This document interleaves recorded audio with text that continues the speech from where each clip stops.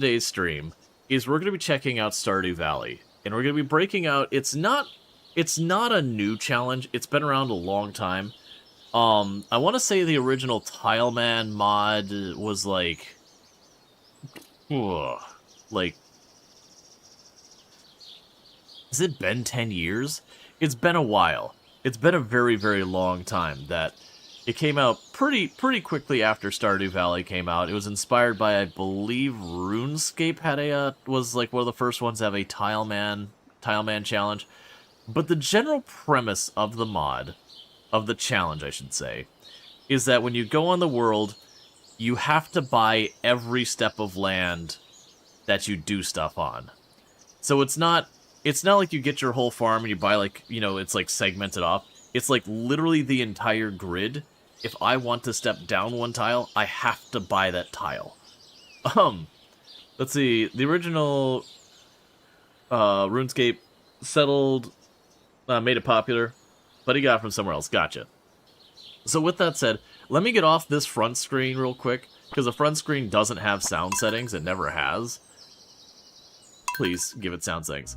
Alright.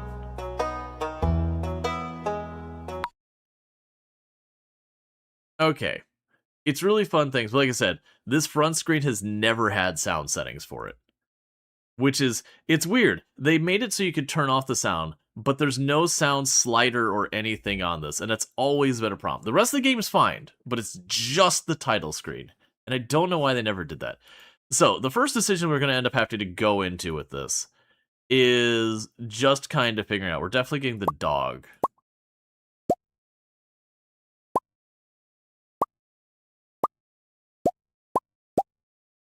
Yeah, floppy ear dog. Okay. So, we got to make some decisions here, because I need to be able to make money without going very far. I don't remember the Meadowlands. Not the best for growing crops, but there's a chewy bluegrass. Oh, yeah. They added this with 1.6, so this is where you get the chickens. Most likely this would end badly, because I would have to work my way over to unlocking the area where the chickens are. And then I would have to work my way over to unlocking to where I could get food for them. And needless to say, that's going to be a huge problem. So I think the meadows is a dead one for us. The beach farm, I would need to unlock everything. They're going the way down. I believe oh, and I'm definitely not doing it where I can't use sprinklers. The divided one's a cool one that gives you a little of everything. The wilderness ones would be attacked with monsters, and I could potentially sell the monster bits.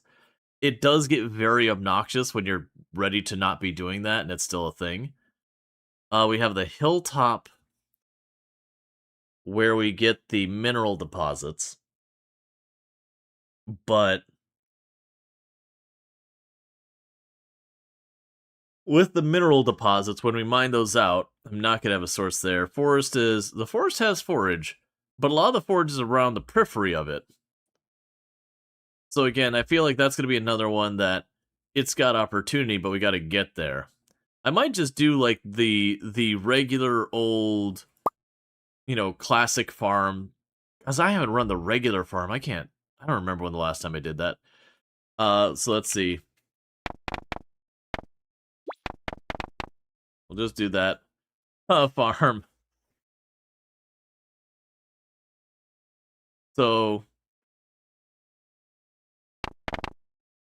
in this one, we're just gonna lean this, because maybe we'll end up going with, like, the Joja ending for just sanity's sake in here. But for the farm name, we are gonna have to... what's it? MTX Hills. So, microtransaction hills, since we have to buy every point of land.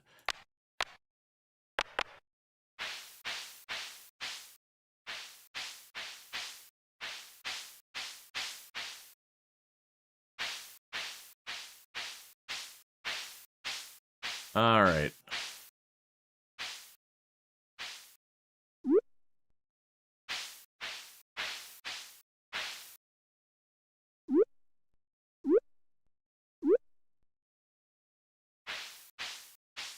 Always desperately trying to remember... Oh, the Princess Leia buns.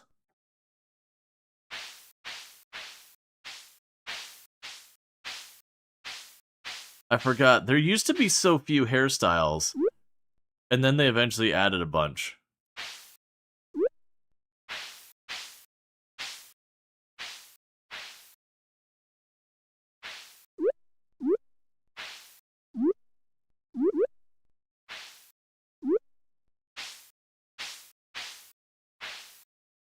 They added so many. Oh, just like short and kind of just a mess. They must have added even more than I remember. It's one of those things you put the time here and then you put your hat on and you never see it again.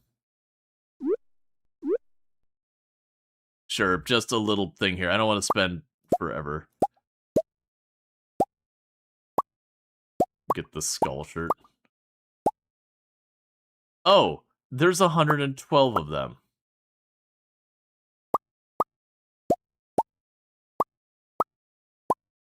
I'm good at just that's fine.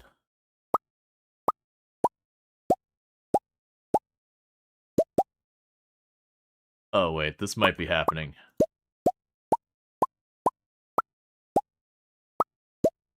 Meanwhile, pants you just have like that. Alright, so pants color. Eh. Oh, like a hoodie?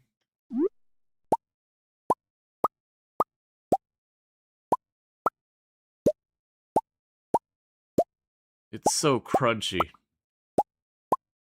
Why, after all these years, they still not have a volume setting for this screen?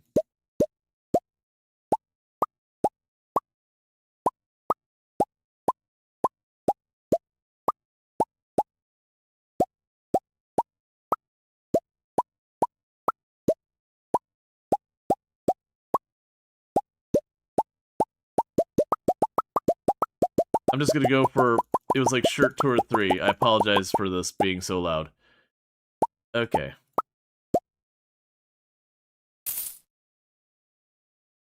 What is my accessory?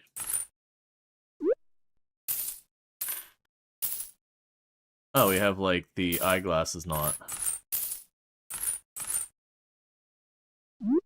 There. We're cringe. That's what we are. Alright, so we're just cringe. Setting-wise, I don't care about year 1 completion. Mine rewards I don't care about. Spawn rewards I don't care about. We're not doing multiplayer. I don't care about legacy randomization. Legacy randomization? Make random choices in the way that often repeats patterns. Most players should keep this disabled. Yeah, that's fine. Alright, so with this said, we're gonna go ahead and do that. Alright.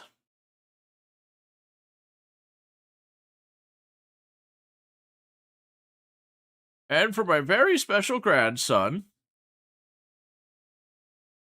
It disabled the music on the screen. I want you to have the sealed envelope. It's a bill for all the care I've given you over the years. You didn't think I was doing that crap for free, right? Grandma's old from that garbage. No, don't open it yet. Have some patience. Now listen close. There will be a day when you feel crushed by the burden of modern life. Oh, that's today? Jesus, they run you kids out fast. And your bright spirit will fade with the growing emptiness. This emptiness has been my entire existence as a corporate stooge. When that happens, my boy, you'll be ready for this gift. Now go away, Grandpa's tired. XX years later.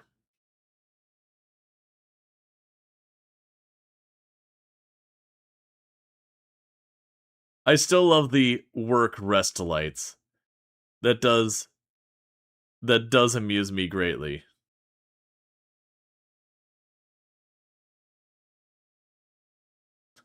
Or the cameras over every single desk to make sure you're working.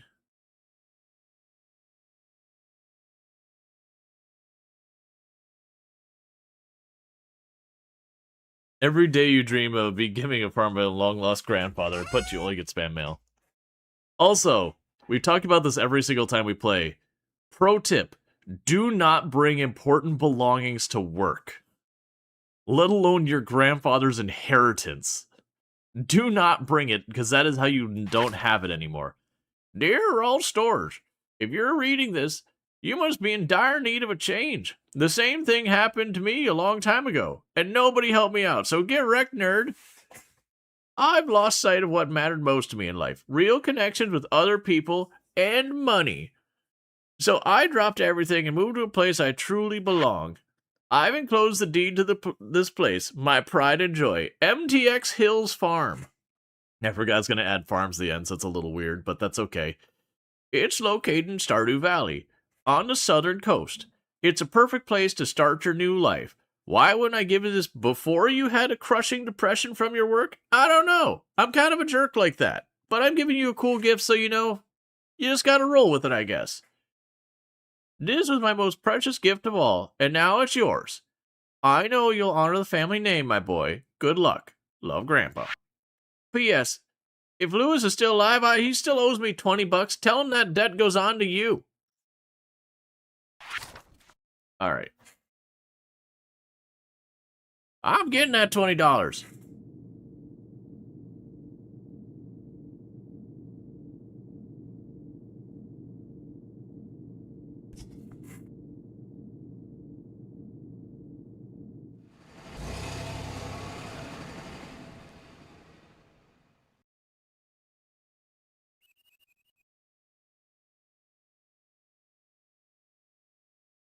Okay.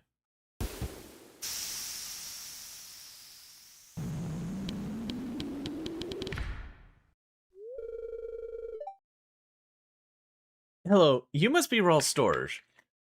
And like I said, I'll have to get the music on and adjust the volume and all that when we get in here.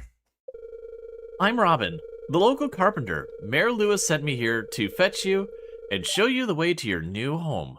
He's there right now, stealing your things. Your grandfather actually left a lot of really cool stuff in your property, tidying things up for your arrival.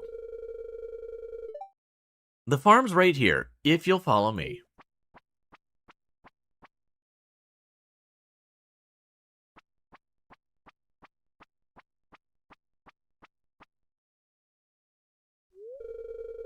This is MTX Hills Farm. Everything costs money.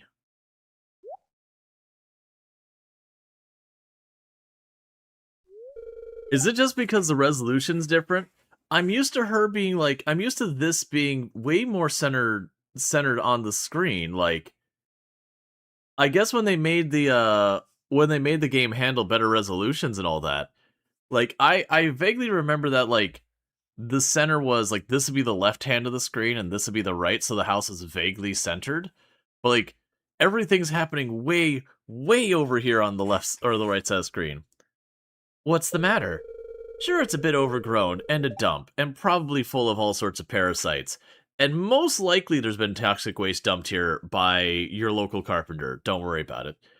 But there's good soil underneath, what's left of it. With a little dedication, you'll have it cleaned up in no time.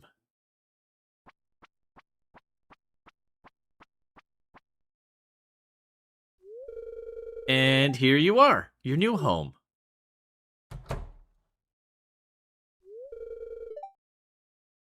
Oh, I gotta think about like what I was doing with the farmers and all that.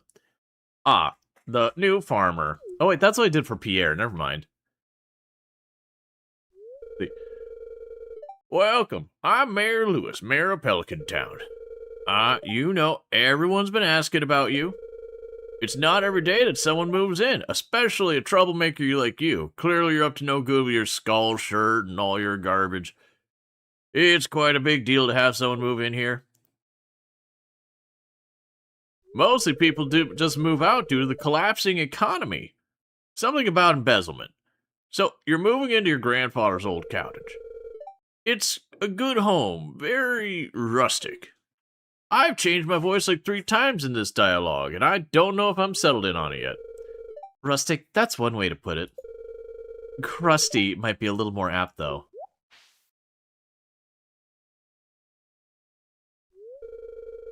Don't listen to her, Rual Storge. She's just trying to make you dissatisfied so you can buy one of her house upgrades. Anyway, you must be tired from your long journey. You should get some rest. Tomorrow, you ought to explore the town a bit and introduce yourself. The townspeople would appreciate that. I will not be doing that, Mayor Lewis, as I am heavily constrained on where I can go. Oh, I almost forgot. If you have anything to sell, just place it in the box here. I'll come by during the night to collect it. So this guy got a letter, jumped on a bus, and didn't bring anything? Correct. Because apparently when we left our company, we literally had made nothing. And had nothing to show for it at all. No personal property, no furniture, no currency, no savings. Alright, so let's get this nonsense started. Yeah, it's a mod. So the first thing I want to do is get down here. There we go. Make sure everything else is fine. Alright, so with this mod, you'll notice I can't go anywhere.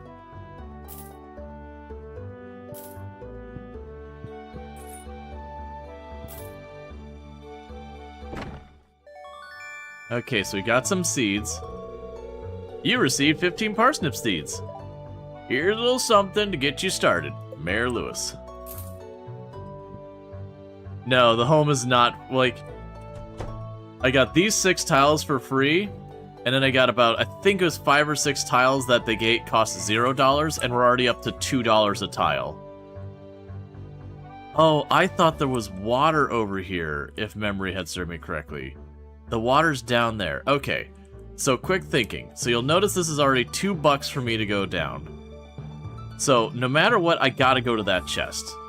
Before we worry about anything else, we need to get to the chest. So I'm gonna go down 1 tile here. Over.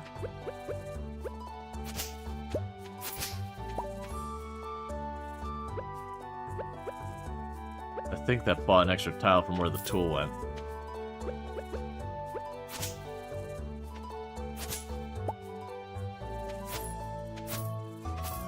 Okay, tiles are getting up to 4. Alright, so we can reach this, which is important so that I can sell basically anything. Alright, so the next move is going to be working our way down to the water.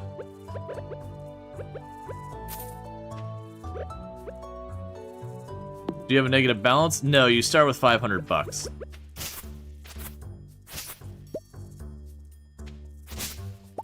Oh, interestingly, some of these tiles I don't have to buy just due to what's on them. Okay, so with that, I technically have enough space to do things. Yeah, interestingly enough, this patch of grass here, I didn't have to buy. So it looks like I technically get a couple of free tiles just based on what is sitting on them. I'm not sure if that's intended or not.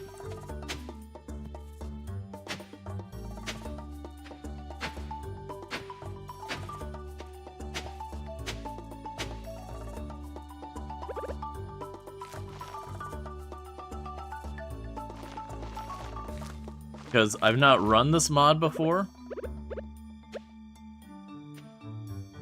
Guess we have technical limitation? Yeah, same here. But that'll only affect the farm itself.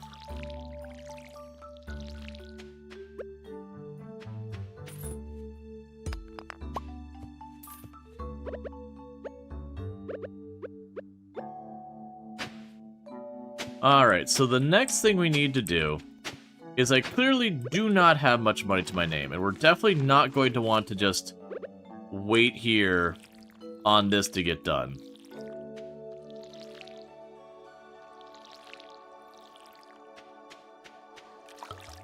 Does it handle the randomly generated dungeon? No idea. So, the next move I've got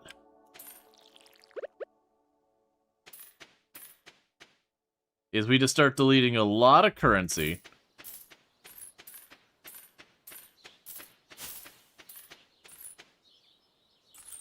Because what we're going to try to do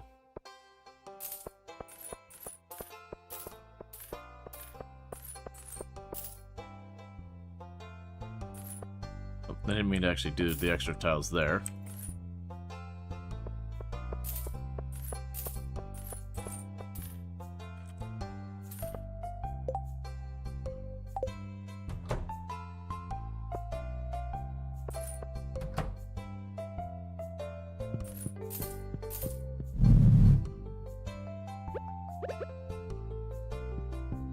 Alright. So I've reached the limit of what I can do. Alright. So the goal is to get to Pierre and the bag for later sanity. And I think once I get that, then maybe I could turn around and start working.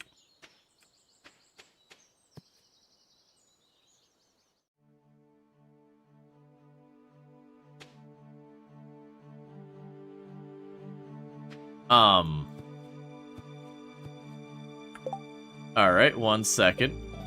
We're gonna have to exit the title screen and reload our game, which hopefully... Alright, lesson number 1 we've learned.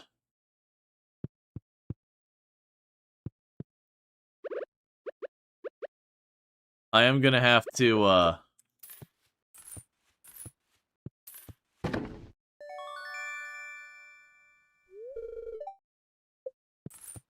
We'll try this again. I'm gonna have to make a note that anytime I go and work onto a new tile, I make sure I have the money to be able to, did it count the slot for the transition as bought? No, I couldn't buy the tile.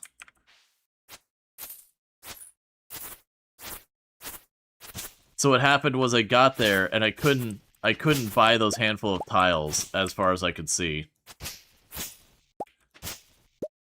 Okay, so I've got that.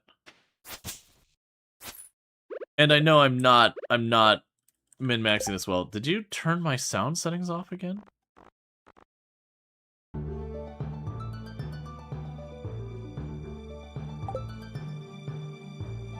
Yeah, no, when we changed scenes, it put me about 6 tiles forward. So it is a thing to go, okay, when we switch scenes, make sure I have at least a little bit of money. And then buy the tiles behind me first.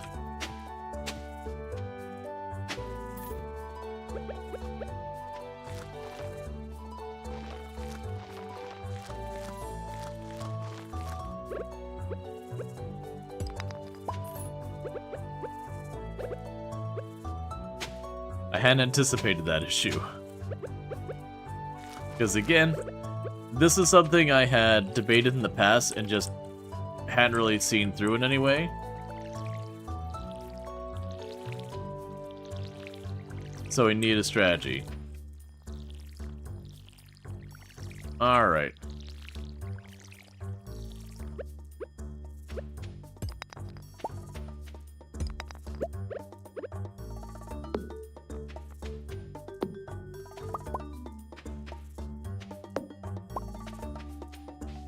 Snagging...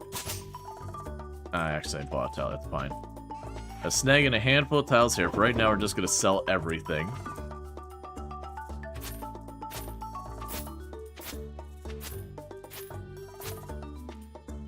Okay.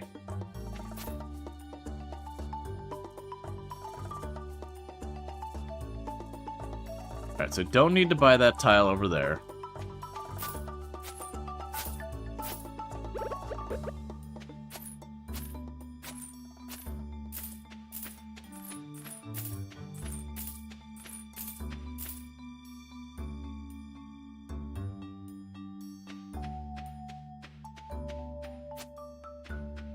So I found if we just hold the button and walk. Okay, so we've got all that purchased. So that's good news. All of this up here, we don't want to spend money on those tiles yet. Those tiles don't help us.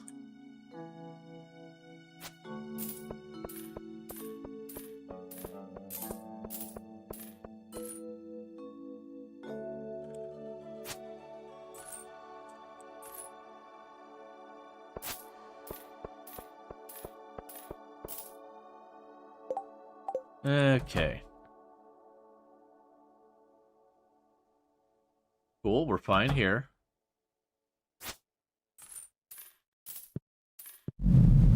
Yeah, so same exact idea, we just got about 2-3 tiles shorter. Okay, so that is all of our money gone. So, this creates the problem. So, we clearly don't want to just spend the next month waiting on crops.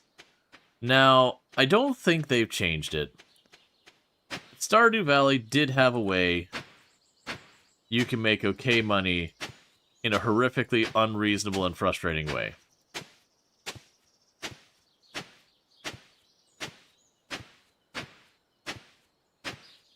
Which is, I believe you can get clay.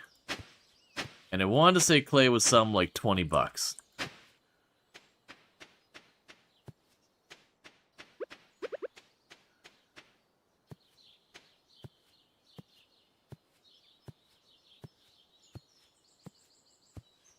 There'd be a little bit of abuse going on here.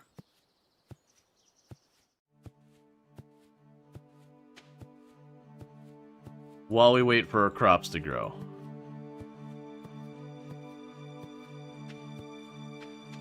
Tree farming? How would I go and do that, really, for the moment? Alright, let's go ahead and we can just have a little spot here.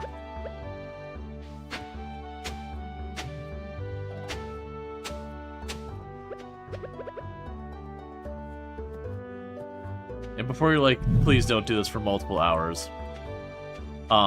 Don't worry. I will run out of stamina. And that'll be that for this nonsense for a minute.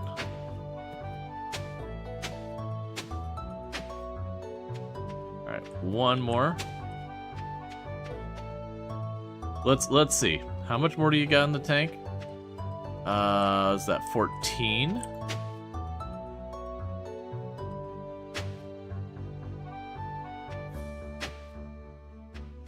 Okay. If we do anything else, we collapse. So that is our first day done. Wait a second. Hang on, can I sell you? Alright, 1 second. No. So we can sell our unit of clay. I was hoping I could do a minor cash-in on that. Alright, so we gotta go to sleep, because we got no energy. There's nothing left for me to be productive. So we got ourselves 37 bucks.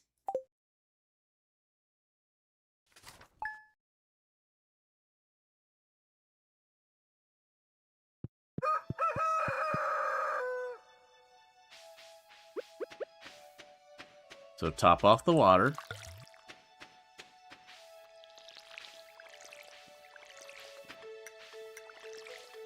I know I'm absolutely accidentally buying a bunch of these tiles before this is over. So we're gonna get to Pierre as one of our first moves. Because we can get to Pierre, I can buy seeds in that. Oh, I just got back from a fishing trip. You should come by down to the beach sometime. I've got something for you. You know what I'm saying. Alright, so we're gonna try and run over here with my $39. And like I said, I'm gonna try and get to Pierre, because that'll be the bag and my ability to buy seeds and a couple of other things. It'll also let me do stuff where I can, that's not happening. It's locked. Open from 9 to 9. It'll let me buy the upgraded bag when we've got some extra cash. It'll also let me potentially, like, buy seeds, that kind of stuff. The other thing I could potentially do as an abuse is I want to work my way down to the beach, but let's pick up the occasional extra tile just so I can reach the trash cans. But that's one of the things we're going to work on, is just trying to get to where I can get down to the beach, because if I get to the beach, you know, we just had the cinematic with Willy. I believe we only have to step on the beach, just at all, and that'll be enough to get the fishing pole. And with that, I can at least more actively make money versus digging up clay. But yeah, so step 1, hook up Pierre. And part of the reason I'm going with Pierre first is because right now, if I want to get my money, I have to wait until the end of the day. Are there any events like that that move us around down the map? There are. More than likely, we're going to hit at least one case where I'm going to get trapped and I'm going to have to knock myself out to get back to home.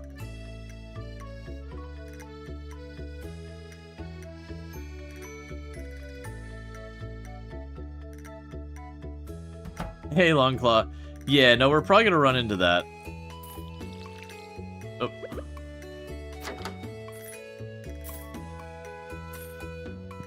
Okay, can I reach you from here?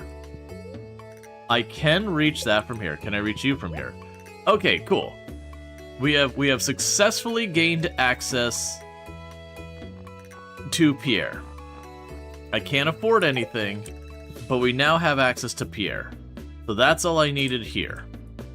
Unfortunately, we are out of money. But let's go burn a bunch of energy, try and get ourselves a little bit of clay.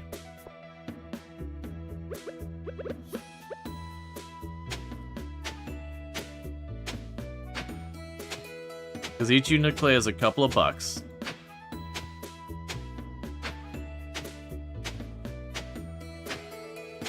And then with that money, we can potentially go and snag 1 or 2 things.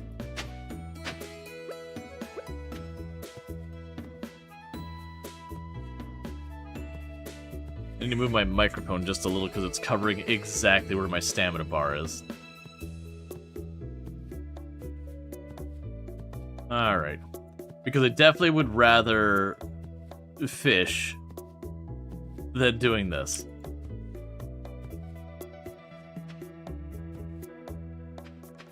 Can you reach things with diagonal without buying then? Yes, the catch is left-click buys. So there's going to be a lot of times I'm going to try to do that. And I'm going to accidentally buy the tile anyway.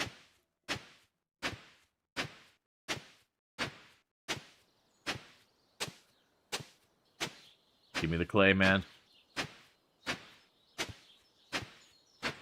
Give me the clay. Don't hold out on me. I need this.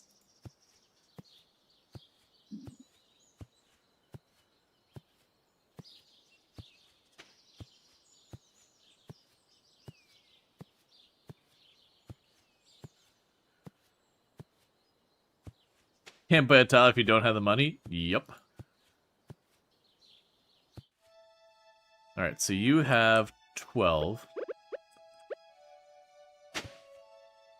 So a hit is... I can't make out what that number is. 8. 6. 4. 2. Well, we got 1 unit of clay. Big money day. Love to see it. Alright. Big cash day. Nicely done, chat. How much did we make on our second day? $20. Weirdly, clay has actually got some value. It's unfortunately RNG. And I want to say there's... rainy day? I mean, that's good and all. But a rainy day would have been really nice if it would have had a fishing pole. You know what's not going to happen today? A fishing pole. Okay.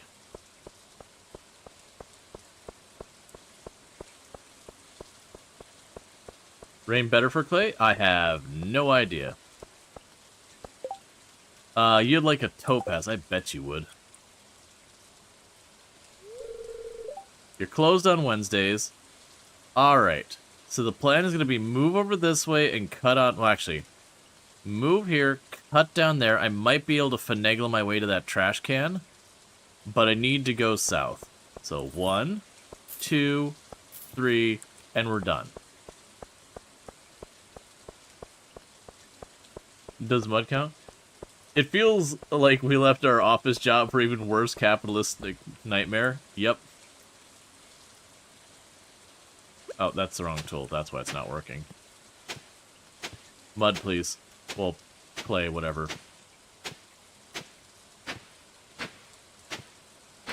There's also a small chance you could find other things down here. Like bits of ore and all that.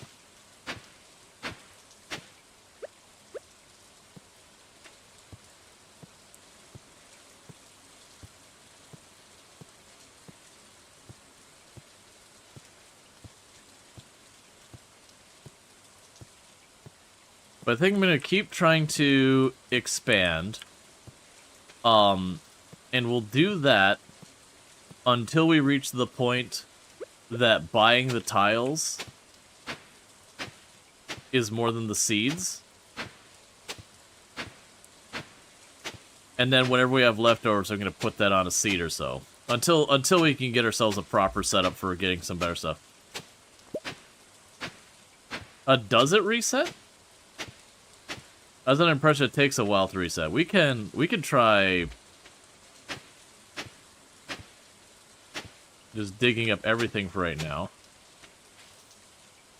I think it resets eventually, but I think it's one of those things that's not just like the next day it's all gone, just like a couple tiles here and there will be gone. No, I was actually counting on that giving me the acorn. But we can science. Well, that's an interesting thing, is I can apparently hit the tiles outside my range. Oh, but it's gonna make an obnoxious sound, so let's not worry about that.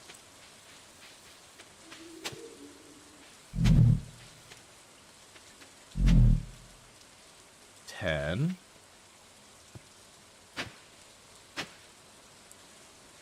4, 2, 0. Alright. So, we got 40 bucks today. So that'll get us a couple more tiles.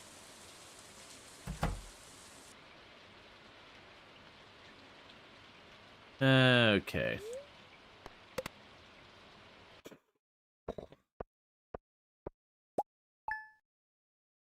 Alright. Big money day.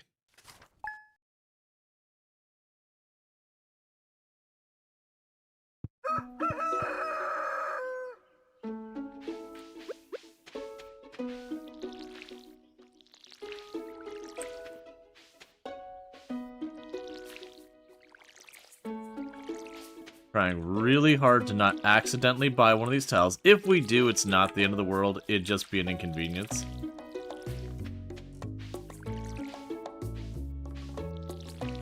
Yeah, no, our return on investment was literally infinity. We just hit the ground and he did that. Yeah, so I do think those go away. I can't remember if it's at the change of the season. Oh, okay, so this path does reset. Alright, so that's information. Alright. Like I said, for right now... 1, 2, 3, 4, 5, and we're done. Because we're trying to get to that trash can. If I can get to the trash can, then each and every day, I can go through and I can toggle the trash can, and maybe get an extra couple bucks, or more out of it. Unless we get lucky with some mud here. Apparently going to sleep at 0 energy did ultimately mean we didn't get our energy back the next day. Aha! We got a unit of mud, or clay, or whatever it is.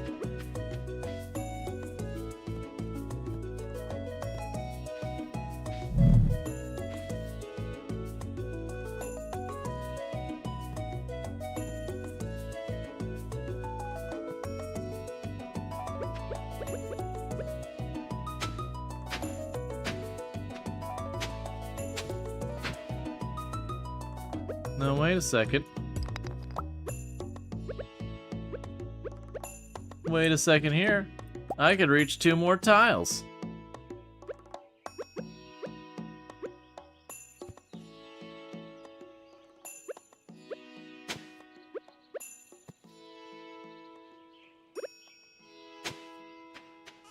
Alright, so stick, rock, piece of coal, clay. And that is it for today.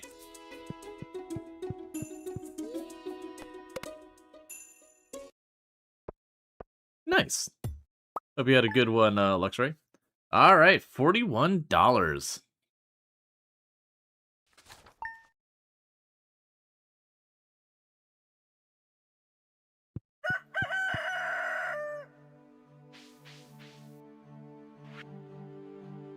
To our valued Joja Mart customers, our team members have removed the landslide caused by our drilling operation near the mountain lake. We'd like to remind you that our drilling operations is entirely legal pursuant on initiative L61091, Jojico Amendment. Responsible stewardship of the local environment is our top priority.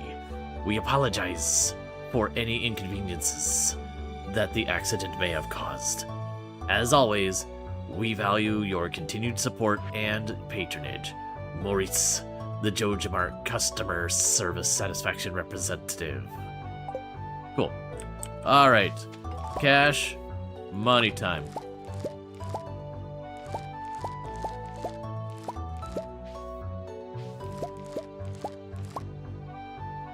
I've got new ideas to sleep on. Cool, that means I'm gonna get farming 1 or whatever it is. Alright.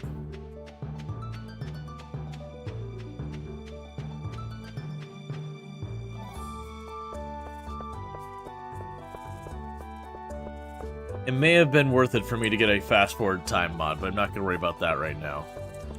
Alright. You want a sardine. Okay. So we need to wait for Pierre to open, because I don't want to wait for the box there. I also want to make sure we keep crops coming in as well. That way I do have some kind of money happening. For the moment, let's take a look at this space. This will be the area we're using right now. So with this, that's what? 4 by 5, so 20. So plan to get 20 seeds. And then the rest of the money will go into buying more tiles so that we might gain our all holy savior for our finances, the mighty trash can. It'll be our daily gamba. Please, Pierre, I really need you to open up. My entire economic situation is dying under MTX. That I must buy every tile of land that I might walk upon.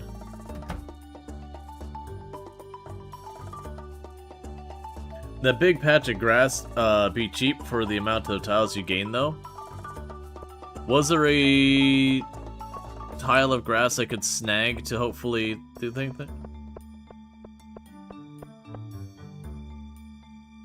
Alright.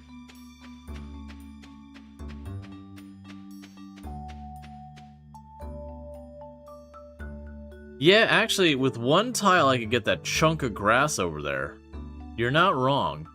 Interestingly enough, some of the grass is under these tiles and some is not. So that's $8 I could get over there. I think that's worth it if I find myself a little bit extra money. I do think going for, like, the trash can and all that's more important, because once I, yoink up the... Please don't plunk me someplace here. Don't do it to me, Lewis. Drop me at the edge of the map. Oh, hi there! Yeah, no, that was fine. What an eyesore. And the community center's pretty old, too. This is the Pelican Town Community Center, or what's left of it, anyway. It used to be the pride and joy of the town, always bustling with activity. And then I embezzled all our money for a statue, and things never were the same after that. Now, just look at it. It's shameful. These days, the young folk would rather sit in front of their TV playing their video games than engage with the community. But listen to me. I sound like an old fool. Joja Corporation has been hounding me to sell them the land so they could turn it into a warehouse. Pelican Town could use the money, but there's something stopping me from selling it. I guess old-timers like me get attached to relics from the past. Oh well. If anyone else buys a Jojaco membership, i.e. you, I'm just gonna go ahead and sell it. Here, let's go inside.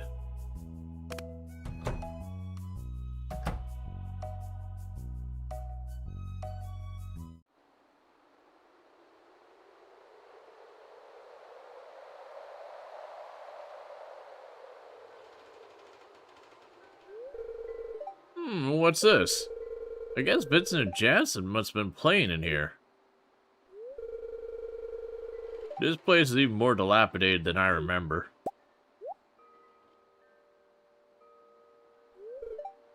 What?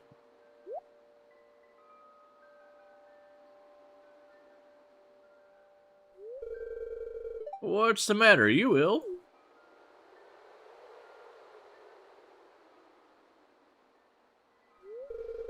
You saw something?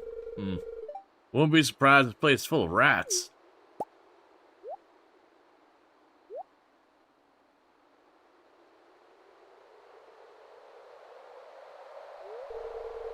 You're worrying me, Rual, Storge. Look, I think I'm gonna head home. I need some lunch.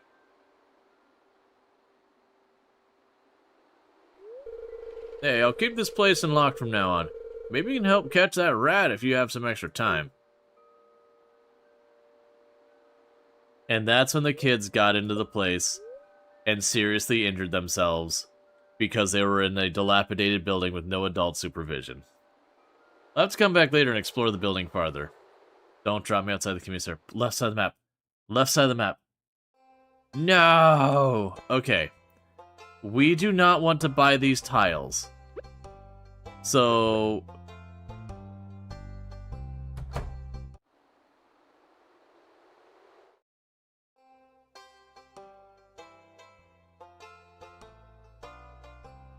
time to go pass out.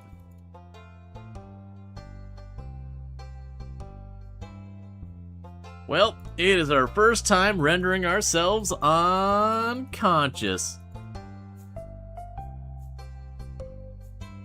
Can you teleport? What would I teleport with? Like, there's no fast travel in this game until, like, way later you can get an item you can consume to teleport. I think eventually you get a reusable item. But we definitely don't have those. I'm also trying very carefully to not accidentally buy this tile. Nice solution? Yep. This is gonna happen.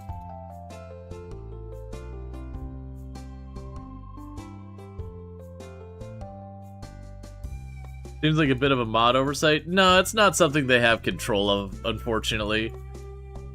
It's just the nature of how Stardew Valley works. It'll just teleport you all over the place. If they were to make it so you just be able to go and path yourself back or whatever, for free or whatever like that, then it'd be a whole thing. The only other way they could do is go to every single individual scene where you interact with the character, which is literally hundreds, and just make it teleport you back home or something. Nighty-night.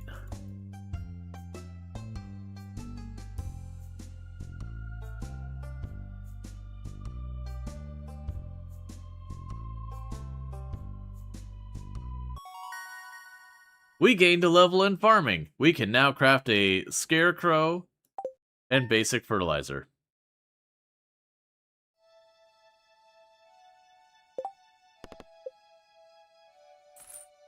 Oh, I forgot we actually have these.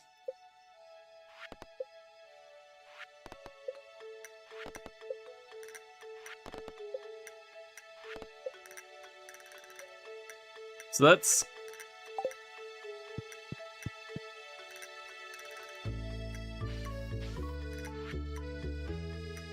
Dear Mr. Rual Storge, last night the Joja team member found you incapacitated.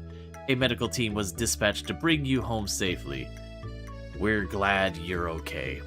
We have billed you 4 gold for this service. Maurice, Joja Customer Service Satisfaction Representative. It's great being poor and not being able to have people, charge me copious amounts of money I don't have. Alright, I will buy this 1 tile here. Mostly so I have something to do while we wait.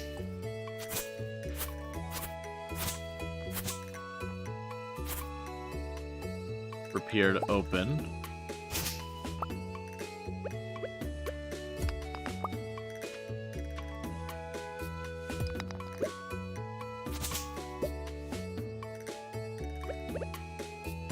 Okay.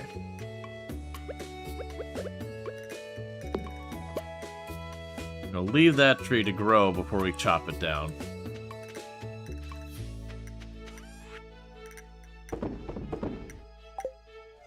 Okay.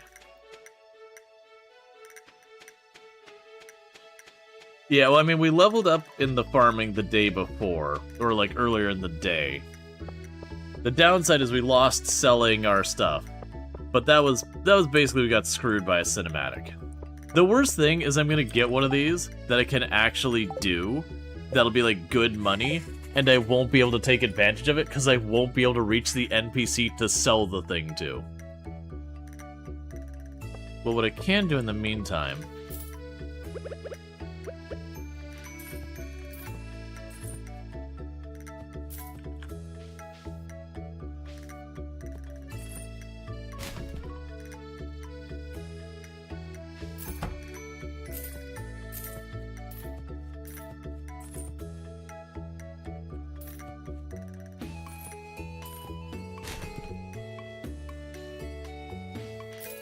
Okay, that's our money. So now I just gotta wait for Pierre to sell so we can, or sell, to open. Because when he opens, I can sell the parsnip.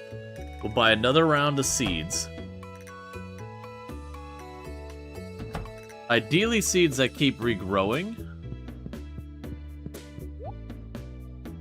Okay, so there's 525.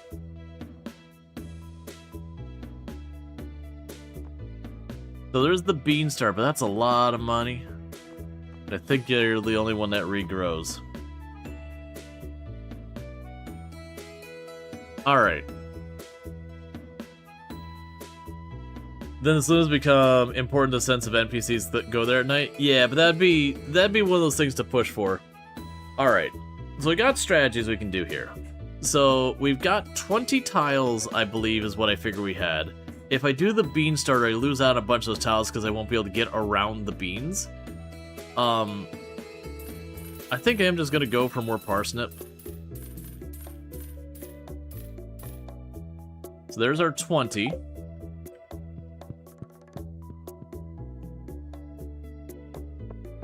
I'm going to plant those first, and we're going to go towards the beach. There's a very real possibility when we go and meet up with Willy, he'll dump me by the, But the beans, 1 bean? I mean, it probably could. The big thing was they were 60 bucks. And so I'm kind of thinking is I'm going to just keep it to like this one little square, because I don't want to just go all in on just farming.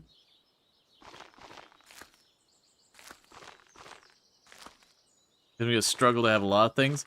I want to try and reach Willy, because Willy gives me the fishing pole, and with the fishing pole, I get at least something that I can actively work on that isn't purely RNG, like trying to slap the ground for clay.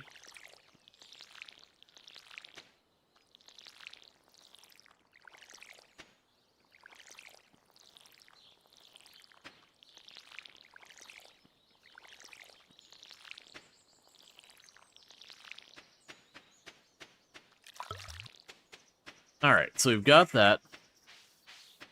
So let's get over here, and we want to, I'm gonna try and buy some more tiles towards the beach. The push to the beach is our big thing. With that, we get the fishing pole unlocked. And then, like I said, that'll open up a lot of options where I could potentially... Because I'm probably going to be able to get to the river as part of getting to the beach.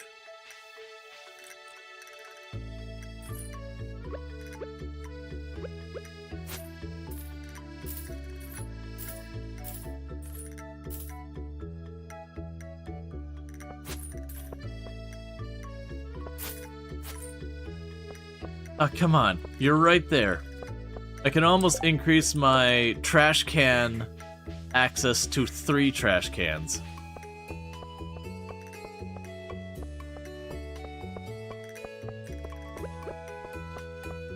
We've almost got access to even more gamba.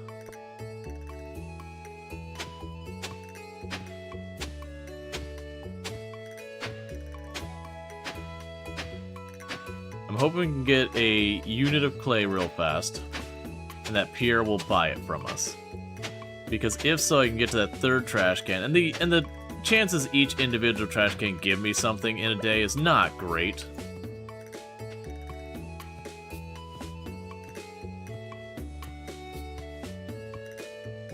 Yeah, that's the dangers. If I start interacting with all the townies, I will start building up relationship with them, and I'll get a lot more cinematics. And if we do that, we'll get teleported and trapped a lot. So it's kind of the catch-22 is I, in theory, could actually talk to them. And then use that as a means for, like, sometimes they'll send you things and all that. Okay, so let's see if I can't sell this unit of clay to Pierre really, really quickly. And get access to that 3rd trash can. Because some of the things you can get out of trash cans are actually relatively good money.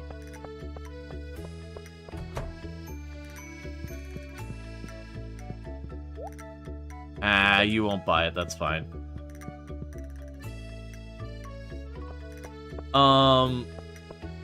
Will you not need to save up for the community center screen? Basically right now, my goal is to get money happening smoother.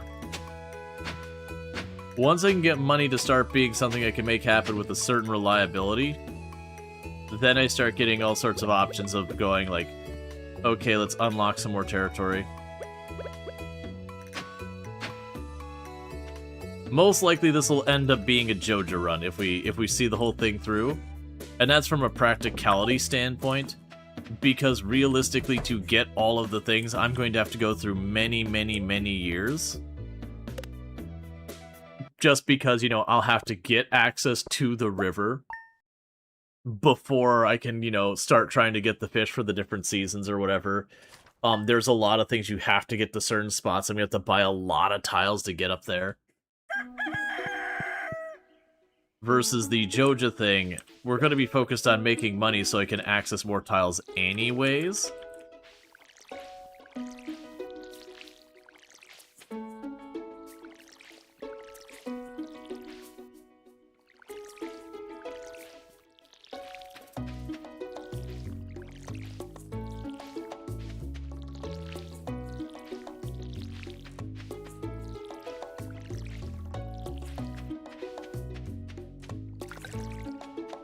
Alright. So we can get over here, pop our 3 trash cans. And the quest to the beach continues.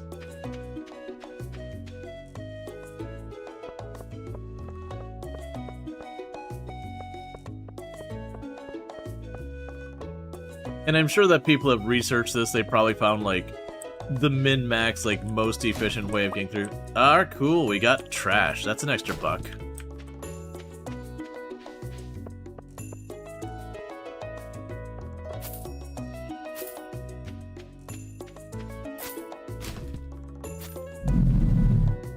Okay, we got a couple of tiles extra.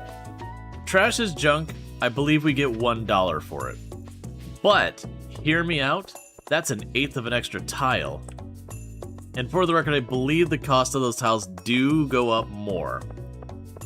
I think it's those things, it's like your first couple of tiles are free, and then it goes up to 1, and then it goes up to 2, then it goes up to 4, then it goes up to 8. And like how long it takes to hit a threshold of going to the next multiplier goes up slowly. But it does get to be more and more as time goes on. Alright, so. There's nothing I need from Pierre's right now. He can't help me. Ah, yeah. Play. That's effectively 2 more tiles. And a half.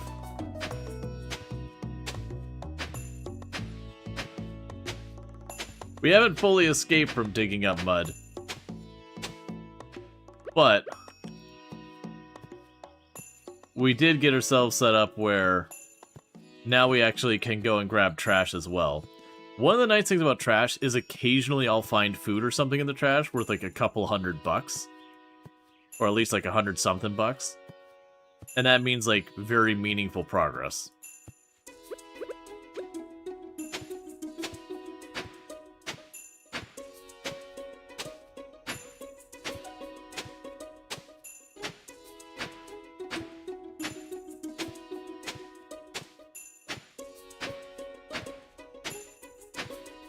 Okay.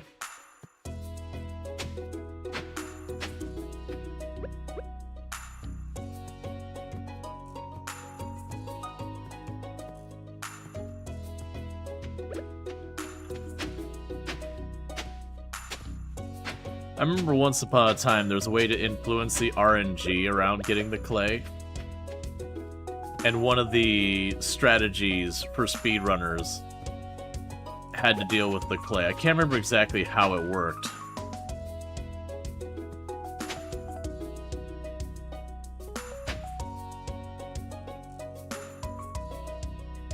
There's a pattern that note. Oh, right, that's right. It had to do with the random number generator in Stardew Valley, that you could manipulate it by doing a certain pattern.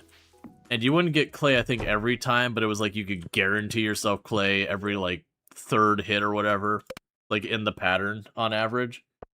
That's right. Oh, well, I take it back. Trash is apparently worth nothing. But that's okay. We don't care about that. We're hoping for better items out of the trash can so we can sell for more.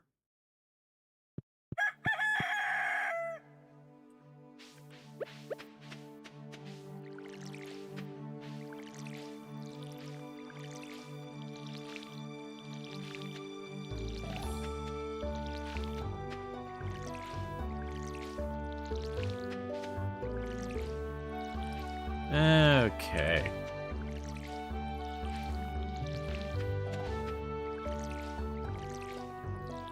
And I mostly, like, the trash isn't, like, my actual strategy. It's just, we're working on reaching the beach, and I'm just slightly detouring 1 extra block or so to grab the trash cans. Because if I do that, you know, every once in a while I'll get something out of there worth 20, 30, 40, 50 bucks. It'll add up. And hey, Willison, thank you so much for the 105 stream streak. Catch that 105 stream without missing one. That'd be such an easy quest normally. Nope. Hey, acorn. Nope. All right, that's our expansion for today. Big gains.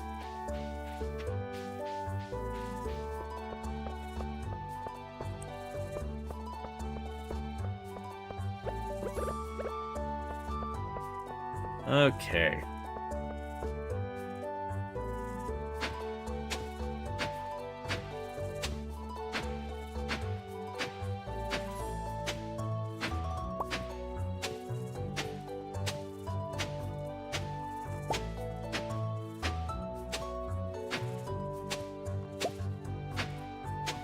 Diagonal rocks are not an option.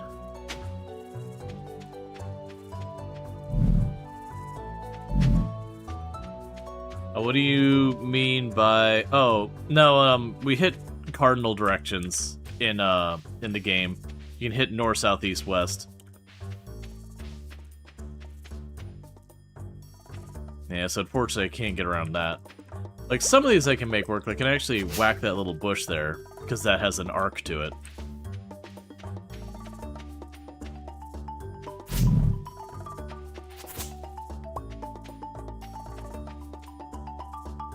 But yeah, if we try here... Oh, no, I take that back. You can head diagonal.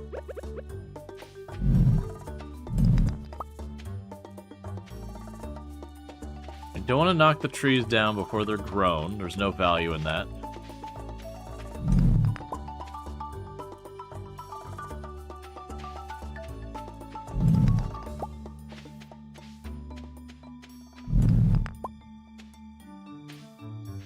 Alright, I think we got one more here.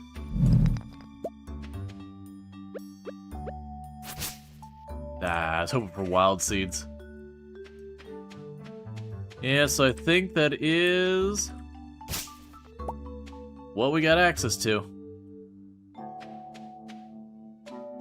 What's in the grid mod? We are doing the Tileman challenge. If you notice when I walk up to one of these tiles, it says $8. If I want this tile, I gotta spend $8. So it's basically like if Electronic Arts took over, took this over. Yeah, it's not happening anytime soon. We're just chucking it all in the bin. Alright, so with that, let's go burn up the rest of our energy-seeking clay.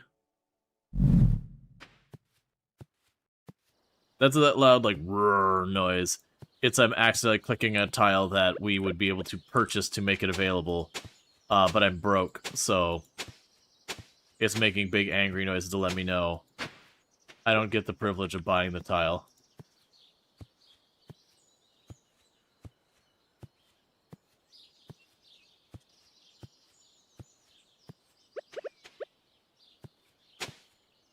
But the immediate priority is the beach. Get your declined sound, yep. They ran my card and it just buzzed angrily at them.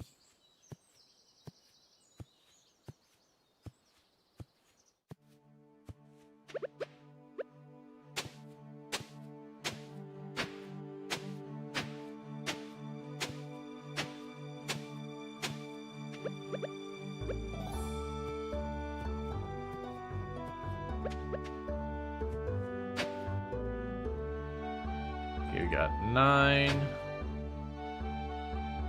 7. It's 2 per hit. 5. Alright, that's us spent for the day. But we got another $20 in clay. Big money day. We got ourselves like 3 pieces of clay and an acorn.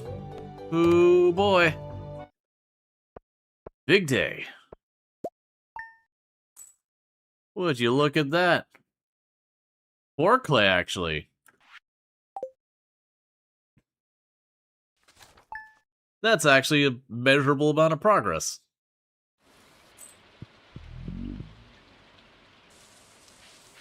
Okay, nothing for me to worry about over here.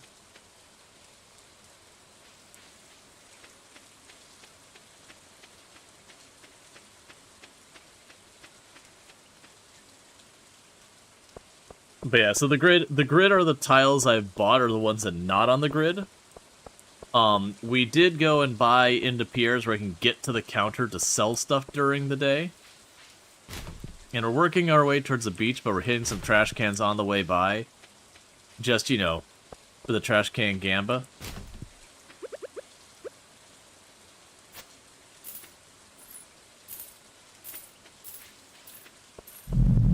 Oh, we're so close. 5 more tiles and then it's beach time.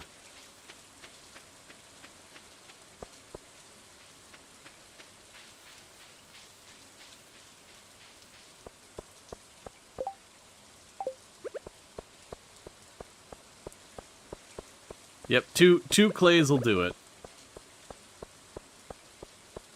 Any of town diggable? Yeah, you've got tiles on town that are diggable. I've been going over here because then I can just go back and forth. Yep, and again, check out Real Dane. Absolutely fantastic. Been playing some RimWorld, but plays a whole range of games. World of Warcraft, a whole bunch of stuff. Definitely good times there. Well, there's our 2 clay. Now, unfortunately, I can't sell those to Pierre. They'll have to go in the bin, so I'll have to do it tomorrow.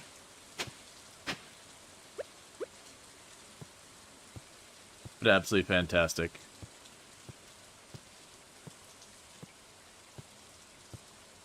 So now just burn our stamina. Yeah, the reason we want the fishing pole is that at least gives me the option to, like, go up to the water and just, you know, just fish versus going back and forth. So it's something that'll at least lead me to leveling a skill. Some of the fish can be worth some pretty good money. And then with that, I'll start being able to, like, kind of peel open the map a little bit more.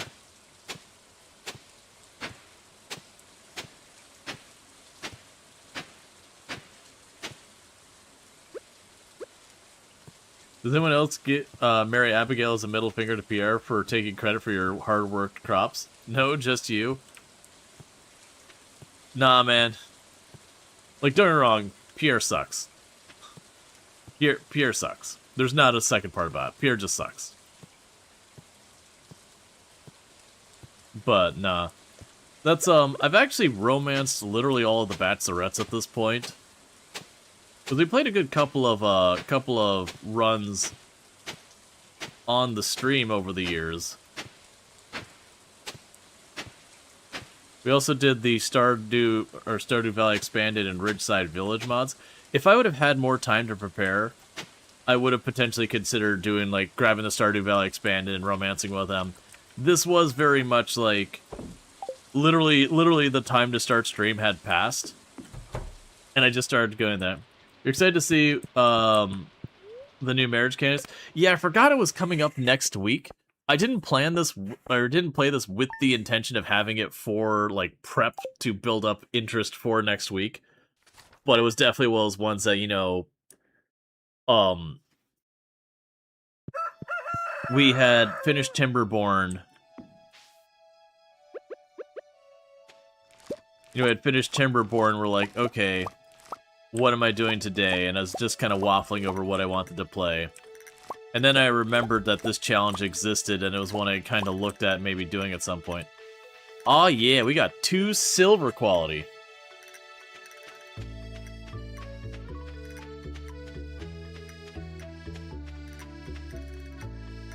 Can you move the TV so you can view it? Probably. I don't think there's anything with the TV I care about, but I mean, I could probably move it so I could view it. Because, like, it'll give you the weather, and that can be useful for planning. I don't have enough stuff I can do right now where that means anything. My options are very limited.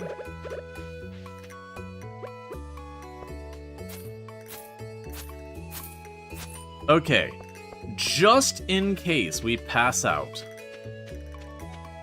or we get trapped, let's wait here until it's Wednesday. It doesn't matter, he's not open. Alright, well, let's drop all of this in the bin. That way, if I get trapped when we go and do the cinematic where I can't reach the water or do anything, I don't lose out on the money for the day. We can just chuck this in the bin. We can go bother Willy. Are you doing a Joja run? It'll probably end up being a Joja run because we are doing a challenge that I don't have access. Like, as you can see, there's this big grid on the map. I am buying access to each tile one by one. So doing the community center run would be very difficult because I'd have to buy way more of the map. Is there a place for the details on the challenge? I didn't have... Well, that's annoying. There's no way I'm catching Lewis. I didn't have time to plan ahead. Basically, the only thing about the challenge is you can only access the tiles you buy. That's pretty much it. There's a mod called Tileman. Alright.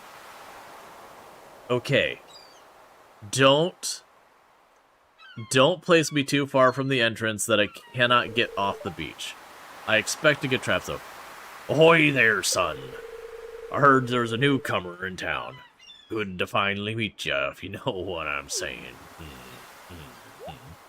And hey, Dragon Repairman, thank you for the 20 stream streak. I do appreciate that. Ah, I'm still trying to unwind from a month at the salty seas. It was a big old haul. I sold a lot of good fish. Finally saved money to buy me a new rod. Here, I want you to have my old fishing rod. It's important to me that the art of fishing stays alive. And hey, maybe you'll buy something from my shop once in a while. Yeah, I'm hoping if he does drop me right here, that I'll be able to reach the water. But at least that means I won't lose a whole day. And then we can fish till we pass out. There's good water here in the valley. All kinds of fish.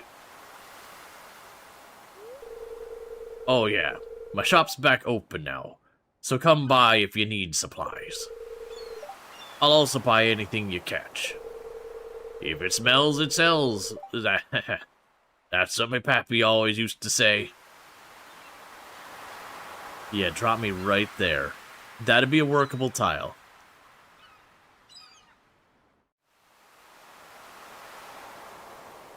Alright. That is good enough for me. At least I can do something.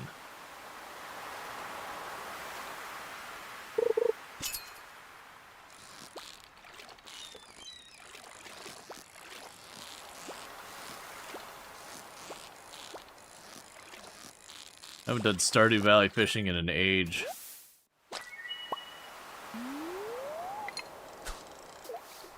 Okay. So realistically, we're just gonna keep fishing till we got nothing left to give.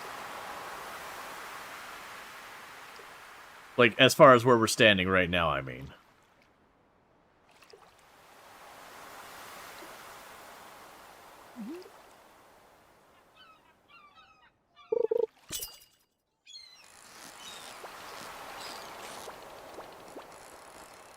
I was not expecting you to just sit on the bottom.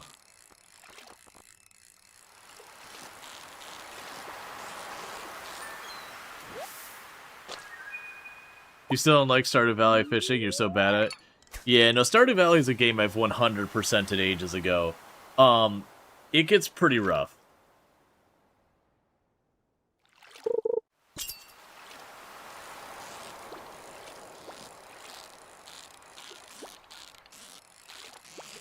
But the big thing here is this means I've got an option that isn't just walking in a circle, slapping clay.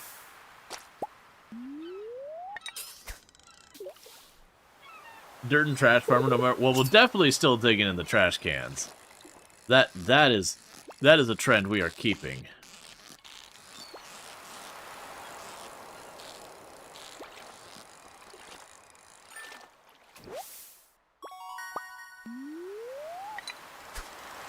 Alright. Have you played Cult of the Lamb in the past? I have. Yeah, no, I didn't do the most recent DLC, but we have done it with, like, I think it was the last major update, last DLC. Did a playthrough. I actually opted to kind of skip this DLC just because it kind of only added stuff at the end, which is fine. But it was just one of those things that I didn't really have the desire to do a brand new playthrough all the way through to then get to the new content. Not that there's anything wrong with it, it's just kind of not what I wanted to do. And coal. You know what? That's still fine.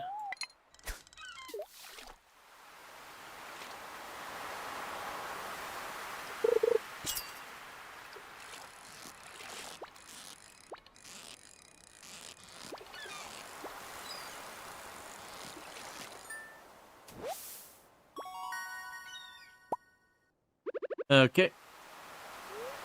I'm going to eat the sardine.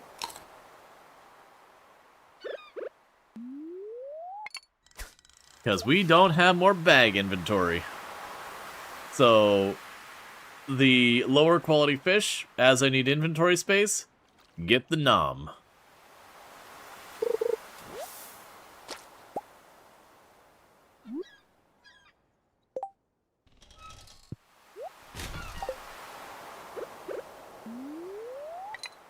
Okay.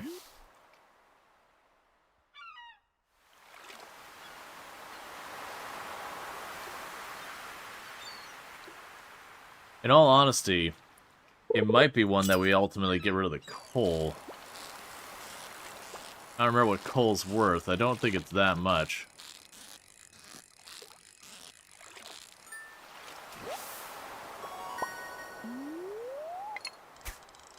Yeah, the fact that we're already catching silver quality fish is good, even if they're not particularly good fish. That's part of why we made the beeline where we could get to Pierre's desk. Is so we can put together enough money we can get the bigger bag. Alright.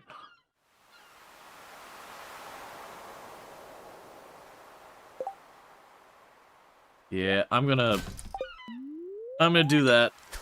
It sucks to give up the coal, but I feel like getting the extra fish would be better.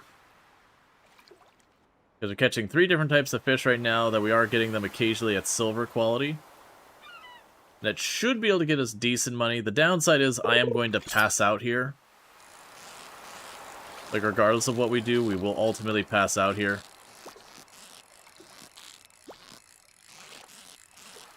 So I won't be able to cash in tonight.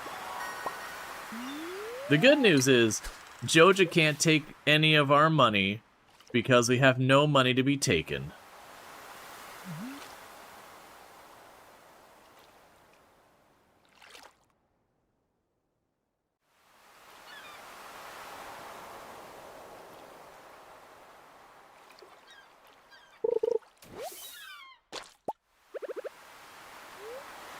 Get throwback of soda.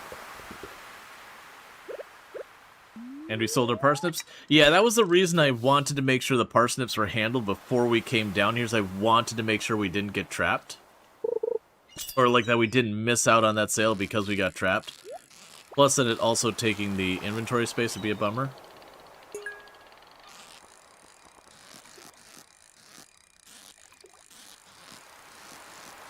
Watch it be something really good at like a diamond that makes this way more complicated. You gave me a silver quality. Mixed seeds. Honestly would be worth it, but I don't have the inventory space. Versus if we keep doing that. First time you pass out doesn't cost you anything. We actually have already passed out and it cost us $4. So... Oh... I want to say the sea jelly is actually worth something. Sorry, Sardine. We can go here, we can eat you for the fishing bonus. But yeah, no, it actually does cost you stuff. It depends, like, it can be free, but no, it cost us 4 gold. We got hit with the first one already. Oh, we don't have any quests, like, I didn't bother grabbing them. Because part of the thing is with our limited mobility, even if I got the thing for the quests, the odds that I could catch the person on one of my paths to then turn it in is pretty low.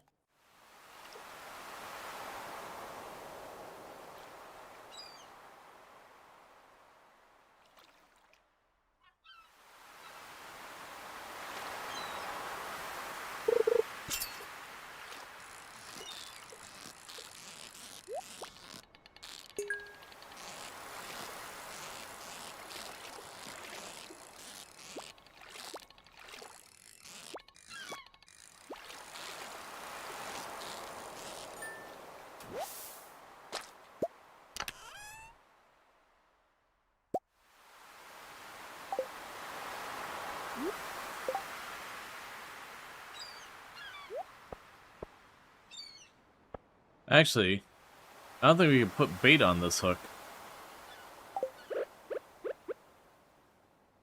Because I remember correctly, the way you do this is you'd, like, right-click that onto the hook.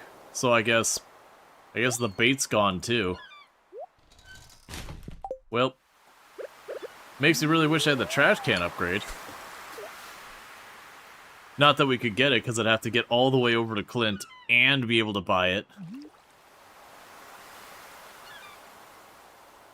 I'm sure there are people who probably like meta strategy this, where they deliberately make sure to like push someone's friendship up high enough to like teleport them to the other side of the area so that they can step in to like talk to the right person or hit the right thing.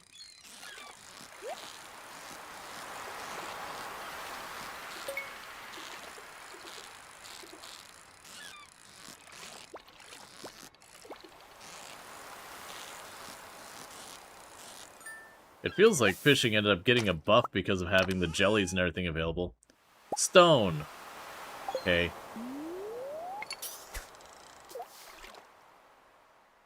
Game Master thing. And also check out Bassett doing some Digimon story. So if you like the Digimon sleuthing stuff and all that stuff, you can find it over there, as well as like Pokemon, a lot of RPGs. So good times if you're looking for any of that kind of stuff.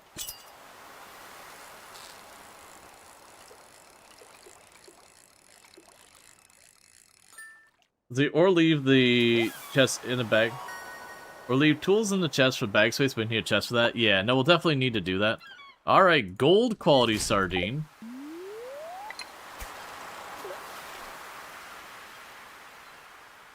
Digimon's great stuff? Yeah.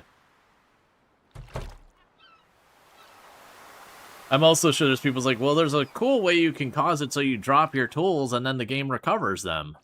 I'm sure there is kind of ways of doing that type of stuff.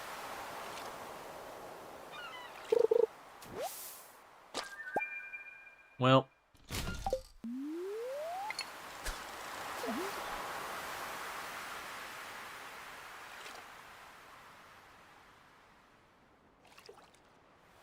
It does make me wonder the comparison of the no rank silver and gold. Like, if we were reliably catching the regular quality, like, how much more sense would it make to, like, just hold on to regular card quality and, like, potentially pitch a gold? Because the reliability of catching the lower quality one, that kind of thing. Nah, Lost and Found is at Marilou. Too expensive. Oh, yeah. Well, I mean, there's the possibility, like, tools like the scythe, I could just punt that tool out entirely. Yeah, I wouldn't be able to get grass and cleans. Well, I mean, I'd probably get unlucky and then the grass would start taking over my crops. I wouldn't be able to do anything about it.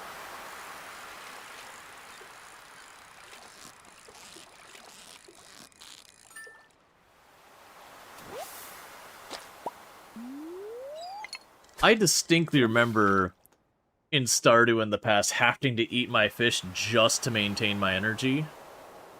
It definitely feels like something changed with this, like they reduced the cost of the, I think that's one we haven't caught yet.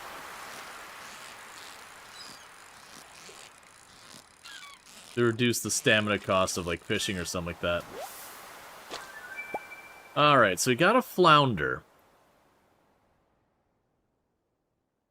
So I think the flounder is going to be better than the anchovy. By a considerable margin. No way I was fishing this long. It was 2 years ago, but still. Yeah, and we did eat one thing for the energy. But still.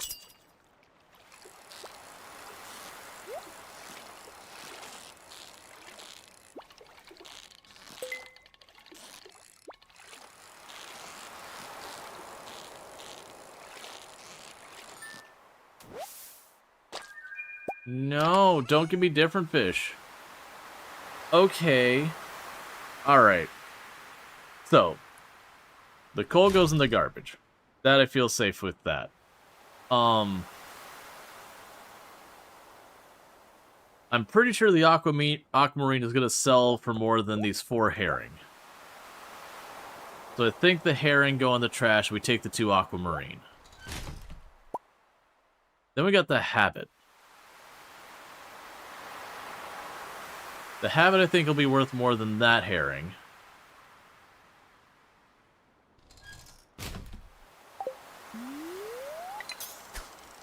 Just all... I didn't expect it to do that fast. My hand wasn't on the mouse. I did not expect it to go that fast.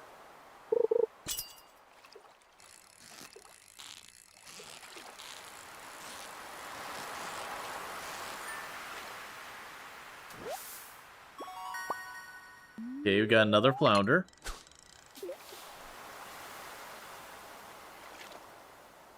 This will be like our only beach fishing day for probably like an in-game month or two.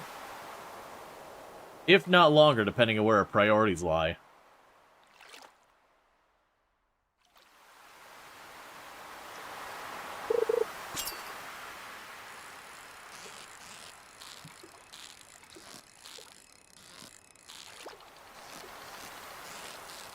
Master Angler, though? Well, I have all the achievements. We're not going to do that. Proper money day? Yep.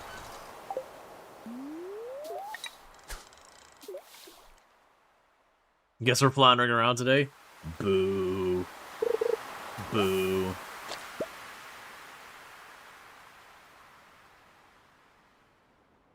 It's fine.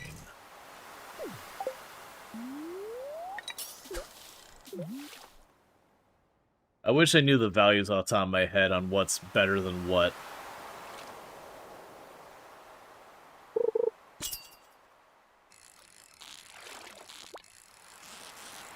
It's been way too long since I played Stardew.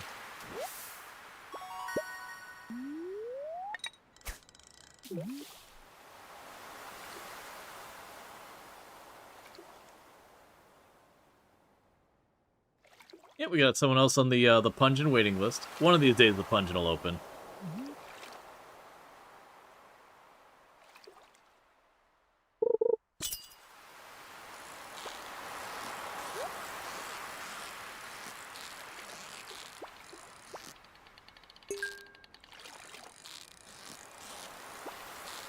Just give me more aquamarine so I don't have to think.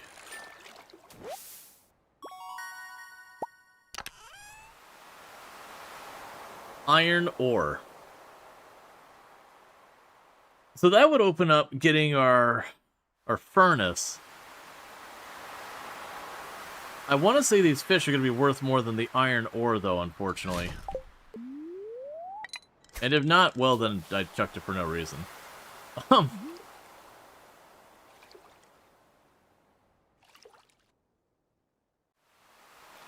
And the evening comes soon. Yeah, the sea jelly things, the fact that those are 88 energy when you get them, that's going to give us a lot of sustain.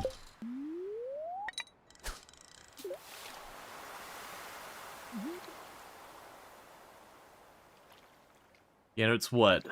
Was it no, it was 1 a.m. you pass out? Is it 1 or 2 a.m. you pass out? I can't remember. 2 a.m. I think? I think if you stay up after midnight or 1 a.m. though, you take a, stamina penalty. Like, you don't... Alright, well, you suck, game. The gold is probably worth more than the silvers. We'll deal with that. You probably answer this, but what does this challenge entail? If you notice there's a grid here, every single tile of that grid costs me money to go on here. The only reason I'm at this spot is we got a cinematic with Willy that dropped me here, so I'm actually physically trapped here until we pass out. Because I cannot walk onto the other tiles. But the idea is the tiles, as I unlock more, gradually just get more and more expensive. But we have to, yeah, I knew I messed up when it went to the bottom. But yeah, so like these tiles right now, it costs me 8 gold to open up any one of these tiles. So it basically limits how much access I have of the map, and I have to earn money to get more access to more of the map. But that's why we're kind of sitting here fishing, as I'm trapped here, so I'm trying to get as much money out of this day as possible. So that hopefully in the next day I can open up some more space. You're wondering why I had $0 to your name? Yep, every one of those goes into buying a tile. Right now the tiles costs are 8, but they do keep going up. Yeah, and we're also getting fishing XP.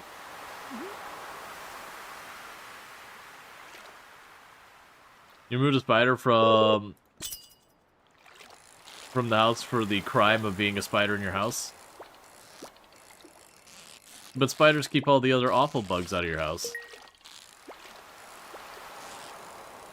The classic, you can have spiders or roaches. Choose one. Or you can have rats or snakes.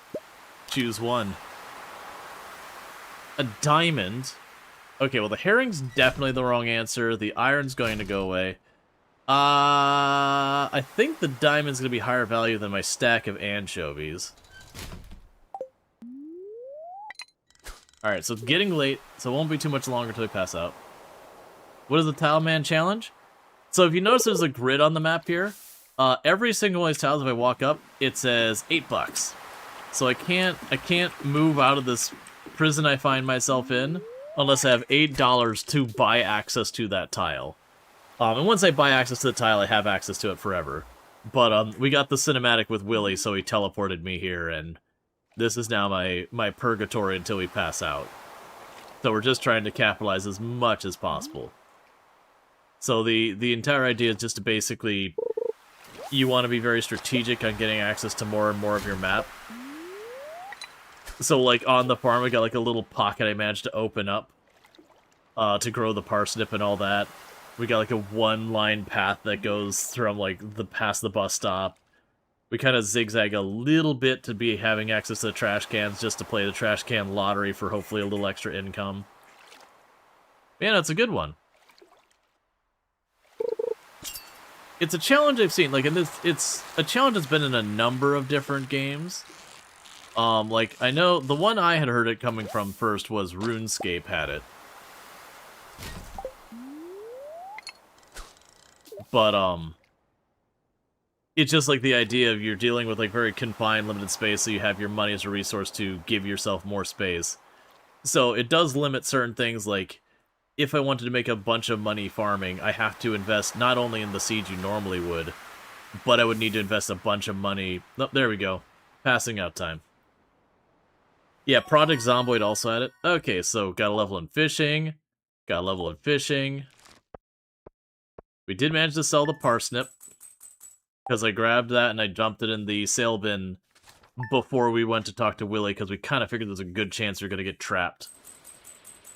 Alright, so bear with me, chat. I need to quickly use the restroom, so I'm going to do that real fast. I'll be back in just a minute, and thank you again for tuning in.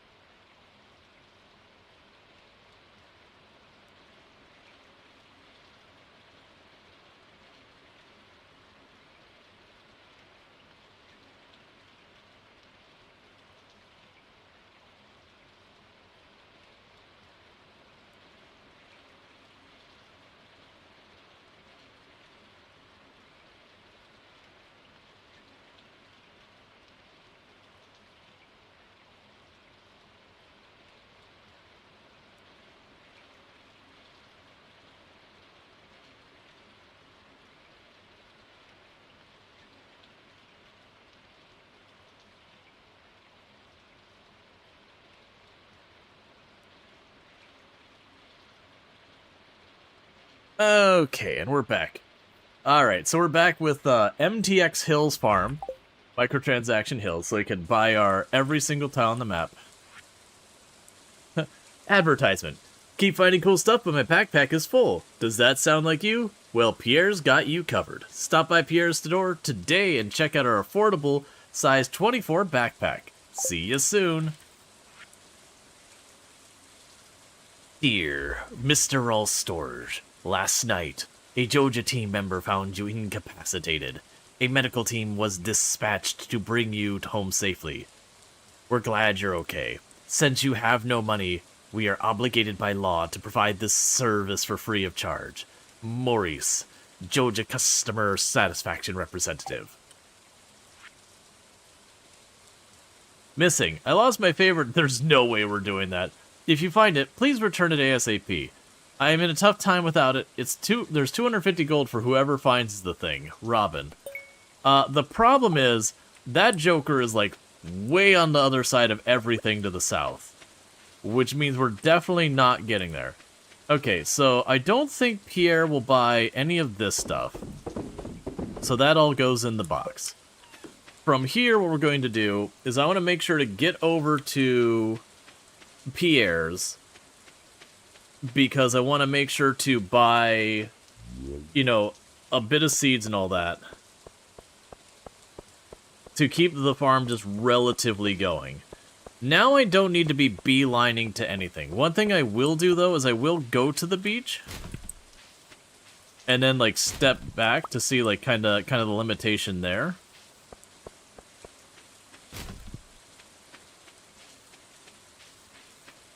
Yeah, and so we got access to fishing here if I need fishing. Cool.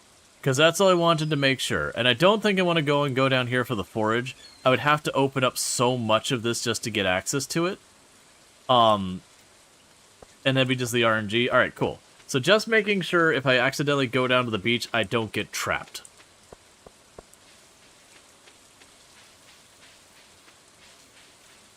Alright. So then the next move I think is going to be to expand the farm. Because I don't want to make this run just turn into I'm standing there fishing for long hours and everyone has to just deal with that.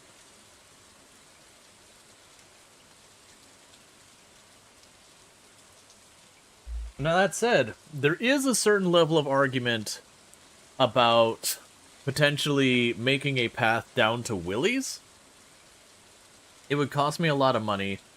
But then when we run into situations like we just had where, you know, I didn't have the ability to sell the fish, I could drop the fish off at Willie's. Hey, Digwood, I hope you had fun with RimWorld and all that stuff. Can we get a shout out for Digwood, another fantastic content creator on the platform, been doing some RimWorld recently and all that good stuff. Hope your colony's going well and they did not commit and die. But welcome in, Raiders. Again, if you're looking for RimWorld, we actually have quite a few people here today that'll be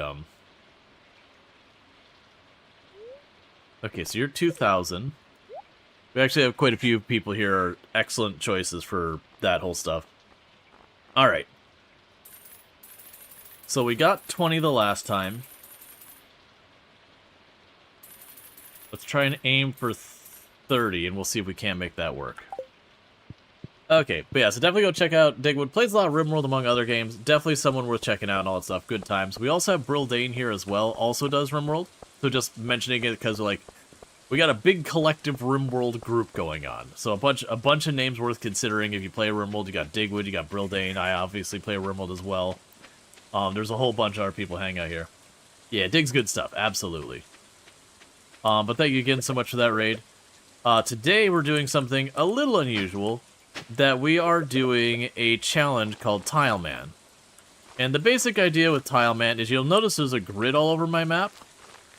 That grid are tiles I'm not allowed to walk on. Because I don't own them. I have to buy them. And to buy them, I walk up the tile, and I spend a little bit of money, and now I own that tile. And so what we're trying to do here is just basically succeed at Stardew Valley.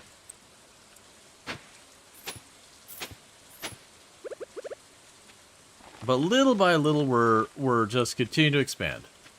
Okay. So that gave me 30 tiles of that there. What I think I'm going to do here is I'm going to start spending money. I'm going to do a mix of, like, expanding the farm area to make more money there, as well as starting to carve a path down to Willie. That way, if we can get to Willie, then I will have the ability to sell fish during the day. Because with this, like, very limited ability to move around on the map, a lot of the things you'd normally do to kill a bunch of time early day and all that are not available to me. Okay, so that's all my money.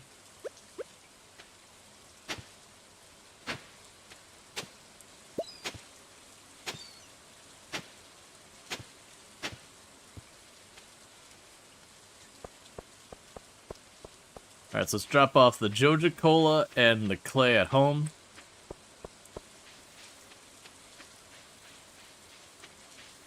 Because I still have an extraordinarily limited inventory space.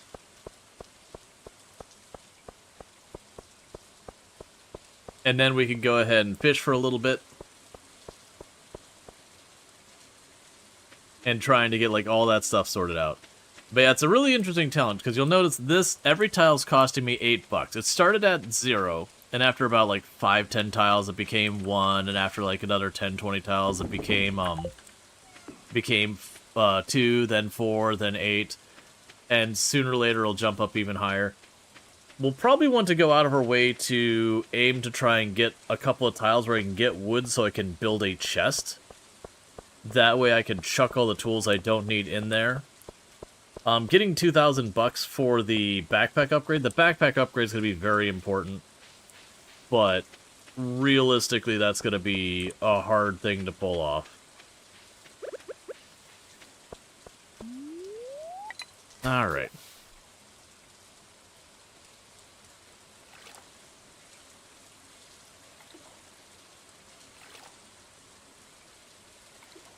Oh, I should also check to see if we finished a quest, because that could be an influx of a little extra money. But yeah, so a lot of this we actually have very limited access to a lot of things that ends up being pretty restrictive. And we got Chow with 165 stream streak. Do appreciate that as well. Yeah, so you got Robin's Lost Axe, the rat problem, advancement, raising animals, introductions. None of that crap is happening anytime soon. You'll notice we're not going to do very many of the, like, the board stuff. Even though it is really good money, the problem is, even if I get the item, getting to the person to sell it or whatever is going to be hard. Alright, well, there's a geode. You found a geode. The local blacksmith can break it open for you. Who knows what might be inside? Oh, doesn't matter, because you know what's not happening is I'm definitely not going to get those to the blacksmith, because that'll cost me a small fortune. And I'm basically going to go till the inventory's full. Then we're going to run back, drop stuff off in the sale bin. We might do a lap or two.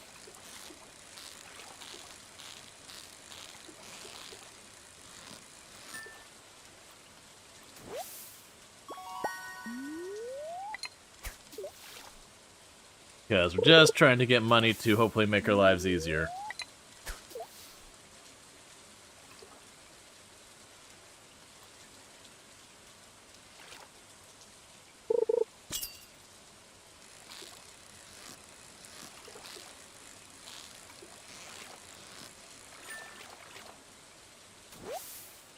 This is like OSRS Tileman? Yep, that's literally the inspiration for it, is OSRS Tileman. So we're doing the best we can. If it just wants to keep giving me the same fish so I don't have to worry about that at all, I am certainly not going to complain.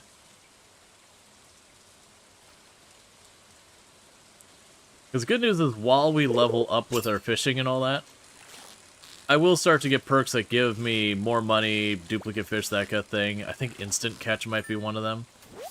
It's hard for me to remember because I've played a lot of Coral Island. And they have like a lot of the similar mechanics and all that, and it's hard to remember which ones are what. My intention is not to make this just a grind the fishing kind of run. We're doing that now because my choice is to dig for clay or fish. And between those, I find fishing a lot more entertaining than just going back and forth, you know, using the hoe and then pickaxing it all back down. And an achievement, Fisherman!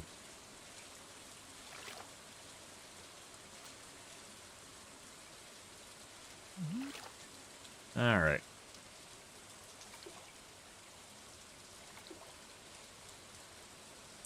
RNG fishing, at least you can run to the bin this time. Yeah, no, absolutely. And that's my plan, is just fill up the inventory. Oh, that's a catfish. But at least I could, like, run to the bin, dump it all in the bin. You know, get ourselves an extra couple $100 for the next day to open up more tiles to use.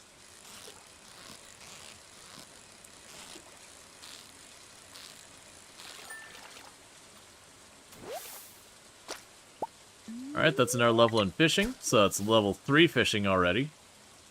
That's, when you're talking about, like, the metagaming so far as, like, getting copious amounts of money in the fastest in-game time, so, like, day of the year and all that, the two big strategies were usually either one was stuff like fishing, you could do that. Foraging was also another one that got abused pretty heavily, that you could effectively use foraging to get a, kind of multiplicative way of getting your money increased. That you would forage all stuff, use those to make the forageable seeds, and use those to make the things to, like, make more forageable seeds. And then at the end of the season, you'd cash out and just make an absurd amount of money. But then fishing as well is just one that you could abuse, especially nowadays. They've given us so many ways to recover energy while fishing. Like, I distinctly remember playing Stardew Valley, and you would fish, and you'd just be out of energy by mid-afternoon. You'd have to eat your catch just to try and keep it going. So I don't know, like, if at some point they nerfed the amount of or buffed the amount of stamina it takes, or whatever, or how, like, what changed. But I'm not used to being able to just kind of, like, fish through the day and be like, yeah, that's fine. I might have to snack before the day's over, but whatever.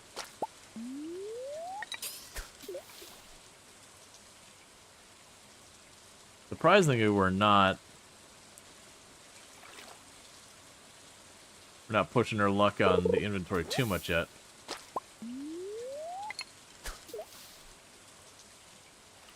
Okay.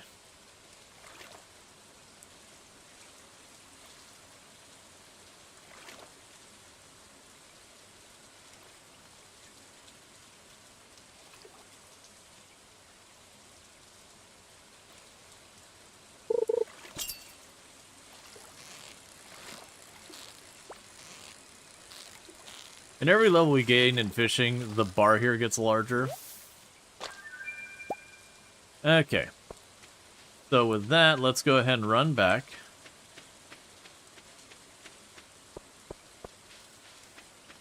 Congrats on the $4. Well, the thing is, every time I get the money, I am going to burn down almost every penny of it buying access to more land, because that is going to be our main limiter on my potential opportunity.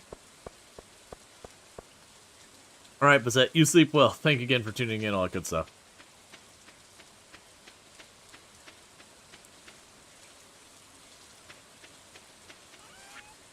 So the fish are going straight in there. The soda's going in there. Honestly, for right now, we're not getting to that anytime soon. I'm going to go ahead and keep the algae on me, because if we run out of energy, which is a good chance, I'll eat that. So you get over here. We're only going to get a little bit more fishing, and I'll have to run back. And we got Dragon Rose and their 7-stream streak. Catch the last 7 streams, not miss a single one. And I do know that the grid is going to look pretty obnoxious after a while. It's okay. We'll slowly buy more and more paths through it. And eventually, once we kind of hit all the things we really care about, then we can start trying to, you know, just clean it up. What's also going to be funny is we probably have to avoid the festivals. For a lot of reasons.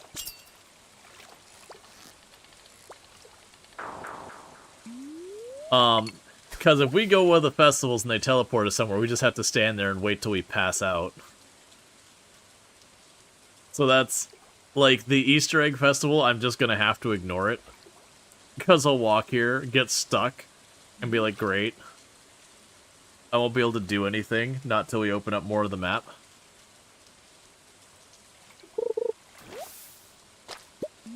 Doggy newspaper.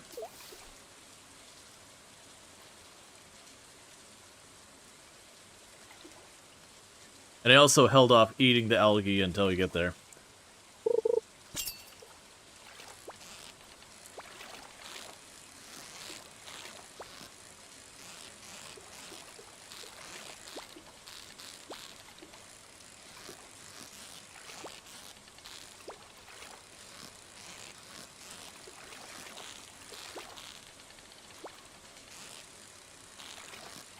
Okay. Got a catfish right away. Even the town festival probably load a new map with no unlocked tiles. So, yeah, that's actually probably fair. Because I can't remember the way Stardew Valley handles it. Like, some of the games will have, like, a redecorated version of the map. Other ones, it's like, literally, it's a copy of the existing map, and then they've just redecorated it kind of thing. And you do end up with both of those. Alright, well, I don't want to push my luck too late here, where we end up passing out. I think I'll do, like, 1 or 2 more casts, and then we'll be on our way back. But, like, if we were doing the community center, snagging a catfish that early is pretty solid. But we're probably doing Joja. Just with how much mobility limitation I'm going to have, we're going to want to be producing copious amounts of money to be able to navigate the map. So we're going to want to lean into that producing copious amounts of money.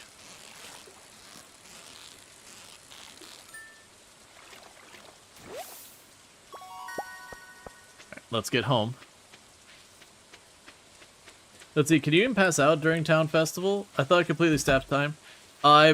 Ooh, that's actually a good question. I thought you could still use your tools and knock yourself out.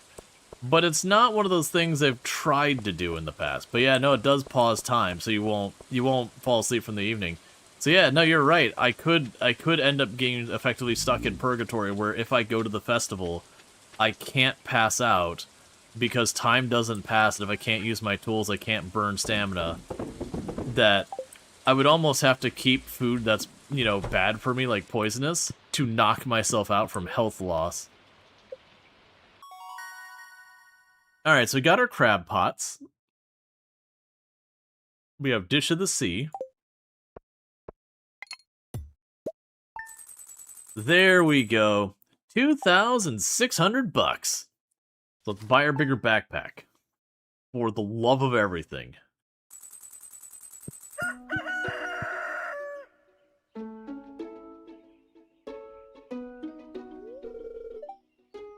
Hello, Rual Storge.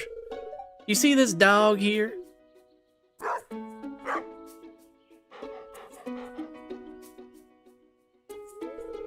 I found it sitting outside the entrance of your farm while skulking around looking through your windows while you sleep. I think it's a stray, poor thing. I don't want to deal with it, so I'm just gonna shove it off on you. Hey, it seems like this place... Hey, don't you think this farm could use a good dog? No. Yeah, sure, why not? Dog.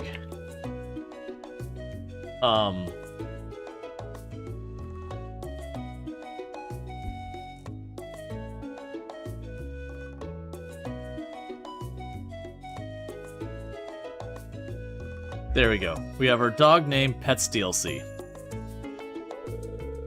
Well, the farm? You'd be good. I think the dog's name is supposed to be right here. Well, I think it's supposed to be, well, Pets DLC, the farm, you be a good... Something didn't like it here. There's a blank here that's supposed to be in some type of templated thing.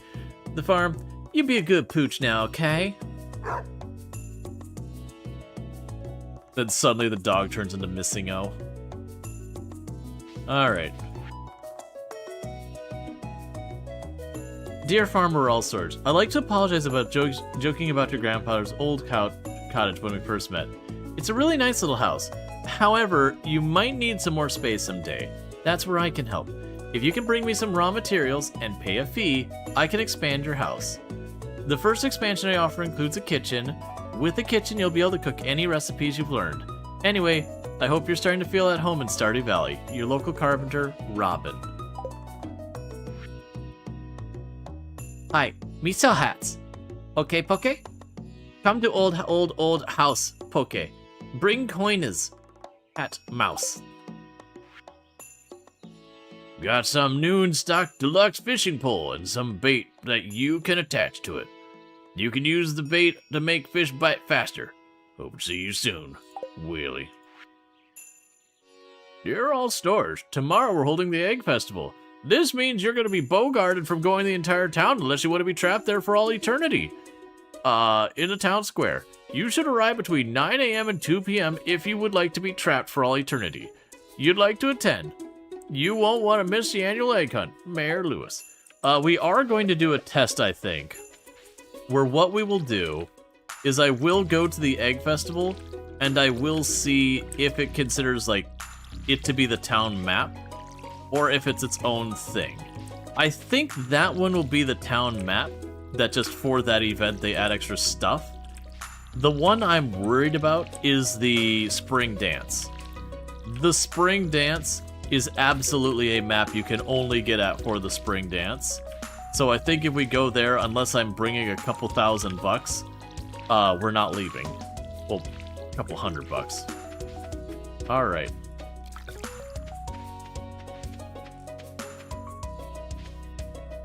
That's fine. Okay, now before we go and get on a spending spree, let's get over here.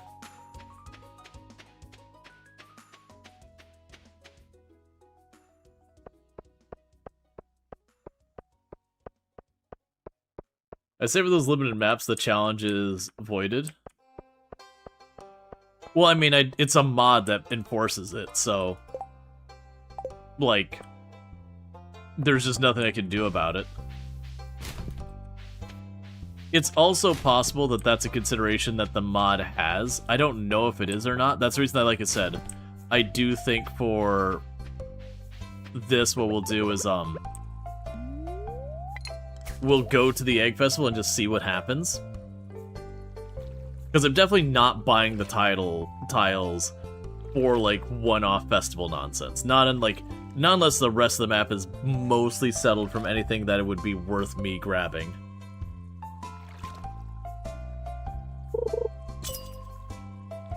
Yeah, that's the thing, is we'd have to see how that actually works.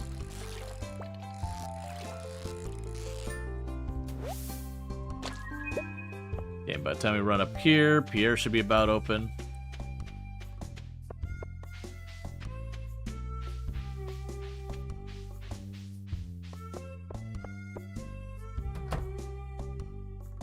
Alright, Pierre. Give me that bag.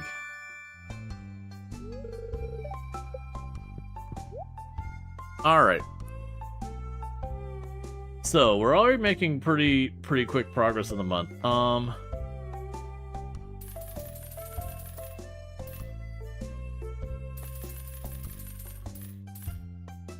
Not sure if we can be able to take advantage of that, but we're gonna try. Yeah, and I mean, the alternative is if you got stuck in the festival, all it would be is you'd have to exit out of the game and re-enter the game, and it'd put you back at the beginning of the day.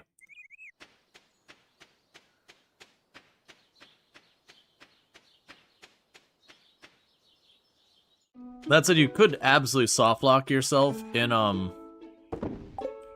this challenge.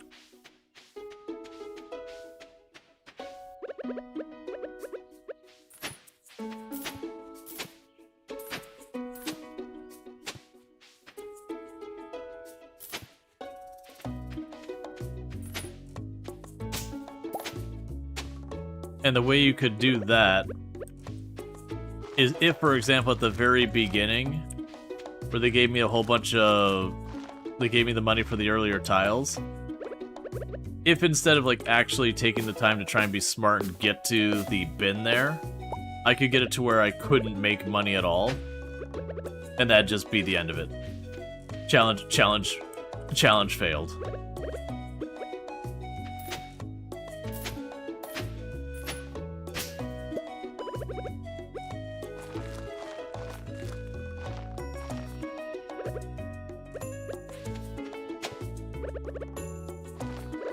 Okay.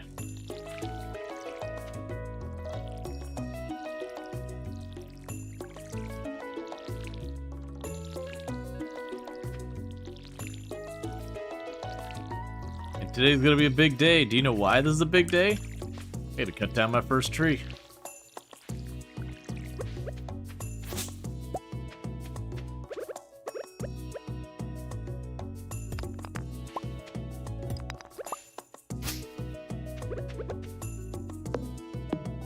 Baby's first act of deforestation. I know, right? We've got so far to go with the deforestation. Wood is gonna be a premium material in this run, in the long run. Okay, can I make a box? It's 50 wood. Alright, I do think it is worth trying to get a box.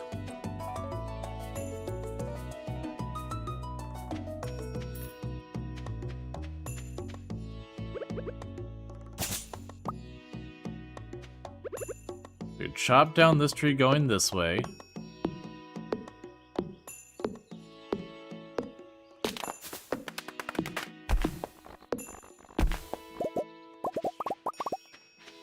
Okay, what are we up to? 38. By that tile.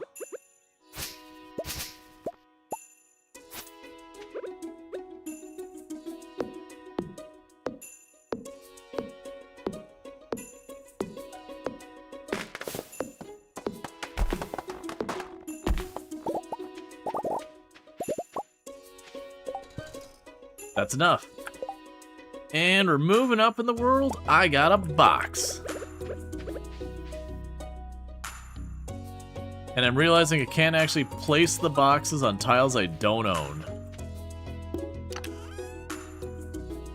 Alright, so I'm going to start holding on to some of these kind of things. They're not going to give me anything useful. What I'm going to try to do here is I'm going to try to get a fish. Oh, wait. I mean, at this point I've got enough inventory space. I'm going to try to get a fish so that we can eat the fish to recover our energy. And all that. I also want to continue to carve a path towards Willie's so they could sell fish during the day. As well as get access to more other goodies.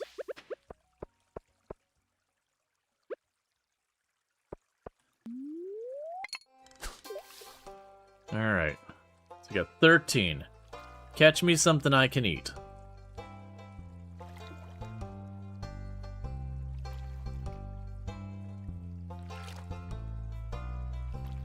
Because they can also open up forage and everything down here if we able to reach it.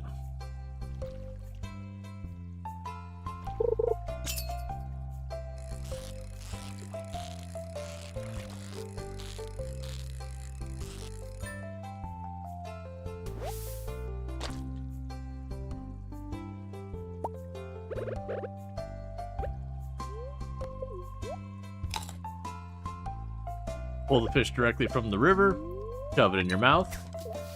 Just raw, low effort sashimi. Well, we are building up our farm Sliderui, because like if you noticed, we've been adding more and more crops.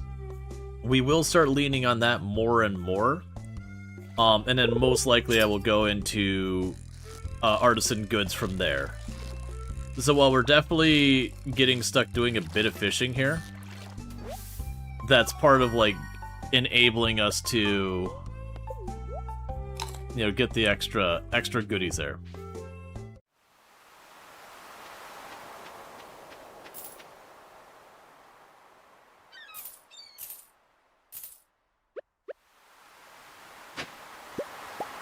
Aw, big money clay. Okay, it's probably worth it for me to buy one of these tiles here. There we go.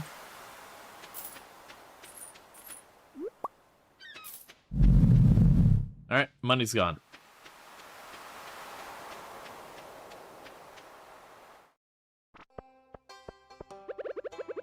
But yeah, so we're gonna be using a little bit of fishing early on to like help us out.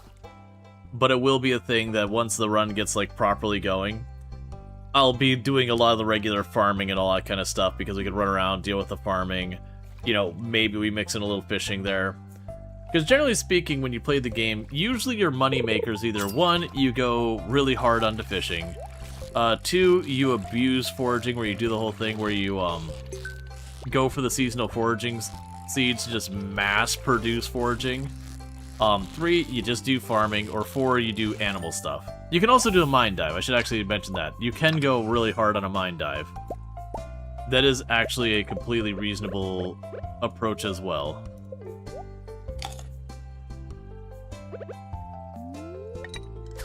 Nice cast. Yeah, it makes sense. Early game with this mod sounds grueling. There's certainly worse.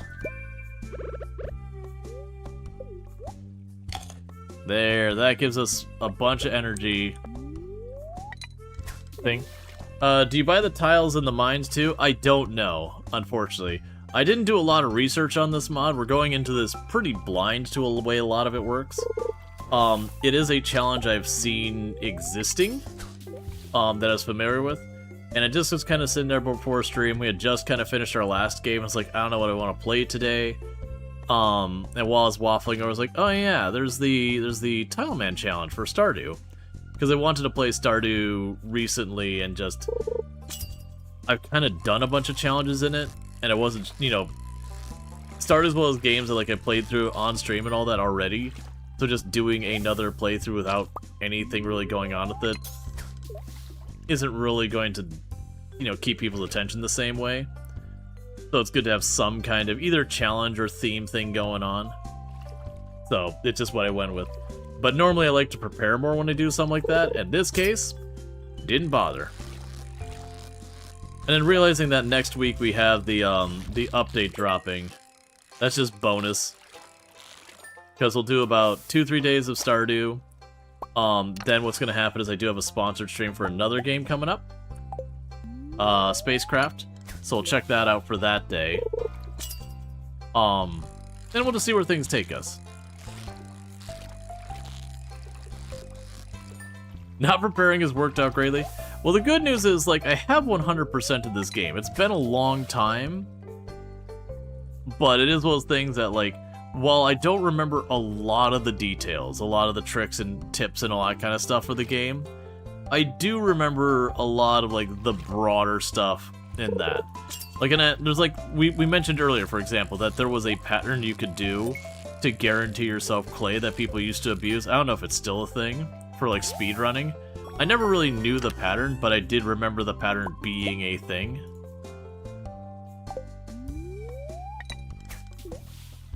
Alright.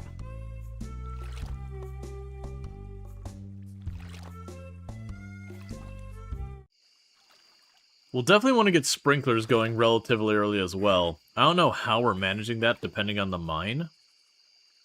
Because that's the curiosity. One challenge we will have is reaching the mine. Because as I mentioned before, the cost per tile does go up gradually as you buy tiles. We're already up to 8 coins per tile. That's gonna be rough. Let's see, you think an update removed the clay farming, but you can still enable the old RNG setting if you want the clay farm. Yeah, no, I think it's exactly that. Because it used to be just kind of a cheese strat that, like, I don't remember the pattern, let's pretend it's an H.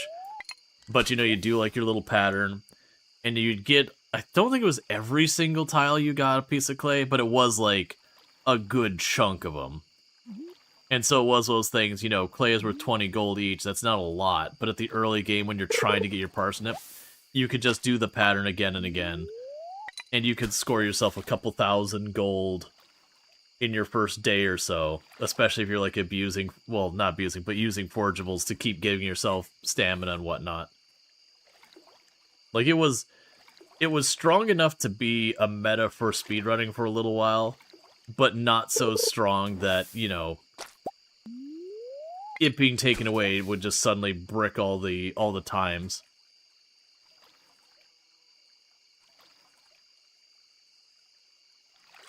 Granted, when it comes to, like, RNG manipulation and abuse, Stardew already has plenty of things you can do to abuse it.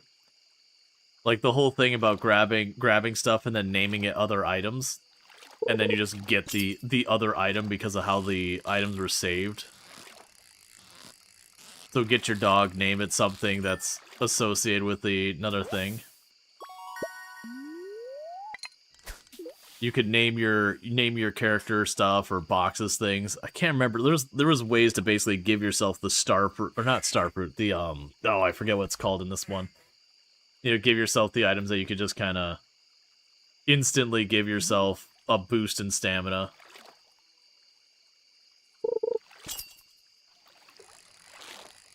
The Galaxy Sword, yeah, you'd have people just give themselves a Galaxy Sword using that.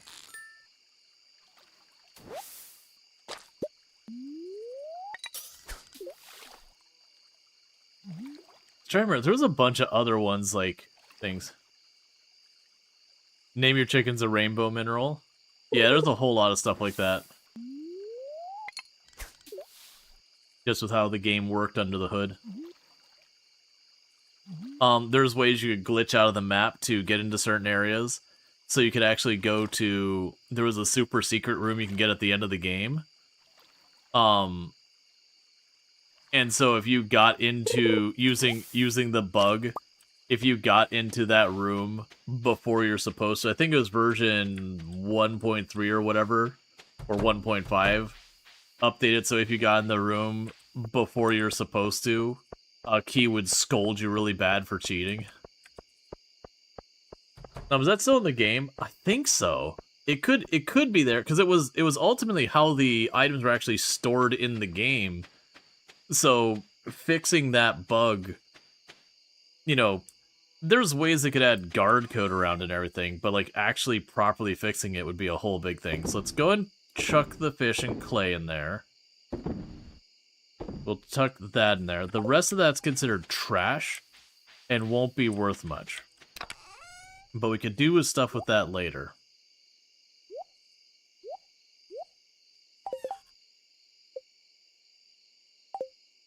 I'll get rid of the Joji Coal as well.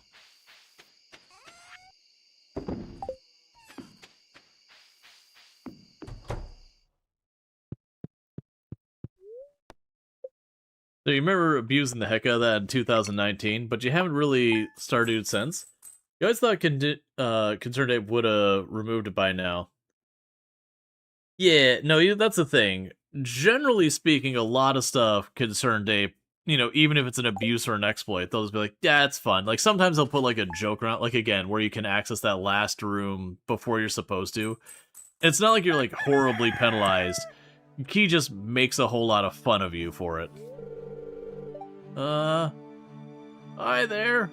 Good morning. I noticed you've been breaking some rocks open and finding ores. That's good. If you want to get the most out of your ores you can find, you'll need a furnace. Just so happens I have an extra set of blueprints lying around. Here, I want you to have them. It makes the game less fun, but if you want to unlock things so you can play, you can. Let's see, you tweak the price of tea trees so it's not exploitable. More like breaking some fish open to get ores. Yeah, no, there was a couple times where there's like items you could buy, do one craft, and then sell it back for more, so you could just stand there and just like loop the items. Those got fixed pretty early on in like 1.0. The furnace allows you to smelt metal bars. The bars can be used for crafting, construction, and tool upgrades. When you've smelted a few copper bars, consider having me upgrade your tools. It'll make extra work a lot easier. Well, okay, I'm going home. Take it easy. Alright. So that's probably not something getting done anytime soon.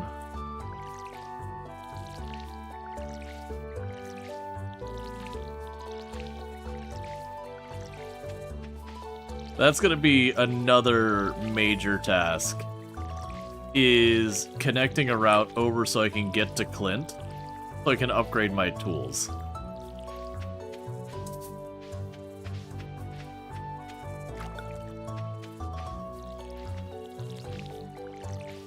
Because we'll end up needing that for being able to go to the mine. So, the things that are starting to become an immediate concern to deal with is we've already invested a lot into reaching Willie's shack so that we can, you know, potentially sell fish during the same day. which maybe wasn't that necessary, but whatever. Also being able to, you know, buy bait, whatever we decide to do with that. Like, just finish that route since we're already halfway invested, is the whole point there. The other one to do is to be able to push towards the dungeon or cave or mine or whatever, because I am going to need that realistically for being able to get the ore to do anything meaningful. Oh, right. Right. So we got the town festival today, and this is the one where we're kind of worried that's gonna glitch and I'm gonna get trapped.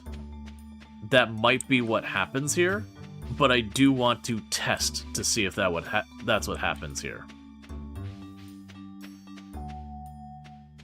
But that does mean we're gonna kind of lose the day for doing our productive things. That's fine, though.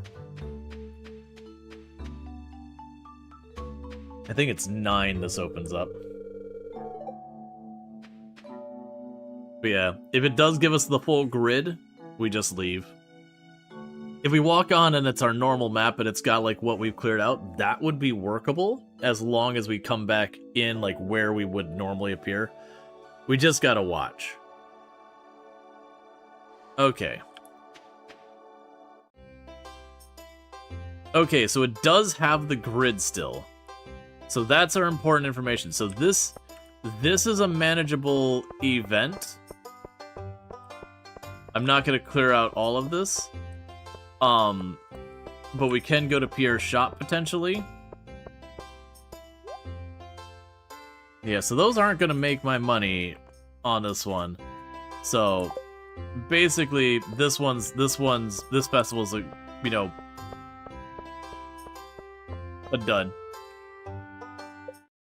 But it does mean when it comes to the spring dance, we do not go to the spring dance unless I got a bunch of money. Because if I go to the spring dance, then I'm not getting back out of the spring dance. You know, honestly, by the time I walk over there, I'll cast once, it'll be time to go to bed. We're just gonna write this day off. It's a holiday and that ruined everything.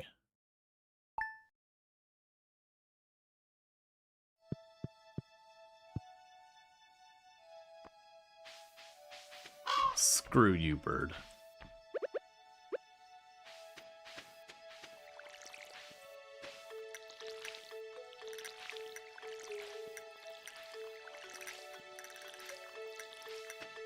I know I'm going to immediately miss the way Coral Island works, where you can like grab your sprinkler, it'll show you exact, like when I go to put it here, it'll show like a big box over where it's going to cover and all that when you go to place it.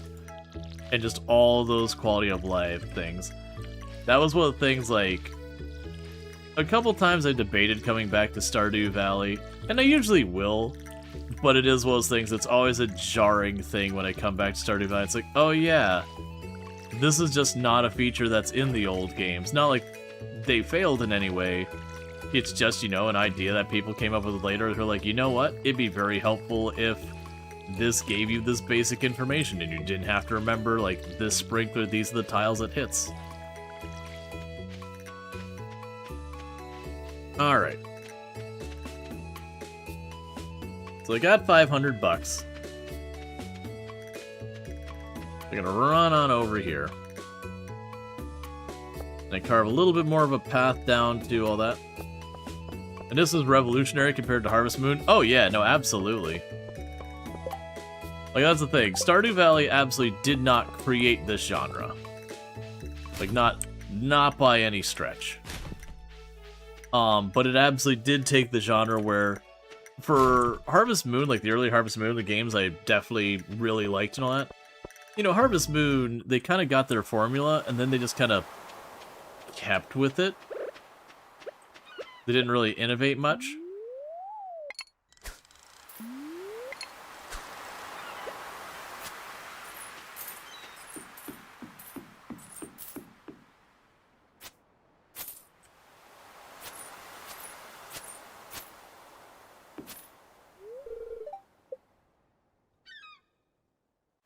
And it was just one of those things that,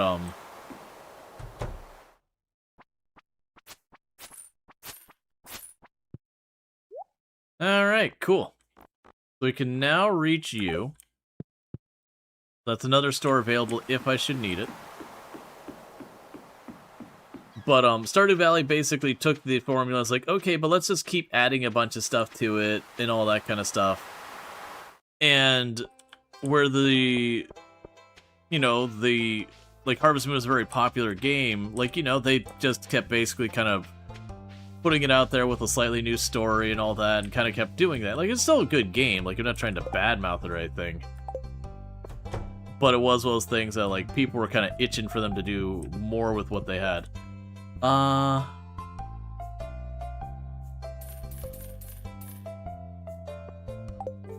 Gotta buy the tiles to put them on as well.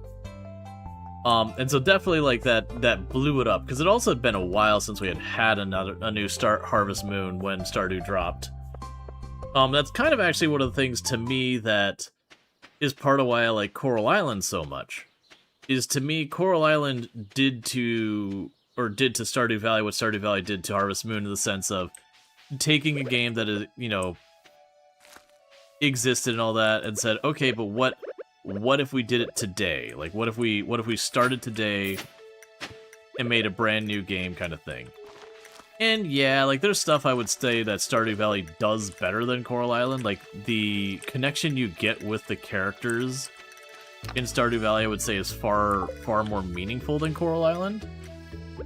But I would say that, for me personally, Coral Island is definitely one that, like, Stardew Valley Coral Island definitely goes, well, what if we kept adding this on? Alright, so I don't think I care about the community center. We are going to want to get to Joja Mart eventually. I don't think that's the priority, though. So I think we go up here.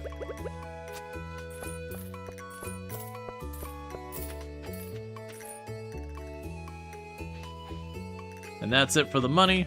And I'm slowly carving a path towards the mine.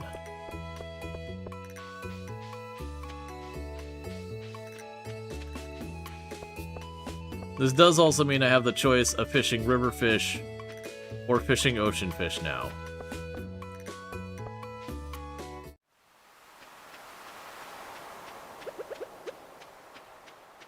At least I think I do.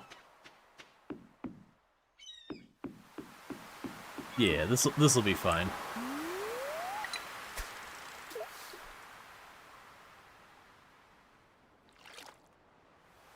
Friends from Middletown set the standard. They made Rune Factory games, and like 2 years later, Stardew exploded and innovated farther. Yeah.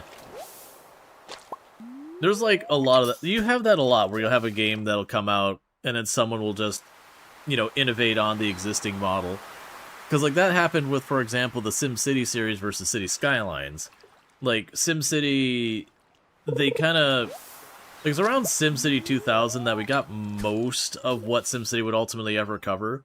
They did add some stuff to later games, but broadly speaking, there was always kind of a mix with the later titles, where they might have added a little bit here, but kind of backed off a little bit there. That kind of thing. It wasn't, like, consistently adding more to it. And then City Skylines came out. I was like, well, we haven't had a new SimCity after the multiplayer one kind of just really bombed real hard. You know, it kind of killed the genre for a certain extent. And so City Skylines came out and just basically delivered, saying, hey, let's just make a new SimCity game that's good. Which, you know, SimCity was good in its day as well. Again, the multiplayer one had a lot of problems. And it was just kind of a big thing that blew up, and they did a lot of iteration on the design, because prior to that, SimCity, even the later ones, were all very heavily a grid-based system no matter what you did. City Skylines actually did a lot to allow you to do, like, terrain manipulation that got you off a grid pattern and all that. Even though it still is a grid under the hood.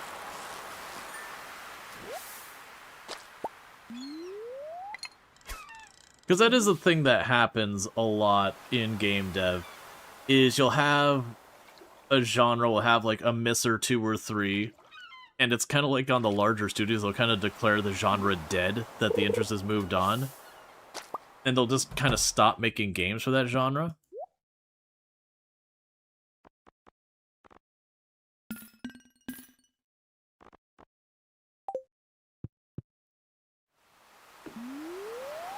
I don't remember what time it closed, whether it was 3 or 5. But they'll just stop making games for a genre. And even if the genre was kind of, you know, you find out it's a lot more niche nowadays, it doesn't have nearly the following it used to, that's still plenty of room for, like, indie devs. Like, we talked about the other day that RTS, like the StarCraft, Warcraft-style RTS games, real-time strategy games from back in the day, you don't see very many games of that genre. And to me, I feel like what's happened is that genre's become far more niche now, because that genre covered a lot of bases. You could have, like, your very competitive multiplayer stuff. You had, like, your story campaign stuff. You had, like, the more strategic resource collection and all that kind of stuff. You had, like, all these different slices that it covered. And what ended up happening is, like, you know, for the very directly competitive, like, fast motion, like, MOBAs kind of took over that area where it got rid of a bunch of the base building that wasn't the thing that people looking for that very, you know, click fast, do things mindset were. The base building wasn't a key part of that. The economy on that side was the key part, but, like, that was, and MOBAs kind of took a big chunk of that audience. For people who wanted the more involved strategy around it, you had a lot of your, like, 4X strategy games kind of took a big part of that audience, where it used to be 4X strategy games were almost exclusively turn-based. Over the years, we've gotten ones that are, you know, they're real-time in their own right, and so now you don't have to do all, like, that super fine clicking and all that to, like, make sure you do everything. And so it kind of took that genre and split it into a bunch of different things. And we still do get the occasional RTS, but it's definitely not the titan of a genre it was before. It's far more niche for people looking for that specific combination slice. Whereas, like, a lot of the things that RTS brought us, people still want. They just, you know, they've got a genre that's kind of more specialized to that desire than, you know, the broader RTS that kind of covered a lot of bases.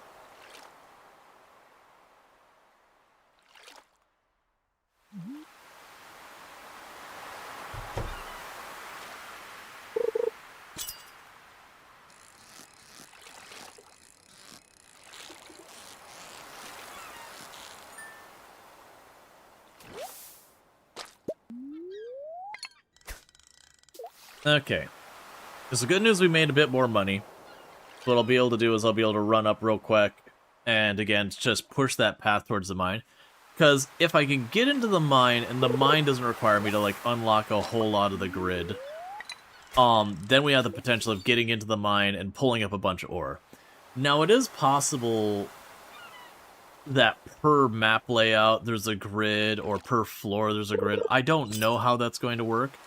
If it is, like, every time you go to the mine and it randomly generates the tiles, I have to deal with the grid, that means the mine is effectively dead on arrival. It just wouldn't be a thing I could reasonably do. But we'll kind of have to wait and see. So what's going to happen is at 10 p.m. I'm going to leave here. We're going to carve a path to the north. Keep pushing towards the mine. Well, actually, I need to get the blacksmith. We'll push towards the mine. I also will need to end up pushing towards the blacksmith after that, so that we can upgrade our tools. There's going to be a lot of this early setup where I'm just carving a straight line path, or as close to it as I can, between where I have access to already and then, like, the next important location. Then we'll start opening up a lot more space on the farm itself. There's going to be a lot about just trying to get wealth generation going. Because the more wealth I'm making, the more I can open things up and advance things.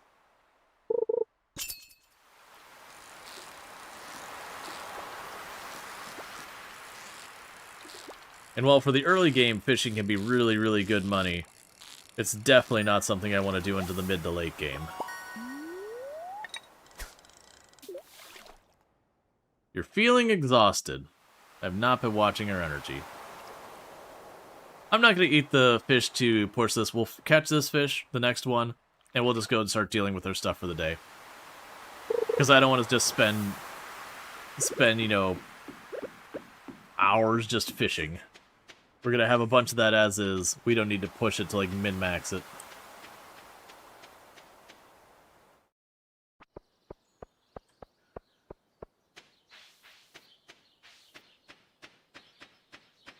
Now, did I pop these? Yeah. I could also see taking the time to weave a path to all the trash cans.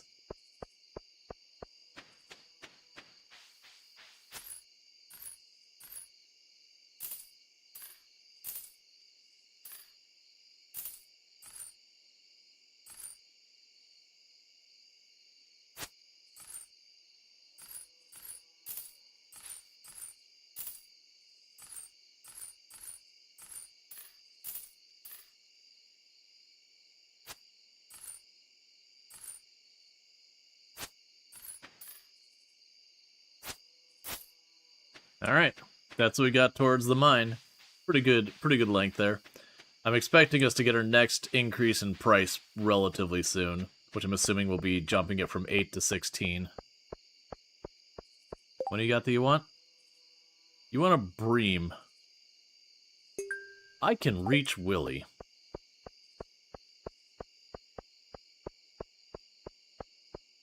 Unfortunately,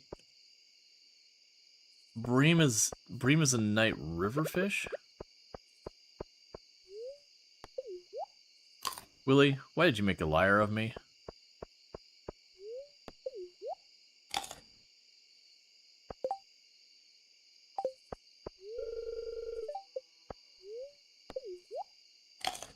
Okay. We won't fish long, but if I can snag a bream,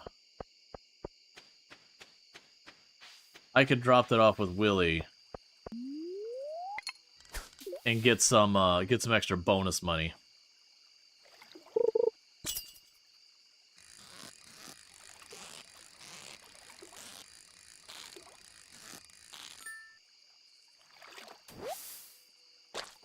Well, that was easy.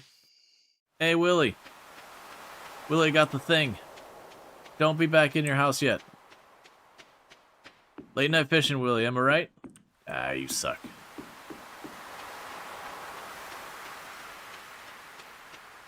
That's fine. Like I said, having the path going all the way to, like, Willy's now, I should be able to just directly bring the bream to Willy, get the extra bonus cash. Willy will like us a little bit more, which paradoxically could actually hurt us if we trigger a cinematic and get trapped by it, which is going to happen.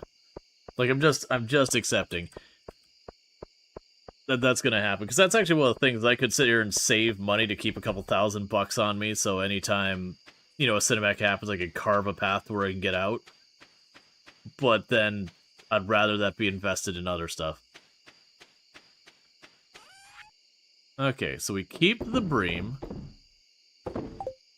for Willy. Drop the glasses here. Put you on a different bar so I don't accidentally, like, eat you or sell you or whatever. And go to sleep. Alright, fishing 4. So we got the recycling machine. That would be a good one. Yes, I didn't make a whole lot of money because we were running around doing a bunch of stuff. That's still fine.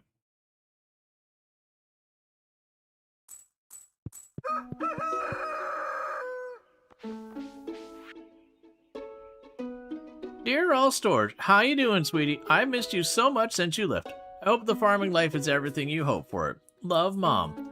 P.S. I sent your favorite cookies. Thanks, Mom. Into the sale bin. Hello, dear. I know you're just getting started as a gardener, so I wanted to give you a little tip. Most crops only grow in one season. When the summer arrives, your spring crops will all die. So plan ahead. Granny Evelyn. Alright, well...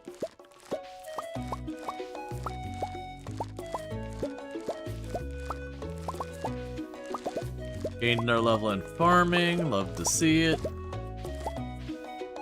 What do I need to make a scarecrow happen so I can stop this nonsense? Oh, right. You can't pull from chests in this game. I forgot about that, yeah. So I would need a lot more plant fiber and all that. That's fine. As I mentioned, those quality of life of things you get used to, and then you go back to games like Stardew Valley, and it's an amazing game, But you know, just like Stardew Valley added to Harvest Moon, obviously Harvest Moon does not have the things that Stardew Valley added, if it exists before that. The same goes the other way as well, where, you know, Stardew Valley exists, people have come up with new quality of life things that just make it a lot nicer and more convenient to play the game and yada yada. And all that. I'm gonna buy a tile just to get around it.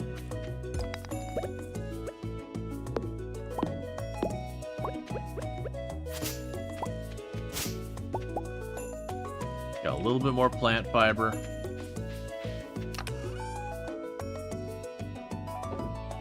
Oh yeah, adding to existing stacks was a much later addition. I forgot about that one. And I gotta remember, I think it's 28 days for a season? Is it 20 or 24?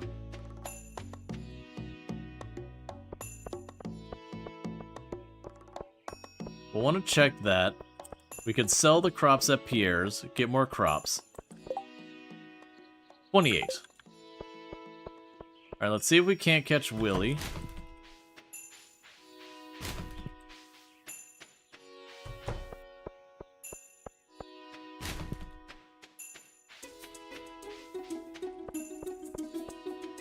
Yeah, one of the ways to get some early game money is just to go over and get all the berries. Can't do that. Berries are inaccessible. Hey, Willy. Buddy. I need you to come over here, Willy. Yeah. Oh, is that the bream I'm sorry. Oh, is that the bream I requested? Really appreciate it if you know what I'm saying. Here's your payment as promised. In just a second, I will drop off the clamshell for you. Thank you. And now I can go to Pierre's, we'll drop off all the parsnip. And I'm not just buying more and more parsnip because, like, some type of meta strategy or anything. It's very genuinely, it's like, I'm putting in the labor every day. I might as well just get the thing I can turn around quickly to get now money, versus trying to min-max the money in the longer term. I just need to open up more tiles to work each day as I can. Okay, and there's the extra cash.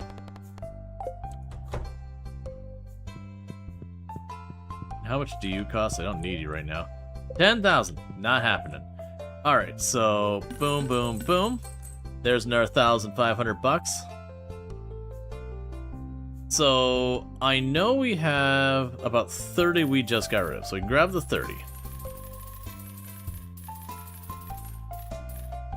I'm gonna grab an extra 10.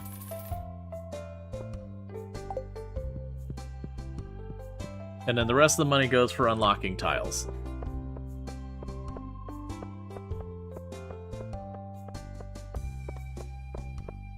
Because we also want to level up farming, so that we can hopefully level up farming and get sprinklers going as early as possible. That way I can start putting down the sprinklers so I don't have to sit here and just water them all myself every day.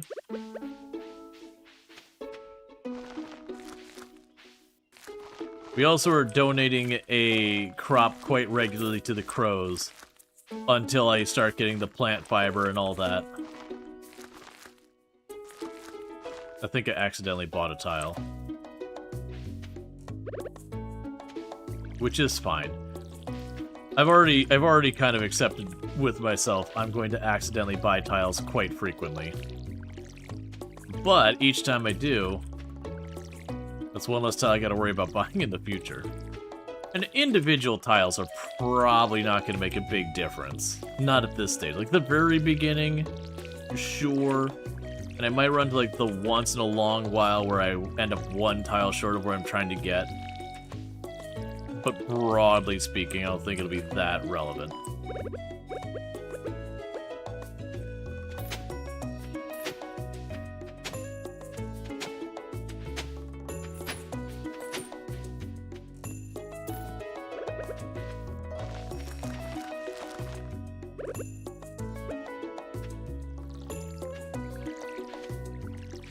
Okay.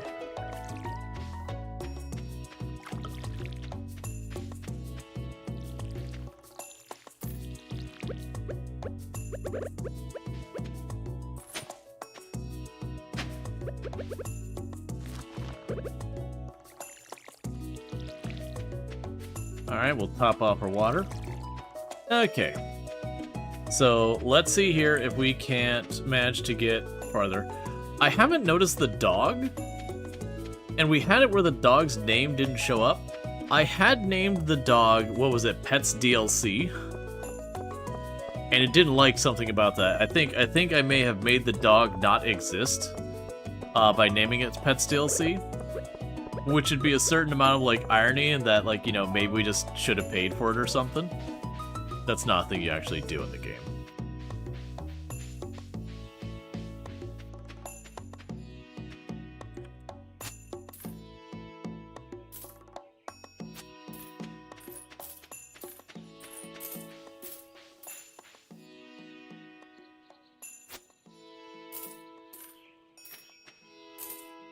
Plan to go up here.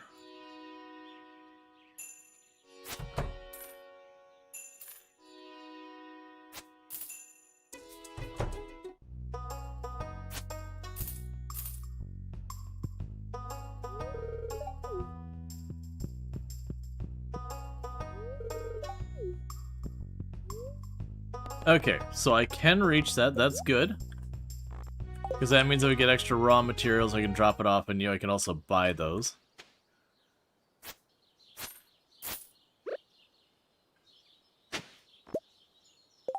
Alright, carrot seeds.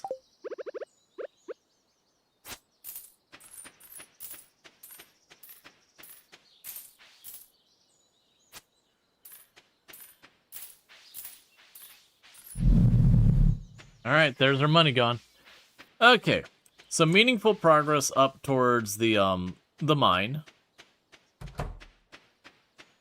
We also managed to pull up some carrot seeds by just random luck.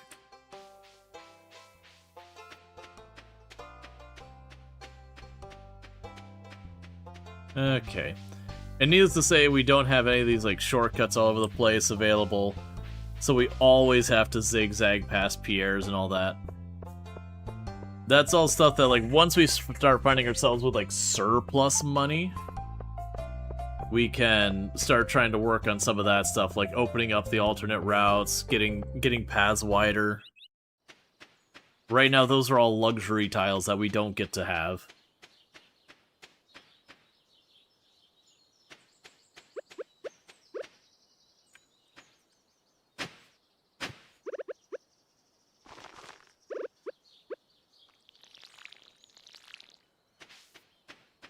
Okay.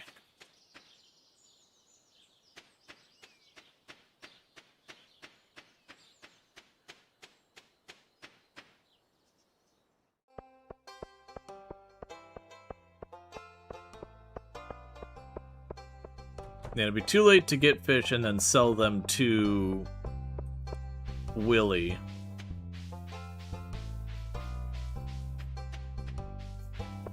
We can go ahead and pop on down here.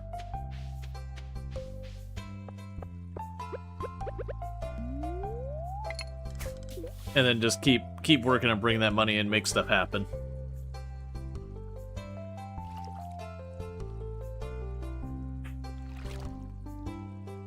Because it'll also be a thing that once we start getting the farm up and running, where we're making relatively decent money regularly, I'll be less wanting to sit here and just stop and knock out fishing for the sake of just drawing more money or whatever in.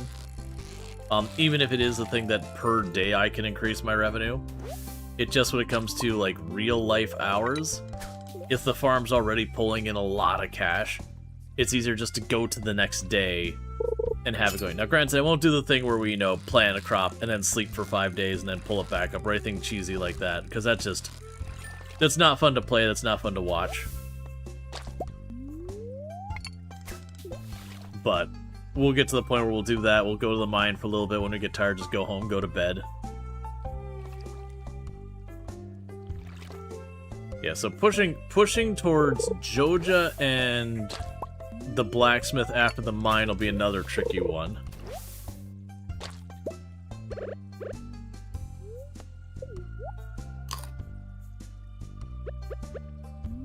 Oh, that's not the way I wanted to go. Because Joja's a bit off on its own. You kind of zigzag to it. And then Clint's a pretty good hike over there. Yeah, river jelly. Yeah, the river, ocean, and lake jelly and all that stuff. Those got added, I think, 1.6. And those are like really, really good. Let's see, man, getting lumber for building is going to be interesting. Yeah, what's going to probably happen realistically for that is that'll probably be the point where it's like, okay, we just take money, we just start opening up areas. I'll probably just kind of make a path into the woods and then like just step it once or twice to the sides anywhere I can to get to a tree. It's just gonna take time. That's the reason why the first focus is cash. Like getting the animals, I'm not even gonna worry about that for a long time. Upgrading the house, don't really care it for a long time. I think honestly, my wood could be, as we open up the farm, just dedicating a place to plant a bunch of trees and just keep the rotation of trees going there with the acorns.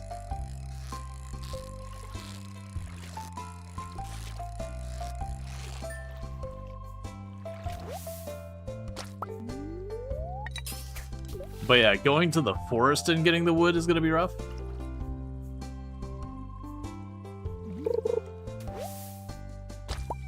I'm dreading when the price starts going up, because I don't have it in front of me. They had the outline where it's like, okay, blocks 0 to 10 are free, like 10 to 100 are 1. You get the idea.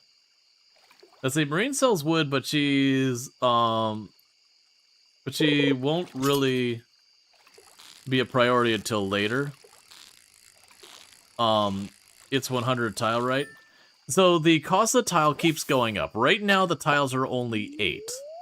It started at 0 for like my first 4 or 5 or 6 or 10 tiles, whatever it was. It was about 2 or 3 tiles from where I started, like just in that room. I didn't even get out of the house before they started charging me 1 gold for it. And then by the time I got to about where the sale box is, it had already moved up to 2. And then to get just far enough down to get like my first parsnip planted, around there it got to like 4 or 8-ish. And then by the time I got past the bus, it's been at 8. And I know it goes higher than 8. I don't know what the cutoff is, but it does continue to get more expensive. I don't think it goes up forever. Like, I don't think we get towards the end and I'm paying like 1,000 a tile or anything like that. It's one of the things I didn't look very carefully into the mod, because I was kind of just doing this last minute, and I grabbed where someone had taken the original mod that, you know, hadn't gotten updated from 1.5 to 1.6 and just basically updated it. And I know there was one that was like, it had a lot less of a following, that was supposed to be a much newer version of the mod, but I didn't have the time to do my research, so I just grabbed the one that I knew was good versus looking at one that probably does have improvements, or virus, who knows. I can actually check here real fast. That is not where I need to be checking. Oh, no, I closed... No, actually, no, I got the tab up. So, yeah, so this is Tileman. Okay.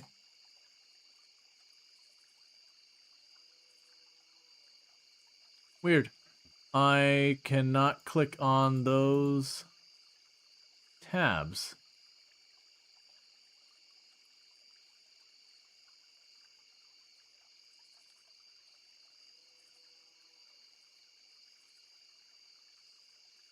Is like just weirdly some of those, yeah, like some of those tabs are just kind of stuck. Huh. That's the first I've seen of that.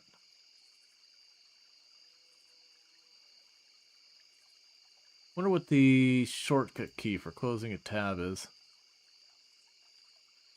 Well, that's a problem. Give me 2 seconds to get that reopened. I don't care about the information there. That's not the important part. The problem I have is, because I stream to YouTube as well, I can't I can't adjust, like, pause the stream or anything like that without access to that. So give me 2 seconds to get that going. I'm glad I noticed that, because, like, it was still showing me the preview and everything, so things were still good there. Let's go here.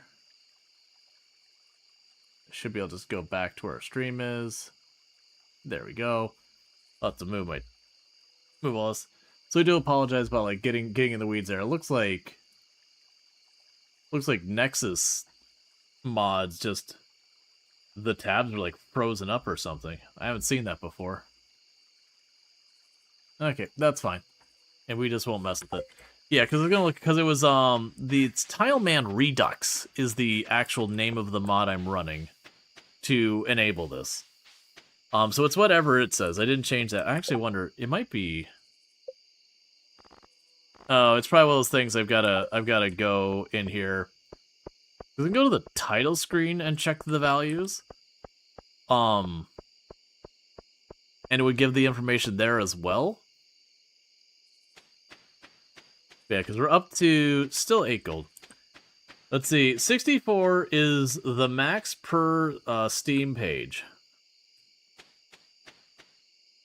I mean, 64 per tile is pretty rough. Like, when you're thinking about unlocking any meaningful amount of tiles, 64 is actually gonna cost you a mint. Alright, so we got all those. Hey, and how's it going? As far as the crafting, so you would need iron bars. The furnace is 25 stone, so we'll need to get that going. We have no money, so we're not going to be doing more now. Go to sleep. Okay, so we got the ability. Okay, so we got our first sprinkler. I usually skip the first sprinkler, because the first sprinkler just does like a plus sign. And we also got foraging, which is just really hard to take advantage of. That I genuinely find making, like, using the materials to make it not worth the time versus going to the second tier. At least I can arguably justify that. Cool. Rainy day. There's been letters, like, every day. Dear neighbor, I hope you're feeling settled into your new home.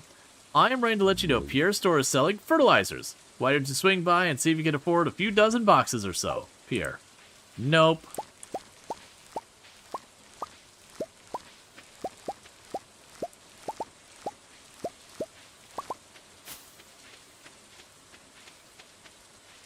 Okay. Let's plan to expand this a little bit more. I'm gonna buy that tile. And that one.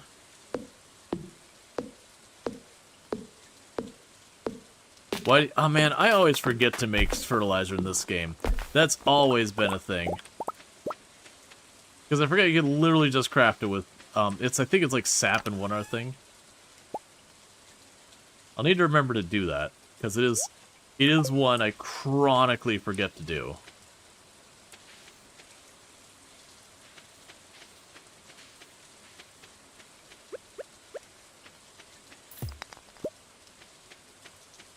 Thank you Chwalker76 for subscribing for 26 months. Thank you, Jaywalker, for the tier 1 sub. I really do appreciate that. I do hope you've been enjoying the stream, and that's 26 months you've been subbed to the channel. And yeah, no, I really appreciate it a great deal. There's some fertilizer. Let's see, did you say whether the mine costs money? No, it didn't. Yeah. Well, that's definitely one of those ones, like, regardless we want to get to the mines, if it ends up being a thing where I have to go on the mines and pay money to do stuff, that just means it's weirdly I have a mine fee where we go to the mine and just bring a couple $1,000 to go for an ore dive. I mean, realistically, with that, I would just go to Clinton, buy the ore, which sounds horrific.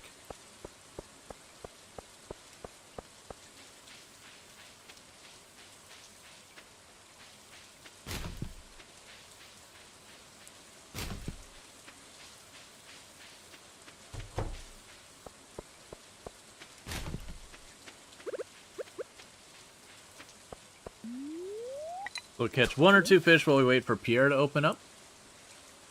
And go with that. I'll have to check one thing here in just a minute. Just make sure it's nothing urgent. I don't think it will be.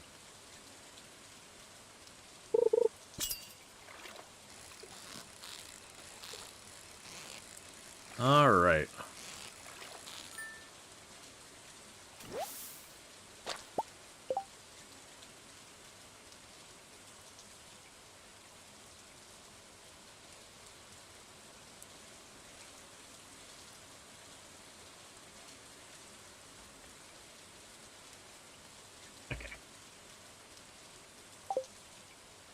We can go up here and deal with this. Sell our parsnip, all that stuff.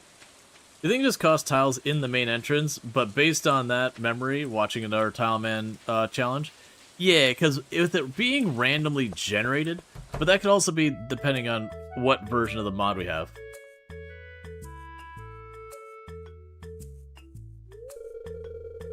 Welcome to Pierre's.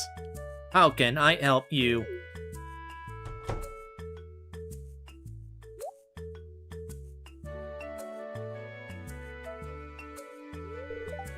Ahem.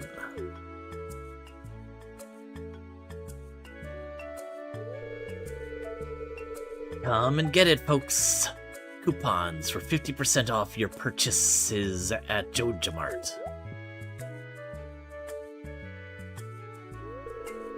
Well, any takers?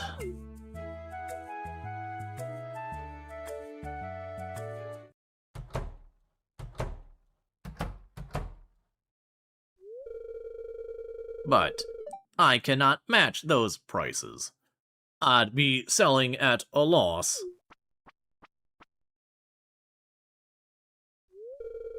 It must be difficult for you to lose your loyal customers like that. But can you blame them? Joja Corporation is clearly the superior choice. Soon the whole town will realize that. There's also zero chance a town this size is supporting, like, your big box store. You'd need neighboring towns getting involved. I should have checked how much that was. Grab another 20 we'll go with.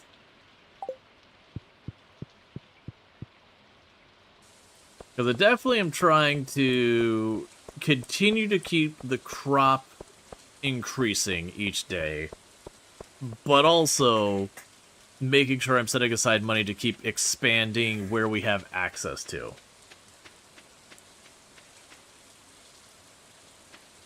Like doing a little of A, a little of B.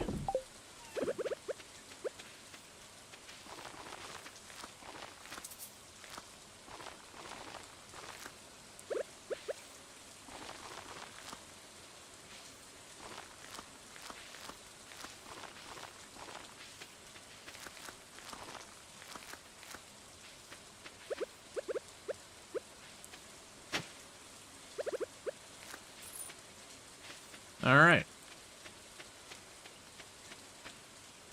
So now let's go over here. We're going to continue our path towards the mine. And that's, I think, step one of all of this, is connect all the major points we care about. You know, Clint's, the mine, we already got Pierre's, we already got Willie's, all that kind of stuff. Just being able to access all the major points of interest. We're going to need to get Joja on there. We'll definitely want to improve it so I'm not doing all these zigzaggy routes through town where it's branching off. But that'll be a later consideration. Yeah, JojaMart's going to be the one that's going to be annoying to get to. Just because where it's like set back in there so much.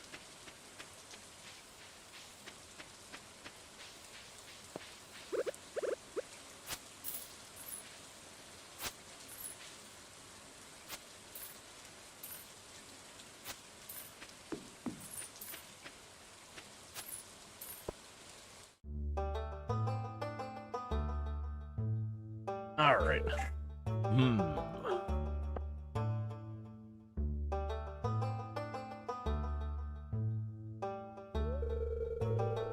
I was just peering down into this mine shaft.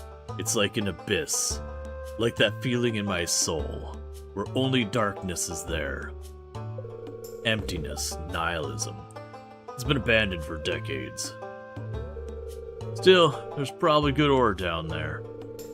But a dark place undisturbed for so long, I'm afraid ore isn't the only thing you'll find. Here, take this, you might need it.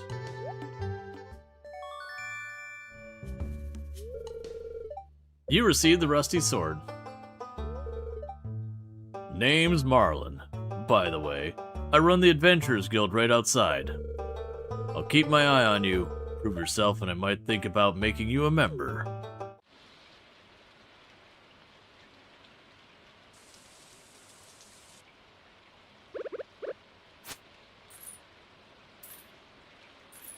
Alright.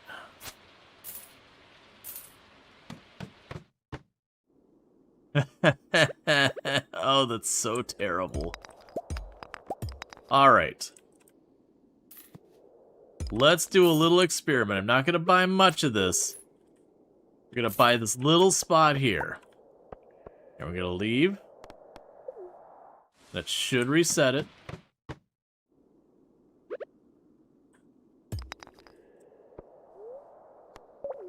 Because I wanna say... Right! The Stardew Valley does not randomly generate the floors. That's right. It'll reload the stuff here, and then sometimes there's special floors you'll get mixed in here. But for, like, the regular mines, some of the floors are static.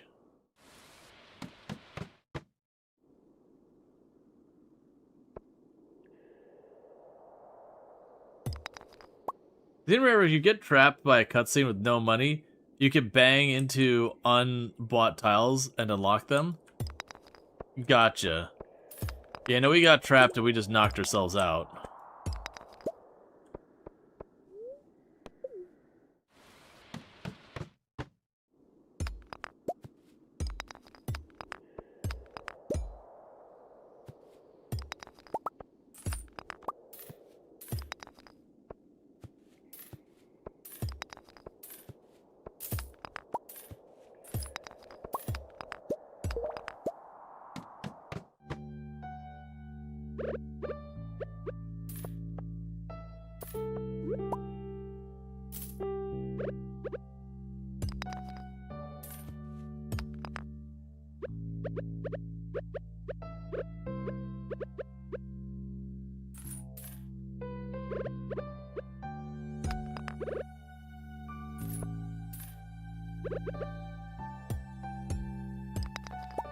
Okay, then I'm going to try going up top and resetting again. Because I'm just trying to get a feel for, like... If I do it this way, like, will I need to be bringing a bunch... Let's be careful about that, I can get myself stuck.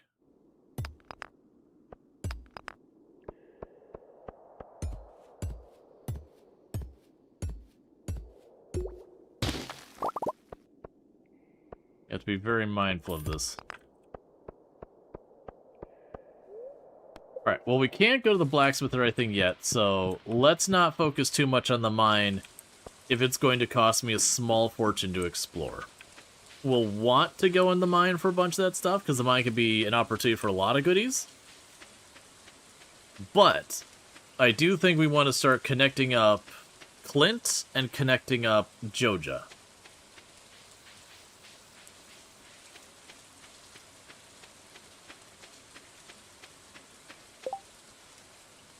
Because we connect up Clint and Joja, and that should give me access to just about everything. And the community center? Now we don't need that one. We probably will need that one eventually. Okay, this should take me to Joja.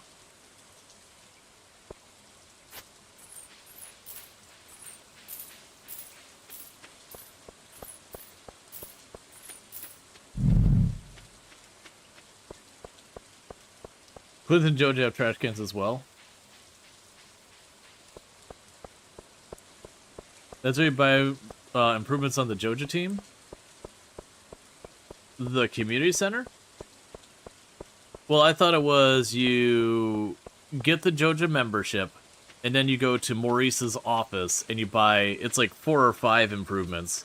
And then after that, you know, that's when you start getting the other stuff that goes through the, place. So let's go ahead and drop you all in there. For right now, I can drop you. Because we'll want to start keeping the geodes, because that's probably going to be where I get a lot of my ore.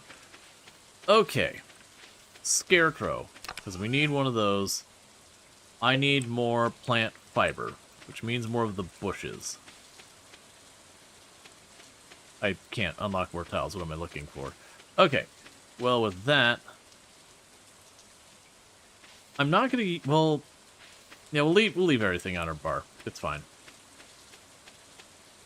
You thought Lewis sold it to Joja and that your Joja improvements are there, but you never ran a Joja run. Yeah, so no, if I remember correctly with the way it works, is if you buy the membership, Lewis then sells the community center to Joja, and it becomes a warehouse. For all intents and purposes at the beginning, the warehouse doesn't do anything.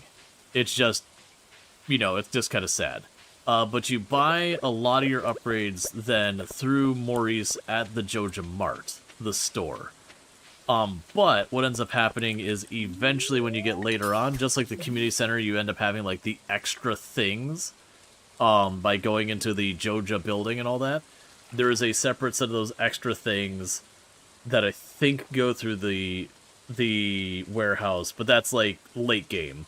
So you've already like finished the main Joja run. You're kind of like in the extended content they added with like the island and everything. So you're not wrong that you get upgrades to the warehouse, but first you get the upgrades through the Joja Mart itself. And what used to be considered the Joja run or the community center run, happens before that. I did one Joja run. Well, actually, I think I've done 2 Joja runs. Generally, I prefer the community center because it's more interesting. But with this particular challenge, I do not want to imagine the annoying and frustration of be like, oh, I need to get this thing that shows up in the Hidden Woods only here. Okay, well now I need to like, slowly carve my path to that area. Alright, so you got rice.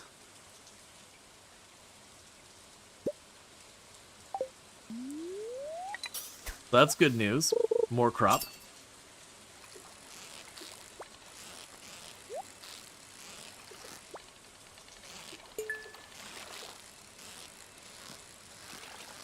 Because if we're doing a community center, like, for example, I would have absolutely kept that catfish we caught earlier.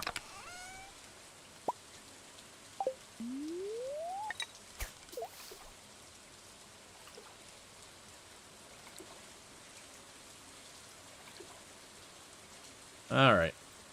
It also wouldn't be bad if we end up with extra materials putting the crab traps along here. Because then we can get, like, free fishing stuff. Most of the crab trap stuff isn't worth nearly as much.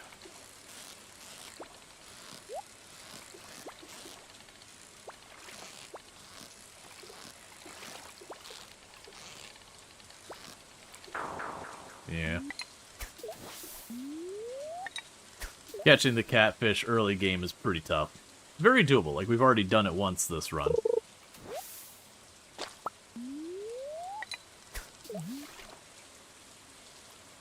Yeah, I'm not going to eat a fish to be able to keep fishing. We'll probably head back after this catch. Get those rice plants planted while I still can.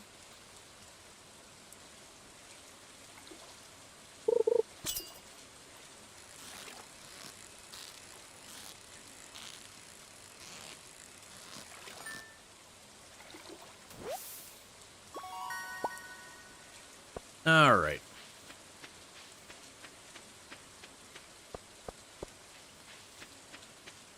So I've got the mine connected. We're getting pretty close to Joja. I think for Joja, I just need to connect the, I just need to connect all the way to the right, Maurice's office. I don't think we care about too much. Like, it wouldn't be a bad idea if I'm just right there connecting the cashier if it's just a couple extra tiles.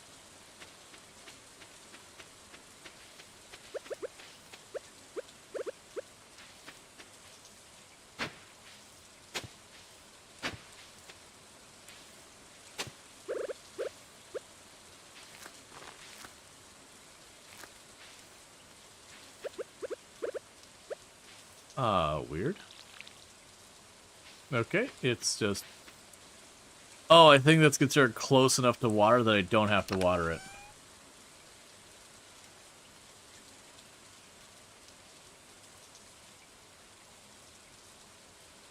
Yeah, cashier for Wednesdays when he's being a jerk. Yep.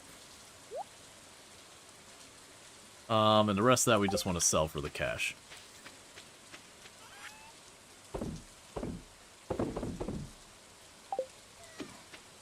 Alright.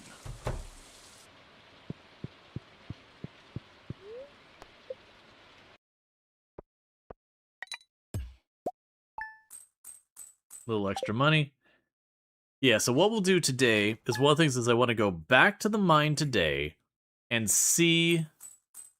Yeah, well, that was the reason I was confused, is the one rice showed up different. That's because that rice is close enough to the water that it's going to just stay watered.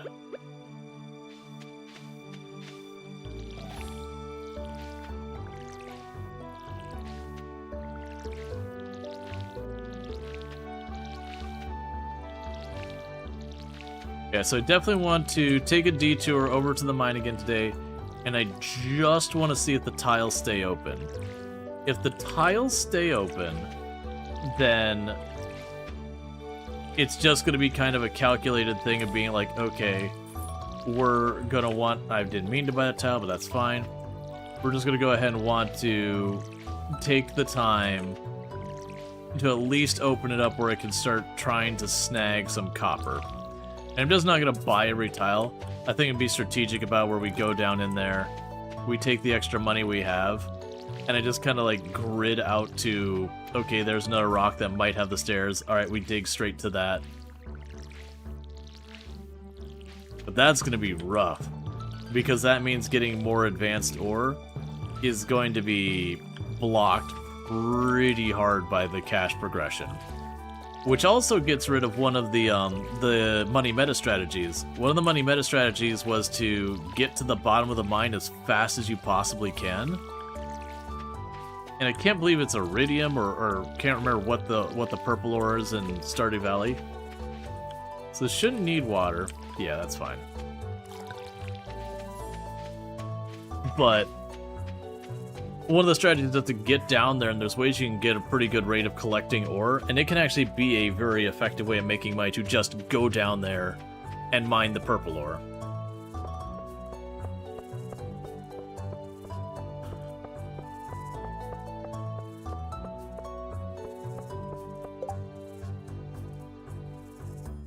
Don't worry about that. That's fine. Okay, let's connect Jojamart. Get him on the grid. Now, I'm not sure what's going to be my best approach.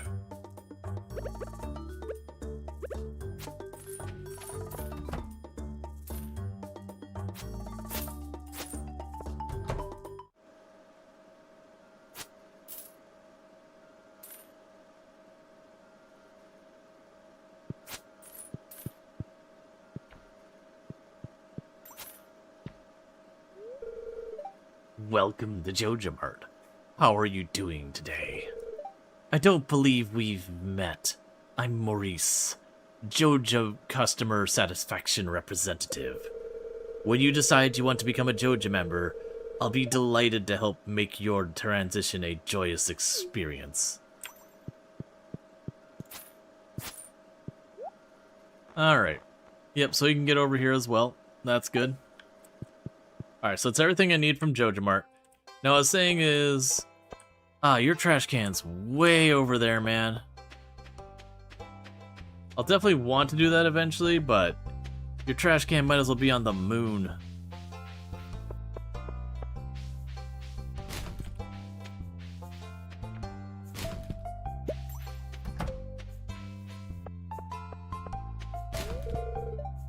Hey, stop that. Yuck. Don't worry. I won't be stopping.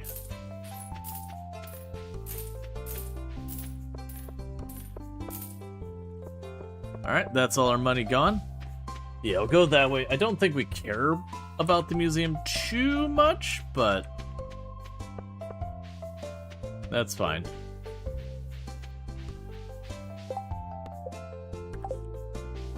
Alright. So, I don't have enough money to do anything in the mine. We spent it all trying to reach Clint and the museum. But what we will do is I just want to peek to see, like, if the floor plans stay the same, It just means it's like a calculated thing that when it got a little extra revenue sitting around, that we would then go over to the mine and then just, you know, run around, do a couple, like, run around in there, unlock stuff. Oh, I can sneak you. Got my berry, just the one.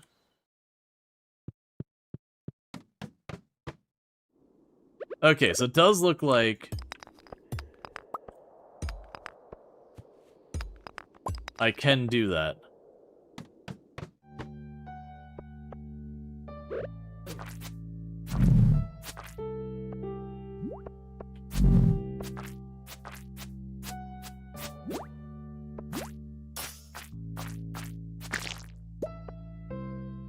Alright.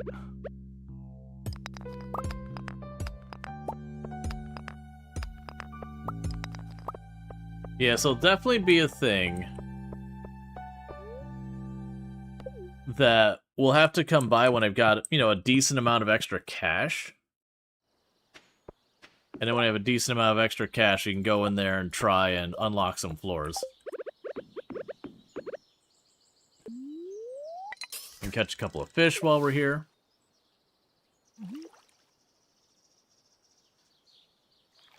Yeah, no, you definitely can break them through there. I'm not going to try and just score stuff on any rocks. I think the plan will be, is I'll wait till I have like $500-600 just sitting in the bank. And we will pop over there, and it'll take a run at trying to hit like level 5 or whatever.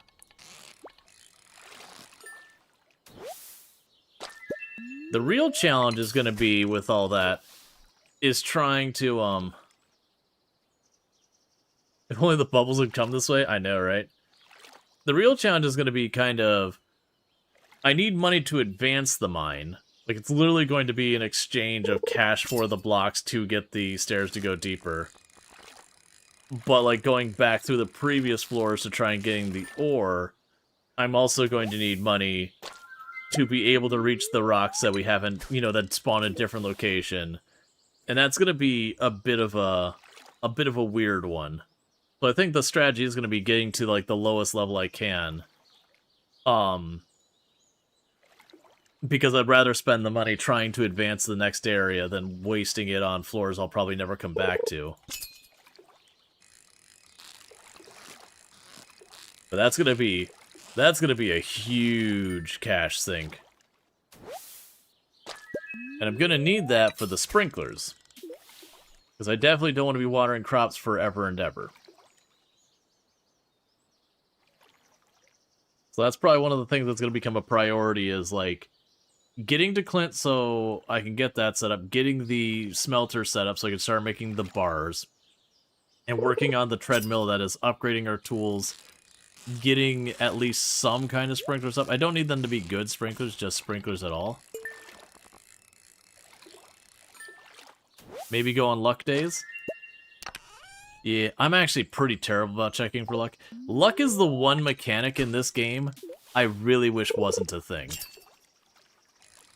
And what we're talking about is, like, when you go into the day, it's like, this day the spirits they're really, really perturbed. They're gonna really suck today. You probably shouldn't do anything that's luck-based, i.e. the mine. Or they'll also be like, the spirits are good, you know, good humor today. They'll be very generous and all that. And it's always been one of those things like, man, just let me. What does luck really do, just mining? It can affect a lot of things. Like, I want to say it affects when you, like, how often you'll get chest fishing. It'll affect, like, the mine drops. Whether or not you get, like, the floors that are full of enemies, that kind of thing. I believe that's also based on luck. When you're just, like, hoeing the grounds and all that, I believe that's based on luck. Yeah, the rate you get the ladders. There's a whole lot of things in the game that are based on luck. Broadly speaking, though, generally when you're playing, you mostly just care about luck for the mine. Because otherwise, like, all the other things, it's not as significant. But, it's definitely, like, the mine is the big one that, when the luck is bad, it's almost not worth going to the mine. Now, granted, even with bad luck, you could still have pretty good things. So if you're, like, really hard blocked, you're like, oh, I just need ore. It could be fine.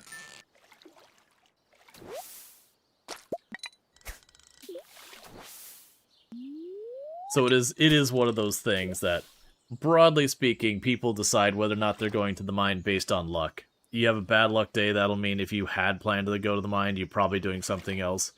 If it's a good luck day, you know, and you hadn't planned to go to the mine, maybe consider it. My only annoyance is you gotta check the TV every day for it and go through all that. Like, I kinda wish that, like, one of the things you could buy, like, you drop, like, 2,000-3,000, you know, gold in game, and you get, like, a little, like, lucky medallion, and it'd tell you your luck for the day. That you just be there and just be a thing on the UI that'd be, like, you know, there'd be, like, a plus or a minus luck, like, it'd just be a thing up here. But, no, you gotta go thing. It's the same thing with, like, the weather. I kinda wish as well as things that, sure, you can use the TV to get the weather, but after, you know, $5,000 or whatever, there would just be, like, a weather forecast thing. Yeah, oh, and I'm sure there's mods for it. And, like, I could grab it, I won't, but I could. But it does, because, like, I like when it's a path in the in-game mechanics, that, like, once you've gone long enough that you're like, okay, you as the player already are familiar with this, skip the dialogue. You know, having to repeat the dialogue doesn't add anything to your experience.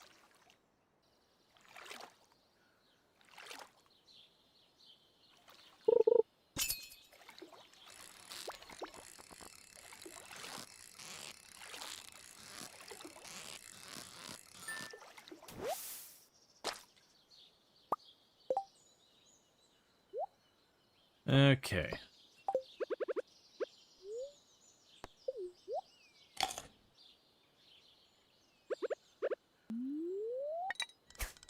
It'd be nice if we got a river jelly.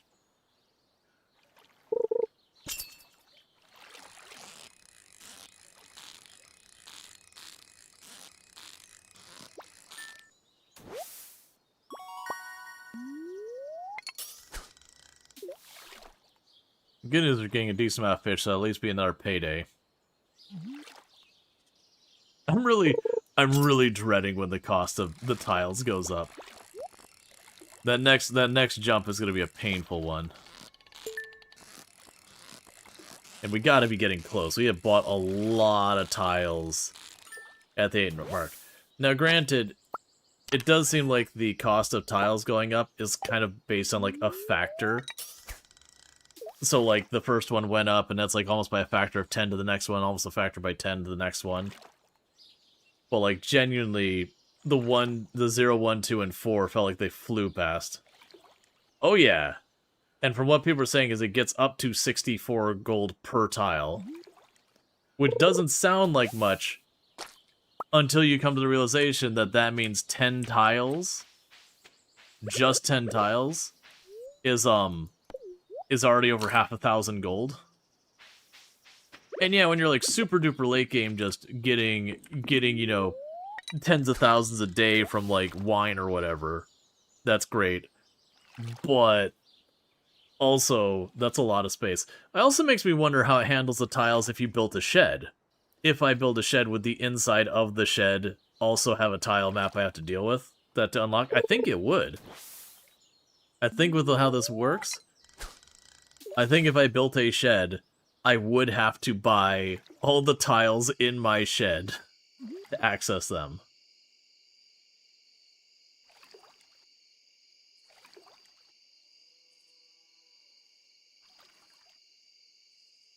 Because I think it just takes the screen and all the tiles that are marked walkable, it puts the grid on. And then, you know, they all have the price increase and yada yada. And otherwise, I'm assuming they just have, like, a data file or whatever for each map. Or even, it might even go to each tile on there. And that it takes this tile, and there's just a duplicate of the tile that has the passable set to no. And then when you buy it, it turns it into the actual tile that's supposed to be there, kind of thing. Because I remember digging into how the code worked in Stardew once. Like how they set up their whole grid map and everything.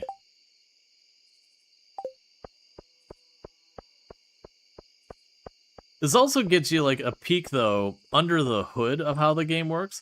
So all these ones that don't have the grid on it, those aren't like walkable tiles. These are effectively, they're walls. That square is just a wall, and then these are just open spaces. No matter what they look like, they're effectively in play. So when you're ignoring like the graphics of the game, you can kind of determine like how the map looks for your character movement and everything.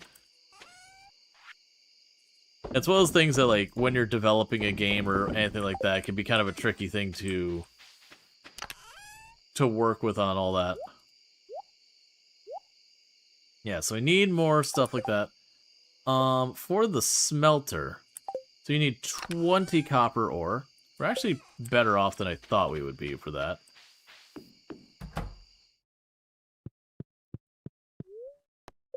Alright, I can refill my drink real fast. Okay. Yeah, and these kind of things, unless you're doing like speedrun stuff, I usually find with a lot of these things in Stardew Valley, when you're comparing them, there's a correct answer. Because if you look at that between the crab pot and the fish, okay, the crab pot thing, it has a reduced cost to build. Cool. You built the crab traps one time, and then you've lost all benefit. Versus fish being worth 25% more forever is just, they're worth 25% more forever. That's 25% more income. Now, if I remember correctly, I want to say, like, if you choose Trapper, you get a different branching one later. I don't remember what they are. I'm just taking the one worth more money, because that's immediately useful, and will continue to be useful.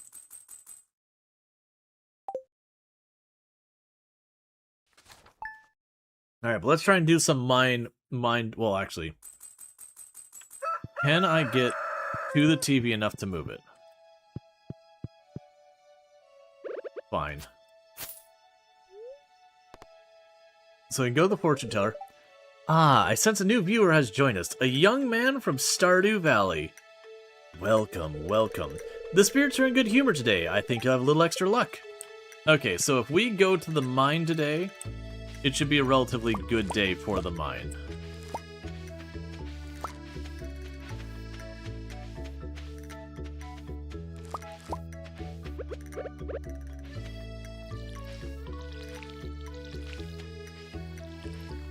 The area below the desert will be fun. I'm curious how that'll be handled. If it is one of those things like that where it resets and like the tiles are reset every day, then the approach I would have would be the cheese strat of just putting together a ridiculous amount of stone, build a bunch of stairs, and just jump to the end. Because at the cost of buying the tiles, it'll be more economic for me to just stockpile stone and just cheat it. You think the luck thing also handles that? It wouldn't surprise me. Like, luck is very ubiquitous in this game, that it does affect way more than you'd expect it to. Which, again, is one of the reasons I actually don't like it as a mechanic, because it's something that you as the player don't really have any control over, and it kind of just invalidates doing one thing on one day versus the other. And like rain had, like, the weather effects kind of also do that, but at least the rain and all that, usually broadly speaking, it's whatever you're going to do, it suddenly just gives you a bunch, like, it just takes responsibilities off your shoulder, because now you don't need to water the crops to manage it. Versus the luck thing can absolutely be like, what were you planning on doing today? Well, that's too bad. It's not worth doing now. Go do something else. And like, bad luck can feel punishing with no recourse. Now, if on the other hand, if luck did have a tie-in, if you're talking about the bottom right ones, that is the rice. And the rice does not need watering. Because it's close enough to the water, it's automatically watered.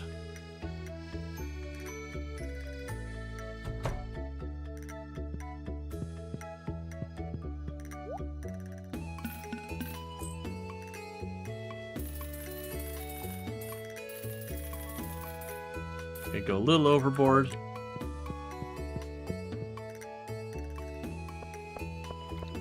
Yeah, no, it is a little weird the way it's displayed.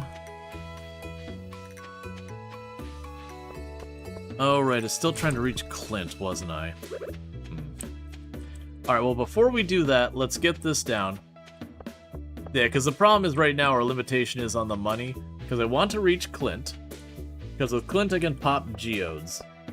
And with geodes popping, I could potentially start working on the museum.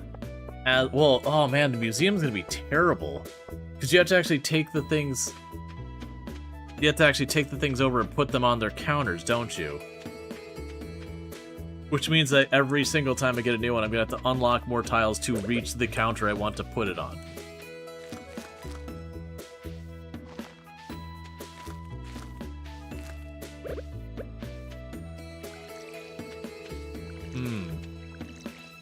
That is going to be an ucky one. Well, no, but I'm saying you have to place it, though, so you have to get to... Oh, you just donate it? Why do I feel like you...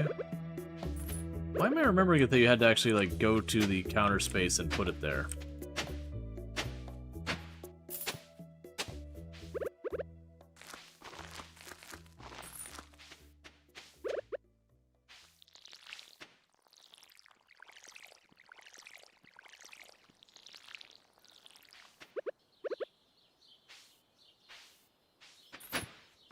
Yeah, no, I get what you're saying. It's just... I'm wondering why I remember... Like, man, it's been a while.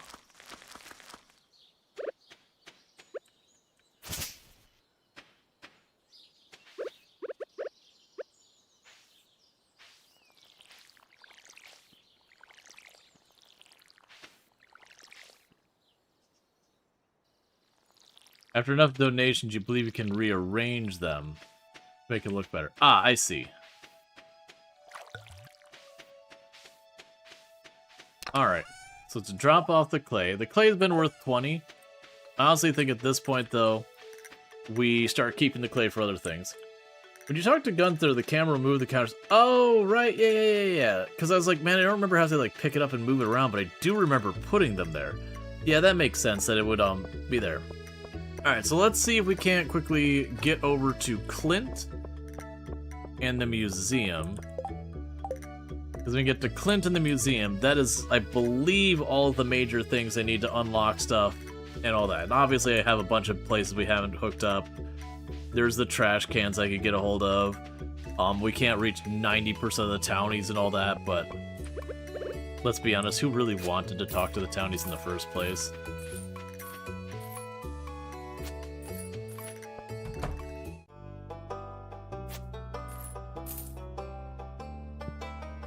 Okay, I can reach you.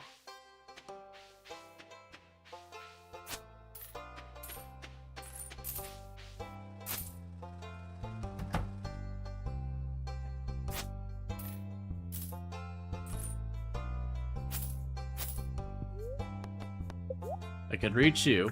So worst case I can buy my way to victory there. I'm gonna go ahead and get access to these trash cans.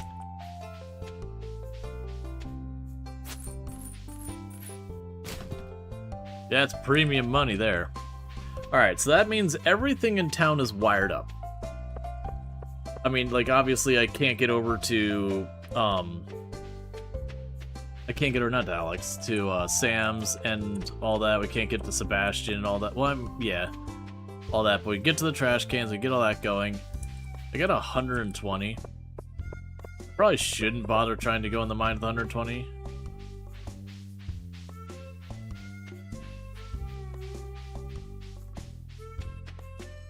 But I'm going to. Yeah, I was thinking I probably should actually plant those, like, with the limited space, if I'm not using an area for farming, I probably should plant the acorns and maple seeds and all that to grow the trees, since I'm going to have a lot of difficulty accessing more and more area for trees. It'll probably... Oh, go ahead and grab that if you're right here in range.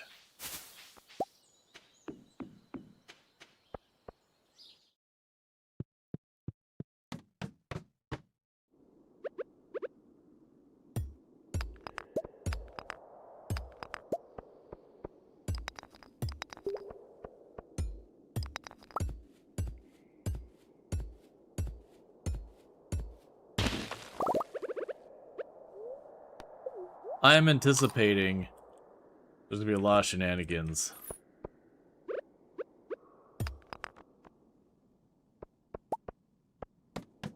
With this.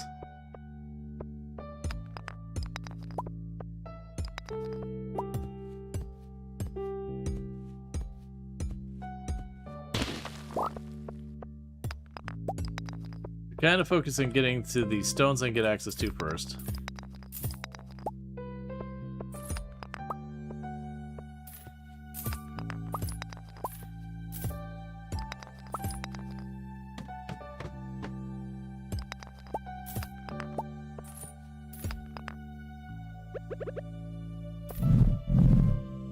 That's it.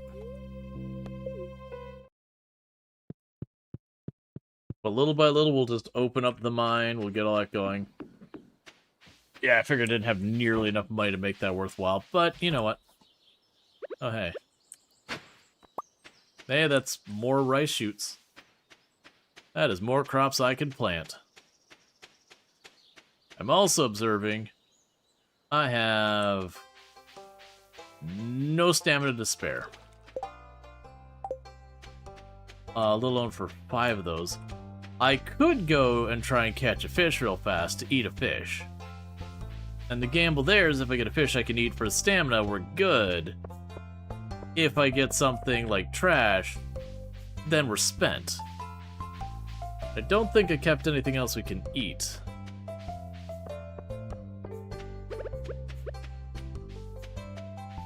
But you know, sometimes you gotta gamble.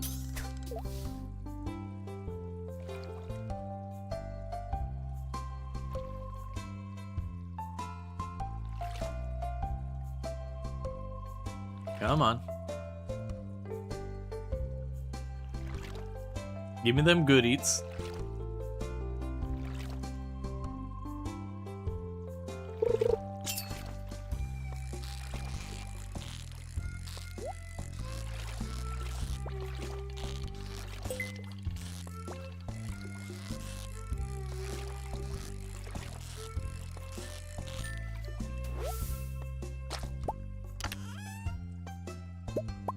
And another 5 rice.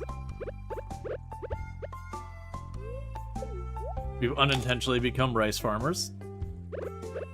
We need more stamina. Because I gotta dig 10 spots. If I can. Because I might be in a situation where... I mean, realistically, I'm just gonna have to, like, shove them where I can. It'll be fine. We just need to not make immediate eye contact with it. It'll probably be okay.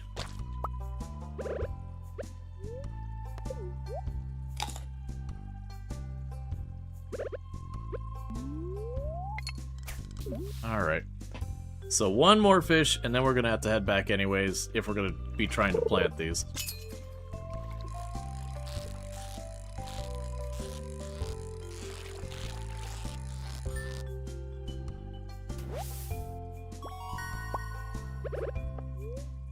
And smallmouth bass. Let's see, do you have to buy every farm square? You can't just get a 3rd row and do the next tile over. I can potentially skip tiles. I just don't want to hear this the whole time. As I'm doing stuff, just... I'm willing to pay money to not have that happen. And I feel like people would appreciate that very rapidly. Of me not trying to do the farm and the whole time just hearing... Brr, brr, brr, brr, brr, brr.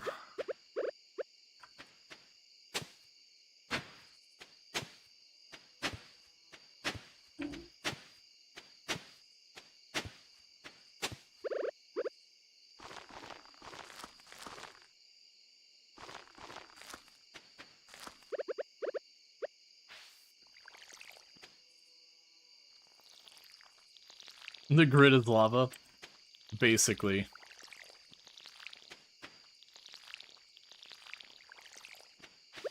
Okay, we'll put down the pine tree over here.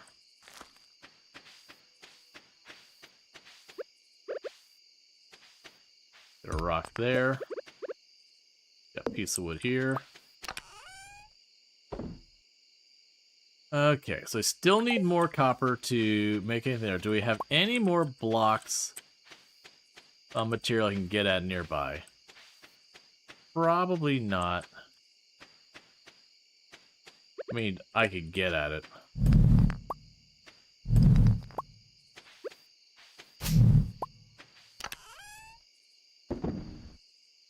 Ooh, one thing of mixed seeds. Alright, you're really low, but I can make that work. One mixed seed right there. Put the water down. Top it off. Alright. So we got 10 days left and then the season's over. I don't think we made, like, almost any money at all today. We didn't. Alright, so yesterday we didn't make any money whatsoever. Farmer, I have a request for you. I need fresh cauliflower for a recipe I want to make. Could you bring me one? No. No, I can't, Jody. I'd have to pay a fortune to reach your home.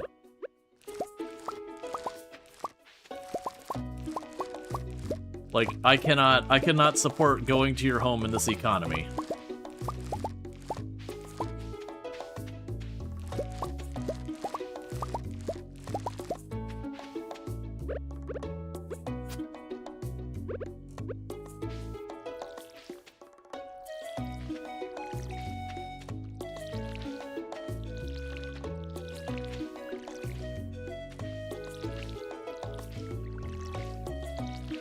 Yeah, it looks like we got 40 of them here. Hi, little husband. Hi, wifey. You know what I like? What's that? I like napping together earlier. Yep. We took a nap and we were like... Yeah, my day started super early, and we got back. Yeah, our day started, like, it was a fun thing, but our day started super early. And that's the thing, is like, I was expecting it to potentially go later, so I was like, alright, stream might be late tonight. And it wrapped up earlier than that, which I had a really good time, but I'm also kind of thankful about. Because I was running on like 1 hour of sleep. Like, I tried to get to sleep earlier, it just didn't stick. And so they're like, yeah, well, you know, the other people were being with, they're like, yeah, well, you know, we did what we kind of wanted to here. So, you know, we could just go back to our resort or whatever. It's like, okay, you know, if that's what you want. And in my head, I'm like, please, I am so tired. It is so unreasonably hot. Okay, so we got 40 parsnip to sell, which is good. And we just got the heads up that there is a smallmouth bass frenzy going on in the forest that I can't get to. So, it feels bad, man, I guess.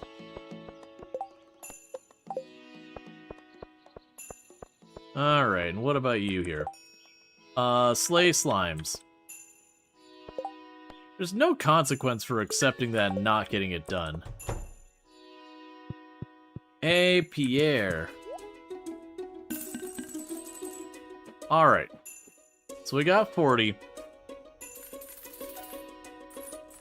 We're gonna replant those.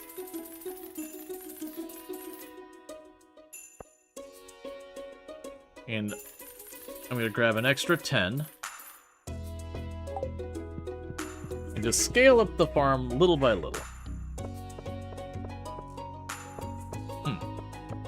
We're in town. We gotta shuffle the trash.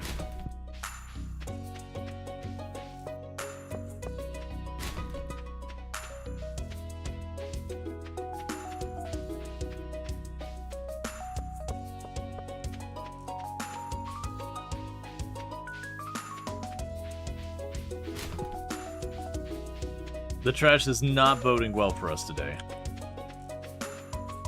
It's also weird navigating the town in these like little channels that go between the buildings.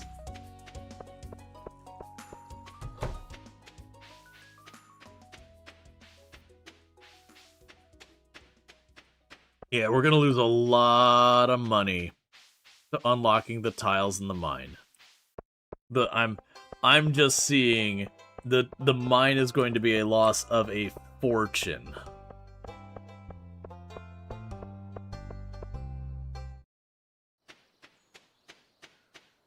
So we get all these planted. But it will be a necessary thing, because unless I can get myself making like copious amounts of money and then just buying the ore directly from Clint, which in all honesty will probably become a necessity as time. Didn't mean to buy that tile, but it's mine now, so cool, I guess. Honestly, that'll be where we expand, is over here.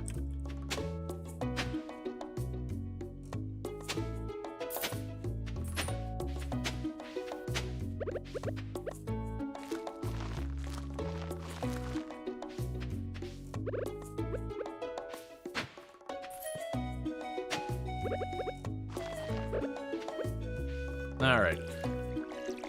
But yeah, honestly, I could certainly see that late game, not even late game, that strategically, when it comes to advancing things, not even particularly pursuing going deeper in the mine ourselves being the play, but genuinely just trying to get as much of like a money machine going on here as we can. And then just buying the ore. Because if we look at it, every tile in the mine, I gotta spend. Currently, it's at 8. I'm expecting it to flip to 16 any time. So we consider that, sure, Clint commits highway robbery and charges like 100 gold for some of those chunks of ore. Like it's downright criminal. But at the same time, if I'm having to go down to the mine and like every 4 tiles is the price of a piece of ore, that gets to the point where it's like, no. The economic strategy is to just buy it. Yes, when I unlock the tile, it stays unlocked. But each time I go into the mine, I'm gonna have to like kind of move around trying to figure out which tiles are the ones I need.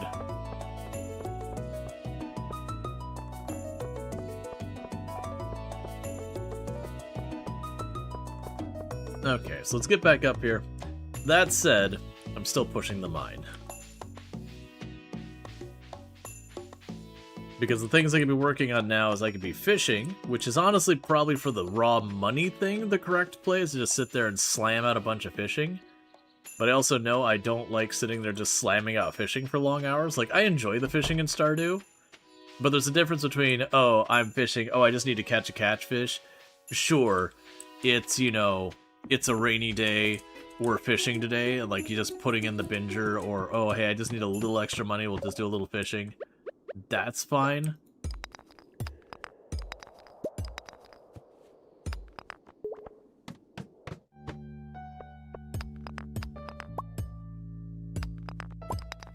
I'm realizing I don't have the stamina to do this. Alright, well I guess we are fishing. Because I'd fish to get our stamina up a little bit more.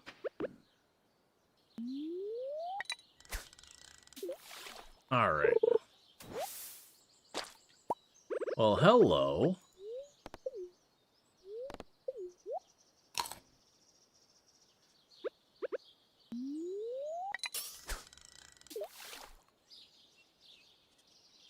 That'll also be another one that gets me, is if it's not a rainy day, then, I'm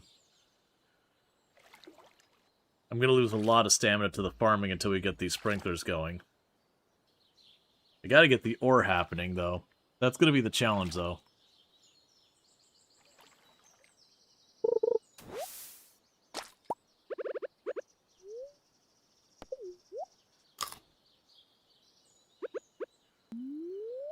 If you want to keep giving me stuff that I'm just gonna eat, I'm down to go into that mine. I'm just trying to think of how much stamina I can get away with and make meaningful progress in the mine versus not. Another thing to go for is the hot springs.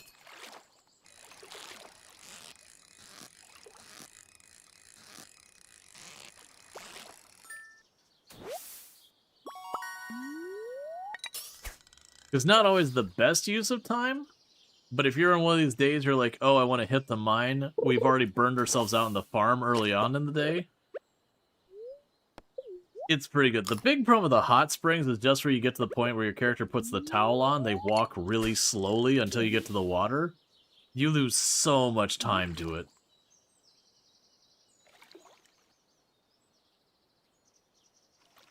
And then you have to go through like 2-3 screens most of the time to get through it.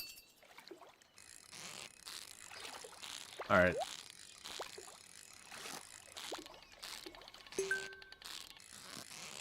I think after this fish I'm hitting the mines anyways.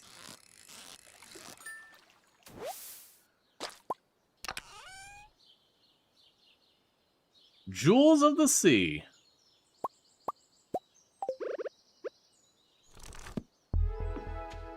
Alright. So the fish now have a chance of giving us roe.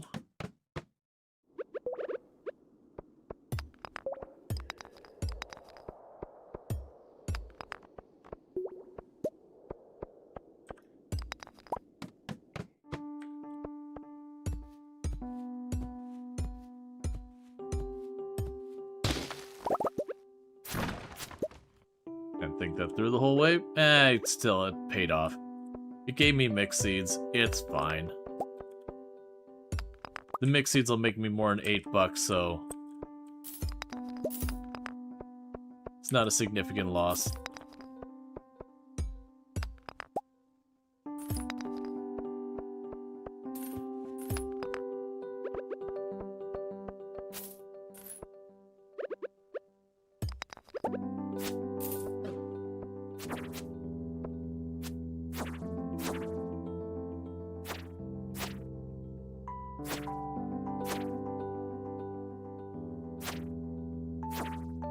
Come on.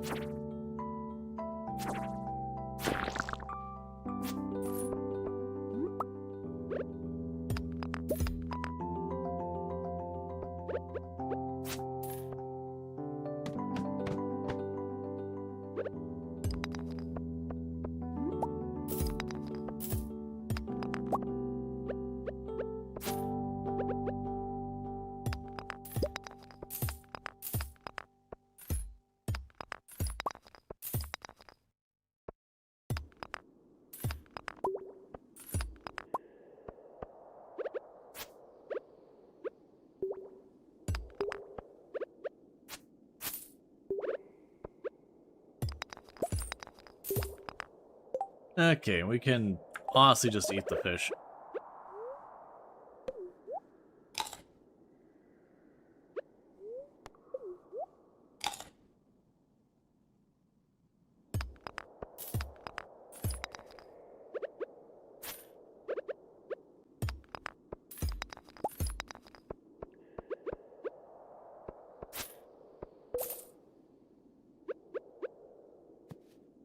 Running out of money, but this area should give me a decent amount out of it. And thank you for the follow. Welcome to the stream.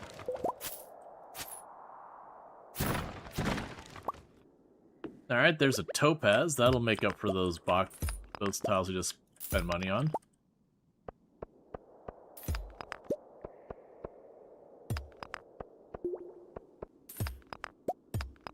Okay. Alright, that's it for our cache. And little by little we opened up a whole bunch. We did get some mixed seeds and all that, so that's at least something. It cost me so much to go through that stupid mine. It's fine. Or not, I don't know. Yeah, if I was going to push for getting the bathhouse available, that's probably going to be, if it's 8 per tile, I would guess probably by the time you get up to it, like up to the train area, over to the left, into the building, in from that first room, into the respective locker room, and then do the zigzag through the locker room, to then to the bathroom, like to the bathhouse, to then to the actual bath area. We're probably talking a good like 30 or so tiles or more. Maybe even 40. That's not an insignificant number. Maybe even more than that, actually. We might even be talking like 50. And at 8 apiece, assuming the price doesn't go, we're talking almost $500. And that's assuming nothing else happens there. So let's go ahead and drop all you. The quartz we're gonna hold on to. Oh right. Gunther wants those, doesn't he?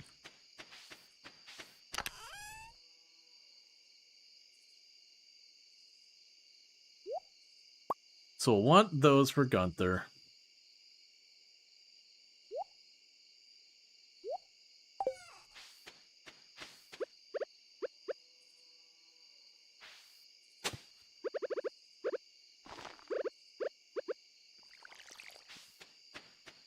If you upgrade those houses, the tiles reset? I don't think so.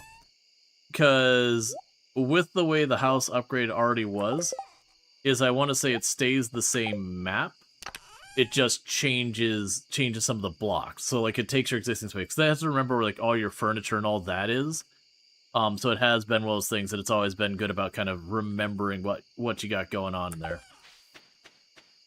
Alright, so we don't have much going on there. Gonna be another no money day. Alright, so we got the bee house.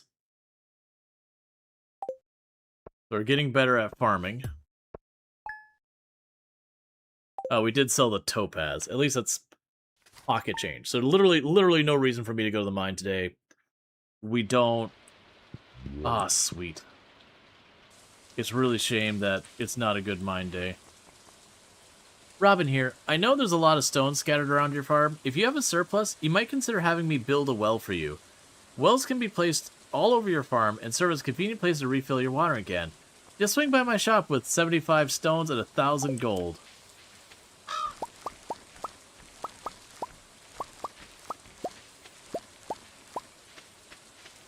Well.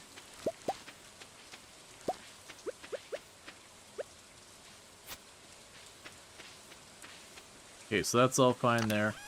We don't have what we need for a scarecrow. With that said, so I've got you two.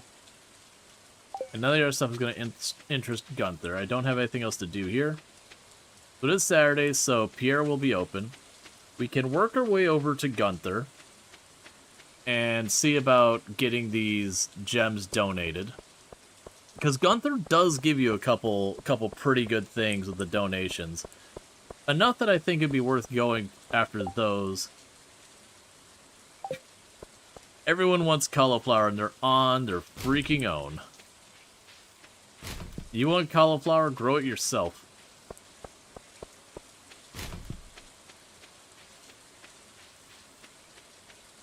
Here at MTX Hills, the only thing we do is parsnip. Why? It just happens to be the cheapest plant. I've been using it as a ramp-up thing where we have a quick turnaround. Yeah, so you're at 8 a.m. you open.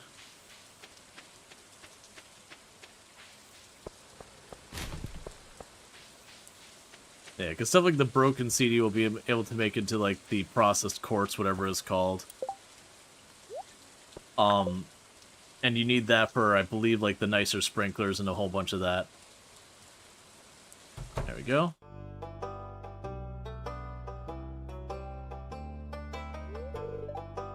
Abysmal.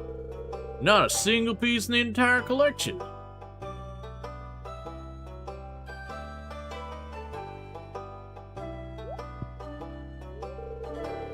What's this? You found something? Let me see it.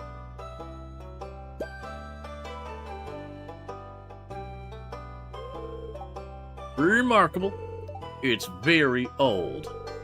I love to study this stuff in greater detail, but it is yours. I've got a favor to ask you. Would you consider donating any new artifacts or minerals that you find? We can make groundbreaking discovery together, and I would certainly take all of the credit. Oh, and who knows, if you keep donating, I might come across some interesting items to send your way. Think about it, will you? If you decide to donate, just bring the objects to the front desk. Yeah, iron, gold, refined quartz are for tier 2 sprinklers. Yeah, no, I remember that. That was a big thing, was grinding up a bunch of the quartz, which is usually never that bad. There you go. There you go. Music seems a little on the loud side. Let me just... There we go. Aw, yeah. 250 bucks for dropping off a dono. Charity always pays.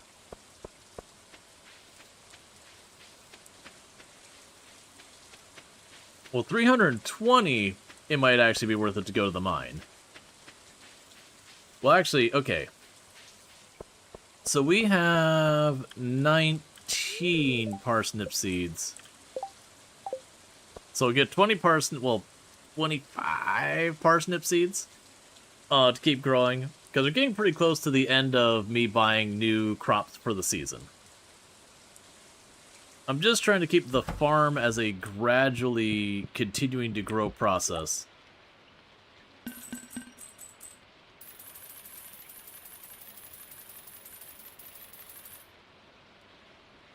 I make good decisions. But just basically trying to keep the farm ever growing just a little at a time. Because that'll ultimately probably be our big money maker. Once I'm able to start getting to the point of putting down the sprinklers and all that, as fast as I can get more sprinklers, we're just going to expand, because then I just have to like plant everything, run by, and clean it all up.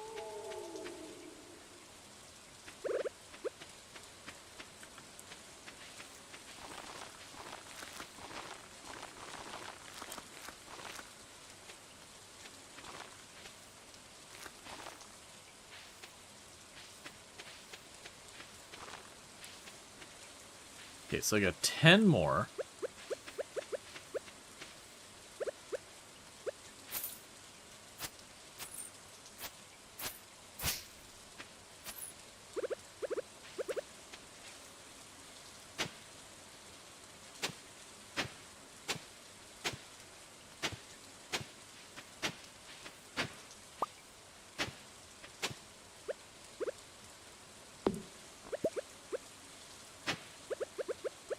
Okay.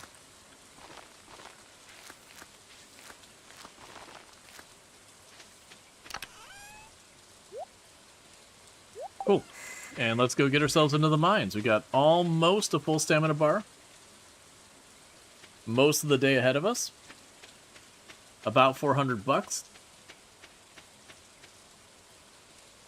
If we're lucky, I'll get enough for a copper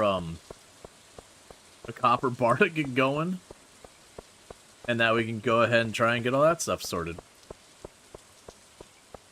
And also, we can manage to get to floor 5. That'll get us the next thing in the Explorers Guild. I think both of those will end up giving us... It won't be a lot of money, like 100 gold or whatever. But those quests all do mean unlocking like an extra 10, 11 tiles, 12 tiles. Which just makes it so I can navigate that much more.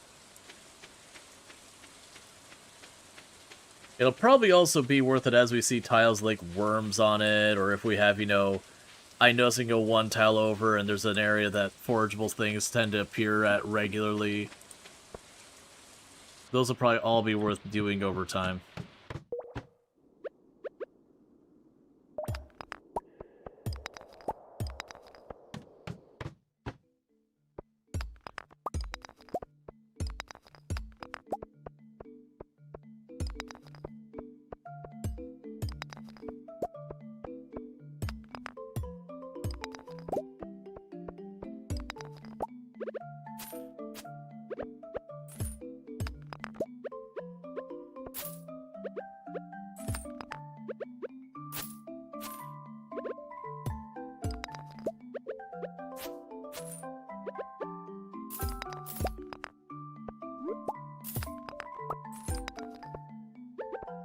Alright.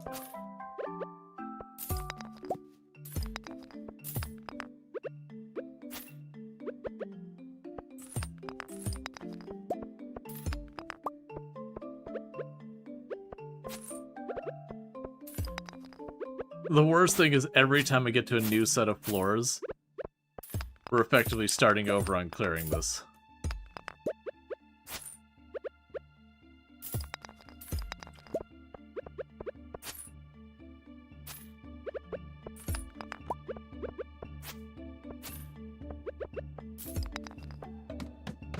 got that one done.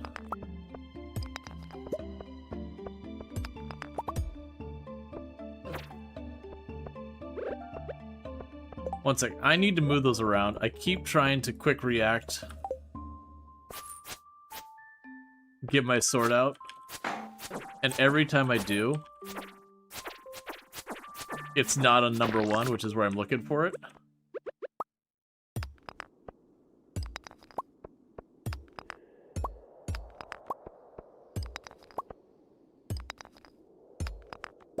Okay.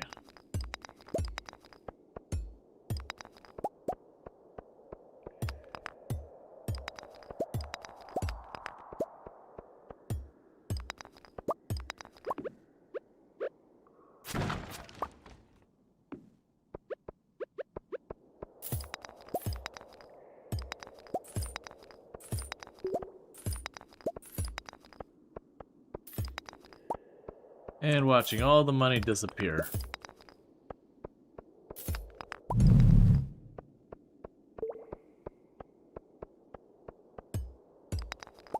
Yep, and that's it for this trip.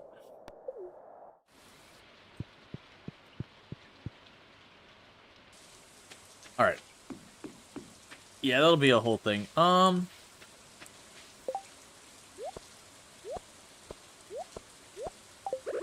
We still got plenty of day left. I still have stamina left. We're just out of cash. Let's go ahead and catch some more fish. We haven't fished up here during a rainy day. We just got to keep doing what we got to do to bring in money. Because I have been noticing the days that have been mostly fishing, the one big negative, or sorry, not fishing, mining, the one big negative is I'm not really bringing in anything to sell. So those are a 0 money day. So I do need to supplement that. We are getting a little bit from the crops, but I'm reinvesting all that crop money into opening up the map and slowly getting the farm bigger. So I do need something that's just an influx of money in itself. I really appreciate... The river jellies, while overpowered, feel like such a great addition to the game. Because it just lets you get your fishing going faster. And it's a source of decent endurance. So you can go out, and as long as you get one, you can just knock out some fishing real quick. I'm going to stop eating the fish for maintaining fishing, as a way of mitigating just putting too much fishing time in.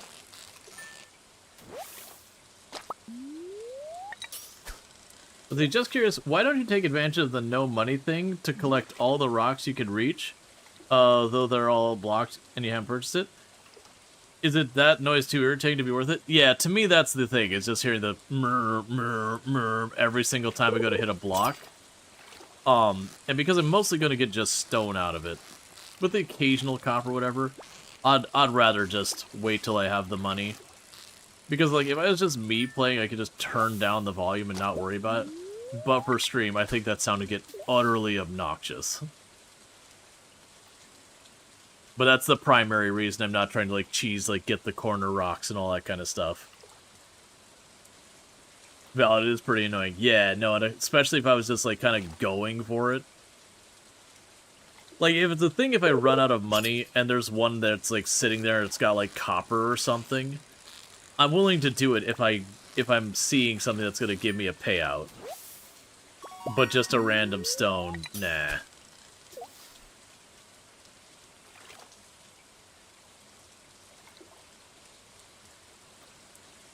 But yeah, like an ore node, I'd be willing to do that. The gems, I'm willing to, like, you know, cheese the corner kind of thing to grab it. If we have, for example, a forgeable is at a corner of me, and I can grab it, I'll take advantage of it. Because, like, just one sound of it, who cares? I'm just worried about getting into the trend of trying to take advantage of every chance I get. Just pulsing that poor sound.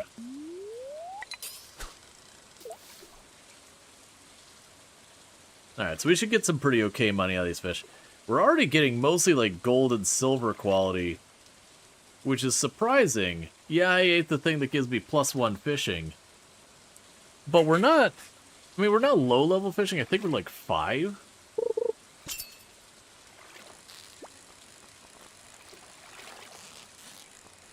but still.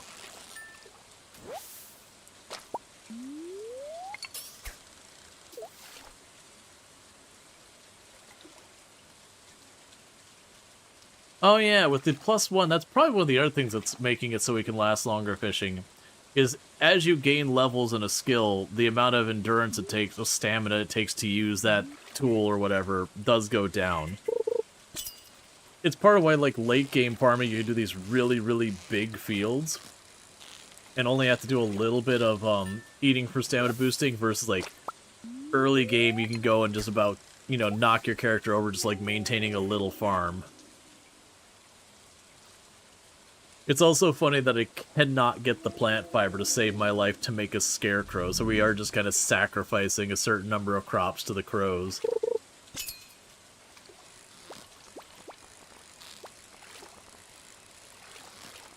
It honestly might be a thing that there's a little area next to the community center that bushes tend to grow in pretty reliably. It's like a little fenced-in area.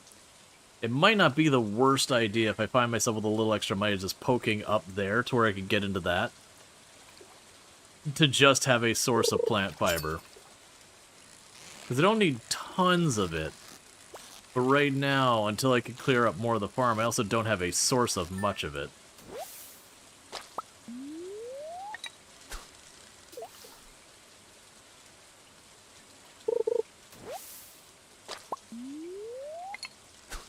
Alright.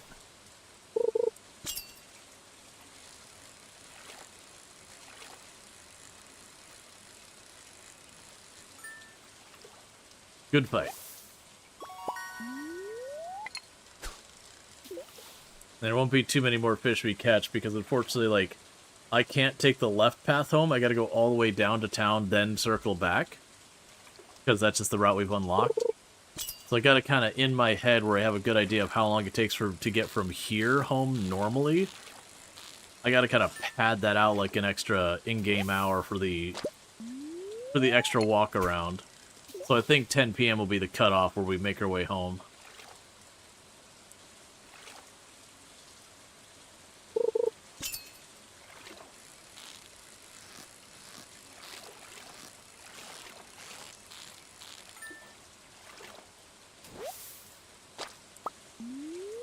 Alright, and this will be our last one.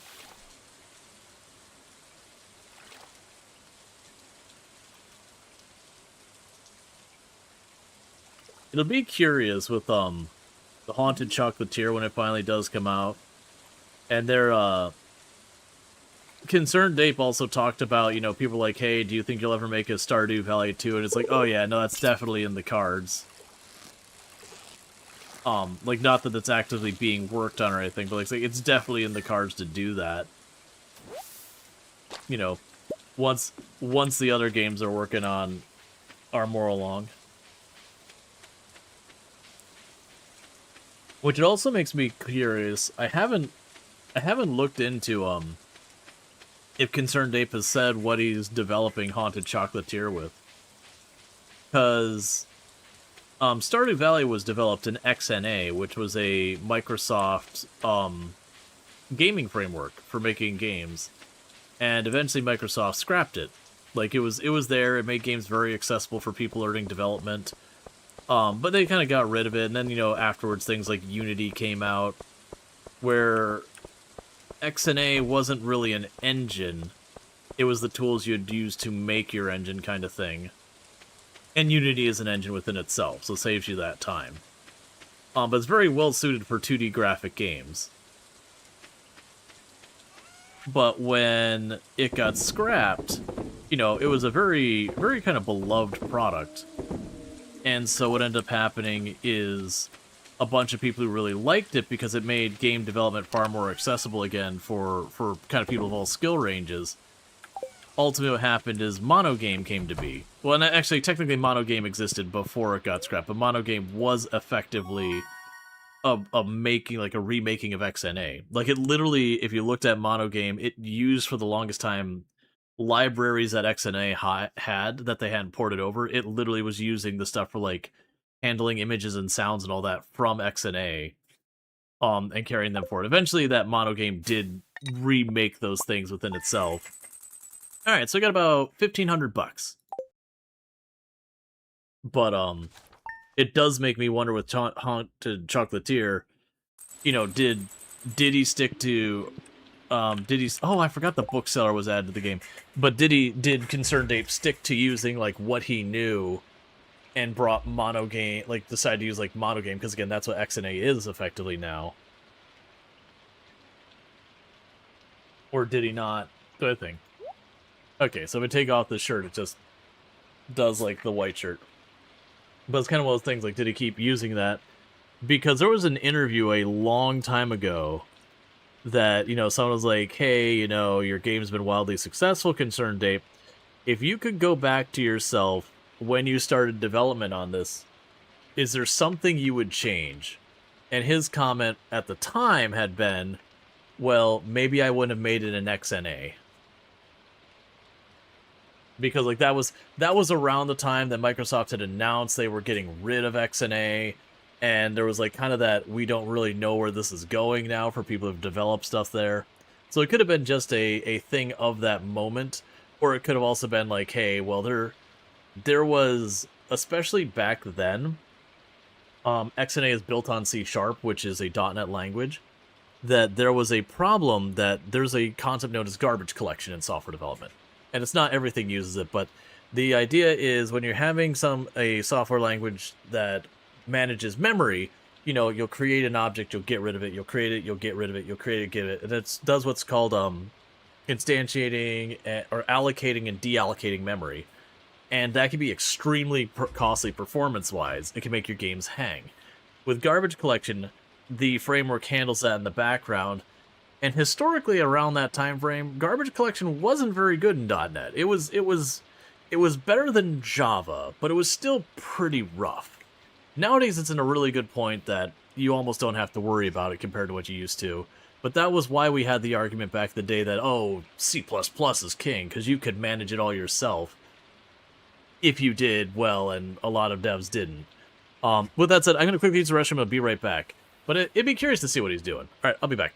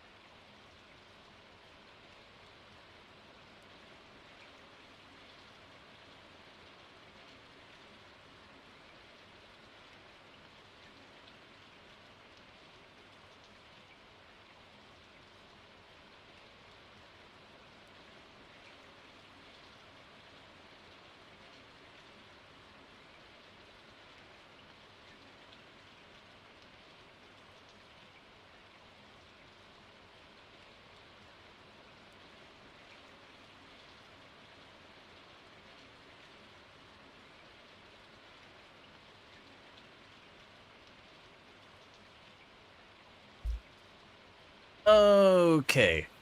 So, with that whole concept of like the memory allocation, deallocation, there's a lot of really cool hacks that games do to work around that for maintaining performance. And I think one of my favorite ones that'll happen is, you know, like, think Terraria. So Terraria, you get the guns and they fire their bullets. And tons of bullets go out of them. So, if Terraria was sitting there and going, okay, you know, instantiate a new object of bullet, you know, with this velocity, this sprite, this all that. Okay, the bullet hit the thing, the bullet ceases to exist, deallocate bullet. You would fire the gun and the game would practically lock up because you'd be just allocating and deallocating memory so fast, the whole thing would just struggle. But instead what happens is when you're looking at that, what a game like Terraria does is they have their bullets and they'll instantiate 100 bullets.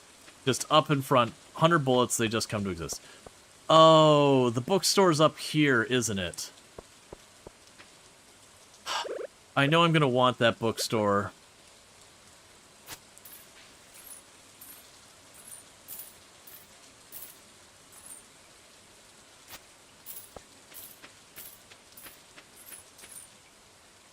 Oh, this is actually good for other reasons.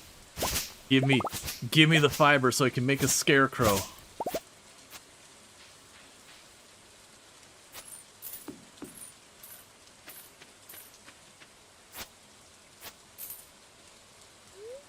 But so what'll happen is they'll instantiate 100 bullets. So 100 bullets are already made because that's like, you know, how many bullets they realistically think can be in the AR. And so what happens is it takes the existing bullet, which is hidden off screen or just not where you can get at or whatever. It brings it, it puts it on your gun, it goes, okay, make it appear, and then fires it. And when it hits the enemy, it goes, okay, you're now invisible and not in play. But the bullet still exists, and it puts it back off to the side. And so you're firing the same 100 bullets the entire time you're playing the game. It's just teleporting in place, firing it, vanishing it, moving it off, and just repeating that process as it needs bullets. Okay, so we can buy books.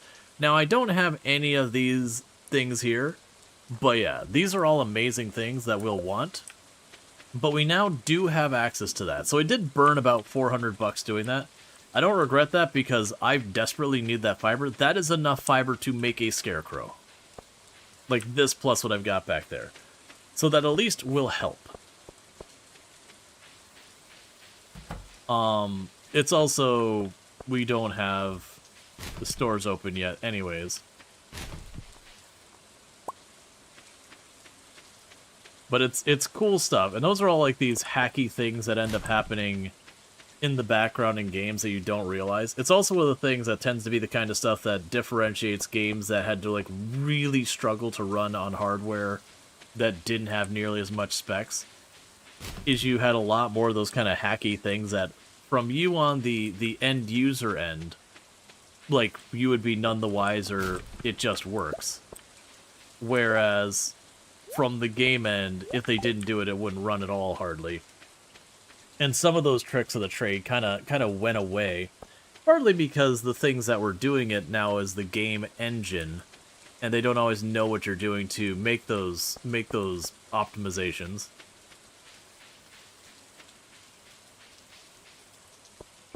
But there's lots of interesting stuff around that, or like handling the pathfinding, where you can kind of recycle stuff there. All right, let's go here. Grab another 10. I'll probably regret it, but that's fine. So like Unity, when you're doing it, it's nothing wrong with Unity. It just doesn't know what you're going to do. Like, you've made an object. That object is a bullet. And it doesn't know that you're going to want to, like, kind of take that object, you know, put it in play, do the thing, and not destroy the object, but move it. And so, you know, people not knowing those tricks, because why would they? You know, they don't take advantage of them. And then their game runs badly, and they're trying to figure out how to make it better. And a lot of times it is just going back in the old vault and being like, well, how did people deal with this before? Ah, okay. Alright, so I'm going to need wood, the fiber, and coal, I think it was, to make a scarecrow. I need more wood than I have. We'll chuck all that in there for a minute. We can go down over here.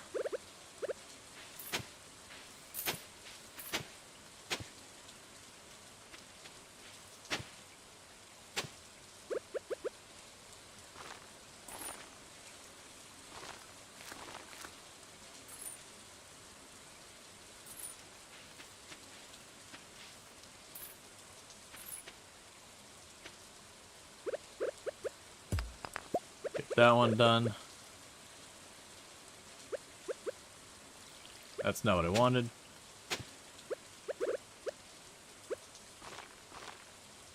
Alright, so I think we cut down a couple of trees to start dealing with this problem.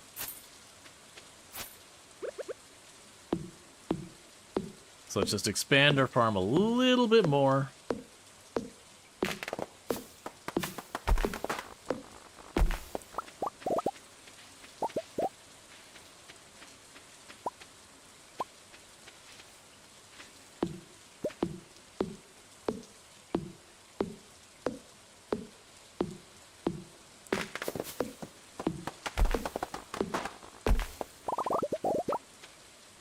hay.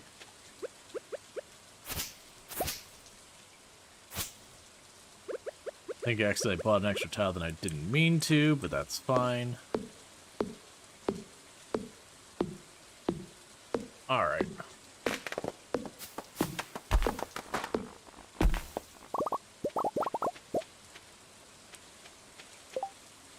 Okay, so now if we go here, quick stack that, and grab those back out. We can make our scarecrow. Chuck the rest of this back in. I will want that to try and plant a bunch of trees.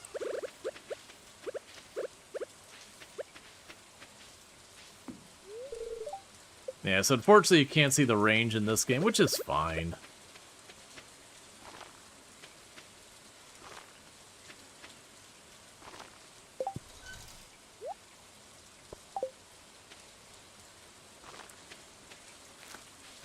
Yo, plant all those. Right. So we got all that settled. We can go ahead and work our way up to the mine and do that stuff. We can also get this quest off my list. And 100 extra gold. So that'll be good. I actually have enough gold to get some stuff done. So let's go to the mine, see if we can't make some more progress there.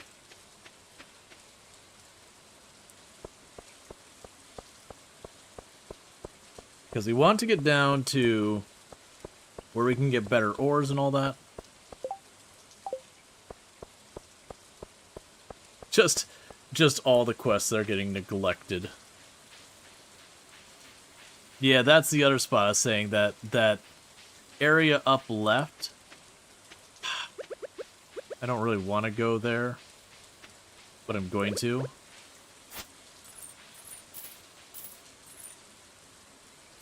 Because I know I'm going to end up needing a lot of plant fiber as this goes on. And without being able to go into the woods and clear, this is how I'm probably going to get most of my plant fiber. So it cost me about $100. But they gave me enough plant fiber for a second scarecrow. And that's going to be important for when I go to scale up the farm.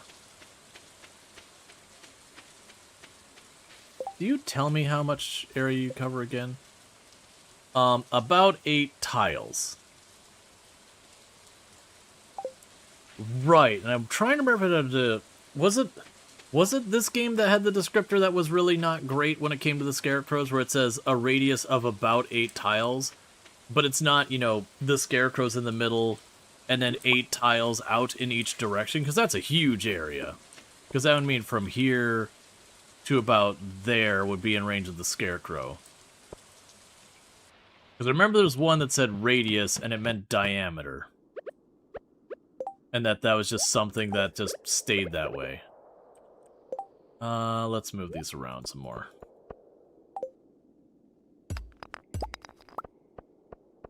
I do not remember. Because 8 tiles is a really generous thing to give us at the start.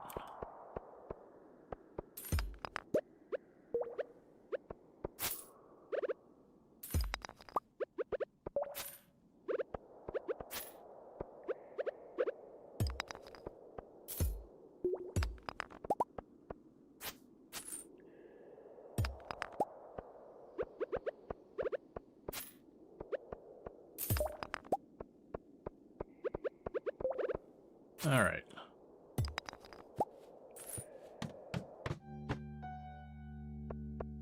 Eight tiles in all? Yeah. So then it's a 5 by... No, it wouldn't be a 5 by 5. It would be a 3 by 3. Just where, you know, the center tile is the scarecrow.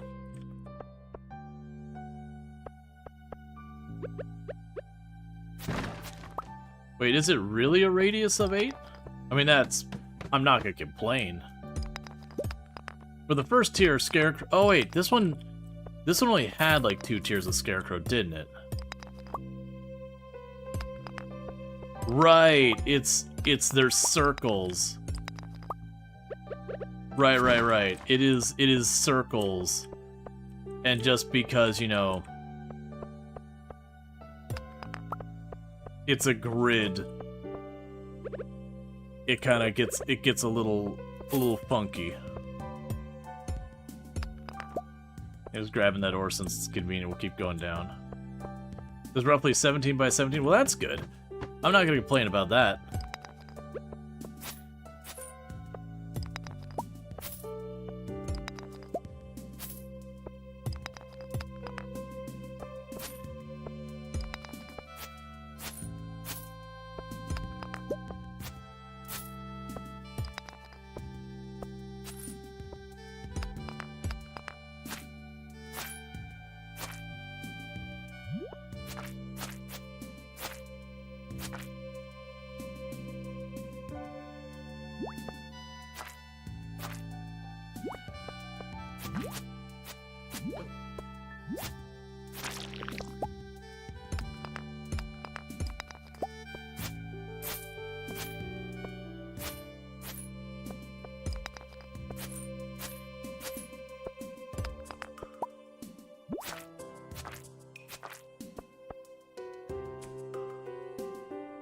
Did you get over here?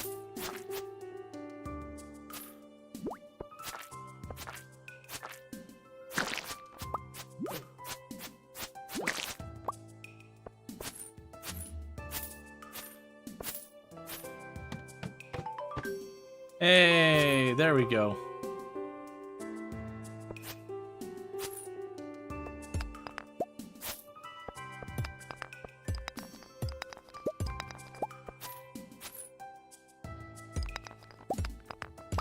Deluxe cover 888 spaces. Yeah. Wonder if that got buffed at some point. I don't remember being nearly that much. I remember that being one of the things that was kind of really annoying.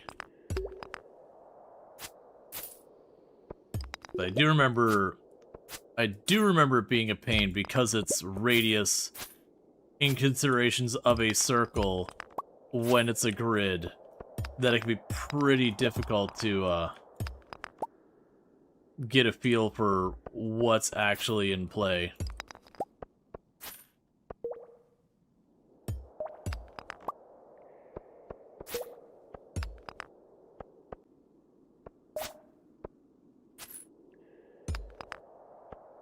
Alright, and you are spent.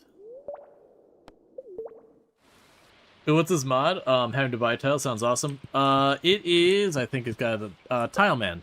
Tileman, however you pronounce it. We actually have some spare money for once.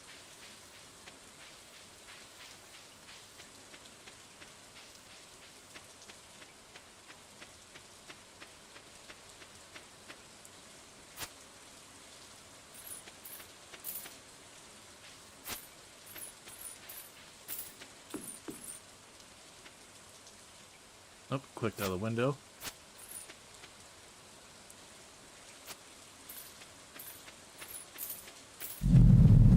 Alright, there we go. I figured I'd start opening up the alternate route. And that way I could also open up the route to the baths. Because as you see, we're having to go this long way around. And it's something I'm going to want to fix over time. So I do think it's going to be worth the time to occasionally open up a redundant route kind of thing. Because we're starting to get some better money. So we want to keep things moving. It is kind of a shame when you think about all this money I'm spending on these. These are becoming bigger bags. These are becoming your Joja membership or whatever route you're going. These would be, you know, getting your coop and all that. And it's just like, nope, opening tiles. Don't worry about it. Also, deeper in the mine, reach level 40. Is there anything we want to sell? Yep, the leak. Stack the rest away. That is enough to make the furnace.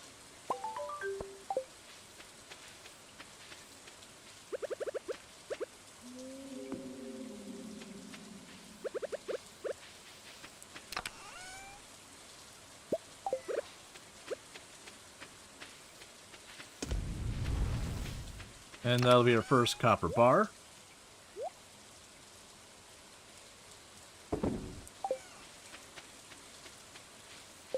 What's it costing me to make the trash machine?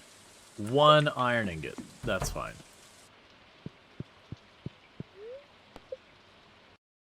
Okay.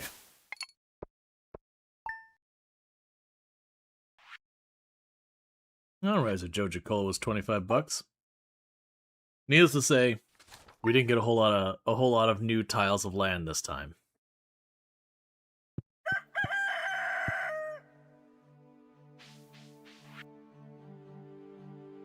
So you've been exploring the old mine. You've got the adventure spirit.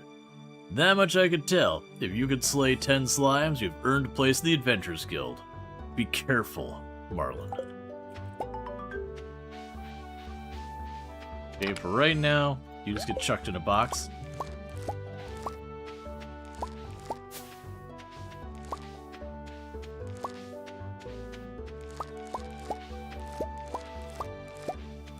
Alright, gained our level in farming. We got some rice as well.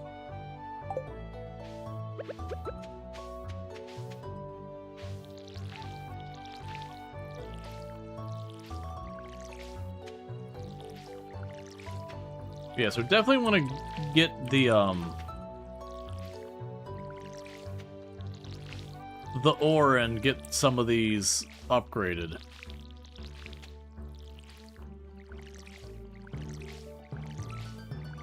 And my hope is that this level we're about to get here is the one that gets me the next level of Sprinkler.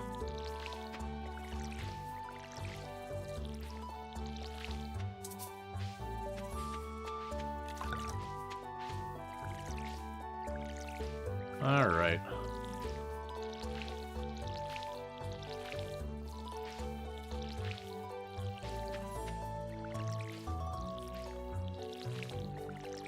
But yeah, and as this Tileman, basically what happens is at the very beginning of the game, you get just the 6 tiles, that's the carpet or the rug next to your bed, as the only freebies that you start with.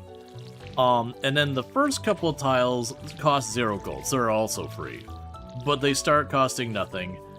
And then once you get past, like, it's something like 5 or 10 tiles, then they become 1 gold per tile. And then you get to, like, you know, 10, 20 more tiles, and that goes, okay, well now it's 2 gold per tile. And it's kind of one of those things that, like, the number of tiles you buy before the price goes up does, you know, gradually get higher and higher. But also the price also gets higher. For what people looked up, the maximum price is 64 gold per tile, which is a lot. Considering opening 10 tiles then is $1,000 and some change. And for that context, that's 10 tiles there. So, that is a substantial amount of money. Like, clearing this whole map is going to cost millions. But we're just basically, like, I haven't really set out with a whole lot of things. Obviously, like, winning.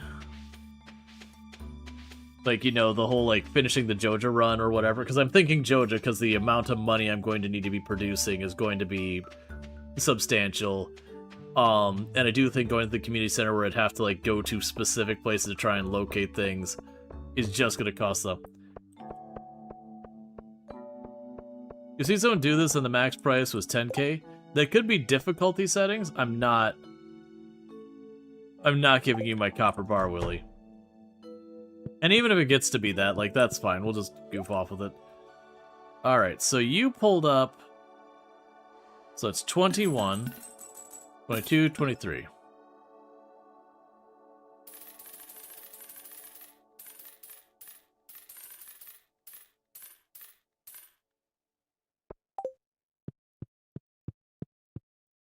Abigail, best girl?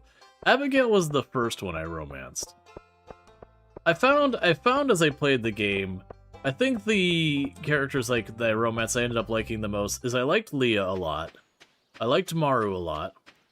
Penny was incredibly endearing, but also Penny comes with a package deal of Penny's mom, which is a really hard knock against Penny, dealing with that, which is not Penny's fault, but also, you know. There's a difference between finding Pam to be an entertaining character and then being like, Pam is your mother-in-law now, and going, hang on, wait a second, we need to talk about this.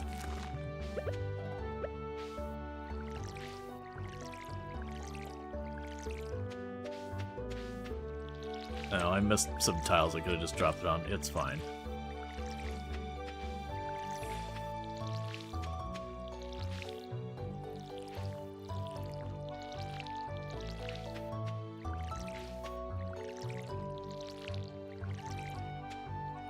But yeah. No, genuinely, I think, Stardew Valley's cast, I actually think is for, like, romancing, honestly kind of mixed bag. Like, I think they're all well-made characters, but if you're being objective and stopping back and being like, hey, like, is this a character you should consider romancing in real life and all that? You're like, maybe a hard no on the Shane department. Shane's got a lot of work that Shane needs to do on Shane before that's a healthy and reasonable place to be.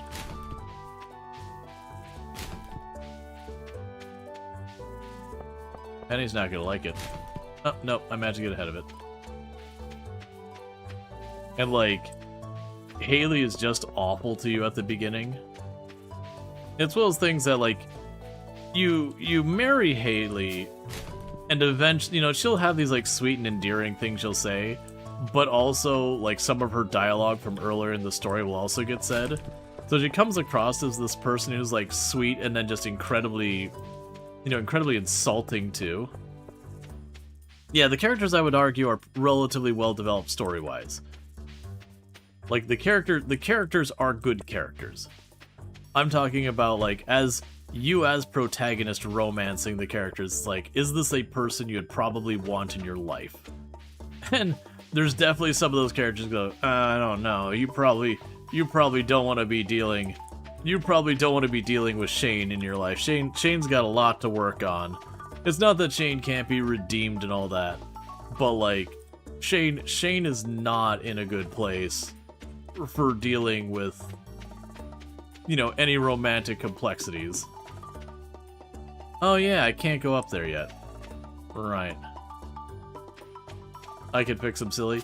Yeah, no, it's exactly as it goes that way, and it's like, you know, the I can fix him, it's like, right, but you gotta keep in mind, you're actually setting up Shane for failure. If you are everything that Shane depends on, and things don't work out, you have effed Shane.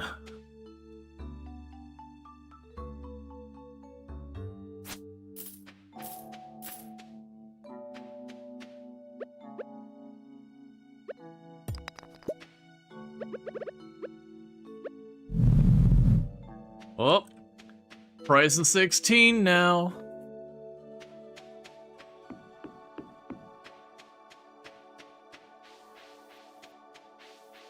But yeah, no, like, Shane's in a place where Shane needs a friend. A good friend to be there for him.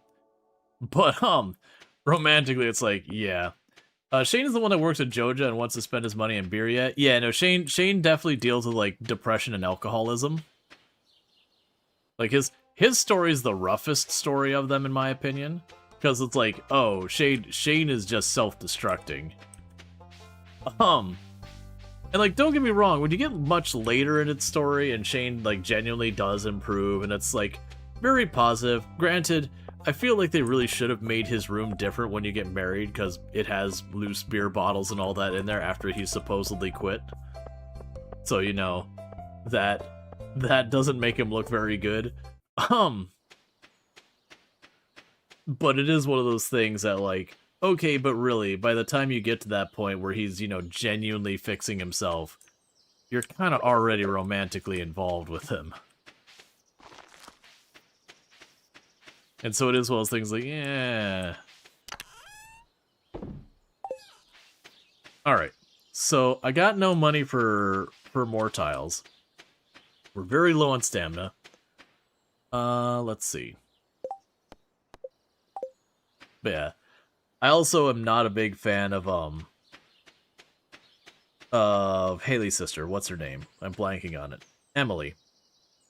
She's like a cool character and all that, but for just me and my beliefs and values, when she's like, we can use healing crystals. Do you have natural medicine? I'm like, please. Just no. It's like, I'm down to be a friend with someone like that. I cannot. I cannot from a romantic side. I cannot deal with that. Like, if that's what you want to do with your life, that is fine. But I am definitely someone who believes in medicine and all that. And I genuinely see cases where people push, like, the healing crystals and all that kind of stuff as, like, an alternative to, like, oh yeah, no, you got cancer, don't worry, get your healing crystals. Like, no, that you should be in legal trouble for that. You are preventing someone from getting the actual care they need by giving them empty promises. Like, by all means, as a supplement to make them feel good, like placebo effect, sure, I could get on board. But, like, in lieu of other treatment, no. And that's not something that Emily does, it's just something that goes with some of that stuff, where I've seen people do that they, you know, someone's going through, like, a very difficult time, and they'll be like, oh, you don't worry about that expensive stuff. Yeah, you can't afford it. You can just use holistic medicine. And to be fair, there is actually valid holistic medicine. There is genuinely things like garlic and all that do have antioxidants and things that do help you and your immune system and yada yada. They're also not treatments for really big, serious diseases. That is what Big Superstar stated years ago. Don't use deodorant. Use these crystals instead. Yeah, no, and it's stuff like that. I'm like, I mean, deodorant's just, you'll be unpleasant to be around versus, like, someone dealing with, you know, something genuinely thing. Holistic medicine includes pharmaceuticals. Right, people trying to do the right thing, like, health-wise, yes. There is stuff where you do stuff like mint to help with, like, symptom management and all that kind of things.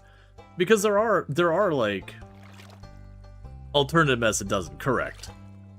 Like, that's the thing. And a lot of those lines get blurry when you're dealing with a lot of that. But yeah, so you know, Emily with her healing crystals, I'm like, I can't do it, Emily. I'm sorry. I just can't. It's like, you're a perfectly decent person in this world. I can't. I just can't.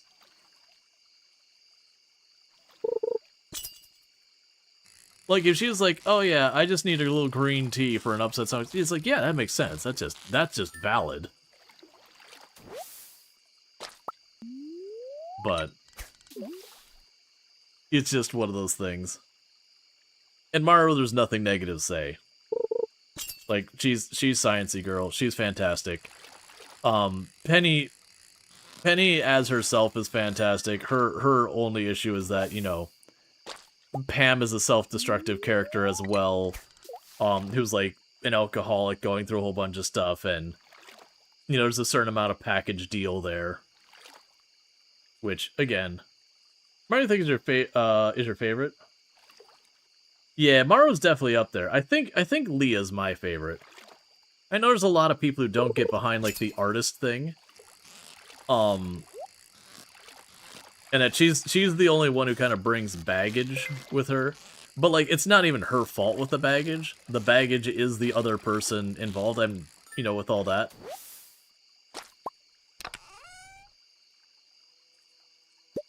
Hey, the Ints! Thank you so much for the raid. I believe I saw you were playing Coral Island earlier, which for those here, you know that I very much enjoy Coral Island and absolutely highly recommend it.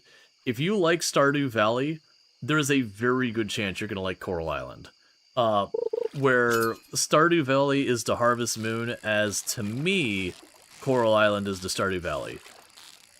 Yeah, so definitely check out the Ents playing some Coral Island. Does stream in German, just as a heads up. Does understand English, so can respond to the stuff you type in English, but does stream in German, just as a heads up. Coral Island's pretty fun to play. Yeah, no, it's definitely, like, Coral Island, if you're talking about your gameplay systems, and all that, I would argue that Coral Island is simply the better game. Which makes sense. It came out like 10 years almost after Stardew Valley. Not quite. You know, hopefully they've learned something. And they've got like just more systems and a whole bunch of things. You made it town rank 8 today? Nice! It has like, it took the model that Stardew Valley does and expands on it a great deal. You have like the whole cleaning up the ocean and a whole bunch of stuff like that. The thing that Coral Island, I said it will say, does not do as well as Stardew Valley, which is kind of a pro-con kind of thing, is Coral Island has an incredibly diverse cast. It is a huge cast. Like, there is a lot, and I mean a lot, of characters in Coral Island. But, as a consequence to that, you end up having a lot less attachment to any character's story because there's so freaking many of them. And so other characters, I would say, are well written. It is just one of those things, you just find yourself not really caring about them nearly as much. Like, I'm going to take one of these back to eat.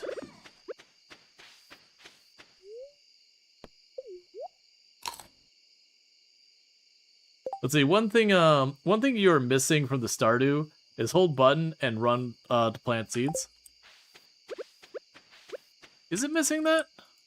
I mean, I believe you. It's just something that's like not coming across my mind right now. I'm assuming that is correct.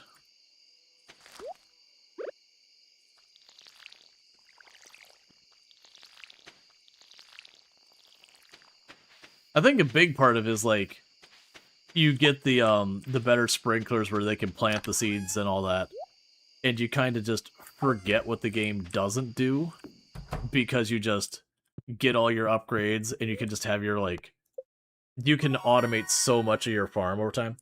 Okay, so we got our preserves jars. That's our first opportunity for artisan goods.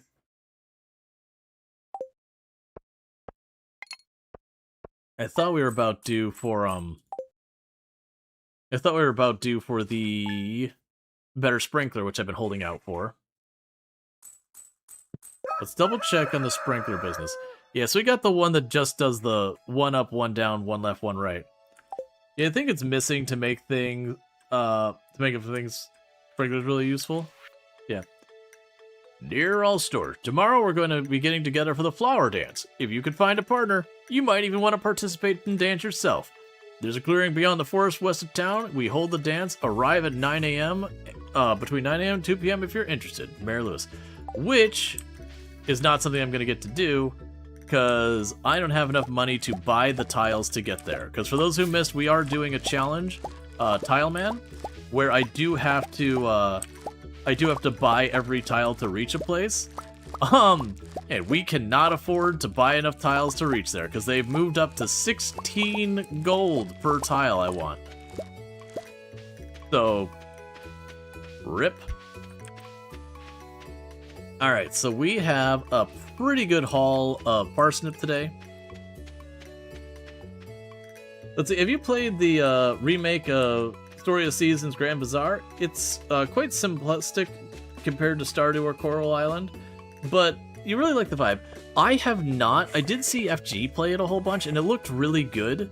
Because that was kind of my my big complaint about Story of Seasons, is I really liked them. Because for those who don't know, there was Harvest Moon, and there's a whole big fiasco that happened with the licensing around the name Harvest Moon. That it was people who were involved in the translating of Harvest Moon, our languages, ended up with the rights to the Harvest Moon name. If I'm remembering correctly. I might have those details wrong. And so, as a result, the devs to continue making the games had to kind of rebrand, rename it. That they owned the game and all that, they just didn't own the name. And so, Story of Seasons came to be, where it's just Harvest Moon, but you know, it's been renamed. So meanwhile, if you look at the current Harvest Moon out there, like the newer ones, that's not the actual Harvest Moon devs, that's a different group. And you'll notice the quality has taken a rather dramatic dive. that they do a lot of like mobile games or whatever, whereas Story of Seasons, it's effectively been going through the old Harvest Moon games and just re-releasing them under the new name, one by one. You know, and doing some polish up. Like, it's not just regurgitating them. They've been cleaning them up, doing some stuff, improvements. It was one of those things that, it wasn't Grand Bazaar, it was one of the other ones. And I remember playing the crap out of Harvest Moon way back, like the OG Harvest Moon. And it was just kind of one of those things that I played Story of Seasons. I wish I could remember which one it was. And it was on stream I had played it. And I had fun. But man, did I find myself just missing too much quality of life. That there was just so many things missing that I'm like, this is just going to frustrate me. like functionality that is just kind of intrinsic of the genre now. And it was just missing because, again, it predated all those things. I was like, okay, I know you're re-releasing it, but like, some of the basic inventory management functionality and that kind of thing, like, come on. But the Grand Bazaar did a lot to improve on the DS's version formula. You enjoy it? That's good. Like, because I said, that wasn't the one I played, it was a different one, and I just found myself missing the quality of life, and I kind of hope that they got that feedback, because the one I played was one of the first ones where they did a re-release. And I was kind of hoping that they took that feedback, like, okay, well, for the re-release, you know, it'll be the re-release, but let's grab, like, these couple of quality of life features that are just, again, they're kind of just ubiquitous with the genre nowadays, that you just do that, or people call you out for not doing it. Alright. Hey, we made 15k on that. And I've got enough time for one more round of these. I'm just going to replant what's there. We're not going to add more right now. But yeah, so stuff like, again, you know, being able to quick stack into inventory. So like when you go to a box, being able to say, hey, if this is already in the box, just stack it in there. It was stuff like that. Just those quality of life. But yeah, my understanding of the Grand Bazaar is the big thing was instead of just having your shipping box or whatever where you just kind of huck things into the box or go to the shopkeeper and just dump it, the idea is you have almost like a stand you open that people come by your stand and you sell it. And there's been a couple of games who have done that idea over the years, but it seemed to do a really good job of it.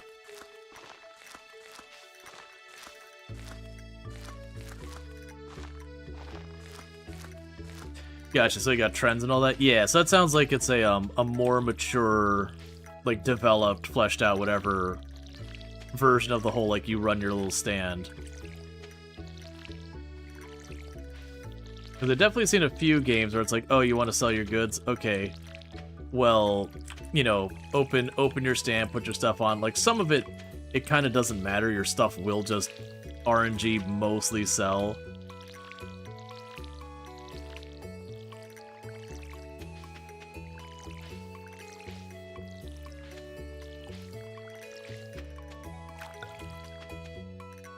I'm guessing you're talking about Back to Nature Mineral Town. That was their first remake of a Story of Seasons. Oh, yeah, gotcha. Yeah, it could be, well, I don't remember. I mean, I could check. I could just go here into my library and go, Story of Seasons, A Wonderful Life was the one I played. Story of Seasons, A Wonderful Life was the one that, it seemed good, but it was like one of those ones that definitely felt like going back 5, 6, 7, 8 years in the genre, and I just found myself missing way too much quality of life stuff from it.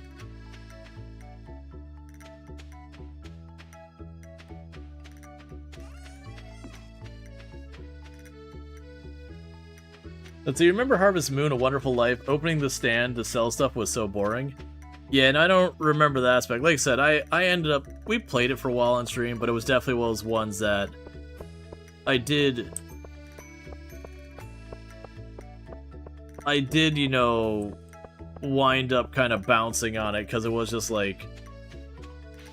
you know, so much basic functionality was missing that I was like, you know, I'm finding dealing with my inventory frustrating and all that. Because even though, like, for example, Stardew Valley was missing most of those things too, but, you know, over the years, as they've done updates, they have gone back and added quality of life.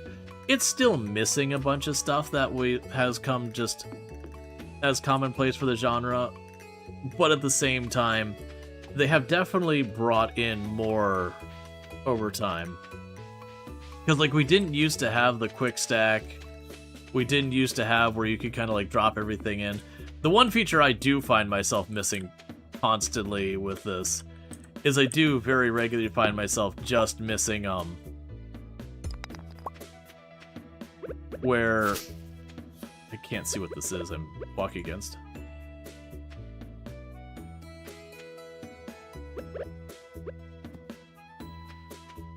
Oh, it's... I haven't bought the tile, that's a problem.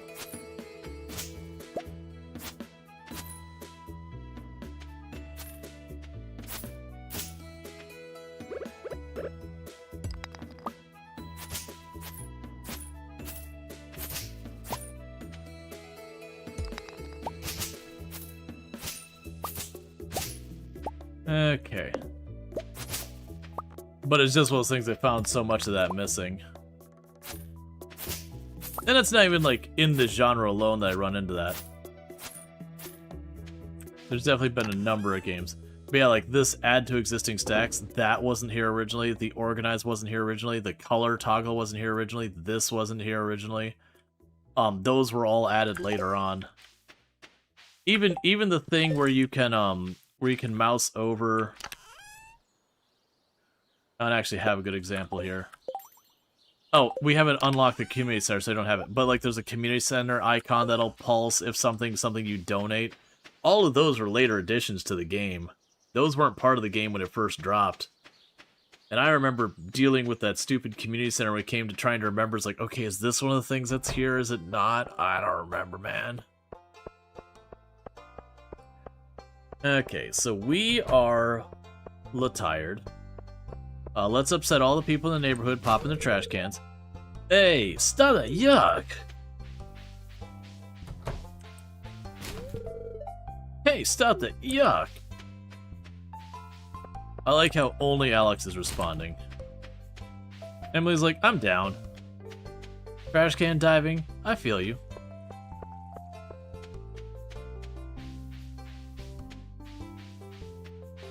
She's like, trash can diving? Me too.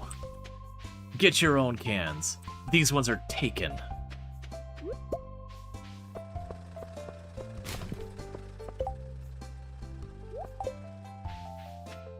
Alright, so we don't have much endurance.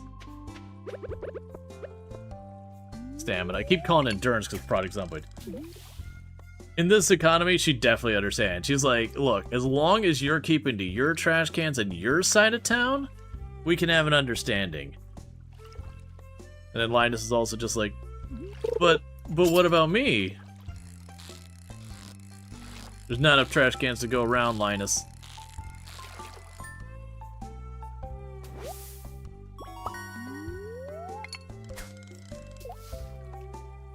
That's the one that adds plant crossbreeding a year 2 or 3. You really want to see that in other games. There's been a lot of cool things I've seen that popping up in the genre, like the idea of grafting trees and all that. So you'd have like one tree that like it kind of grows at a certain speed and all that, but another tree has like better produce or whatever. So you'd end up planting the tree and all that. You know, do the graft, so you'd have like the hardier tree as the base, and then like the tree that gives the better produce as the top, which is the thing that farmers actually do, is they'll graft trees where like one tree that's like got, usually it's something or like a much sturdier root system for like against disease or whatever. Isn't Emily rich? I don't think they ever cover like Emily's financial situation. I know like her parents, they gave their house to Emily and Haley, but they never really dig into like their money situation. Emily does work, but for all we know, she is working to just barely make the mortgage or the rent or whatever bills they have. Like, it could very well be that they're on the very edge of surviving in the house, or even not even, like, they could just be going under. We don't ever get a glimpse into that side of things. Not that it needs to.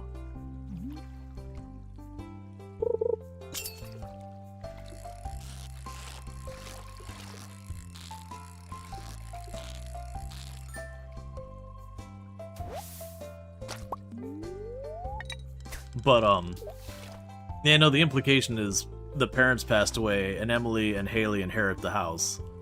But we don't know more than that.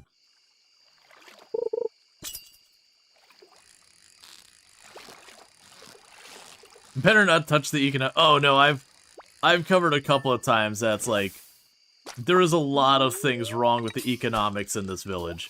When you look at the entire town as maybe like 20 people.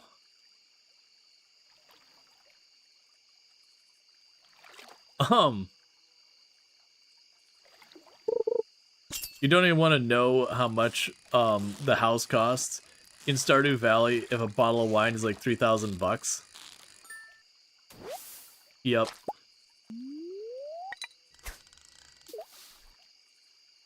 Well, the parents seem to be very much alive, you think? There's a letter from them in their house? Oh, I thought it was that the parents had passed away and that they ended up with the house. I thought... Man, it's hard for me to remember. Look at Tileman gets a lot of money from Rual buying the rights of passage. Yep. Now, there's a lot of things when you look at the economics of the town, it wouldn't make sense.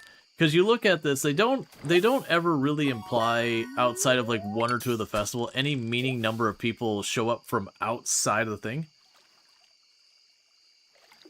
Well, no. So our mother is alive. The question is Emily and Haley's parents alive?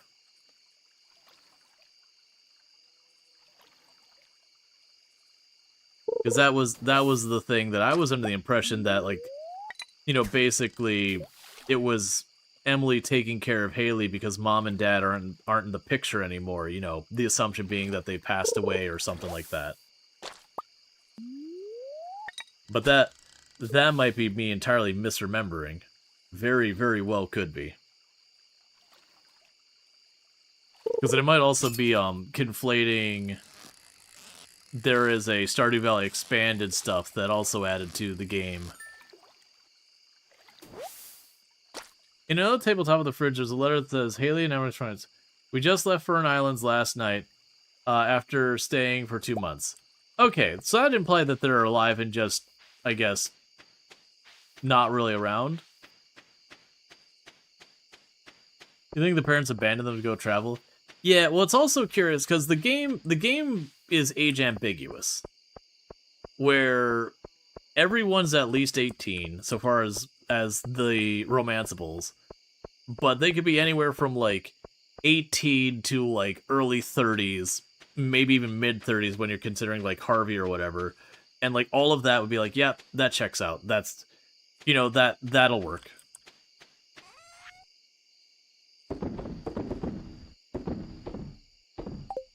So it is one of the things that's like, yeah, it could very well be that, you know, not even that the parents were derelict, that like Emily and Haley got the house together here. Like maybe mom and dad helped happen, or they could even just be renting.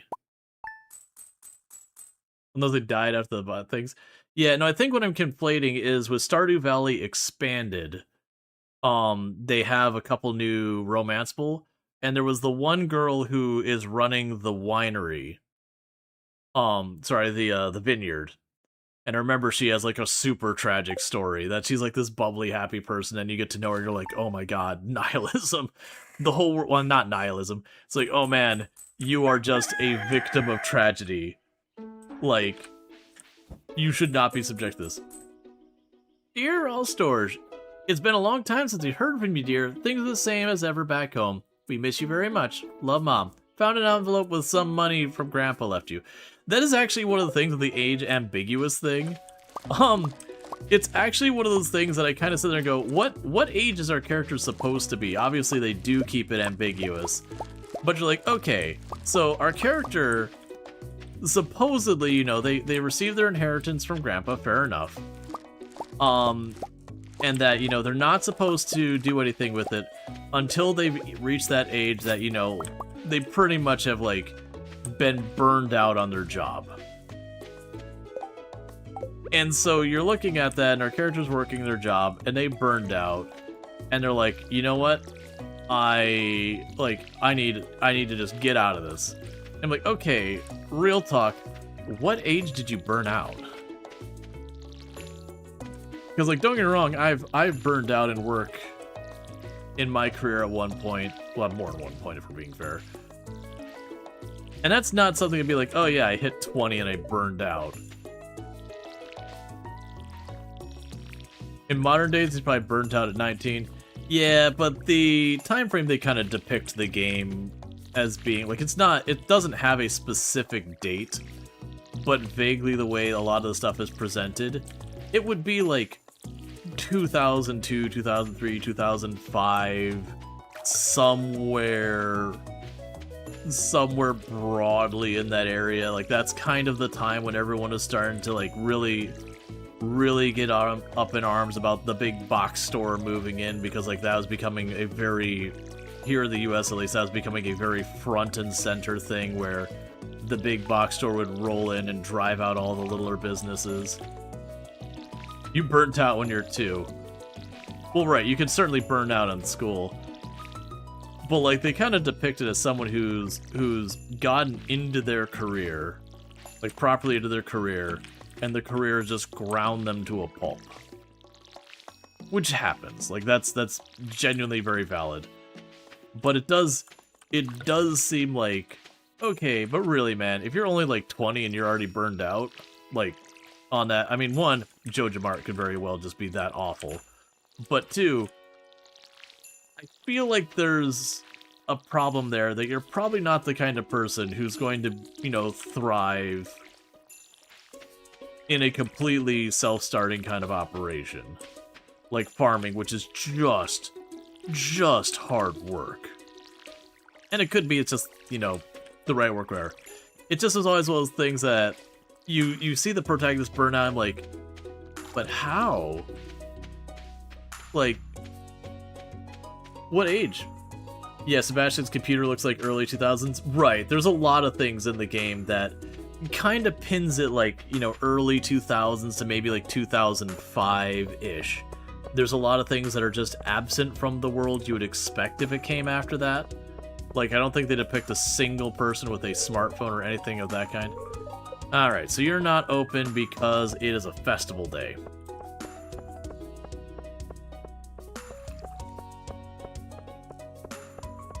Yeah, like, don't get me wrong. See, you used to be in college studying IT, and after 6 months of working in office, you were so done you dropped out of college and changed career towards something else more manual. Yeah. Well, that does happen. Like, it's not that the protagonist couldn't be, you know, couldn't be young.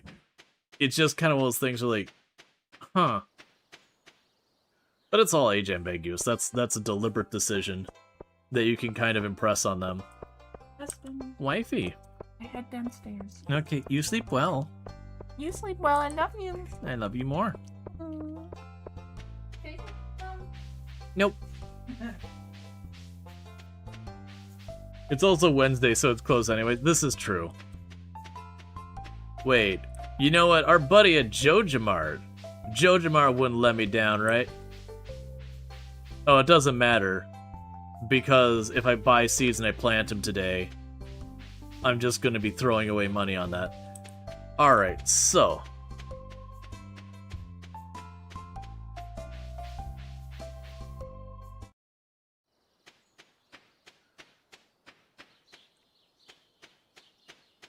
I know it's not going to be immediately helpful.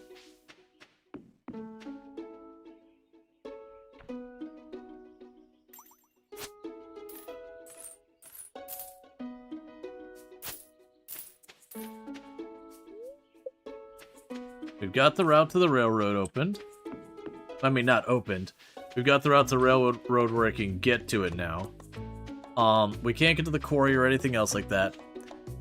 Let's try and fish up a little bit of food, a little bit of grub for ourselves to get ourselves some energy, since I can't take advantage of the bathhouse or whatever.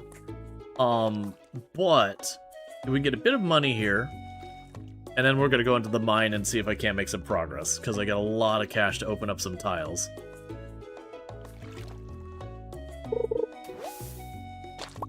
Alright, another level in fishing. Because then we might be able to go to Joja and get our membership.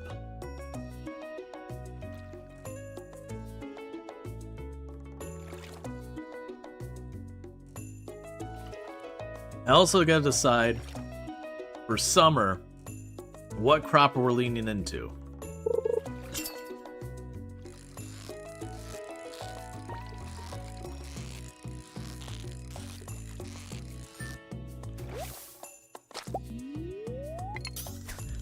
It would also be good with all that if we could potentially do our layout to make room for the sprinklers, so that the moment we start getting the sprinklers ready, I can start just plunking them down. That'd be good.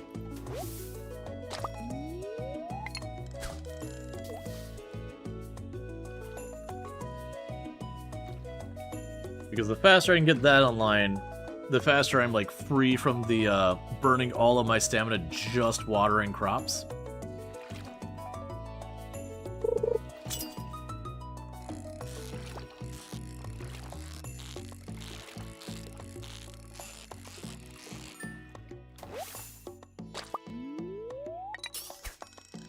I'm trying to think for like making big money what would be my play, because there's a balance here. So like normal in Stardew Valley, you do your calculation of going, okay, if I'm making the artisan goods and aging, like here's the formula, like here's the starting thing, this is a multiplier, that's a multiplier.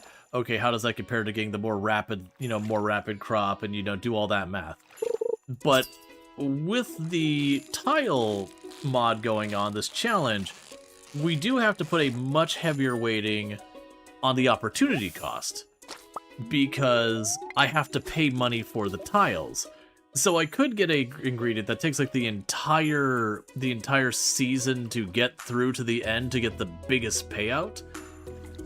But then if I can't take advantage of so much of my land because it's not available, then just getting the fast turnaround one that's, in theoretically the worst ultimate payout, but because I can get more of the field opened up as we go to get higher volume of the crop, it could make for it up on the other side. Math is for nerds, plant everything. That's actually usually how I do it, is I usually will plant a bit of everything, because usually I'm doing the community center anywhere, so I'll be like, I'll grab 10 of these seeds, 10 of these seeds, 10 of these seeds.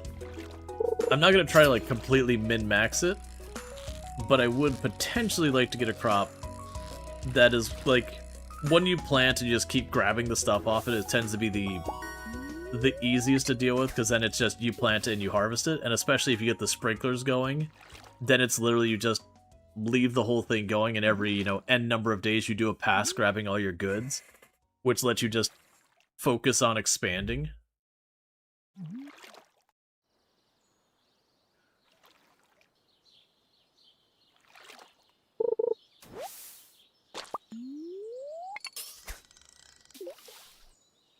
Yeah, normally I can get some massive progress in the mines, but the amount this costs, because with the increased price, we can open about 100 tiles today before we fully exhaust our funds.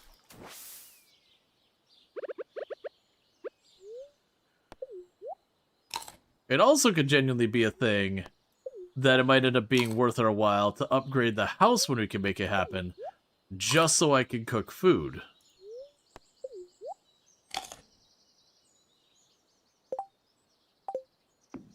Alright, we don't really have the energy to do this, but I'm gonna do it anyways. Oh, well, here's the first step. I need to be able to reach the elevator.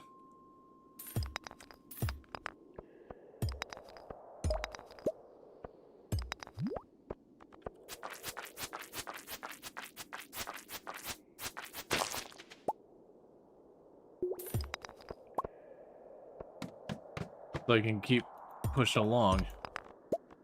Alright, if you want to do it that way, I am down.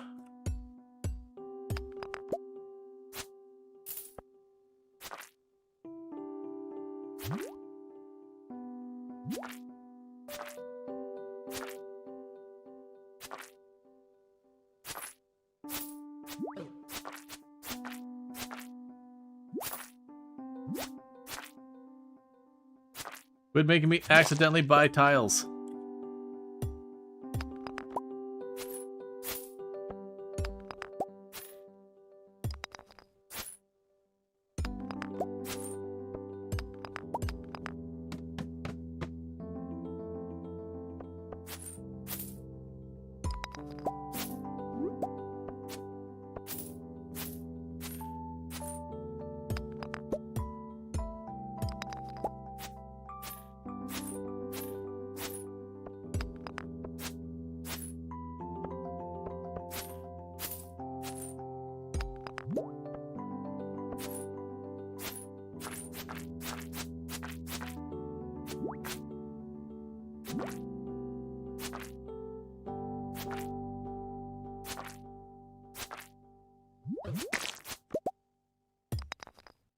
Okay.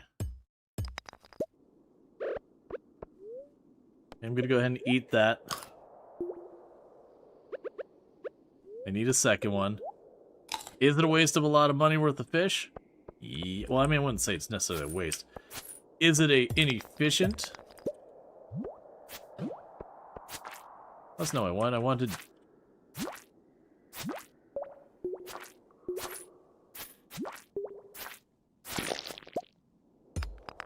Alright. Wanted to step aside so I could work around it.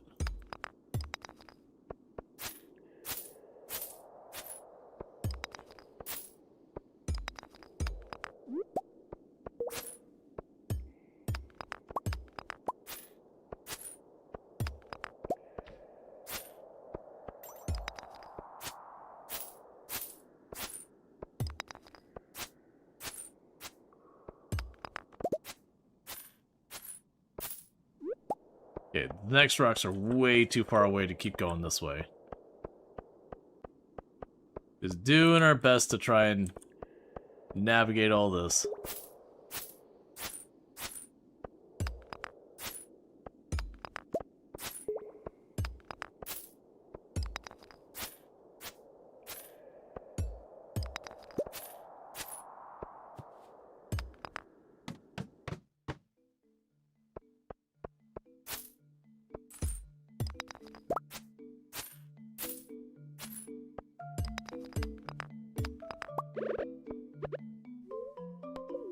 Alright.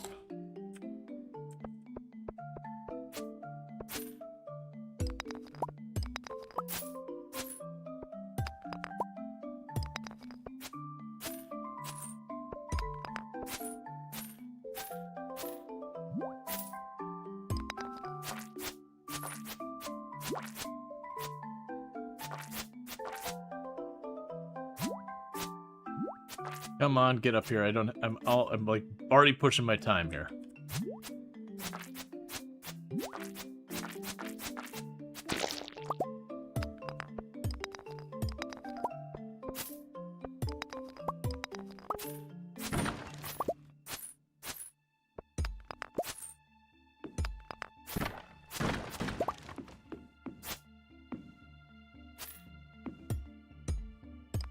Okay, and after these ones we gotta leave.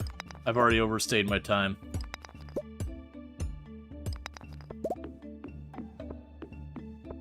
Alright, well we got a lot of progress. We're pretty close to out of money. So I'm pretty sure I connected the route over here to the left, because if I didn't, we're passing out tonight. And if I did, we might still be passing out tonight, because I have to go the whole way around. Yeah, well, I'm honestly thinking for the Skull Cavern, because I'm not sure you'll be able to, because that one is randomized, so I'm not sure how that works with the mod. It very well might be one of those ones that you just get a giant heap of stairs and just cheese it. Very well might be just what I have to do. It's not the most thrilling way of dealing with it, but it is one of those ones I'm like, you know what? I don't see really a good alternative to that one.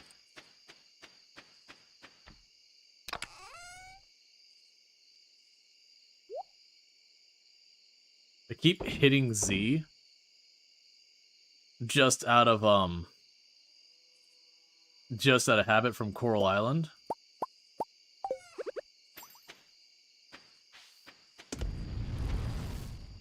Oh, right, this one I can't stack up a bunch.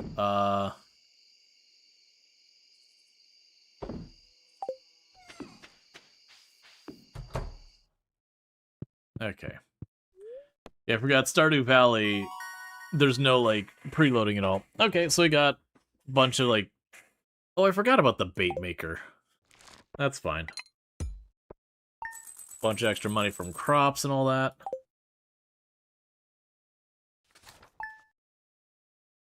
Yeah, I think genuinely for... Yeah, the bookseller's here.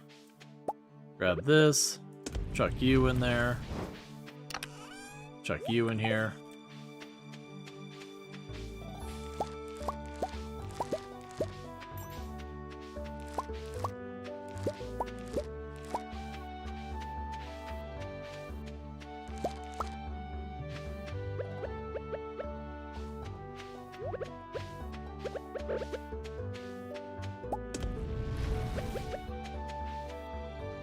Okay, we don't plant anything new now.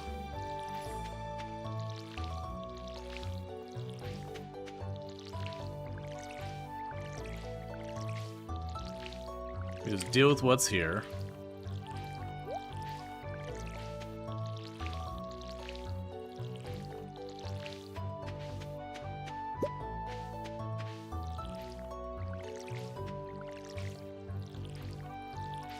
Yeah, I am thinking about how I want to tackle the mine to be more efficient. I think it is just genuinely just get piles of money and just go. Or the alternative is you just say, to heck with the mine, you don't even bother, and instead you just buy all the ore. Because when we think about it, I spent a good 1,000 gold on just finding my way around what we had there.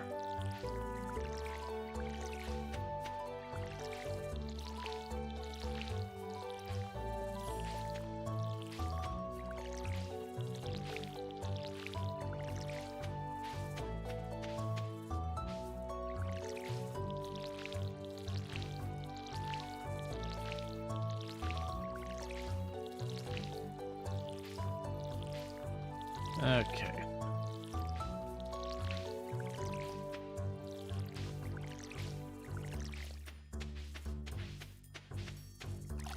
We gotta get these sprinklers going. The other issue with the sprinklers is they need the ore. I might just be buying ore from Clint. The more I think about it, it's like, you know what? As hard as it is for me to get around in the mines and do all that stuff, I think genuinely the answer is we just straight up buy the material from Clint. It's gonna suck. Alright, so we do actually have that. So we might be able to upgrade one of our tools. So let's go over here, drop off the stuff with here. Get our cash. Then see if we can't get one of our tools upgraded with Clint.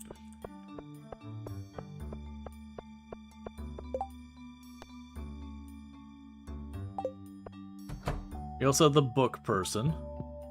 We don't buy more seeds right now, because there's not enough time left of the season to grow more stuff. So I do that. Let's go check in the bookseller.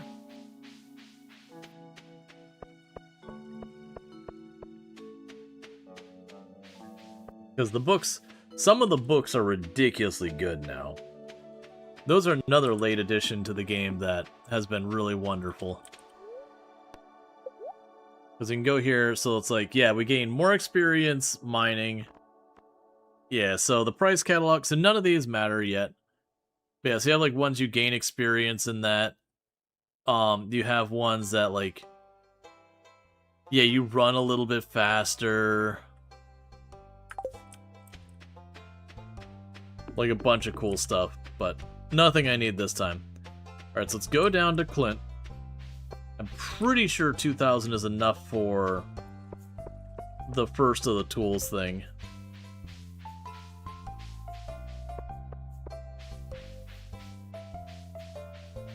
And I need to make sure I save some money for next season to be able to buy seeds at the beginning of it.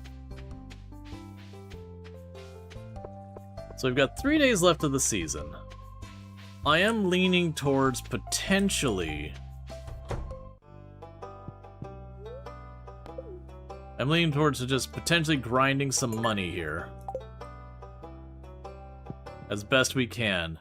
So when we start the next season, I could just really bulk up the farm. So we'll still upgrade our tools. I wish I had checked the weather before I left. Alright, so upgrade our tools. So, I definitely feel like the copper hoe is not the right answer. With the copper axe, I can start breaking up the everything. Hey, Mal Blue Eyes!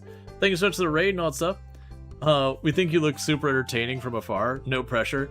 I appreciate that. Thank you so much for the follow, and thank you so much for the raid. Can we get a shout out for Mal Blue Eyes? But I hope you had yourself a good stream, and again, thank you so much for that raid. So, let me go ahead and just, yeah, there you go. Playing some Stardew Valley. Nice! I hope you had a good time with Stardew Valley and all that stuff. 1 second. Oh, we got an ad break coming up, and I'm gonna kick it down kick it down the road as much as I can.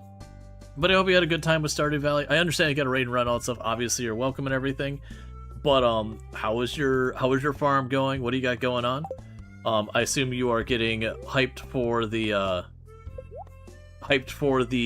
update coming this next week and all that stuff. But thank you again so much for that raid.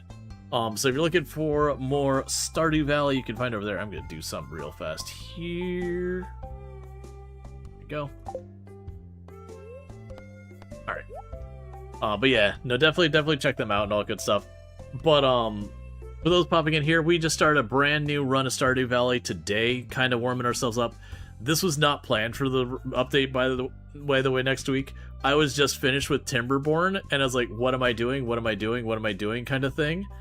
And so I was like, alright, well, there's this challenge called the Tileman Challenge that I looked at previously. Let's do it. For those who don't know what the Tileman Challenge is, the Tileman Challenge is every single tile on the map I have to buy access to. I am not allowed to walk on tiles unless I pay to have the privilege of going on them. So, it's basically like if Stardew Valley came out from Electronic Arts, where every single tile is a microtransaction. So we're slowly carving a path to being able to get access to more and more in the map to do stuff. As you're trying to get each NPC to dance with you at the first flower festival, we were assigned Sebastian tonight, got him to 19. Nice! AKA the future Jojo Mart once. Correct. But we're just trying to make it work. And so it is a thing that I've got enough paths carved that I can get to all of the major buildings. So I can't get to individuals' houses and all that, but I can get to like Pierre's and Joja and Clint, the mine. The bath place isn't available quite yet. Robin's. We can get to Willie's and all that kind of stuff. And it's getting expensive fast. The tiles started where you got a couple of tiles that cost me nothing. It was like 6 or so tiles that cost me nothing. And then they started costing me 1. And very quickly they beat, like, it was maybe like 10 tiles later that cost me 2.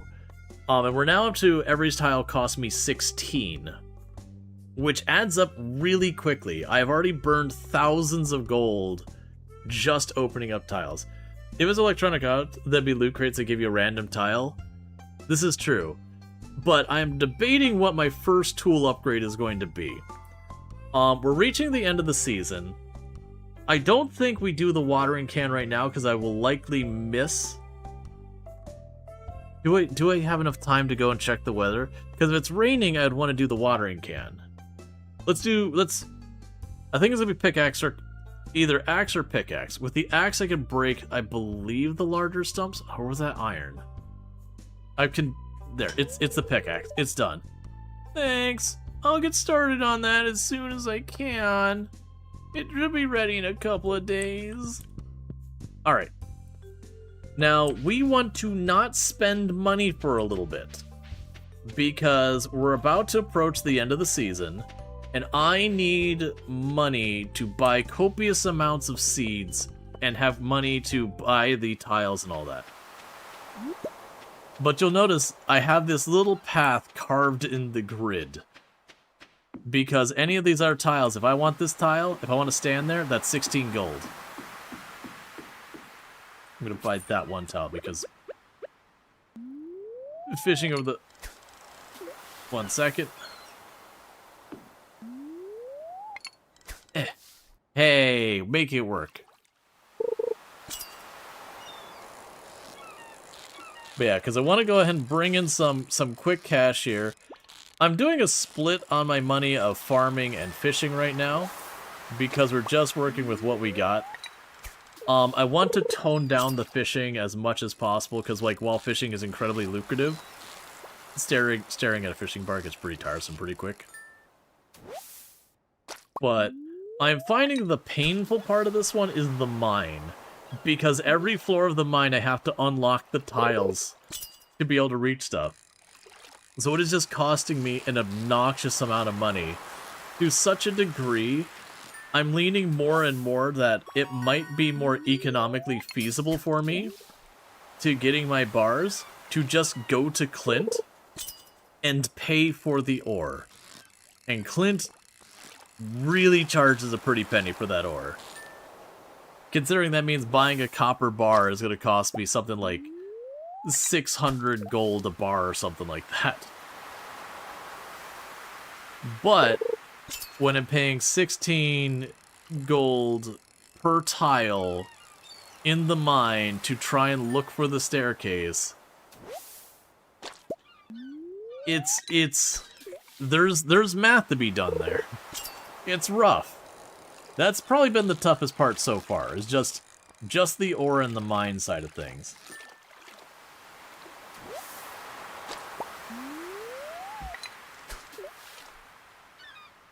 Because the thing what I want to do is try and get the farm producing a lot of money.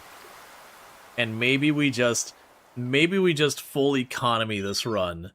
Don't worry about the mine, don't worry about the... Does the mine reset? Oh, do you have to buy the tiles all at once?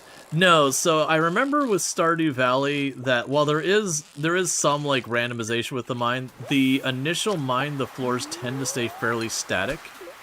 So once you unlock them, you're good. Now, the big question is when we get to the Skull Desert mine, which is very randomized, does it just, is it like automatically unlocked for you? Do I have to unlock the tiles? Because even then, like, money aside, I don't think I could hit level 100 and have to go through the whole thing where I have to buy the tile, switch over to my pickaxe, you know, do the thing, buy the tile kind of thing. I think that'd be a thing that I think if we have to do that, my entire approach to the Skull Cavern is get 100 ladders and just let Key whine at me at the bottom. Yeah, no, the mines have been rough. I've definitely spent several thousand gold in the mines already. And I'm just sitting here going, I think the strategy for the mine is going to be simply buy the ore from Clint. Which is just going to be continuing to invest as much as we can into trying to improve... Oh, there we go. Trying to improve our money output on the farm. But if we can get our money output on the farm to be really good, then I can just make it a habit to go to Clint, buy 5 bars worth of ore, go over, get the next thing, and effectively buy sprinklers indirectly. Because also getting wood has been rough. Because I can't just walk to the forest. I'm gonna have to slowly, like, carve paths and, like, just kind of go in path and, like, just poke out to where I can reach the tree and where the wood actually falls. And just sort out, which, kind of preparing for that problem, I have a spot on the farm that I am planting trees with the intention of just cutting them down and replanting them again and again. Oh, hey. We already got an iridium one. Yeah, we actually had to miss my, the flower dance on mine, because if I got there, I wasn't going to be able to get out, because I wouldn't be able to buy a path. You could rock farm, build ladders for the mine, then choose the mine, so you can pick and choose levels you want to unlock. Yeah.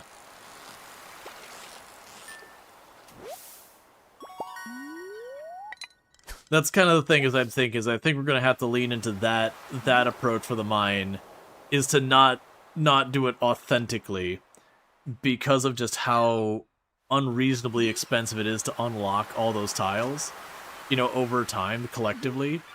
I do think it's gonna be a thing of just blasting the ladders to kind of just hit the bottom of the mine as fast as we can to just unlock everything, and then once we've unlocked everything. Hey, Willie, this is my spot today, buddy. I'm gonna need you to move. There. That's right. You know my spot. I was here first. And I will lean on the all unquestionable law of the playground. Finders, keepers, losers, weepers. Which comes second to move your feet, lose your seat.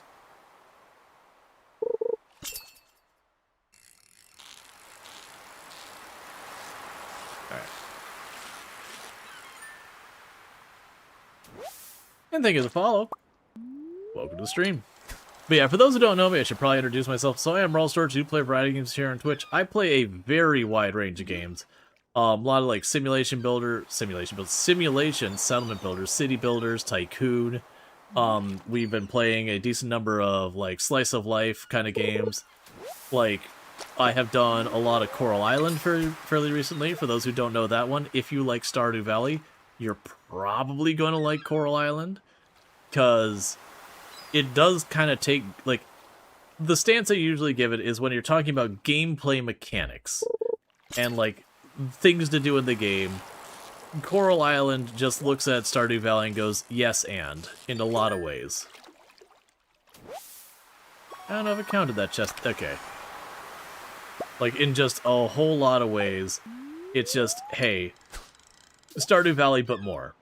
Now, the negative I will give Coral Island, broadly speaking, is Coral Island has an incredibly large, diverse range of characters, which is great. You can find a character for almost anything.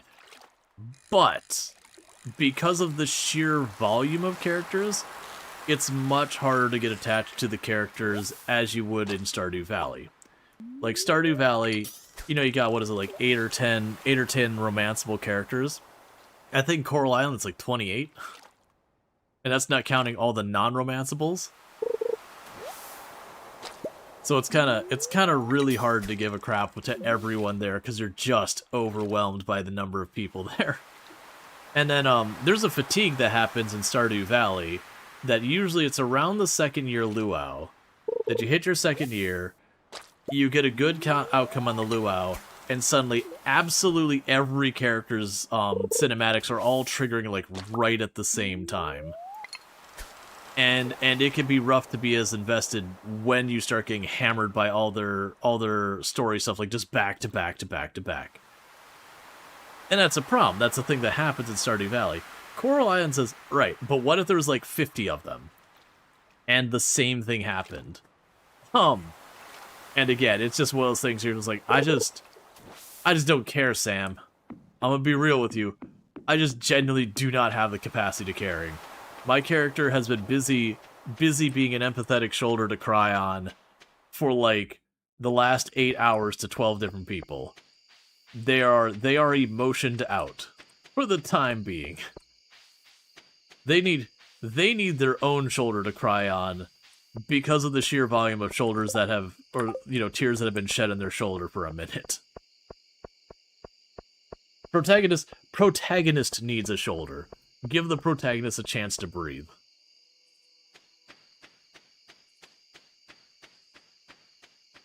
There's some pretty good stories in Coral Island. I'll also say Coral Island doesn't have as many stories that you kind of really have someone be like properly vulnerable with you. There's some of it. Like, it's not that it doesn't exist, but it's not to the same capacity as, like, you're dealing with Shane and Shane's just self-destructing and you're like, you're genuinely like uncomfortable, like not sure what to do in the moment. or, you know, whatever. And you have those characters. You actually have some characters in Coral Island who have some pretty traumatic background stuff.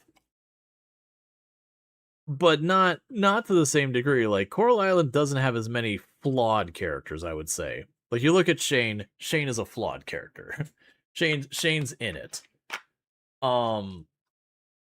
And you have like Haley, who's just kind of abrasive. They have their Haley equivalent. That would be Leah in Coral Island, that she's very abrasive.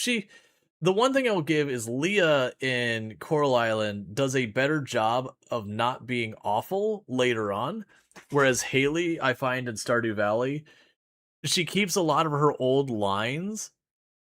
So you'll get this thing where she'll say something like incredibly sweet after you marry her, and then she'll immediately follow it by just being kind of abrasive, and you're like, dude, Haley, I need you to choose a lane, man. I'm not sure how to think about you. Whereas Leah, by and large, becomes very endearing from my understanding. I haven't romanced her yet. That's actually with this last playthrough.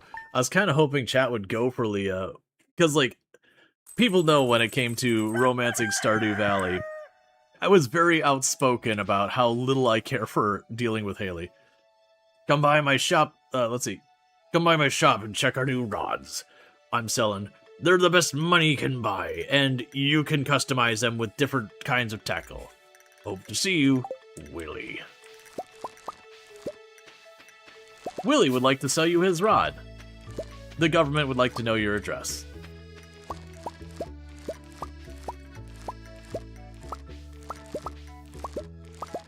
Alright. Getting that end of season wind down on all this. So honestly, today, because we're going to be in money-making mode, I don't need to go to Pierre to sell. Because we're just going to be hoarding the money for a couple of days now, just till the season changes. That way, I have a lot of money to buy a bunch of seeds, and then we can go and take all those new seeds and have enough money to, you know, get whatever land I need to get to put them to use. As far as moving the chest by bumping them enough, I have no idea. Like, that's all stuff that I think that got added way later, and I just never did because it wasn't a feature when I first started playing.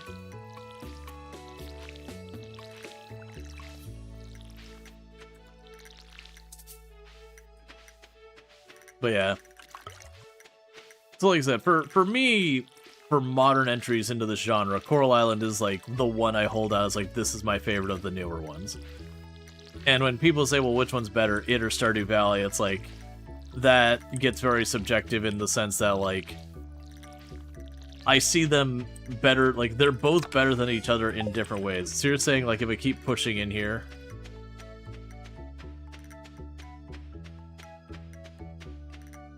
But yeah. And actually... not... Well, actually, I would be able to move the chest. I'm not too worried about the chest being right there right now. I would actually like to put it up here. You know what? I might move it.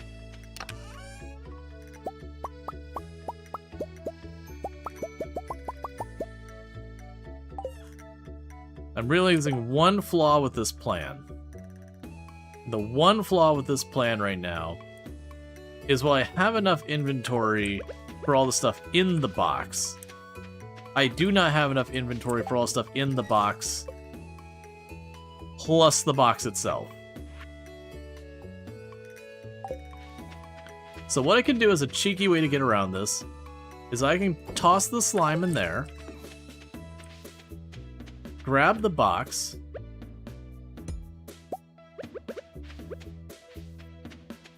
and I'll buy this tile, put you here,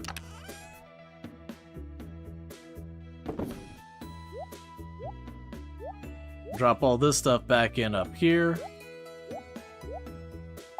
and then go back to this. And because of the last thing I put in there, I can grab it right back out.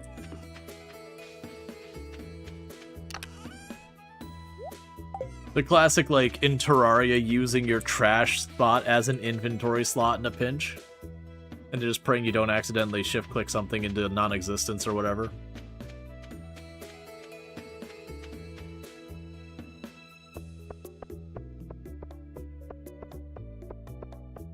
So Clint's gonna be busy doing our pickaxe, so I won't be popping the geodes. We're ignoring everyone's birthday. They don't get to be acknowledged.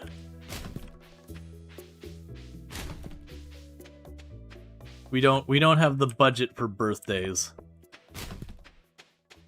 We're effectively having to pay the town a tax just to walk on the ground. By the square.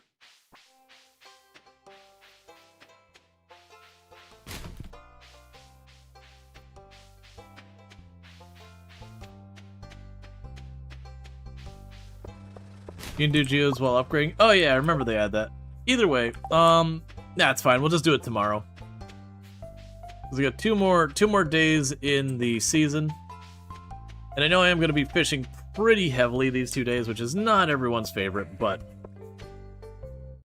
what a rough challenge mode. And it's just gonna get worse over time. But as it gets worse, we will have more opportunity to make money, where I won't have to depend as much on like trying to fish and all that. The big thing I need to do is get my farming skill up enough that we can get the better sprinklers going, and then I just want to start getting the sprinklers set up. Because we do that, then I can sit there and just, you know, do sprinkler, go, and then just expand the farm as I get the sprinklers.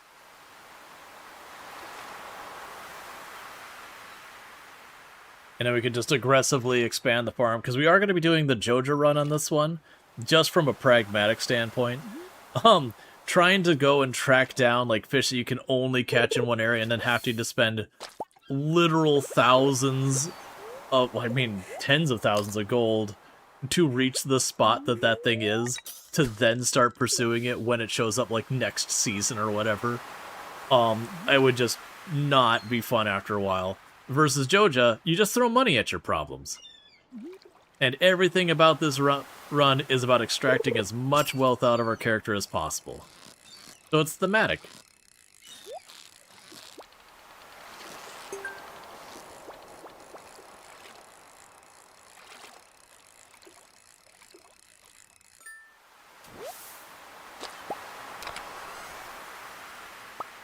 Got some anchovy roe.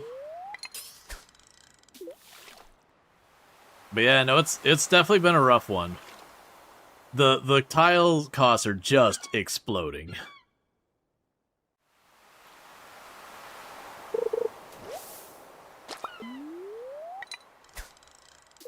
It'll be interesting when it comes time to, like, expand the farm and get that going and set up the artisan goods and all that, just to try and get the money churning. As much as I'd love to go for the aged barrels for, like, the really high-end wine, I think for what we're dealing with now, that's probably not the play. The play is probably to just get, like, the initial wine and just turn it around. I know the multiplier will make it way more money, but use that to kind of just keep opening up. The one I'm very curious about is when we get the greenhouse, and when we get the, well, probably the greenhouse, it makes sense, but when we buy a shed, or, like, a coop or a barn, will the tiles in that be locked? So, like, if I build a shed to give myself more space for, like, the machineries for making, like, wine or jam or whatever we decide to end up making, will I then run into the problem of I have to unlock all the tiles one by one in the shed to then put my stuff in to then get money from those tiles? Part of me is expecting that to actually be a thing, and that sounds horrific.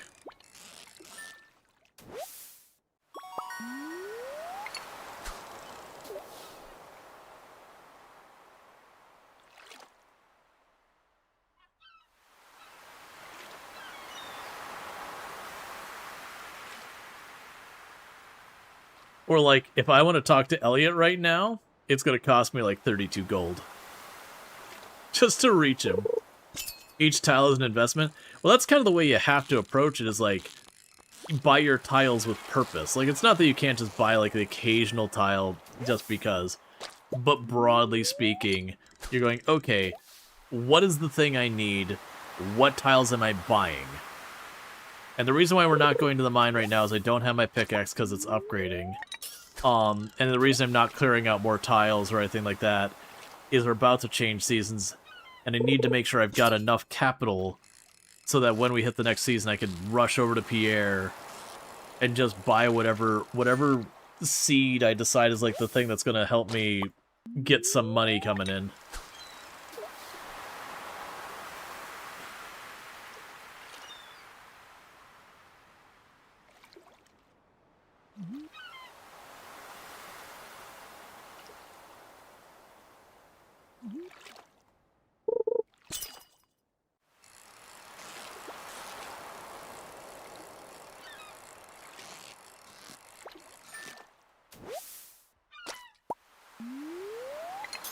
Okay.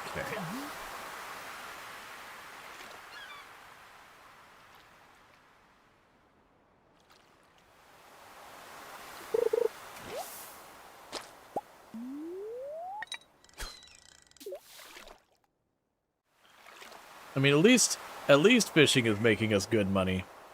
I've been leaning on fishing a lot more than I'd really like to. It's just, I'm kind of sitting there going, like, what else do I do? I can't forage, which would be another thing that was always my go-to, is to just run around, grab all the forageables, make them into the seeds, plant the seeds, get more forageable, make those into seeds. You get the idea. The classic. But I can't walk around to get the foraging stuff. I have to buy all the tiles to reach it, so it's like a non-starter. Okay, if we can just not fail at fishing entirely, that'd be great. And we're farming. We've been growing up our farm a lot. And there's that. The mine is a difficult one. So we're leaning on fishing just because that's what I can make happen relatively easy. It'll be a good thing when we can expand aggressively.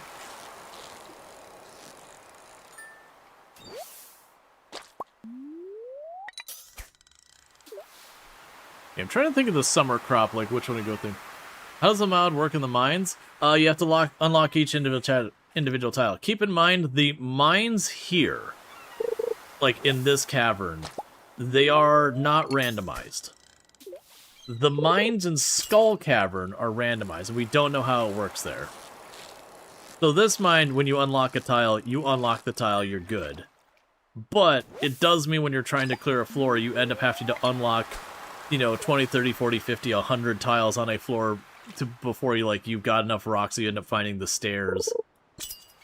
And then you go down to the next floor and you repeat the process. So it is just, the mine is proving to be an absolute money pit.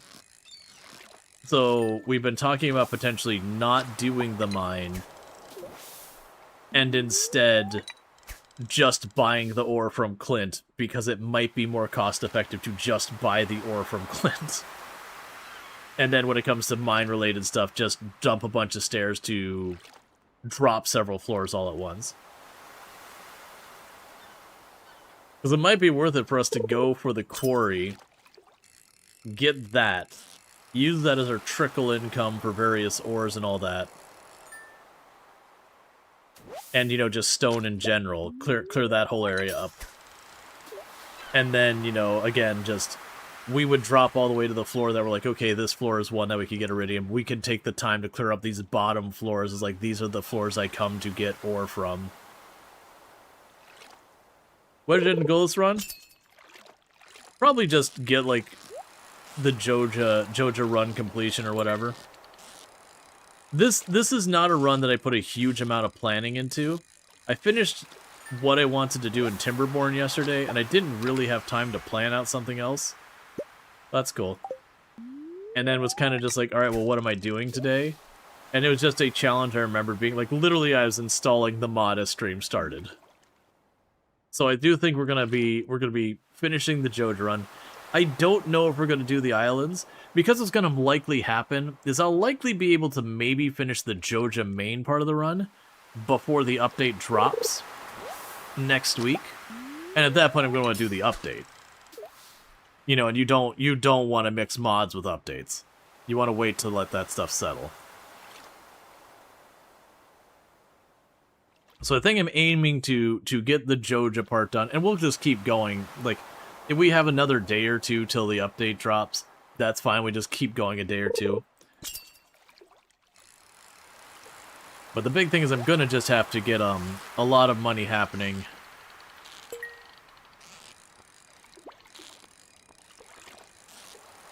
And I definitely don't want to be fishing the whole time.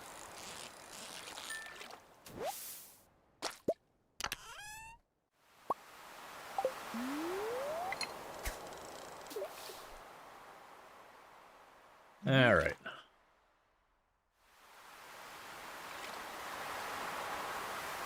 So hopefully we can continue to ramp up our profitability. If nothing else, just getting the farm online.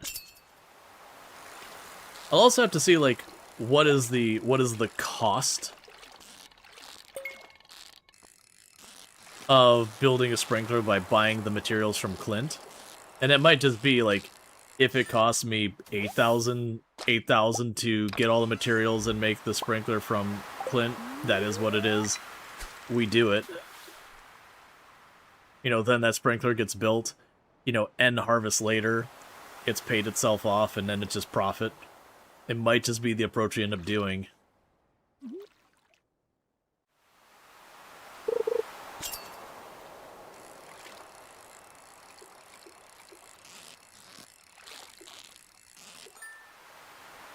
One thing it'd also potentially do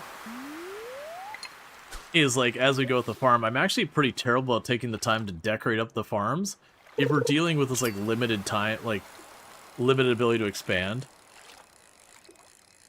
and, you know, just needing to wait on the crops and all that, I could see taking a little bit of time to decorate here and there. Just as kind of filler that's not just smashing out a lot of fishing. I'm just focused on the fishing to try and get Summer 1 have the ability to just really build up the farm quickly.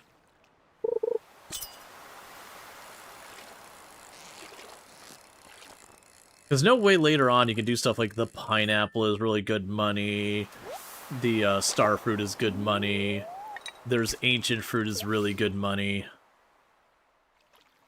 We're not going to have any of those things, and I just got to remember not what's the meta, but like where do I want to put those funds? Because I'm leaning more towards bulk, not even doing stuff that can artisan up to high value for the summer, just something I can get a lot of cash out of from just turning around and selling it as its material. Because I think the artisan will be good mid to late to make a bunch of money. The issue I'm going to run into is needing stuff like the pine resin, and just wood in general and hardwood and all that. And with our limited mobility on the map, I don't see us being able to spin up that very fast. Now, granted, that could be another one. It could just be that I have to go buy Robin and just buy the materials from Robin.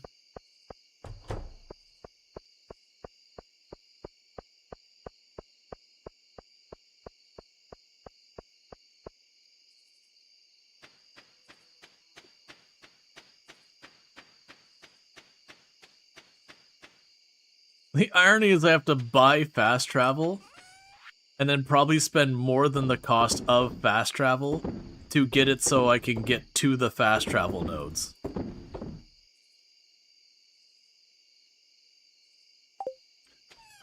Okay, we actually did get enough gold to make a gold ingot there.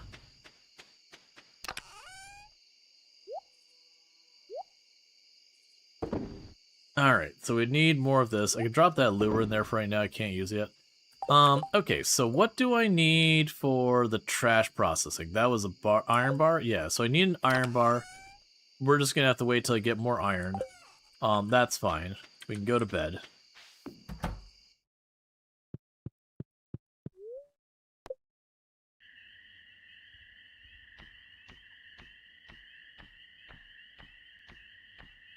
Cool, we got that one tree grew in.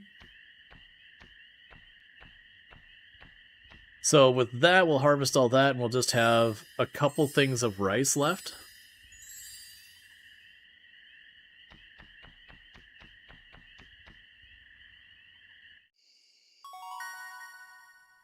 Okay, crops are worth more. I don't want to deal with animals.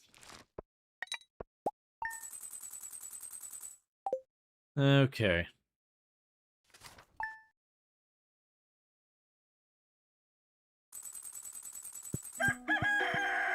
So the copper pickaxe is ready. Yeah, some of you like corn and peppers? Yeah, no, I've definitely done the corn and peppers a lot. I think they're a good choice. Yeah, remember, you can't do it this way, right?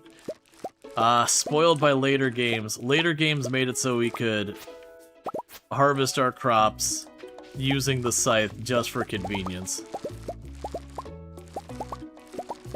It's fine. That means we're done with the farm for the season.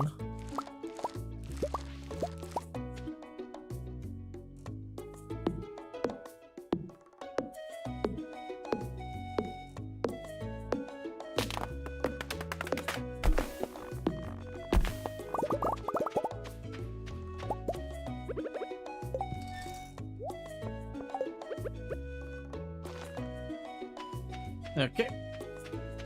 And I'll water my one remaining plant here.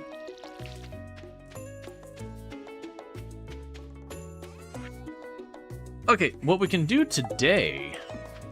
Let's get Joja moving. Well, okay. Regardless, we sell that stuff. So, the thing I'm juggling in my head is the way the Joja Mart run works, for those who haven't done it before, is instead of going to the community center and like finishing your packages and doing that to unlock the mines, you just go up to Joja and you just lay money down on the counter and be like, give me my fast travel. And Joja's like, cool. And they slide the money on a table and then you get fast travel the next day.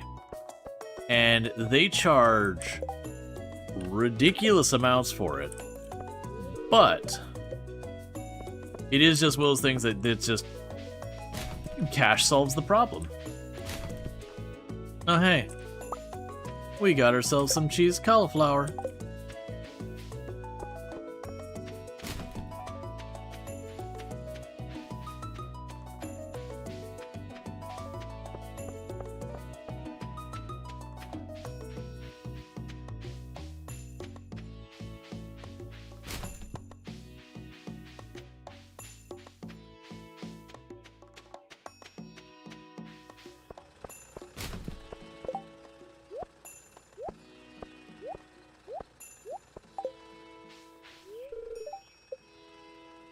Everything's not open yet.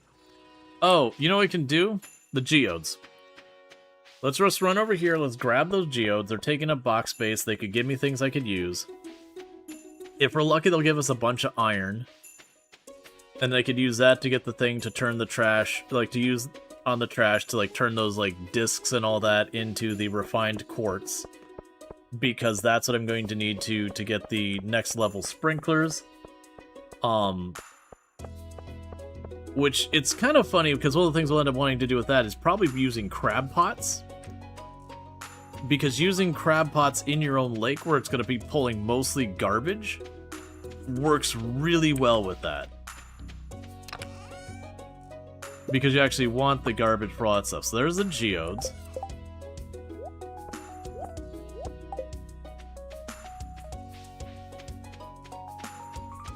Because then we can plunk down some crab pots, use those to make that. We can get the sprinklers going. It's a whole thing.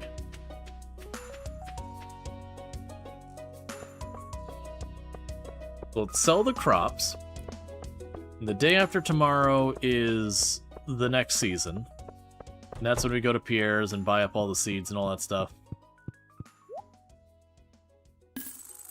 Yeah, that's what I was hoping, is that food is $300 that we just pulled out of that trash can. Alright, so we're sitting at almost... Well, we're sitting at about 7,500. Very realistically, we could definitely get over 10,000 before the end of season.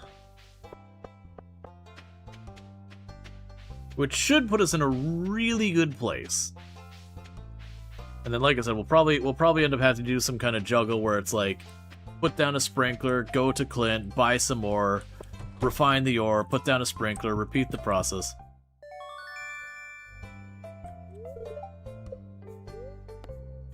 Yes, I can process our geodes.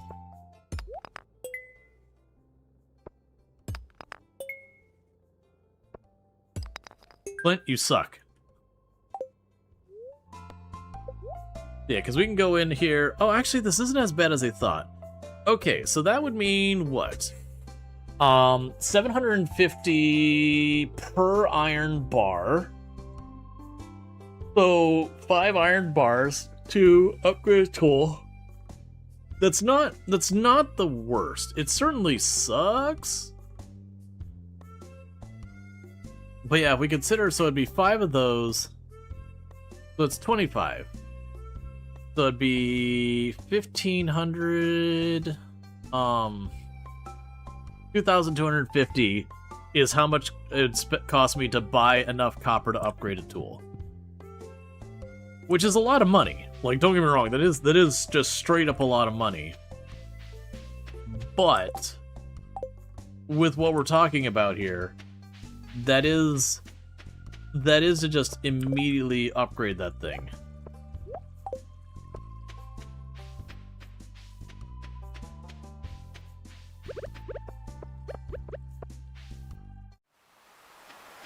Alright, so we're getting down to the home stretch on the fishing here.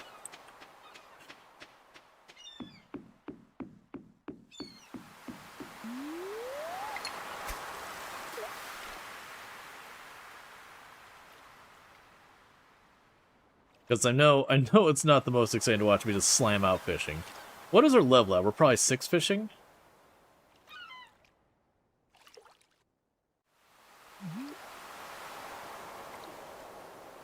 I kind of wish the fishing was hungrier on its stamina use, just so it'd be like, okay, you know, we're done for the day. You know, turn it in. Yeah, what is our skill levels at? Oh, right, we got the special items and powers, the skills were here. Yeah, so fishing is at 6. I do think... it's level 1 house, and then we've gone down to 9 floors deep. Yeah, so I do believe when we get to there, I think that's when we get the second sprinkler. And then, you know, it's like the last level or the level before last or whatever, you get the iridium one, which we won't worry about that in the immediate. It's also possible I pull up iron ore from boxes on this as well.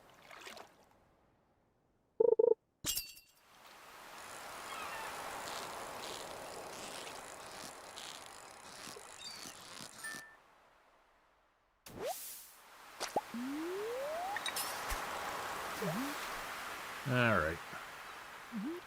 On the plus side, we're pulling just straight up iridium quality fish, so that's even more money. So my hope is with the beginning of summer that we'll probably be done fishing for a good while. I'll have enough things to work on for pursuing the farm, pursuing getting, you know, sprinklers, all that kind of going. At the beginning, I'll be watering all the crops, which will take an obnoxious amount of effort until the sprinklers are online.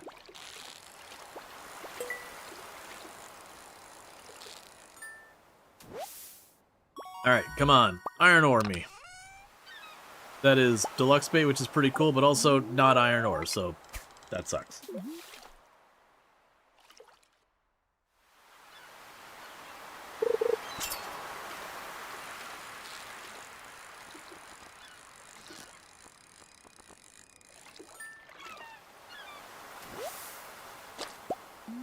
Okay, we gained another level in fishing. That'd be level 7 fishing. I might genuinely say if we hit level 10 fishing, we're just cut off outside of like doing a quest or something. Because that was another challenge that we started messing with a while back. We're talking years ago. Was there was a trash can challenge. Hey, Juicy Nougat, how's it going? The trash can challenge is you gave yourself, I believe it was 1,000 gold and like just enough to buy the copper trash can. When I say gave it to yourself, you were allowed to earn exactly that amount.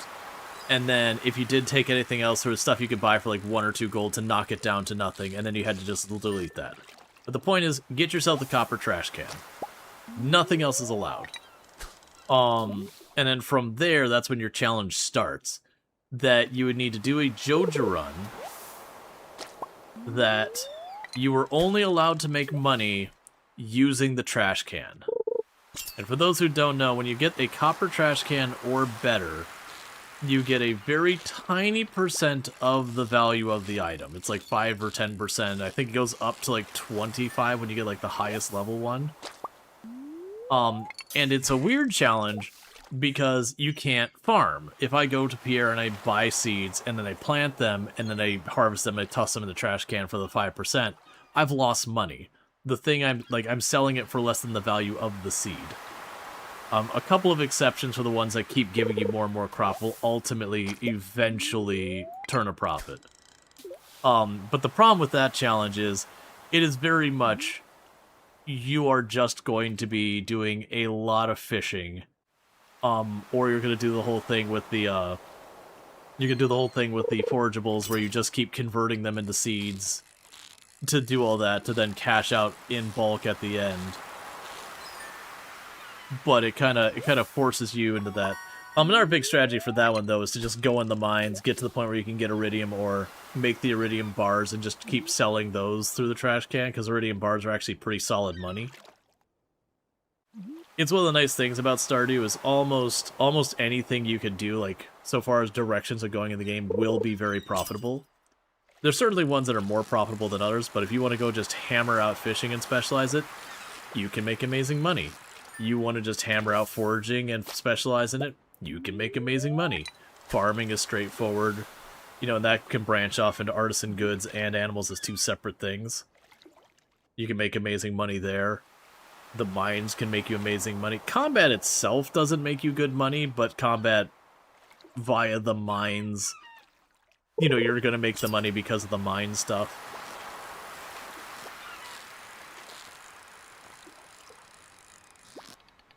Oh. That was going to bounce up.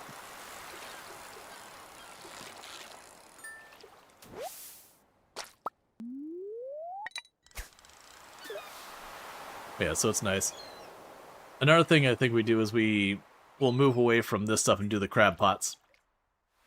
Use those as a source of trash, use those as a source of other stuff. Yeah, this game, so watching the gameplay might help you learn it a little bit more.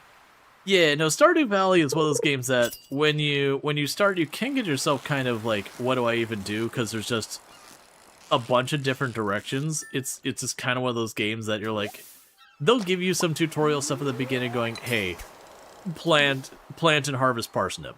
And they'll give you some seeds and they go plant and harvest. And that part's easy. But like after that, they like kind of let you go and you're just like, yeah, just go do it. And it can be very overwhelming. It's like, well, should I be talking to people? Should I be fishing? Should I be farming? Should I be foraging? Like, what should I do? And the answer is, just choose one. Like, there's no wrong answers. It's also a game you can get yourself, like, it can be as stressful or not stressful as you make it. If you're just kind of vibing and just playing the game, you'll eventually get almost everything done that you'll have to go and eventually kind of circle back to the handful of things you missed because you weren't focused on them. But it's not a big deal. But you'll have a lot of people who are like, no, I need to get this thing done the first year to line me up for the second year, that kind of thing. And you can make the game, like, very, very stressful that way, of, like, trying to, like, keep yourself in a very rigid calendar about maximizing each day. So it is a thing I kind of recommend to new players to be like, don't worry about, like, how long it's going to take you to do stuff or anything like that. Choose something you like in the game, do it. When you want to do something else, do something else. Like, all of those things will gradually progress. You know, it is, if you're not sure what direction to go into it, you can go into the community center and it'll be like, oh, hey, get that fish, you know, for the community center. It's like, figure out how to do that. It can be really good to use the community center as kind of a thing to nudge you in a direction. But broadly, if you're enjoying something, just keep doing more of it until you're not enjoying it or want, you know, do something else. Now, that said, where I'm doing a challenge right now, that kind of changes things where it does force me into a direction and all that kind of stuff.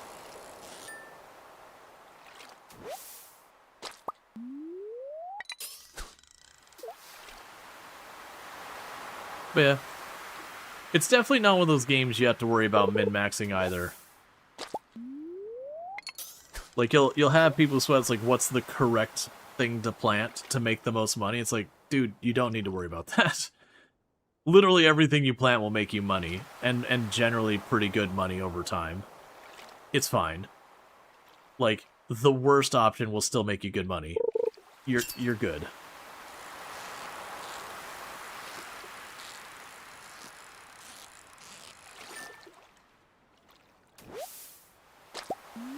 The only thing that could get you in trouble is choosing the wrong bachelor bachelorette and being wrong by choosing Haley or Shane.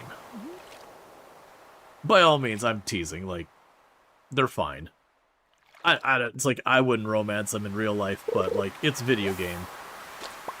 It's a video game. You can make terrible life decisions. It's fine.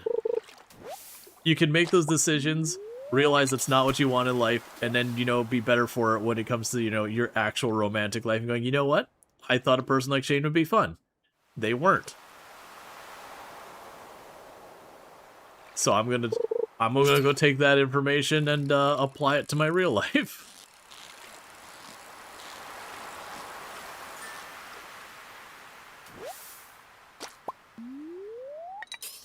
Let's see, it's funny how RuneScape challenges morph into other games like Stardew.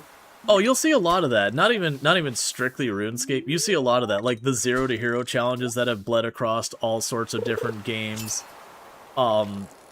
There's been challenges from things like The Sims where, like, you know, just having a ridiculous number of babies, or there was a Sims challenge that I can't remember exactly how it worked, but you had to all your progress had to be through shoplifting, or not shoplifting, but stealing.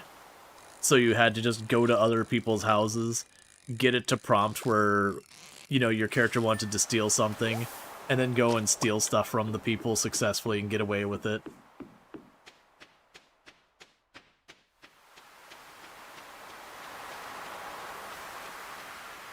You know, with games like The Sims, you've got like the Black Widow challenge where, you know, you basically marry someone, have a kid with them, and then murder them. And there's been a couple of games that have had that kind of thing. There's been in games like this where it's like there's the challenge to romance all of the people in one save. Like, obviously there's limitations. Some of them you can't, like, divorce or whatever. And in Stardew Valley added the special cinematic where if you are dating all of the bachelor or bachelorettes at the same time, there's a special cinematic for it.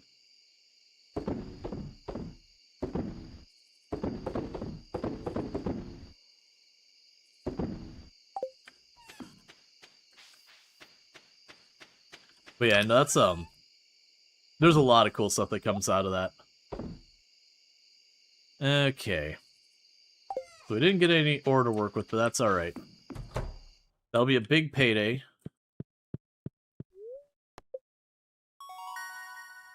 Fishing level 7 already. What's going to happen here, chat, is I need to use the restroom real fast, so I'm going to do that, and I'll be right back. And thank you again for tuning in. I'll be right back.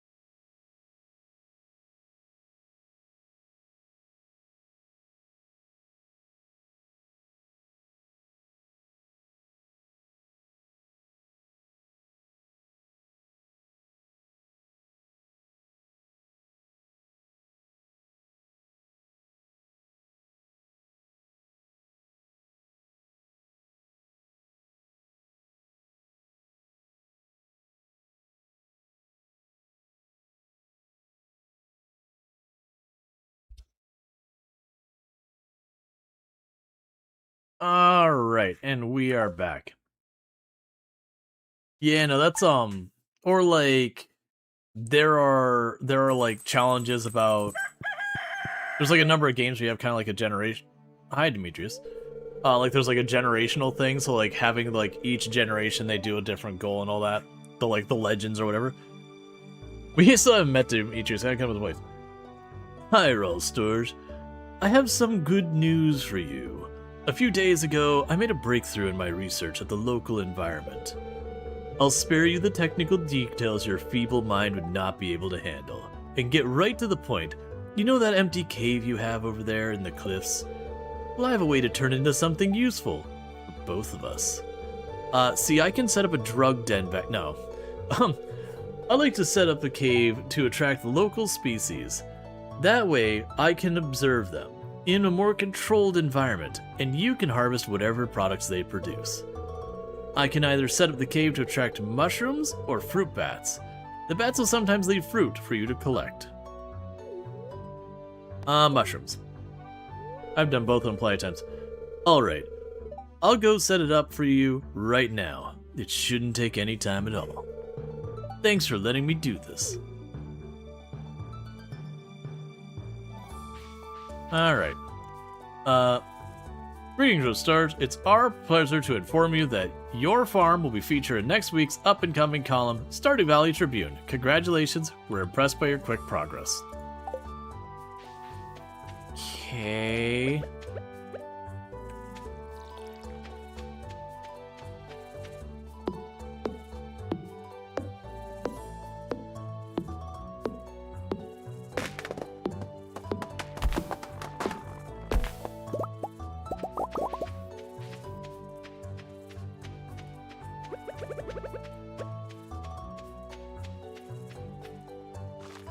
I never tried putting the seeds on the path.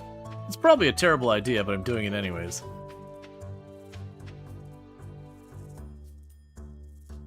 So we chop that tree down, it's going to fall into that area where I won't be able to reach the stuff yet. We're not going to focus too much on that. But we got all that sorted, we got the one seed there. Oh, we could go ahead and dump this off.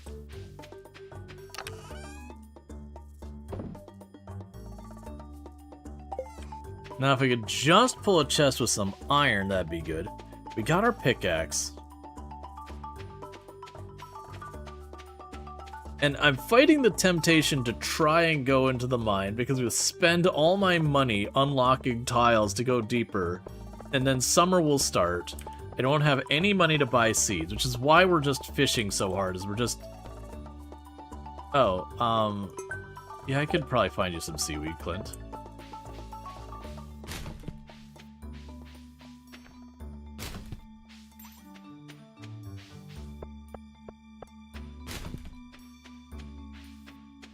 Okay.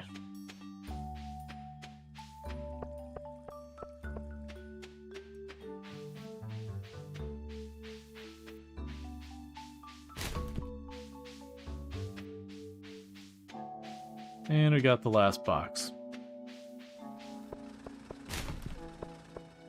Nope. Alright, let's see if we can't quickly pull some seaweed. Make Clint happy. And the last day of fishing, then we got a lot of farming in our future.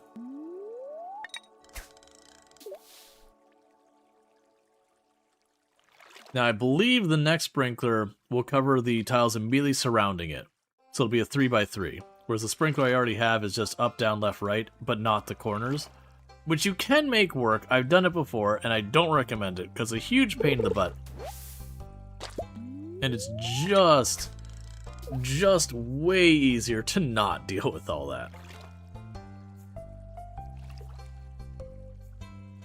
I did accept that quest for Clint. I'm pretty sure I did. Second guessing myself, so once we catch something, we'll get this. And obviously, if you were going to go all in on the fishing, we would be at the point you would be buying a better fishing pole to be able to use like the bait and all that kind of stuff to speed things up. Yeah, okay.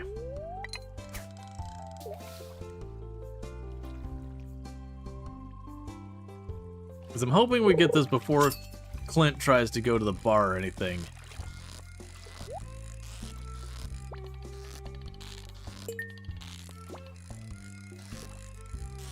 Just because once Clint goes to the bar, I don't have access to the bar, I'd have to open it, which is probably worth doing. Cool, we got our iron. So with our iron, we can get a recycling machine going, which means we can start getting a refined quartz, which means once we get our next level in farming, I'll be able to make the sprinklers. So that's a pretty big one for us.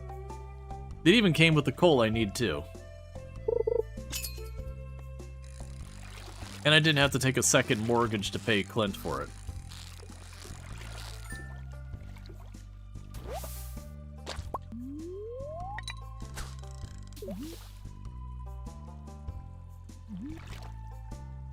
Okay.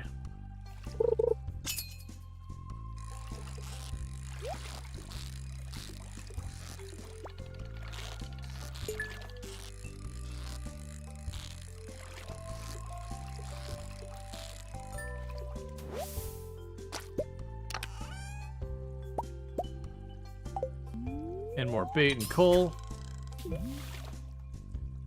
Come on, seaweed. It also seems like when we get the jelly, our endurance lasts much longer, because we're already about a third down. Versus the days we get the jelly, it seems like I just don't even have to worry about stamina. It almost becomes a non-thing.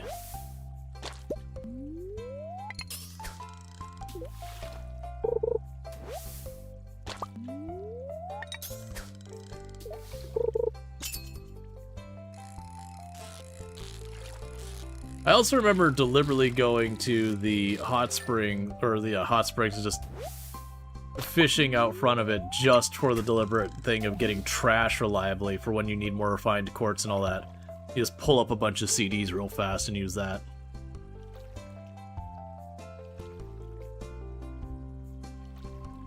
Yeah, so our first iron is going to go towards making the recycler. The second iron, I think, we make a crab pot.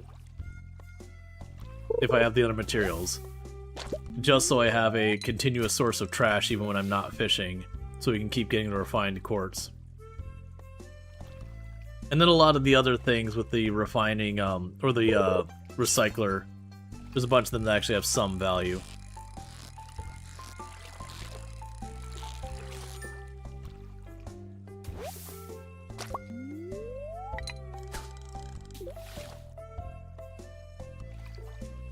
We're over halfway through our stamina already. And we will not be eating to recover stamina outside of if we get a jelly. If we get a jelly, I'll consume the jelly because that's, like, really its only use is to give us the fishing bonus, and that gives us stamina.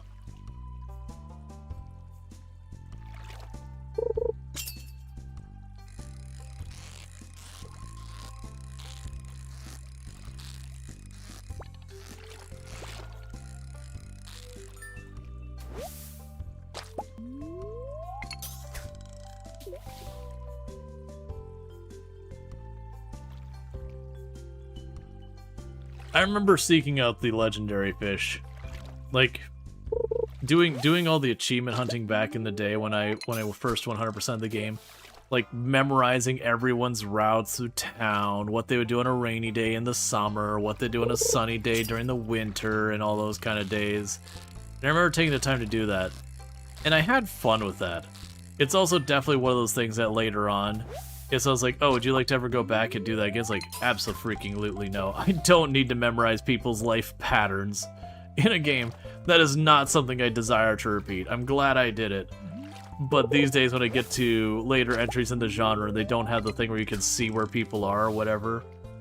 I find I'm just like, you know what? I don't want to deal with interacting with these people. I'll still usually max out their friendship and all that, but instead of doing the thing like tracking them down to gift them and talk to them every day, I'll just be like, you know what, we're just going forward in time. Where's the next luau? Where's the next party? I'm just gonna throw the gifts at them at, like, the events and be done with it.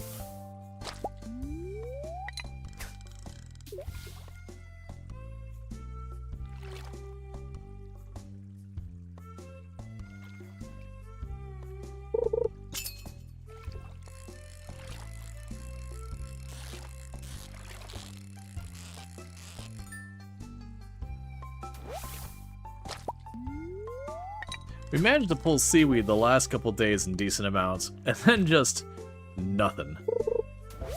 And I do know you can pull seaweed from the river in the game. At least you used to.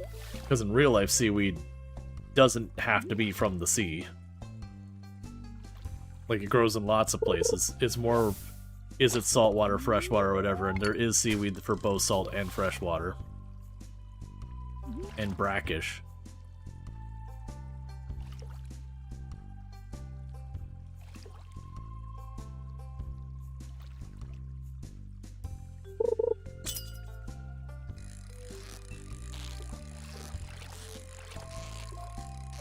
You're watching while enjoying some Hightail with friends? Nice! I enjoyed Hightail. My whole thing with Hightail, like, Hightail is, like, in a really good starting spot. I'm obviously just waiting for more of the content to be done. But, like, it definitely, we played it was a good, like, 2, 3, 4 streams. Whatever it was. It was one of those things, by then I had, like, unlocked all the equipment in there. Is there a visual indicator of which tiles you have purchased? Yeah, it's the tiles that don't have squares on them. It'll also not have that on squares you can't purchase at all because they're, like, unpassable. But you'll notice, like, left and right to me, there's a gap in there. It might be a little hard to see on stream.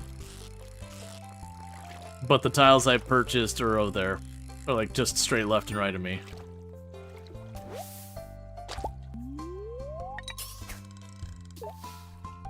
Yeah, it's like this whole row, I bought this whole row, and then there's a row up there. Let's see, they've opened mods now.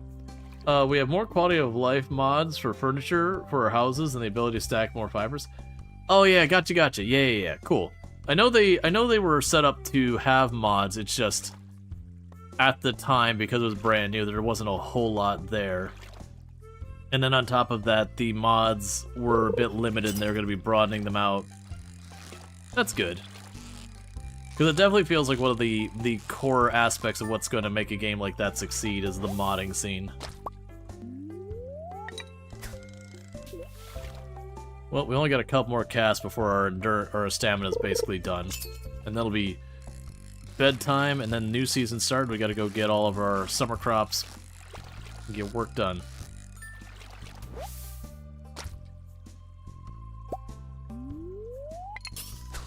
Let's see, the creator asked folks to make prefab homes for the NPC houses. Kind of like content sorts. It's really fun community. Nice.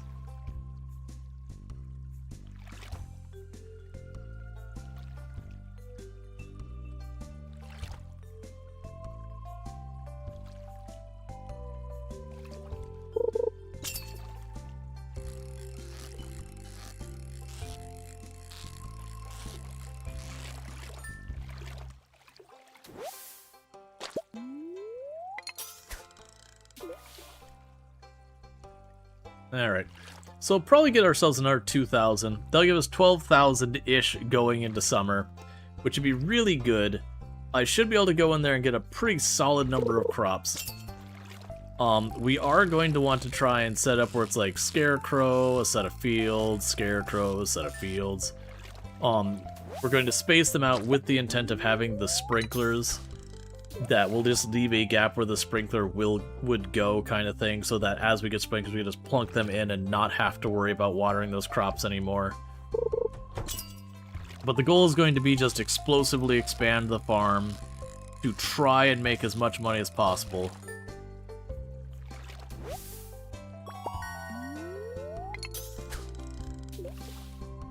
Yep, Clint, I've been fishing all day expecting to get a piece of seaweed, and I still haven't done it.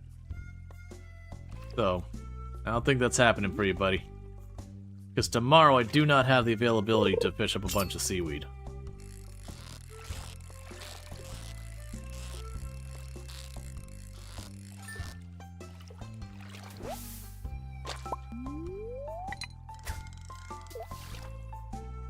We got 2 more casts left.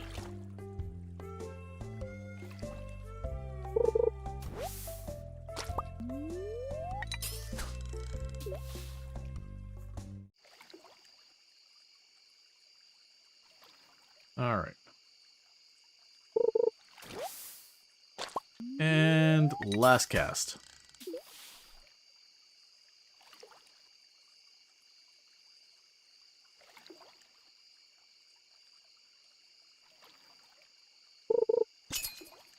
I was waiting for it to be seaweed. That way I'd have to decide whether or not I am paying to get into the bar to talk to Clint. Alright, well, let's drop off this. This should be some pretty good money. And then it is going to be on to getting ready for the summer crops and all that, just going to Pierre's, picking up whatever we ultimately decide to grow, whether it's like peppers or corn or something else. We're just looking for something not for like artisan goods. We're not going to be ready for that. Just something that I can get good money from the, like, good regular money. I don't think it makes sense for me to buy something that I'm going to have to wait all season to get the big payout, just because I do kind of need to get access to the tiles. Alright. There's the iron bar getting done. You don't have enough for the rest of that. That's fine. Okay. So it looks like that last thing of rice didn't make it in time. It was just a little too late. Alright, that's fine. So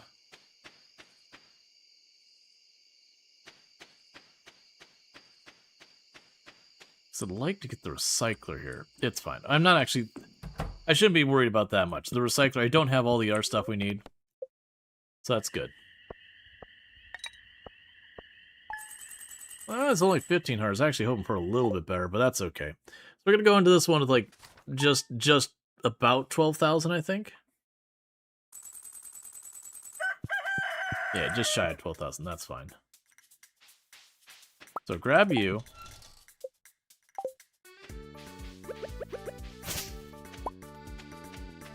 Got this. Stack you away. I need this. What the heck else did you need? Iron bar, stone and wood.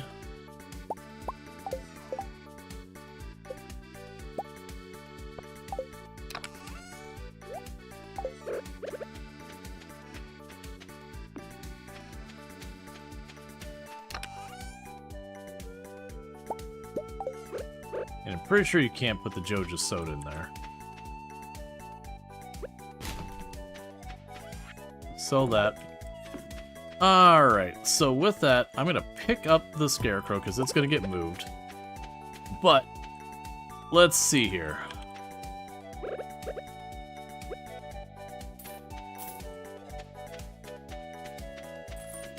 Put a couple of those tiles around the periphery.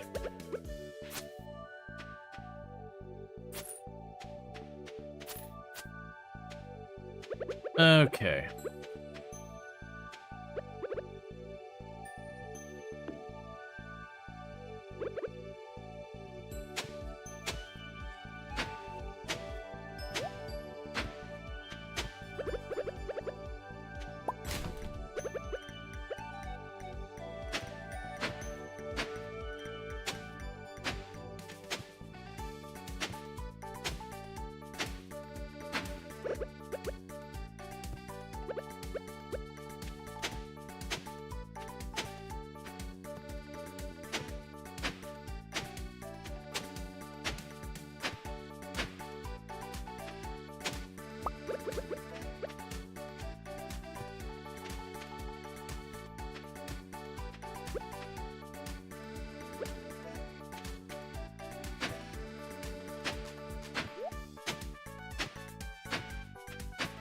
Been a hot minute since I've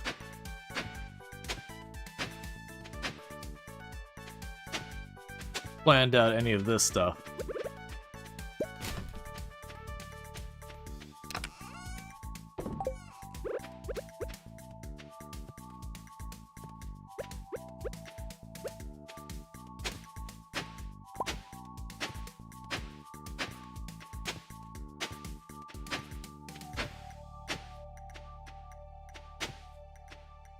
Thank you. I just changed into it because, like, I've been out a bunch today and got all hot and sweaty. I was like, you know what, I just want to not be hot and sweaty for a minute. Okay, so let's go over here and see what we're getting ourselves into seed-wise, because that's going to determine how much we're going to be building all that out. We still need to unlock our better sprinklers. I'm pretty sure we need to unlock our better sprinklers, right? Yeah, need to unlock our better sprinklers because that one's hot garbage. We'll end up probably needing to buy materials to make the sprinklers as well, which is going to be very costly. But first things first is just getting the seeds. Rest doesn't matter. We can't make the money.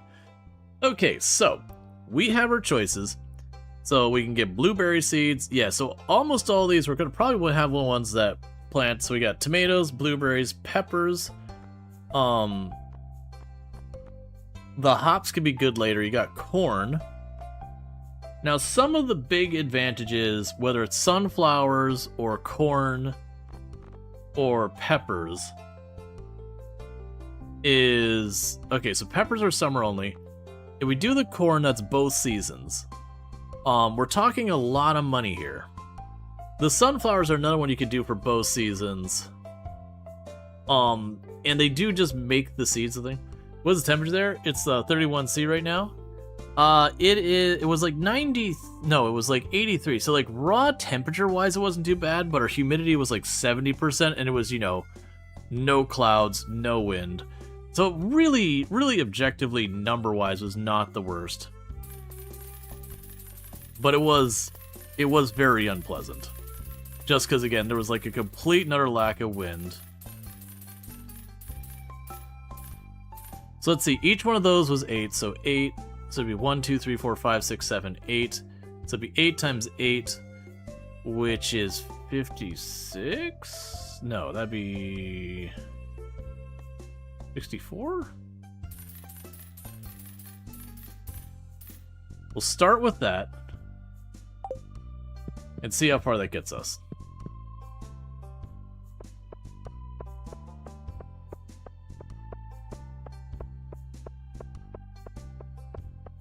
Because we're just going to try and do that to bring in some steady cash and all that. We're going to want to expand. We're going to want to get sprinklers. That's all just work that needs doing. So meanwhile, you quick stack away.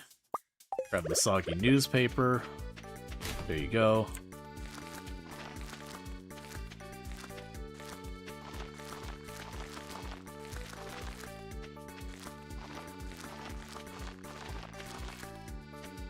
$64 is the correct amount for what we got here.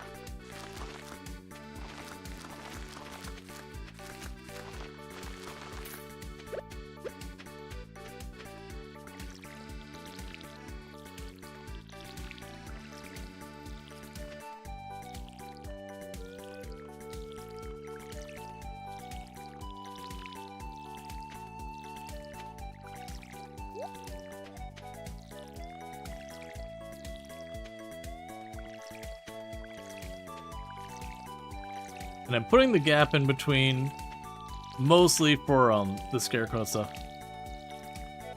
Yeah, no, the way I usually describe humidity is like whether it's hot or cold, it makes the clothes do nothing. And that's obviously an exaggeration. But generally speaking, if it's immensely cold and very humid, it just kind of cuts right through what you're wearing and you just feel cold to the bone. And just the same, if it's really hot and it's really humid, what ends up happening is you sweat and you just don't get the benefit. You know, the water, because what makes sweating cool you down is the water gets on your skin and then evaporates. And there's a phenomena with evaporation that creates a cooling effect. But if the humidity is just way too high, it's much, much harder to get it to evaporate. So you just get like sticky and gross. Which is definitely not the thing you're aiming to accomplish.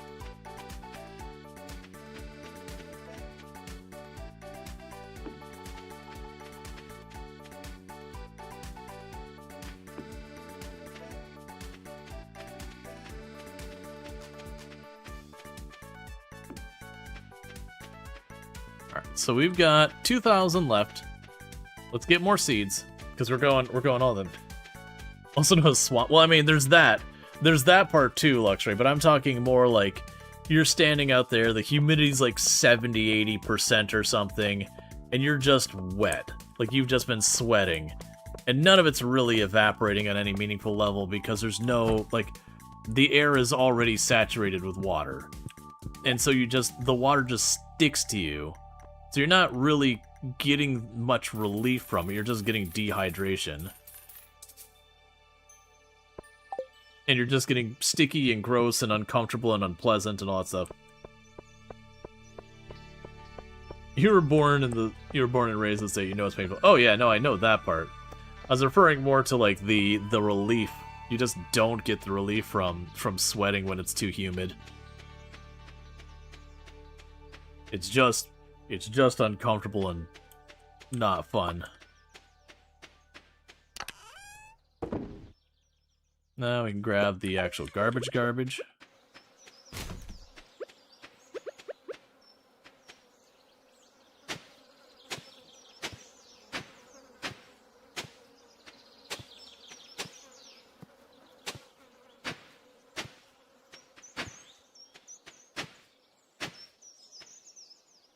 Yeah, we've gone in the mine some, and yeah, no, it is just financial ruin. To such a degree, I think the strategy going forward is for, like, upgrading our tools and all that, is I'm just gonna buy it from Clint. I'm just gonna straight up buy the ore from Clint. And then when it comes time that I need to get deeper to unlock things, we're just going to staircase it. Because how ridiculously expensive it's getting, it's just gonna be better to go that route. I mean, it's not even northern. People native down here get heat stroke too, from just going outside and be like, yeah, it's fine. You know, I've been doing this my whole life. And then, you know, their heart rate is at like 180 because their body is like, you know, they're getting sunstruck, heat stroke, whatever you want to call it. Dehydrated, just bad. Certainly it's worse if you're not used to it either, but I've seen a lot of people hurt themselves. Especially after the hurricanes, people understandably want to get life back to normal. So they start busting their butt to try and handle everything. And unfortunately what they do is, you know, they're not getting air conditioning because the power's out. Their drinks are all warm because the power's out. And just, they go and try and, you know, go up on their roof and do roof repair when it's 93 degrees outside and the humidity's 70%, and then they end up in the hospital. Or worse.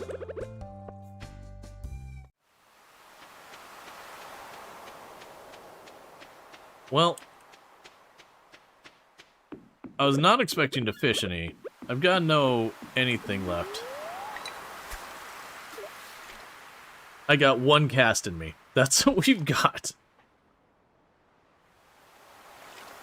Clint, you still want that seaweed? We're not getting it.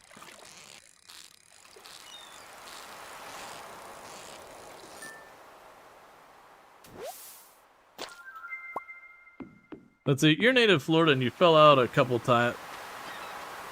And you have fell out a couple times as an adult. Just an accident, scary. Oh yeah. No, it's surprising where you can be like, oh, it's a little hot, like I'm overheated, like it's not comfortable, to, oh wait, this is pushing medical emergency. That switch can flip on you real fast. Where you're like, okay, I'm hot, it's uncomfortable, I could really use cooling off. And then suddenly you get like super nauseous and lightheaded and you're like, oh, I am like, you know, I need to be brought into some place right now, or it's going to be like a hospital visit. Like, this is, you know, we're heat stroking here. Like, it is shocking how fast that flip can happen.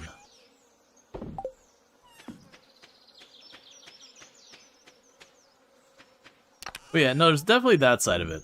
But even getting people to drink the water, people just don't realize they're in a bad way until it's like really bad.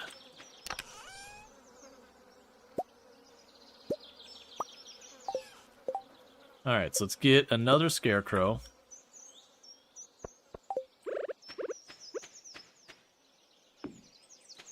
I really wish they had the highlighting, because you said 8 radius? Is here. About 8 tiles. Yeah, so I'm assuming I need another scarecrow here. And it should cover that.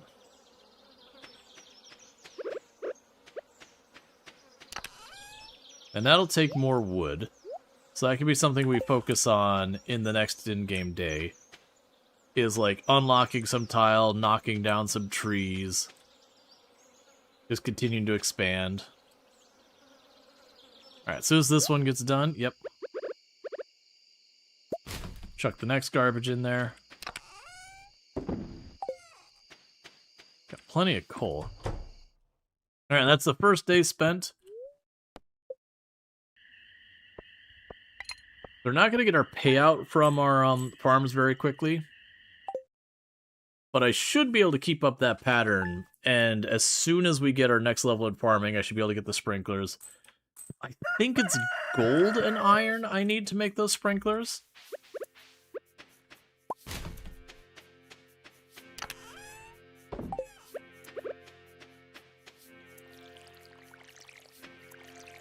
Which, like I said, I think the unfortunate reality is going to be we'll look up the recipe, see how much it costs, and it's going to be walking up to Clint and busting open our wallets and being like, "Yo, Clint, give me enough for one of them sprinklers." Get that done, get the sprinkler set up, go back to Clint, repeat the process, and just expand the farm.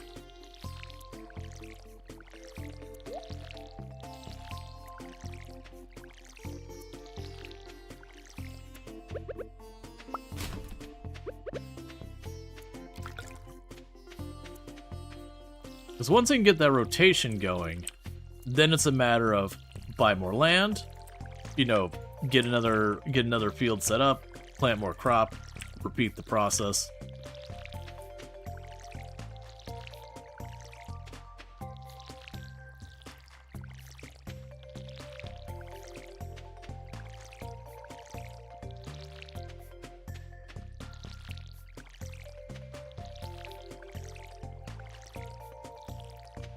Alright.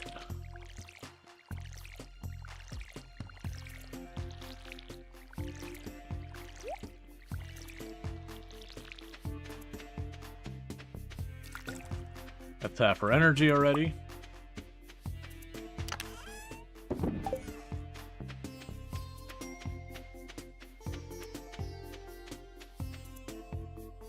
And I'll try and get more.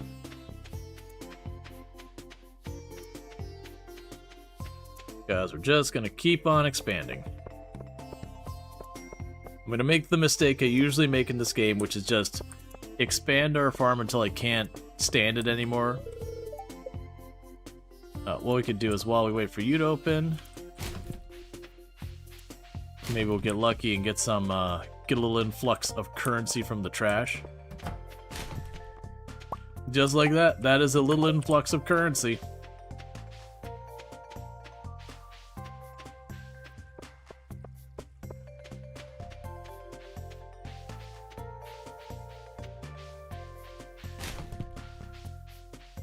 Okay.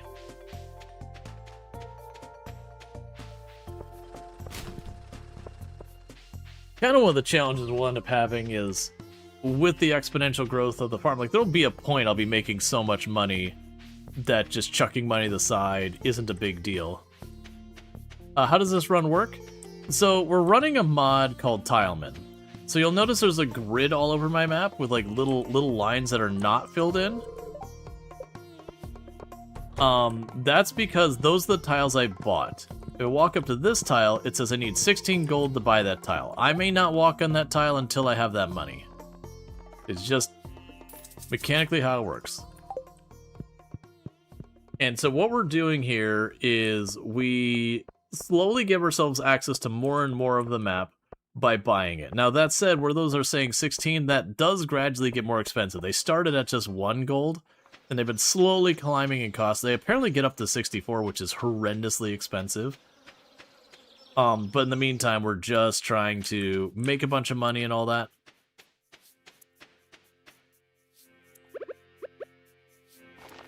Okay, that's already watered. All right.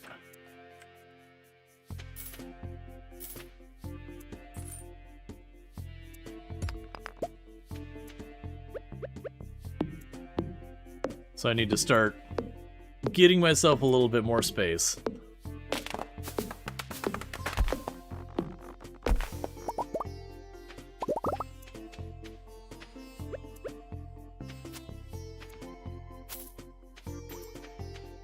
Alright, that's all I can afford for right now.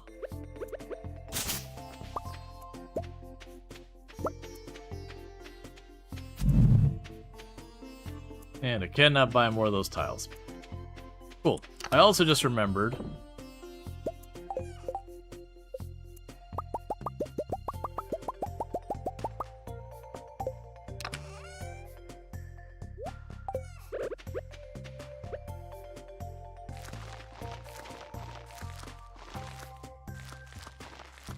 Fertilize what we can. Plant the tree. Is that way? So, what summer crops do we go with? I ultimately chose to go with corn since it is a summer and fall crop. Alright, so we've done everything we can for this in-game day so far as that goes. I want to bring in more money to keep bringing in more crops.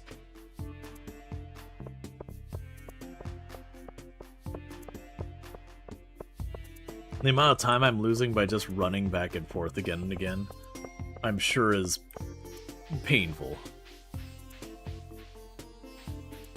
Did you have a path over this way? I do have a path over it.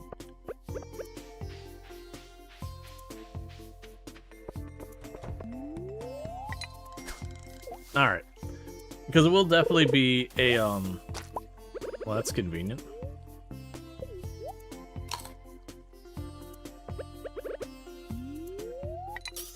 Because it will definitely be a thing that we can sit there that way and just grow it. What I need to do is get my level in farming, which we're working on.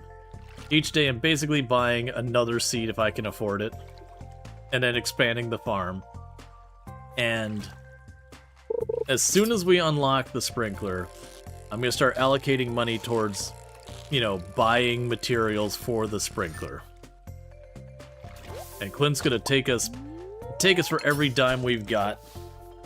But that'll be kind of the plan, is just, you know, expand, expand, expand. Keep it going, keep the money happening. The dungeons and mines sound horrendous. Oh, it's terrible. We got to like floor 10 maybe, 9 or 10. And I've already easily spent several thousand gold in there. And so we've kind of come to the realization that realistically for the ore, going to the mine is not the play. It's going to be just going to Clint and just buying it. And as we slowly build up stone and all that from various projects and whatever, eventually I'm just going to use the stairwells to just tunnel all the way to the bottom. And at that point, for like iridium, I can go to a floor and just reveal the entire floor or whatever for iridium, for when I need to go for iridium. And just kind of have like 3-4 floors on each set being like, here's where I go for this material and that material. But just progressing the mine the normal way, it's like, this is not the play.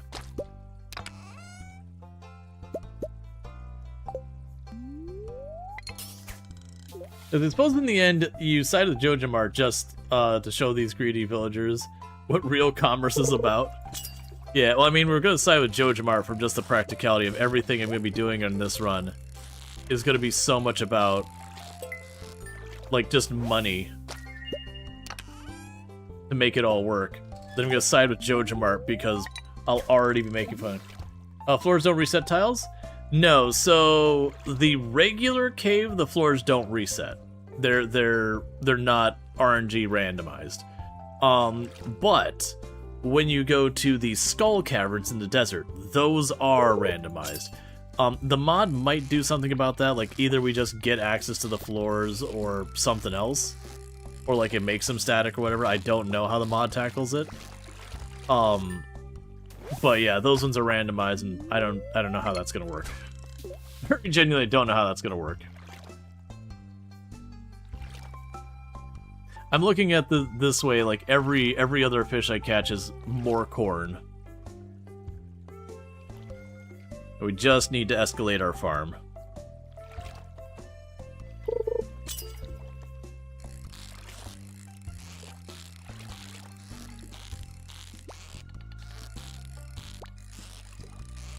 And if we get lucky, we can get ore to keep doing stuff, all that. But I got $10 to my name, and that's not enough to do anything.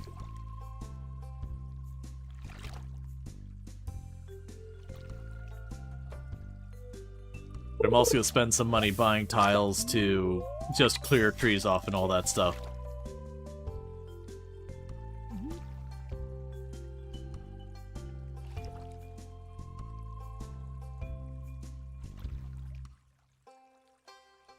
Yeah, I think, what did we figure the math was? Was it 2,250? I'm doing real badly on this one. 2,250 for one, to get the copper ingots I need to do a tool upgrade. If I just buy it straight up as ore.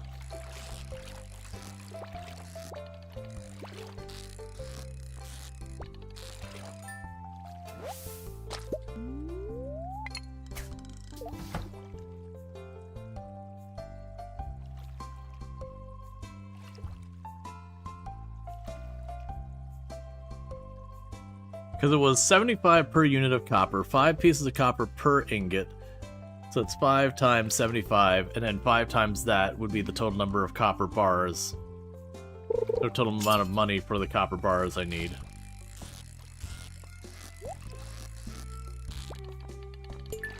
The bigger concern is I think the good sprinklers that, well, not the best, but the sprinklers we're going to probably use. I think I'm trying to remember if it's 1 gold bar and 1 iron bar, plus a quartz, a refined quartz. It's something like that.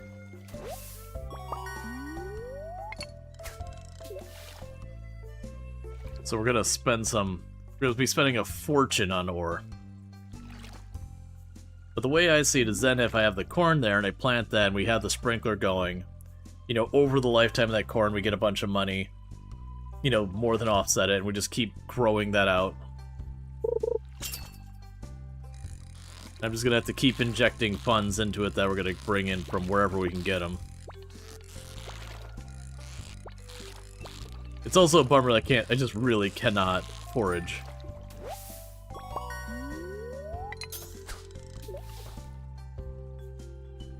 We're getting plenty of pike. Hopefully they're worth something.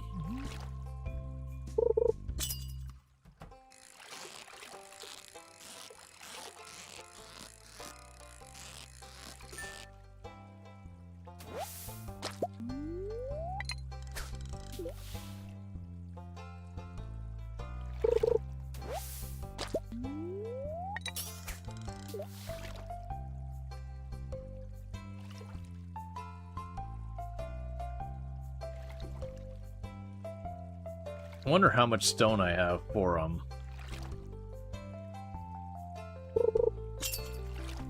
was gonna say, I wonder how much stone I have so far as like to build staircases. Just periodically go to the mine, staircase down 5 floors, pop back out, repeat that till we hit the bottom.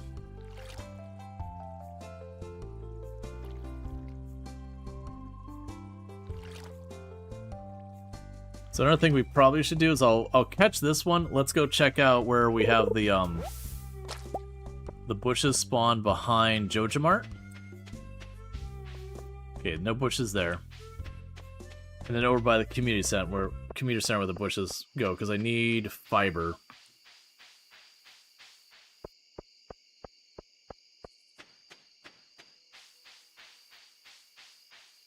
Oh, we didn't get fiber, we got you. That's still something. Good, take what we got and head over.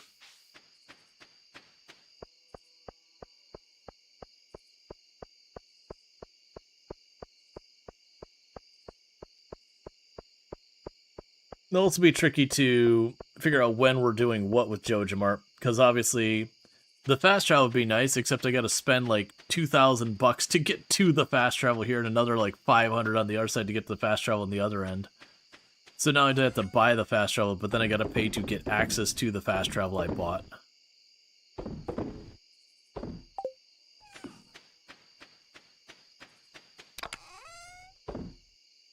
Alright, so we got all of that.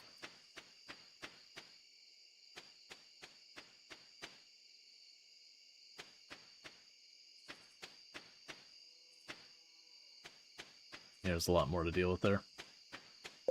Surprisingly, no more garbage. That's okay.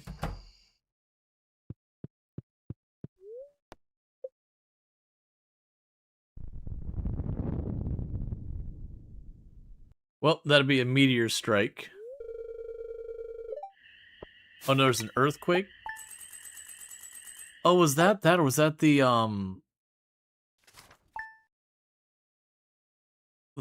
area to the north opening? Oh, cool, it's a rain day. That's great. Rual Storge, this is embarrassing. I lost my lucky purple shorts. I'm telling you because I think I can trust you. If you find them, bring them back to me discreetly, and I'll pay well. Thanks, Mayor Lewis. I'll give you discreet. I don't know what that means. I mean, I know what the word discreet means. I don't know what, you know, saying you're gonna give someone discreet. Alright, let's check. I can't remember if this is the earthquake that opens up the way to the bathhouse.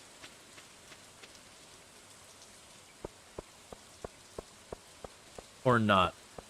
Today is Wednesday, so unfortunately I cannot buy seeds today from Pierre's. But don't let that stop you. Because you know what you can do? You can buy seeds from Jojamart. Jojamart is there when Pierre lets you down.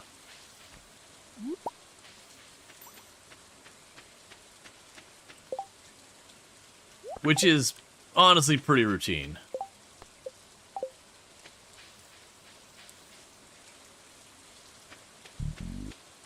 So let's see here. Because I've been dreading the cost.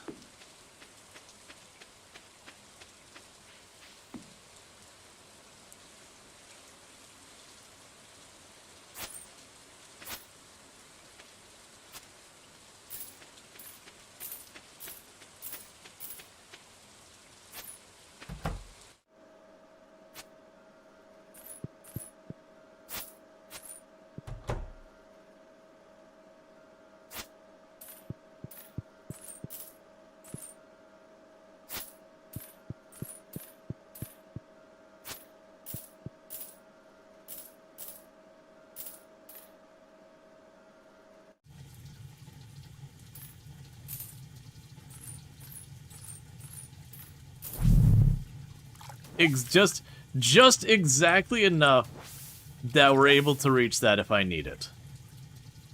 Okay, so the bathhouse is available to me. I had just exactly enough money that I can get to the bathhouse if I run out of stamina. And not a tile more.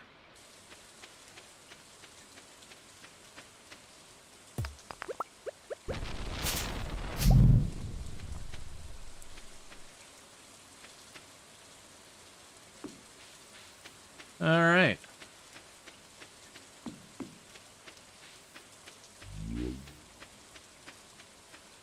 Now, where I made the comment about Jojamart or whatever, that's clearly not happening now. I spent all my money. Actually, I think Jojamart's day is open later? I don't remember. I'm kind of wondering if I run down to the beach and we fish for just a little while, sell our produce to Willie, if I would have enough time to run up here and then go to Jojamart to buy the seeds after all that. Knowing that I gotta do this ridiculous zigzag all around town. Have they popped the cans yet? I have not. That be easy money I could be missing out on. See, there's a spicy berry.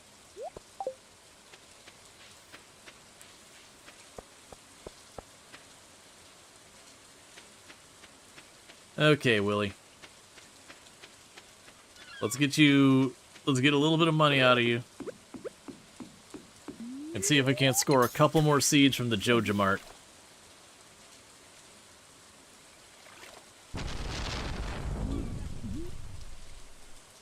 So we can hopefully keep expanding.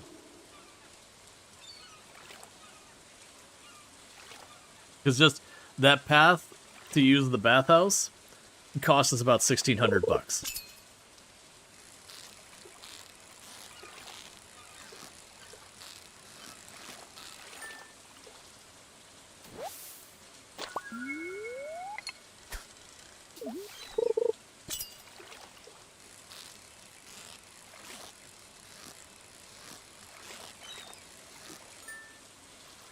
Okay.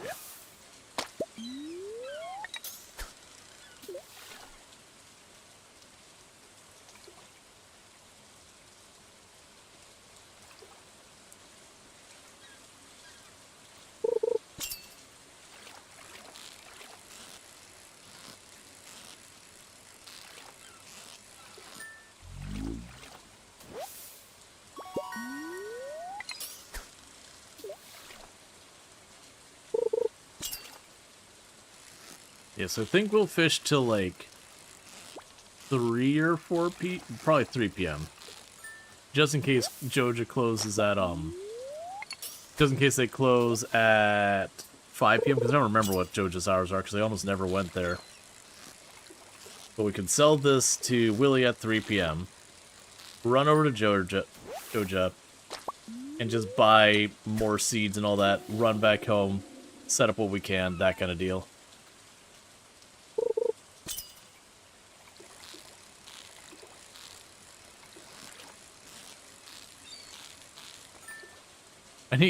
I need other things I can work on. But we're so limited by tiles. I mean, one thing I can work on is just go to the mine and just break rocks. Not even going for the ore. Just break rocks for the sake of, getting the stone. A flounder frenzy has begun at the beach. Okay.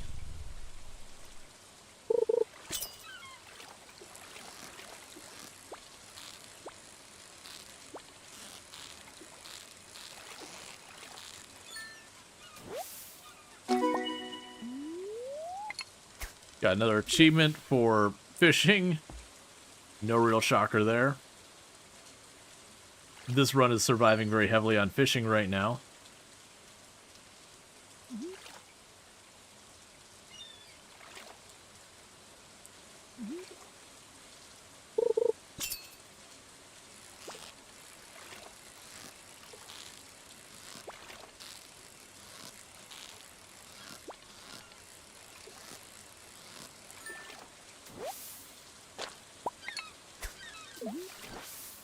Okay, we've leveled up fishing again. Pretty soon there won't be much leveling of fishing left to do. We'll just have that skill knocked out.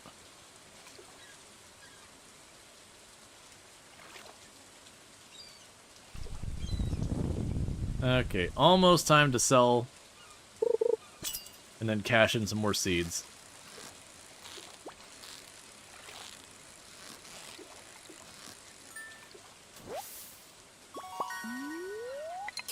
And this will probably be the last one here.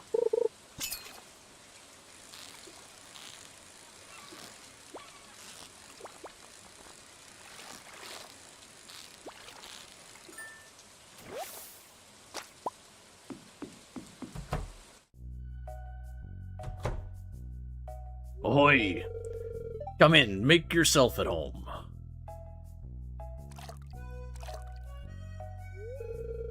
Aye. That's good stuff there. The fish go crazy for it. Just, make sure to wash your hands good after dipping them in those juices. The aroma's been known to linger for 7 weeks, lad. So, you been catching a lot of fish? Yes. Aye, a man after me own heart. You can always trust the fisherman. That's something me pappy always used to say.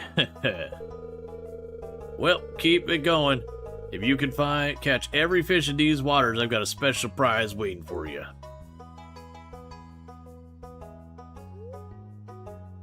Everything okay? Aye. Well, business has been tough lately. It all started about the same time the old community center fell into ruin. My fish just don't sell like they used to. I've been working double time to make ends meet. No time for me own projects. But if things pick back up around here, there might be some time to show you something. If you know what I'm saying. Yep, she's back there. An old friend that's seen better days.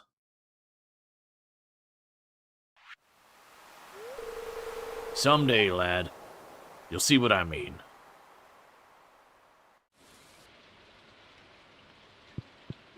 Okay, sell the fish, give me the money. Cool. We got ourselves a quick 1,600.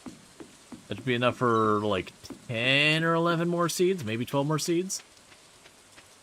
Because seeds we're buying are a bit on the pricey side, but you plant them, and they're just going to keep producing all like the next 2 seasons. So it's a big investment up front that'll hopefully be a really, really good return.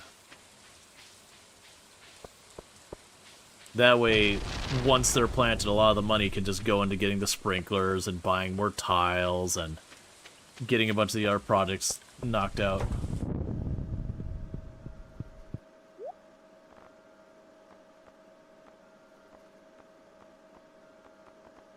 Do you not carry corn seeds? I have been let down, Jojo.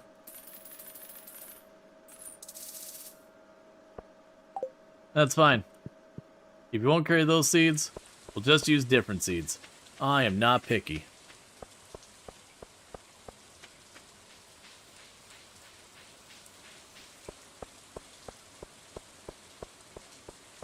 We can just use the sunflowers because you plant sunflowers to get sunflowers, you plant sunflowers to get sunflowers, you get the idea.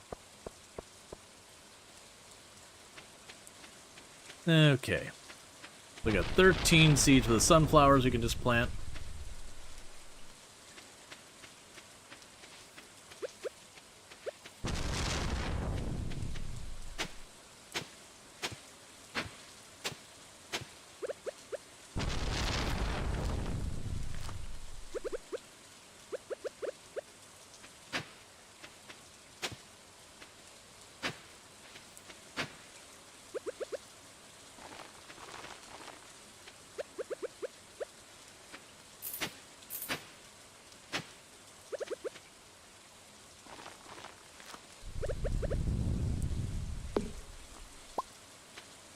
Okay.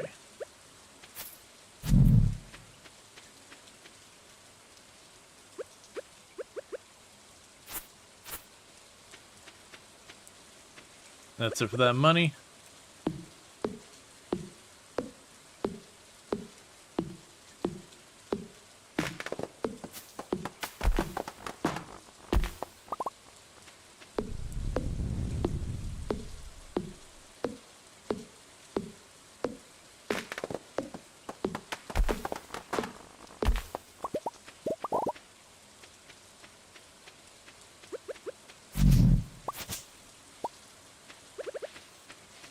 And you got a maple seed. Alright, I can't reach up that far. Okay. Plant it right against the house, I guess.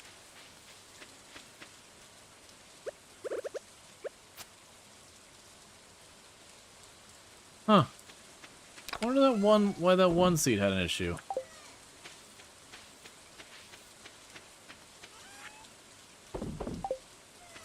But I need them to not have issues because, like, I want the money.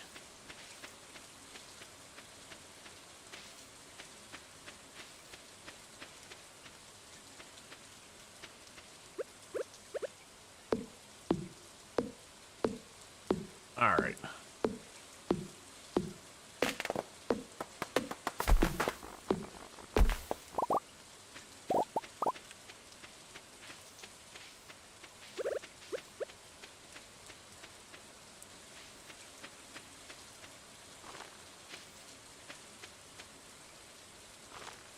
Keep planting all trees again. Okay.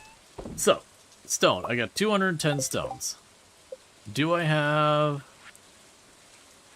Ah, we cannot make staircase yet. Never mind. Alright. Well, unfortunately, the time it'd take me to run the whole way around to get to the mine, probably just not worth doing. What I can do is cut down whatever trees and that we can get access to here. Oh, you know what I need to do? I need to get over to where I can access this.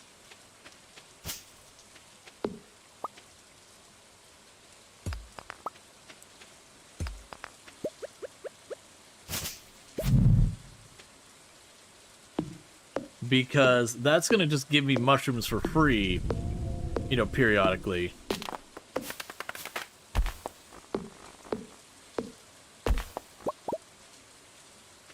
So we want to make sure we can get in there to cash in on that. Because even if they're not particularly lucrative, it is free, and it does make money. I still got more maple seeds. Alright.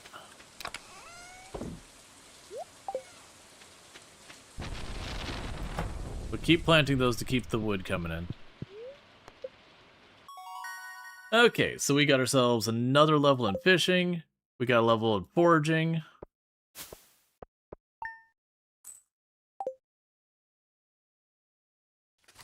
Alright.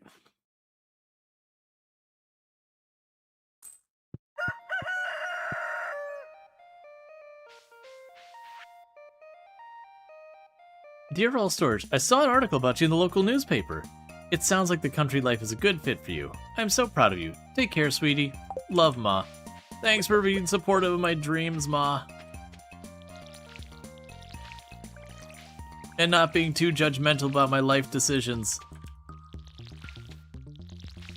Not being like, you could have been a doctor, you could have been a lawyer. And instead you're like, are you happy? That's good enough for me.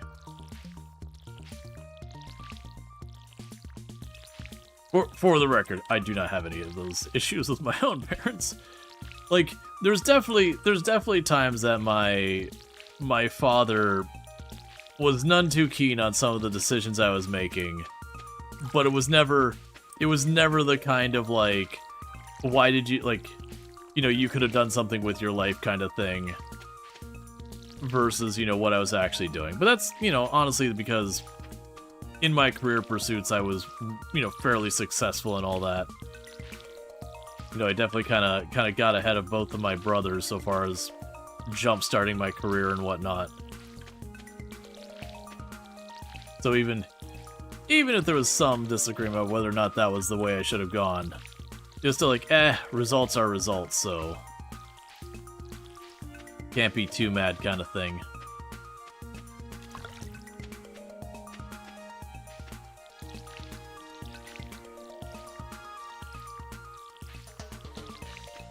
But just a thought, would it make sense to put the TV bed in your inventory before you upgrade your house to ensure you have access to it? That's honestly not a bad idea when it comes time to upgrade.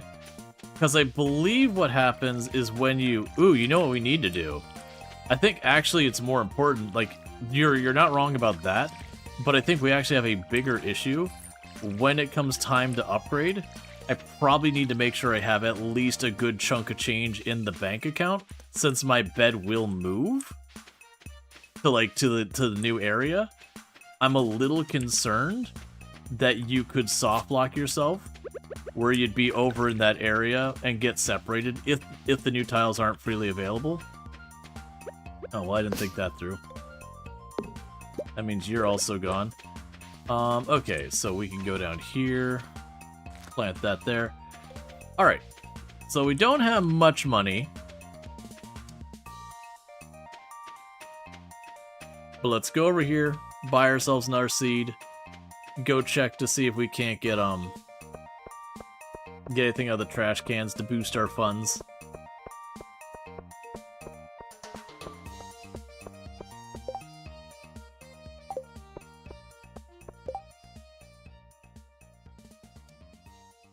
Yeah, I don't really care.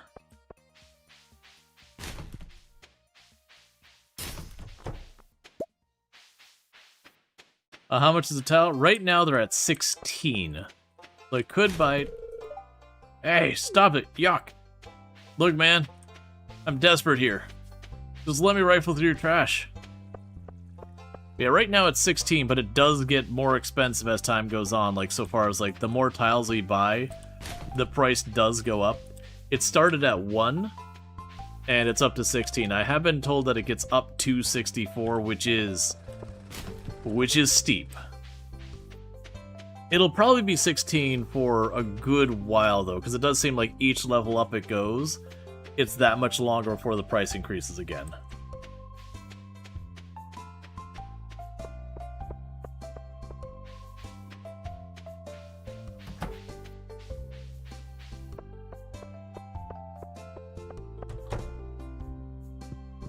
Alright.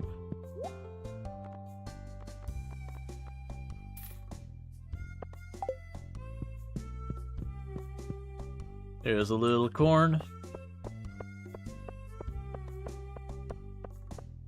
But yeah, so my thought is when we go to upgrade our house, we need to make sure we have like a cool 1,000 just sitting in the bank account, just in the off chance I gotta, you know, tunnel over to the next area.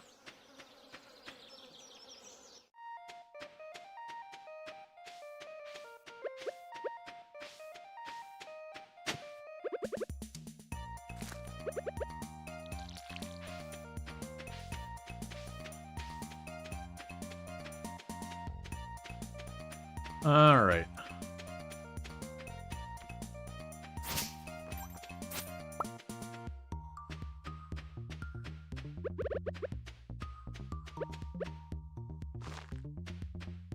So I bought what I could there. We want to get into the mushroom cave to start getting that, making mushrooms.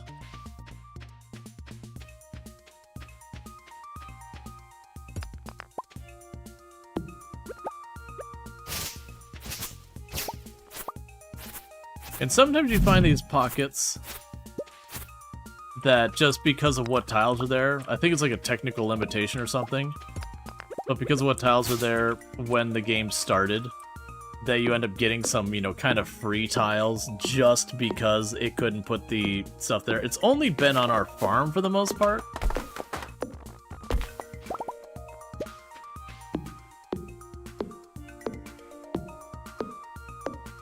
But it seems to be like where the patches of grass started. That's kind of been a thing. And as you can see, I could definitely take a bit of advantage of it, but not a super big amount.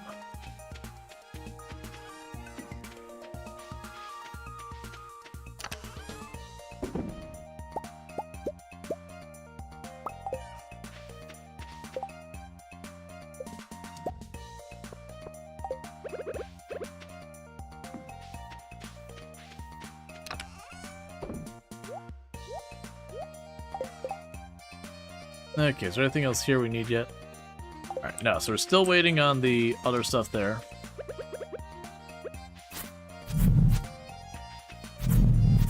I know. Wah, I can't afford the tile. I'm just trying to keep the grass from taking over, I think.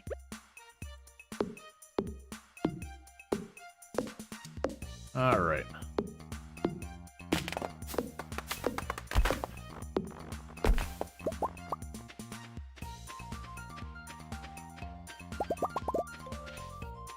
Okay. So little by little.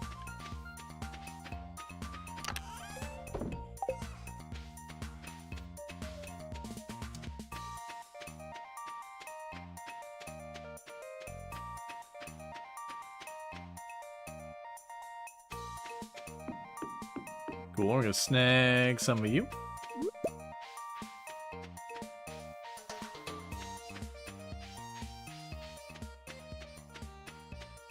Alright. We're basically out of energy.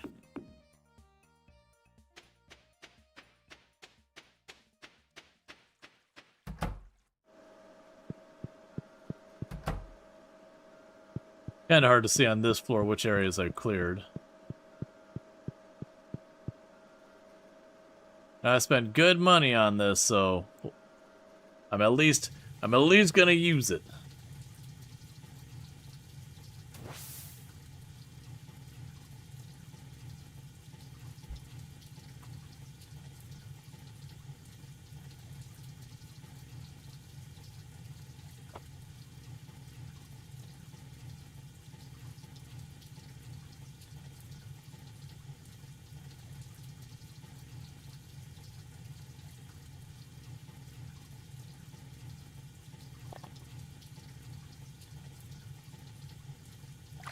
Alright, and back out and back to work.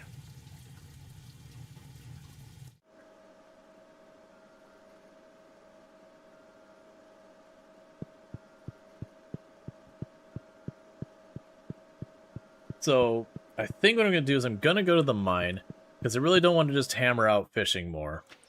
So we go to the mine, we're just going to break rocks. I'm not actually expecting to get anywhere so far as depth. But the hope would be that we can break some rocks, get some stone, maybe if we're lucky get some geodes and ore.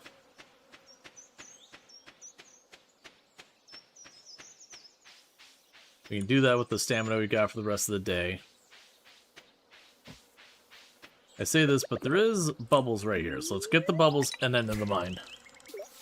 Let's see, wait, Stardew Valley has a giant sauna? You never played the game? Probably will watch 10 minutes in total? So this is a me problem. Yeah. Yeah, and there's a giant sauna. Oh, it already disappeared, that's fine. Yeah, there's a giant sauna in Stardew Valley.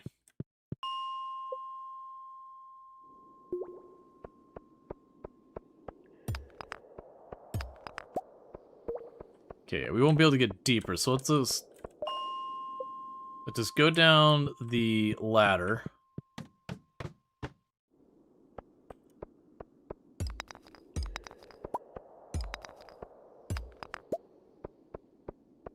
And we're just kind of hoping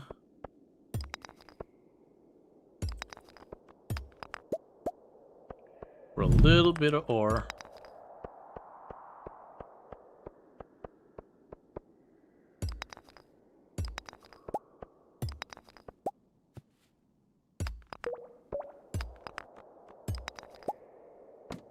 Aha! There we go. Or if nothing else, a little bit of levels towards mining. Because then we can get more unlocks and all that.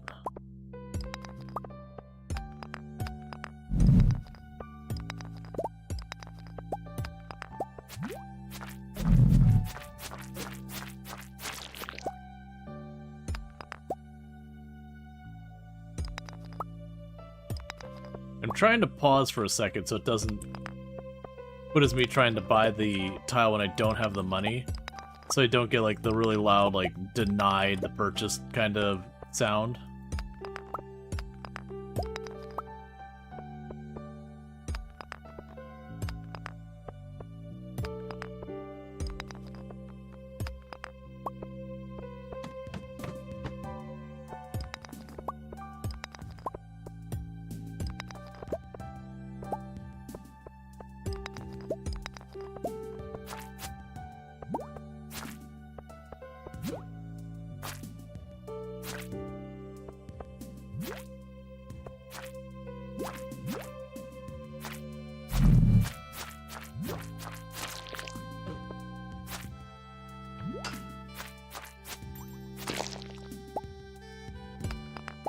Okay.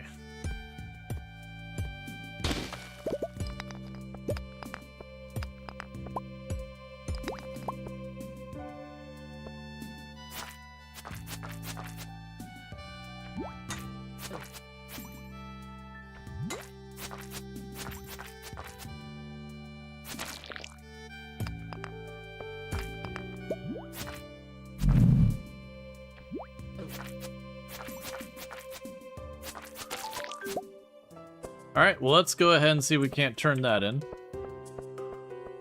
Because that'll be the Adventurers Guild nonsense. I actually won't do that, and the reason I won't do that is I can't get to the Adventurers Guild. Alright, that's fine. It's fine, we got ourselves some goodies, it's okay.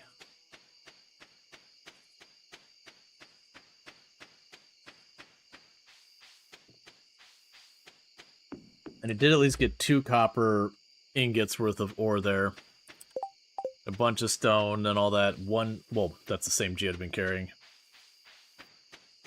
It was mostly to do something other than fishing.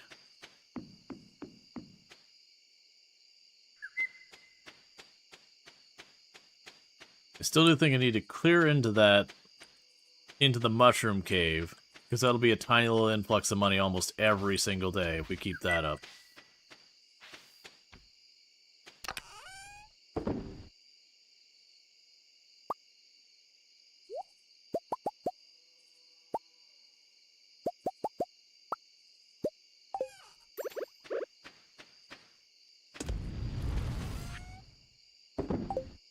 Alright. Then we go to bed.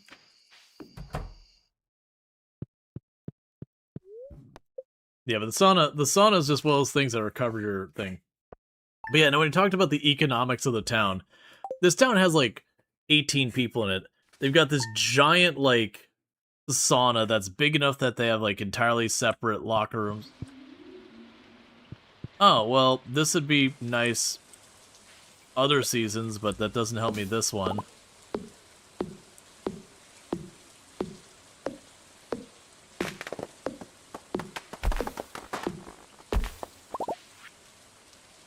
Saw the weather report last night.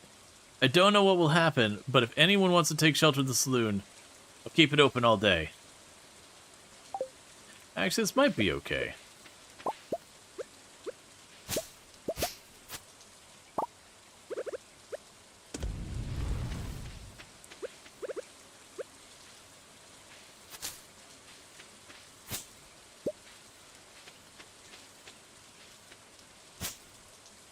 Okay.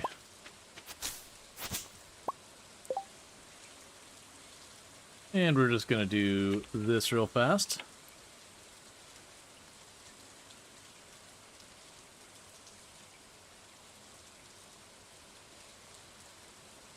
Don't worry about it. Just things auto mod caught.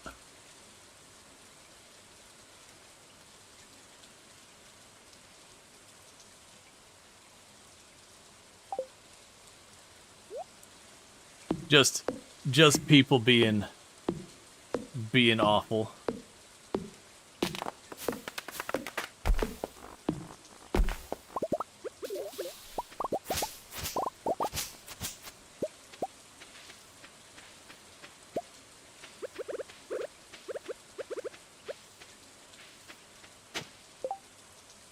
Alright, we can grab you.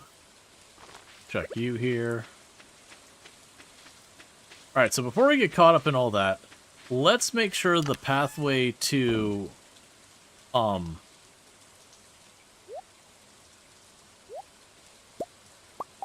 we can make sure the pathway to the, yeah, now you're all good. It just got auto-modded so people didn't get to see what it was. We'll simply leave it at it was the kind of comment where you don't,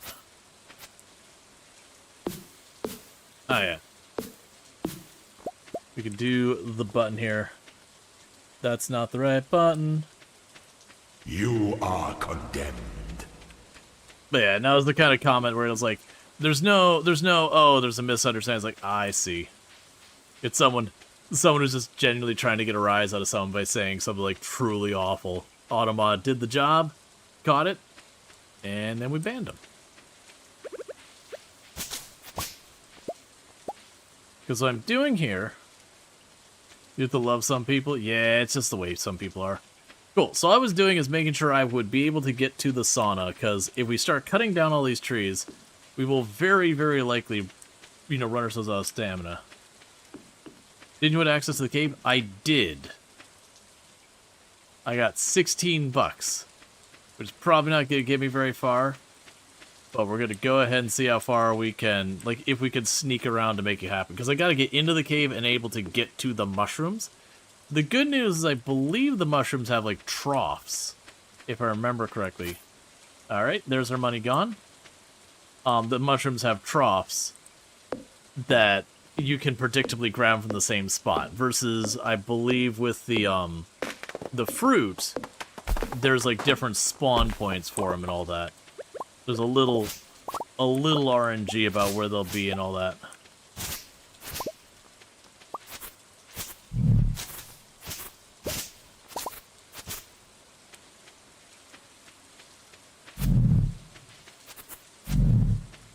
I know, stop making noises at me. It's fine.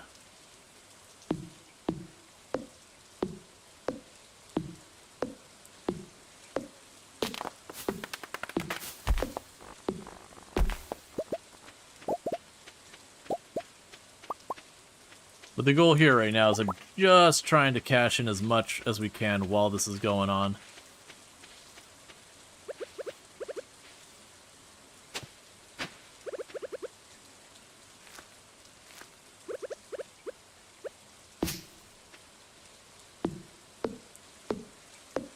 And then we can go run back and,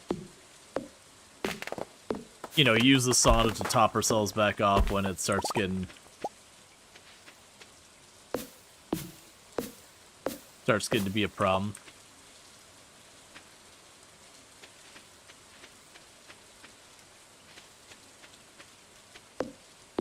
All right.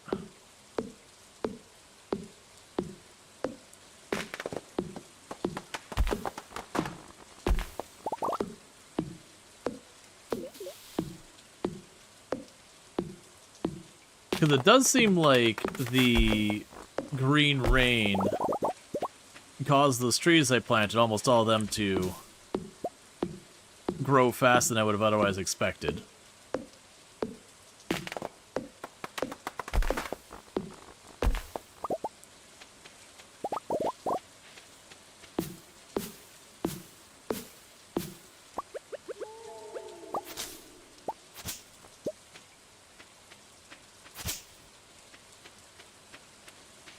Okay, let's go ahead and plunk another one of these down.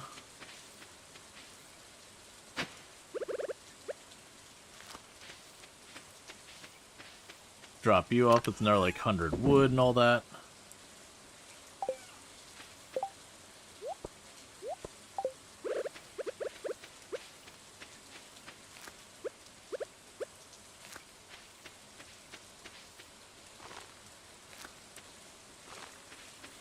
Alright, now we can go... Well, first... Yo, drop this.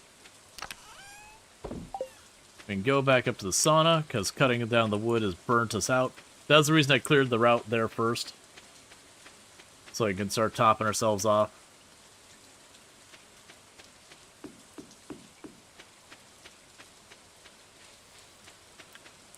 But that should give us a lot of wood. It should give us a decent amount of fiber. All of which should help. So after the sauna, we're going to take the route from here south towards the town. Thank you.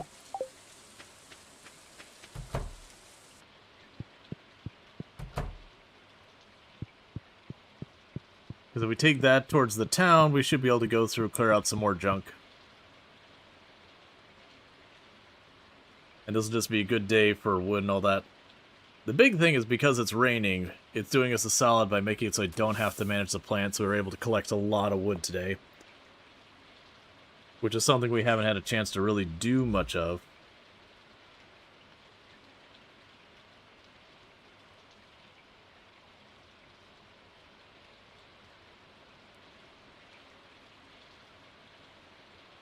Now, the downside is we still have to wait a bit longer for the corn to come in.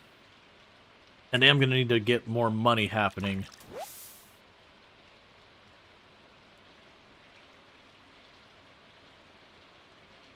Which probably mean fishing, unfortunately. Because right now, that's the only, like, instant gratification thing I've got available.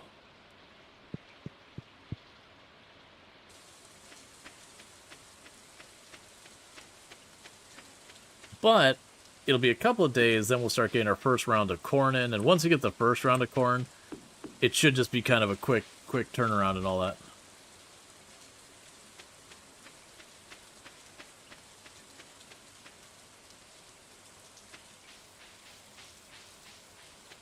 Alright.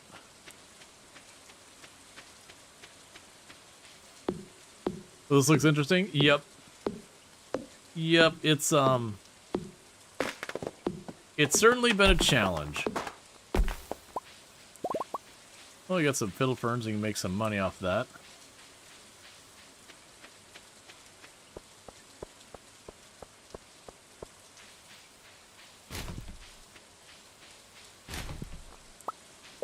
Hey, are strange buns worth? I think strange buns are only okay.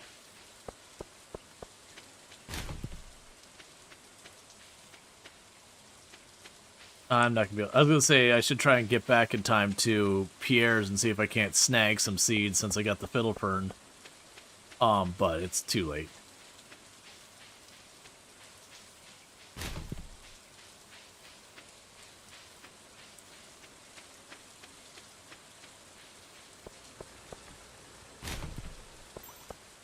Alright.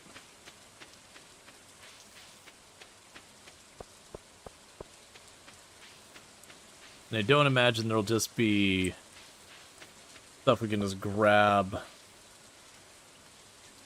Yeah, it's just checking to see if there'd happen to be a forageable right along the path we cleared to the beach. What are you pulsing? Oh, right, the Adventures Guild, which I can't get to because I need to buy the tiles to be able to access it. And we would check to see how things are going on in the saloon, but I don't have the money to buy the tiles to get to the saloon.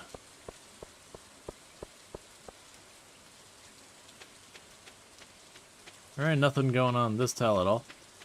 Alright, well, it looks like we pretty heavily tapped out what I can get here right now. Never finished the base game. Yeah, I could see getting, like, just into the weeds of stuff and not get through it. So sadly, I'm barely getting to take advantage of this. Just because, unfortunately, I have access to so little of the land. Let's get over here. We can chuck down a line a little bit here, since I got nothing better to do.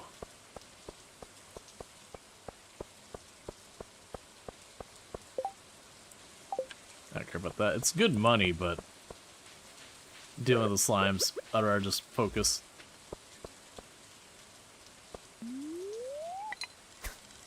Alright.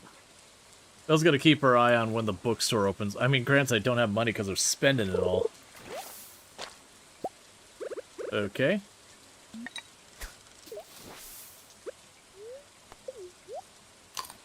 Not worry about stamina. We can catch a couple of fish. We can probably get enough money to get ourselves a little bit more seeds tomorrow.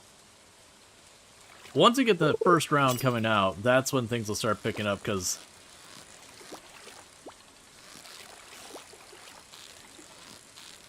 ultimately what'll happen there is each couple of days we'll end up getting a nice little bump of, you know, several hundred to several thousand bucks worth of, well, probably mostly several hundred, but like every couple of days we'll get a little bit. So So we should have a pretty good rotation of just money trickling in from the crops. And that's when things should start to properly take off. Because then it'll be like, you know, plant a, you know, get a sprinkler, get another segment of crops, get a sprinkler, get another segment of crops, just keep expanding. And that'll go all the way through fall, and so we should be able to get just a nice little rhythm of money going. And then that money will help us make money, will help us make money. And eventually we'll get to the point where I'm making enough money rapidly enough, it'll be start diverting some of that money to, you know, doing Joja, you know, upgrading tools, whatever spends we have.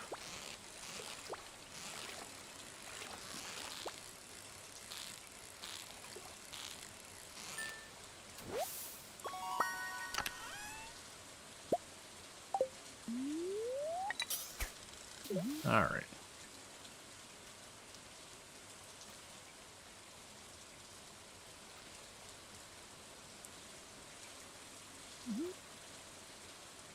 The sprinklers are going to be shockingly expensive.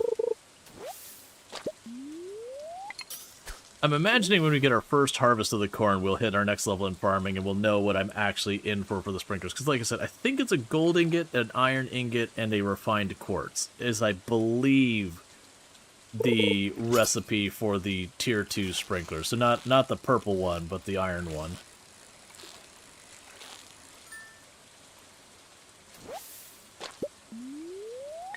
It could be iron copper refined quartz, but I don't remember. All that'll change is how much I'm throwing at Clint each time to get a sprinkler.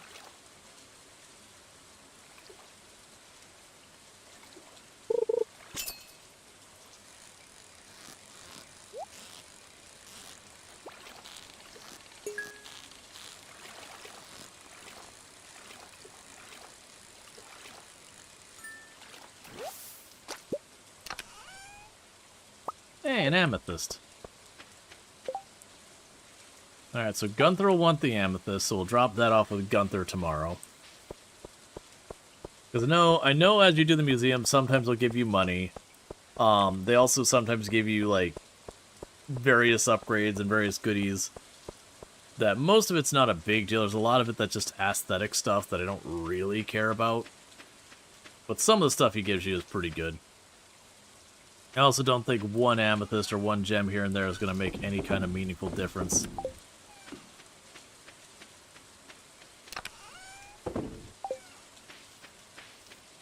Who are we dating this run? Oh, we have not been looking into that at all. I don't think there's going to be a focus on this one. I've romanced every single one of the bachelorettes in the game. This run's probably, like, we're going to focus on getting the goal done for, like, this challenge. But it's probably not going to be like a 100% run where we go to the island and do a whole bunch of extra stuff. It's going to be mostly knocked out. Because we got to keep in mind there's an update coming out for this game in like a week. So, a week from now, there's a good chance this run has to stop. Because when the update drops, it's going to just break the mods and all that kind of stuff. So the goal is to do a Joja completion. And then if we get that done and there's still time left before the update, then we'll just, you know, we'll see how far we can take it. That said, I could keep this in the back pocket for later. But when 1.7 drops, that's going to be kind of the focus on pretty much everything Stardew. I literally did not plan this out with consideration of the update or anything. Which is why the timing is a little awkward.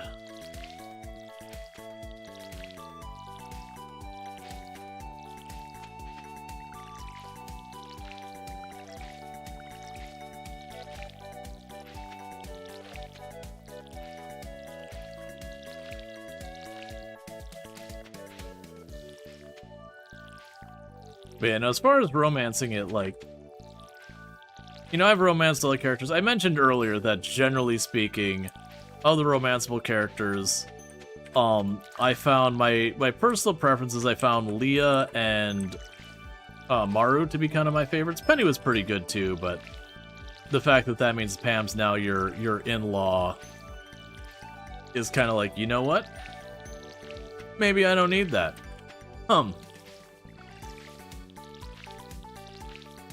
But like Emily and Haley, I'm pretty much team like, no thanks. I'm good. Someone who opens up mean to you, and that's just like your first interaction, like you've met for the first time and just insults you in your face, like, you know what? There's not gonna be a second conversation. I'm good. I have some level of self-worth that doesn't need to deal with this garbage. Let's pop in here and get the, get access to our mushroom thing, because like I said, that's gonna be just a trickle income here.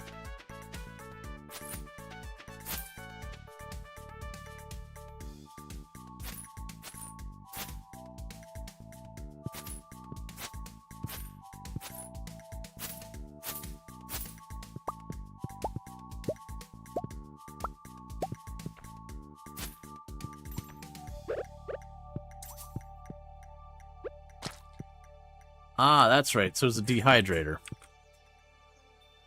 Okay.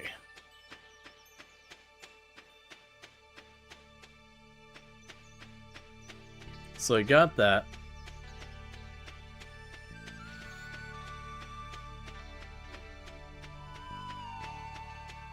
So I got the mushrooms so we can dehydrate those.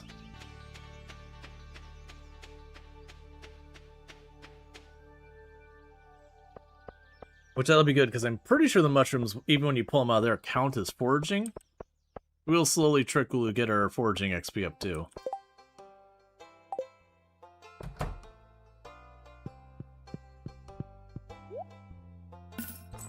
Okay.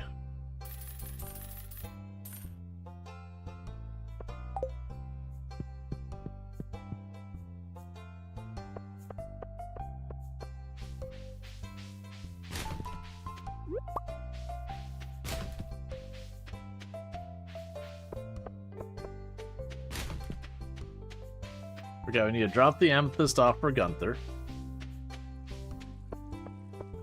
And I do have a cheap geode we can drop off for Clint.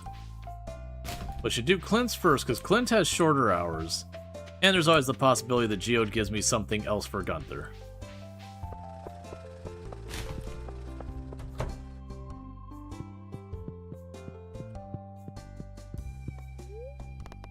Okay, and give me a goodie. That is not a goodie.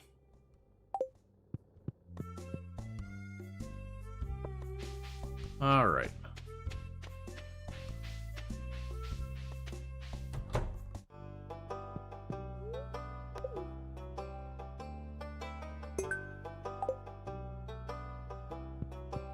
And little by little we get it all done.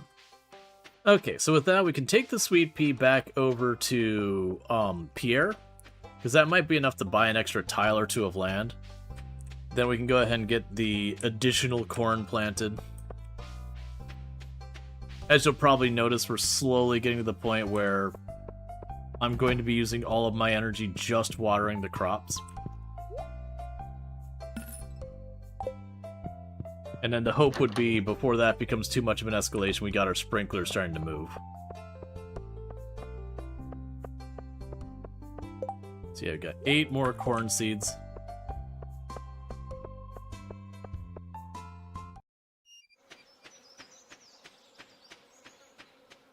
Okay.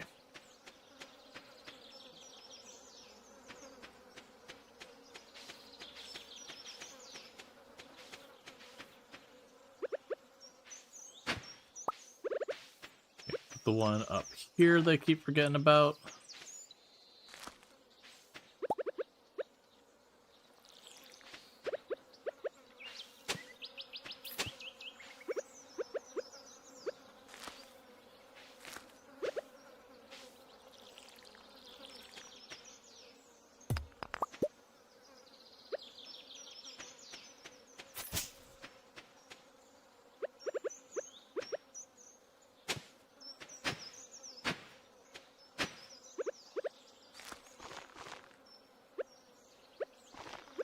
I'll definitely also need to cut this back farther.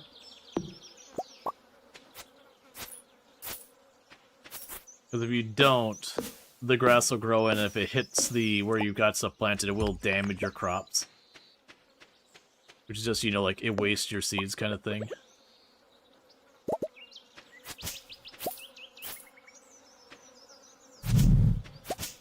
I know, I don't have the money, it's fine.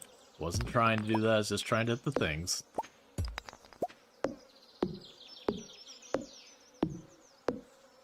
Okay.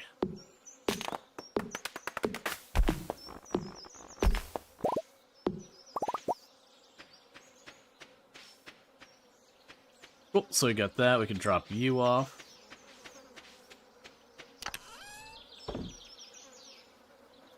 And I do not have enough fiber. What are you? Mixed flower seeds. Okay, we can do that. Pop right on down here, and I'll just chuck that in with the rest of it. Why not?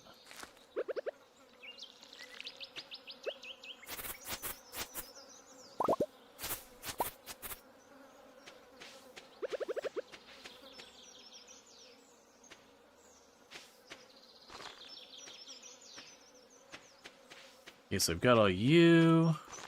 Continue placing all pine cones also.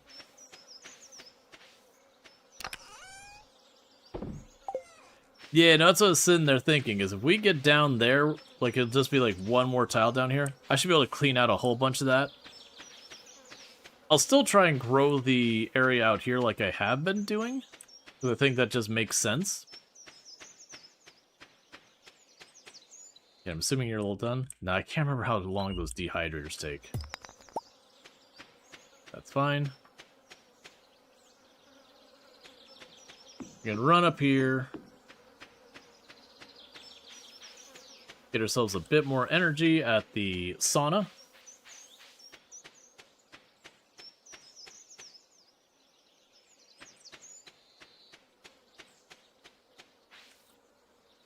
And also we've got you hiding here in the grass. Alright, so summer squash seeds, so I actually got some more seeds to plant.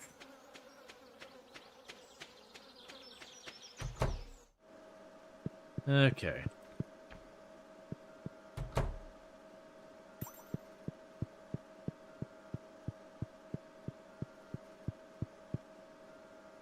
Some of the good news is the summer squash and all that. Although even those grow.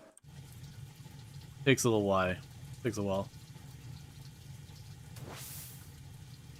Alright. But yeah, so it just takes a time to get all that going.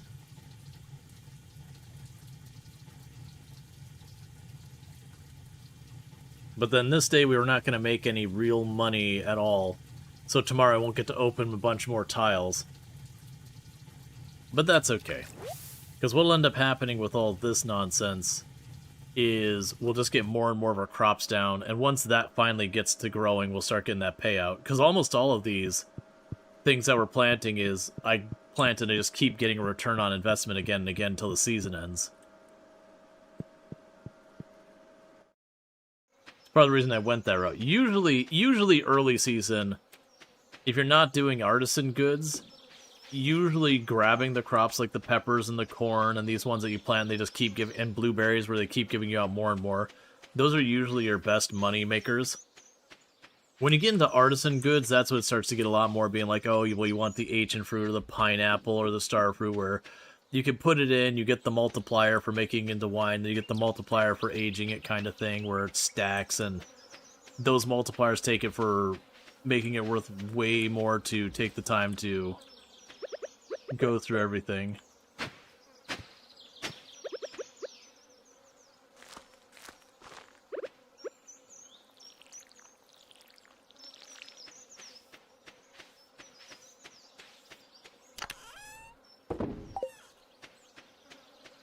Alright. See if I can't catch a couple of things just to give myself a little tiny extra money so we can open up some new tiles.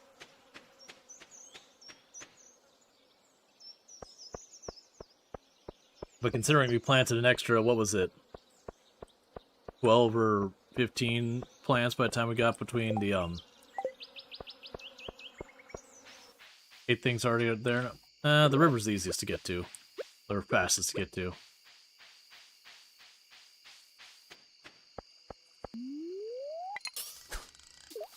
Alright.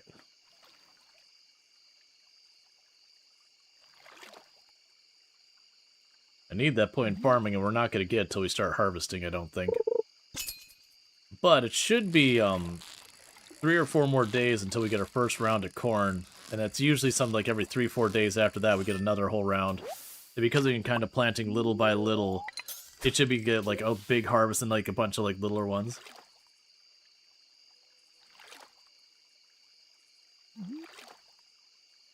Alright.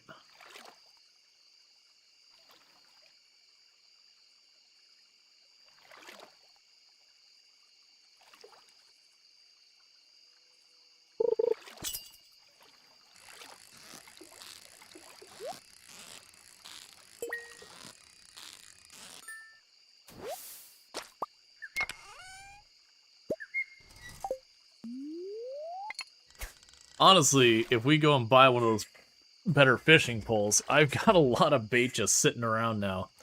I'm not focused on it. I don't think that would be the right play for what we're doing.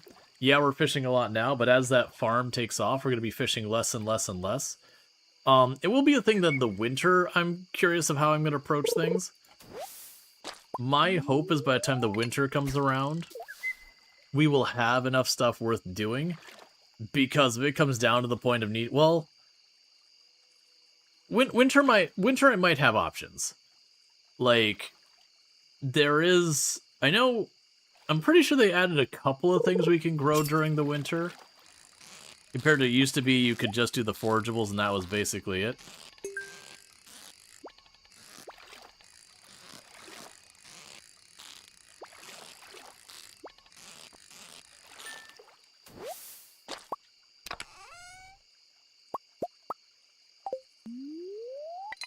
Alright, and this will be the last one we catch for right now. Yeah, I can't remember it was like there was winter flowers or something like that you could grow. Which is one of the things I appreciate about Coral Island is like, winter in Coral Island is just, it's another season. There's not as many different plants to grow, but you can just grow plants. Because it's like, it's one thing we don't really know where Stardew Valley is meant to take place, but it's very clearly a temperate climate where you have like, you have hot summers, warm springs, cool falls, and like a proper winter where it's like things don't really grow, and that's fair. Outside of greenhouses.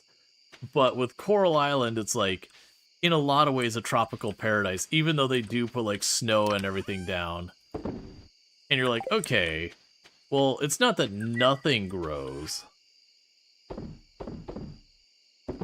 Just, it's a significantly reduced amount. Alright, so you can go ahead and get that knocked out.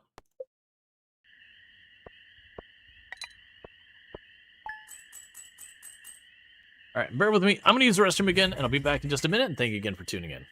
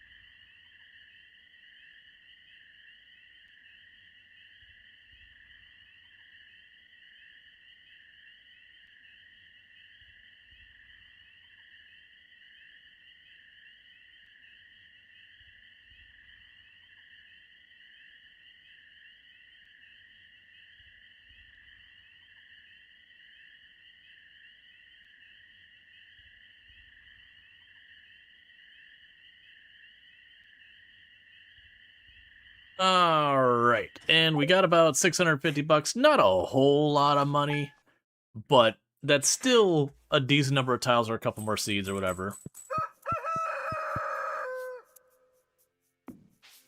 Alright.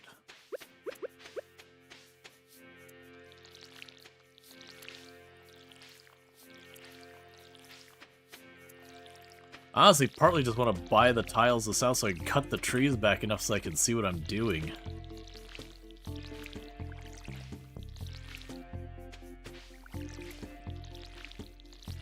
Oh, I think our seasonal seed or whatever is wheat. That's why it looks like grass.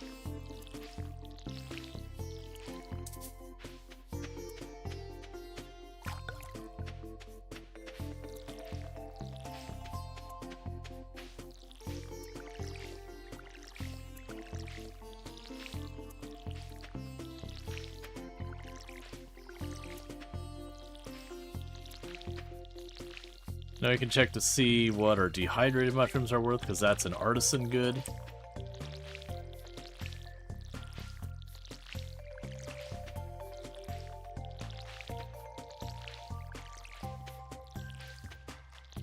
Which it might be worth it for me to grab the dehydrator out of there, bring it out here so I can kind of keep an eye on it. And then since I know I can dehydrate the mushrooms into artisan goods, which should give them a, you know, at least like a 20, 30, 40, 50% bonus in value, if not more, it would be good to have it out here. And then instead of selling the mushrooms as they happen, chuck them in the dehydrator as we get enough to make a stack. Because I shouldn't get a backlog, because that's one of the things that happens. Like, I do that all the time in Coral Island, where I start setting up the automation for making the wine and mead and all that kind of stuff. And then I just kind of hoard all of the fruits and vegetables for their turn to be put in there. And all that happens is I just get more and more of a backlog, where I just got more and more capital just sitting in boxes. Can you dehydrate more than mushrooms? I believe so. You can't dehydrate everything. Like, I don't think you can just go and like straight up dehydrate all the vegetables or whatever. But I do believe it is more than just exclusively mushrooms. I don't remember what the limitations are, though. The dehydrator was a relatively new thing, as I recall.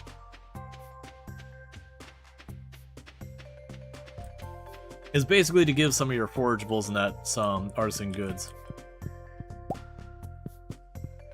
Yeah, dried common mushrooms. So that's an artisan good. Alright, so with that, I've got about 600 bucks. We can look at expanding a bit more here.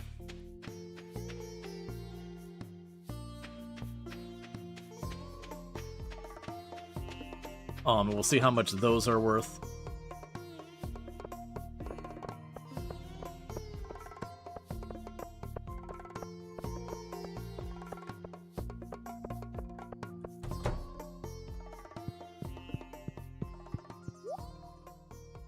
So it's 325, so it puts us just shy of $1,000.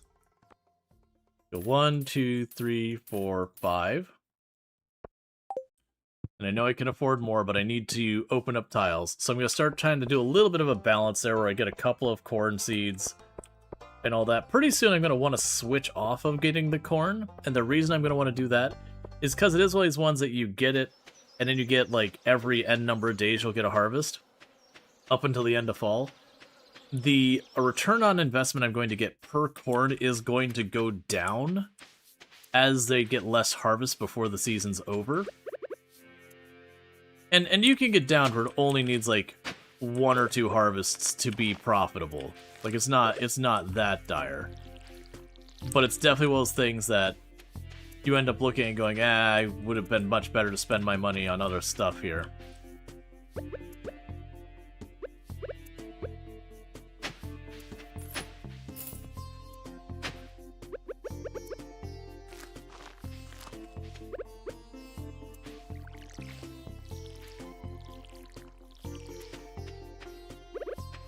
Buy the tile in the middle, because I'll forget that. Okay.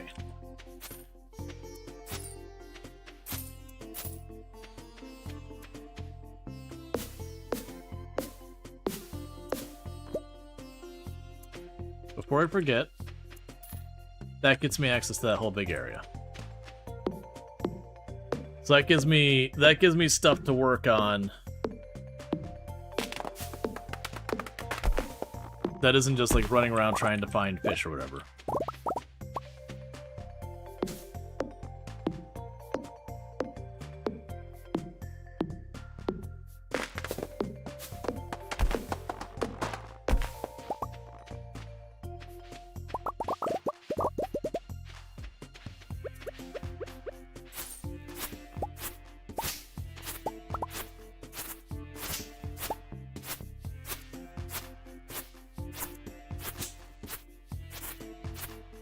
Okay.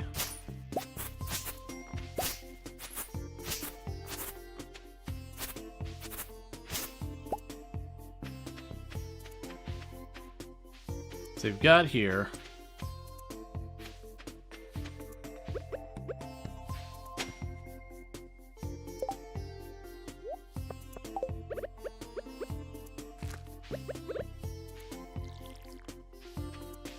I can drop your junk off. For right now, let's start chucking some of these in here. Season here. So I need one more plant fiber to make another scarecrow. See if we can't make that happen real fast.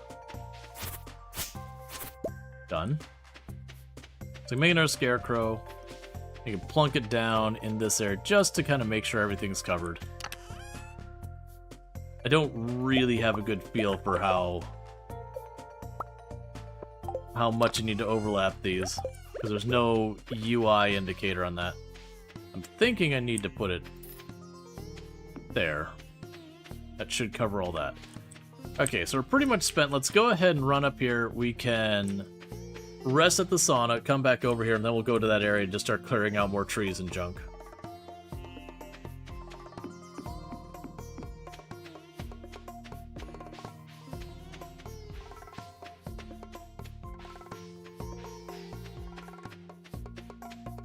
Because we're just going to try and keep clearing out the farm so we can keep expanding.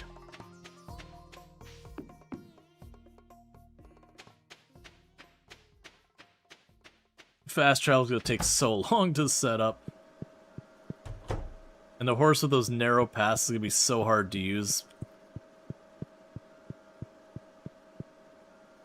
Yeah, I was all worried about not having wood. We're doing pretty okay with it. It is going to be a thing if we go to build the bigger house and all that. That could be a whole thing. That's not strictly required for our goals, though. Mostly we just need money. So we might not even worry about upgrading the house at all.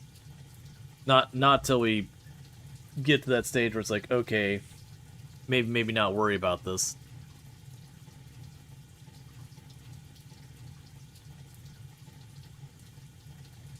It does make me wonder. There was 3 different mods that kind of do the same thing, and 2 of them look like they were, sorry, one of them looked like it was outdated.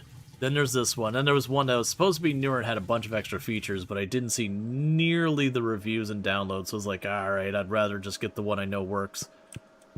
It does make me wonder if the new one had a bunch of cool stuff. I wouldn't want to start over for it, and I'm sure they're not compatible. But it'd be cool to have, like, tracking, being like, oh, this is how many tiles you bought, here's how much you've spent on it. All that kind of data would be just kind of fun to be deeply upsetting.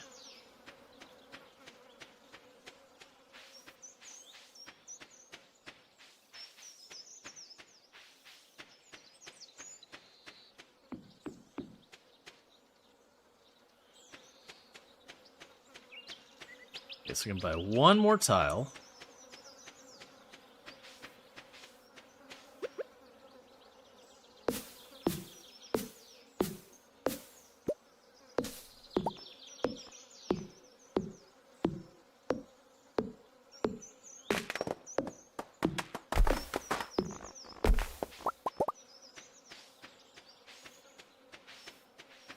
Okay, you can all sit right there, that's fine.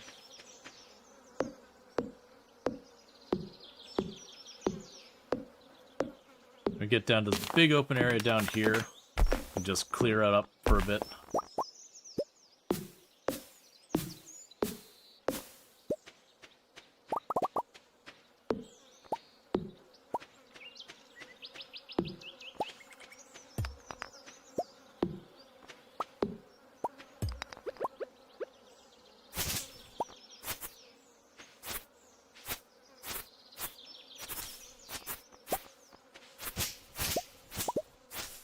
It seems like this whole area in the middle that doesn't seem to require me to pick it up.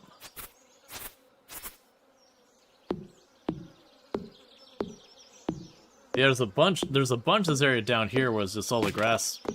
It doesn't seem to have the where I have to buy the tiles on it. We kind of guessed that might have been a limitation, that just with how this works, they may not have been able to, like, you know, flag those to need to be purchased, so they just kind of gave you as freebies. Okay. That was weird.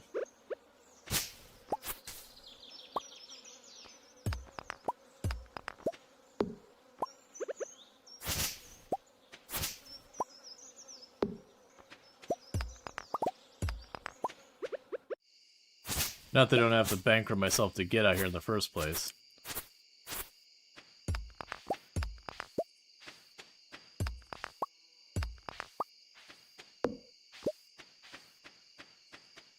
Cool, we gained a level in foraging from the sounds of it.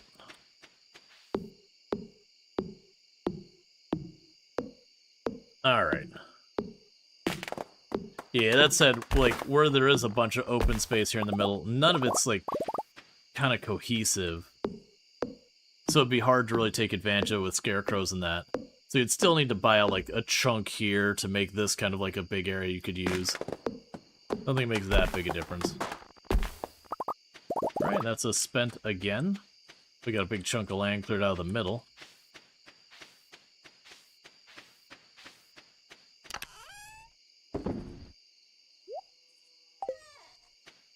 Okay. And a whole lot of 0 money for that day. Cool, we got a cookout kit. And soup. Just gonna peek outside. But with that said, chat, it is going to be about that time. So I think this has been a good first stream. We got through the entirety of spring and we're about a third of the way into summer. But we're doing relatively good. We've cleared up a bunch of land. We've got our way to get to all of the important buildings right away. The tiles are getting more expensive. We do have a game plan for moving forward of just kind of like slowly building out and replicating the farm as able, and that the more that builds up, the faster it should be. So we can just kind of like get the exponential growth snowballing of this going. And that should be good. And it'll kind of be just get that money rolling, and then once you got the money rolling, then we start interacting with Joja and all that. A big part of that is going to be getting the sprinklers, and unfortunately, reality is we're going to be buying our materials from Clint, just because the limitations with the mine with this, that we're just going to have we're not going to have the access we need because of the cost. But with that said, if you have enjoyed tonight's content, you're not already following the channel, don't forget to drop their follow, that way you can find your way back here in the future. I will be back tomorrow at 7 PM EST. I will most likely be doing more of this tomorrow, I think. The day after that, we have a sponsored stream of spacecraft and all that stuff, which should be fun. And that might end up being collaborative with a couple other creators. You know, stuff. Have a great night, day. Yeah, so it's like, it's morning in the it's nighttime still morning kind of way. But so with that said, thank you so much for tuning in. If you're watching over on YouTube, don't forget to like and subscribe, but the channel or the stream will be ending abruptly for you over there on YouTube. And then for those over here on Twitch, don't go anywhere. I'm going to go ahead and put up my ending stream screen and see who I can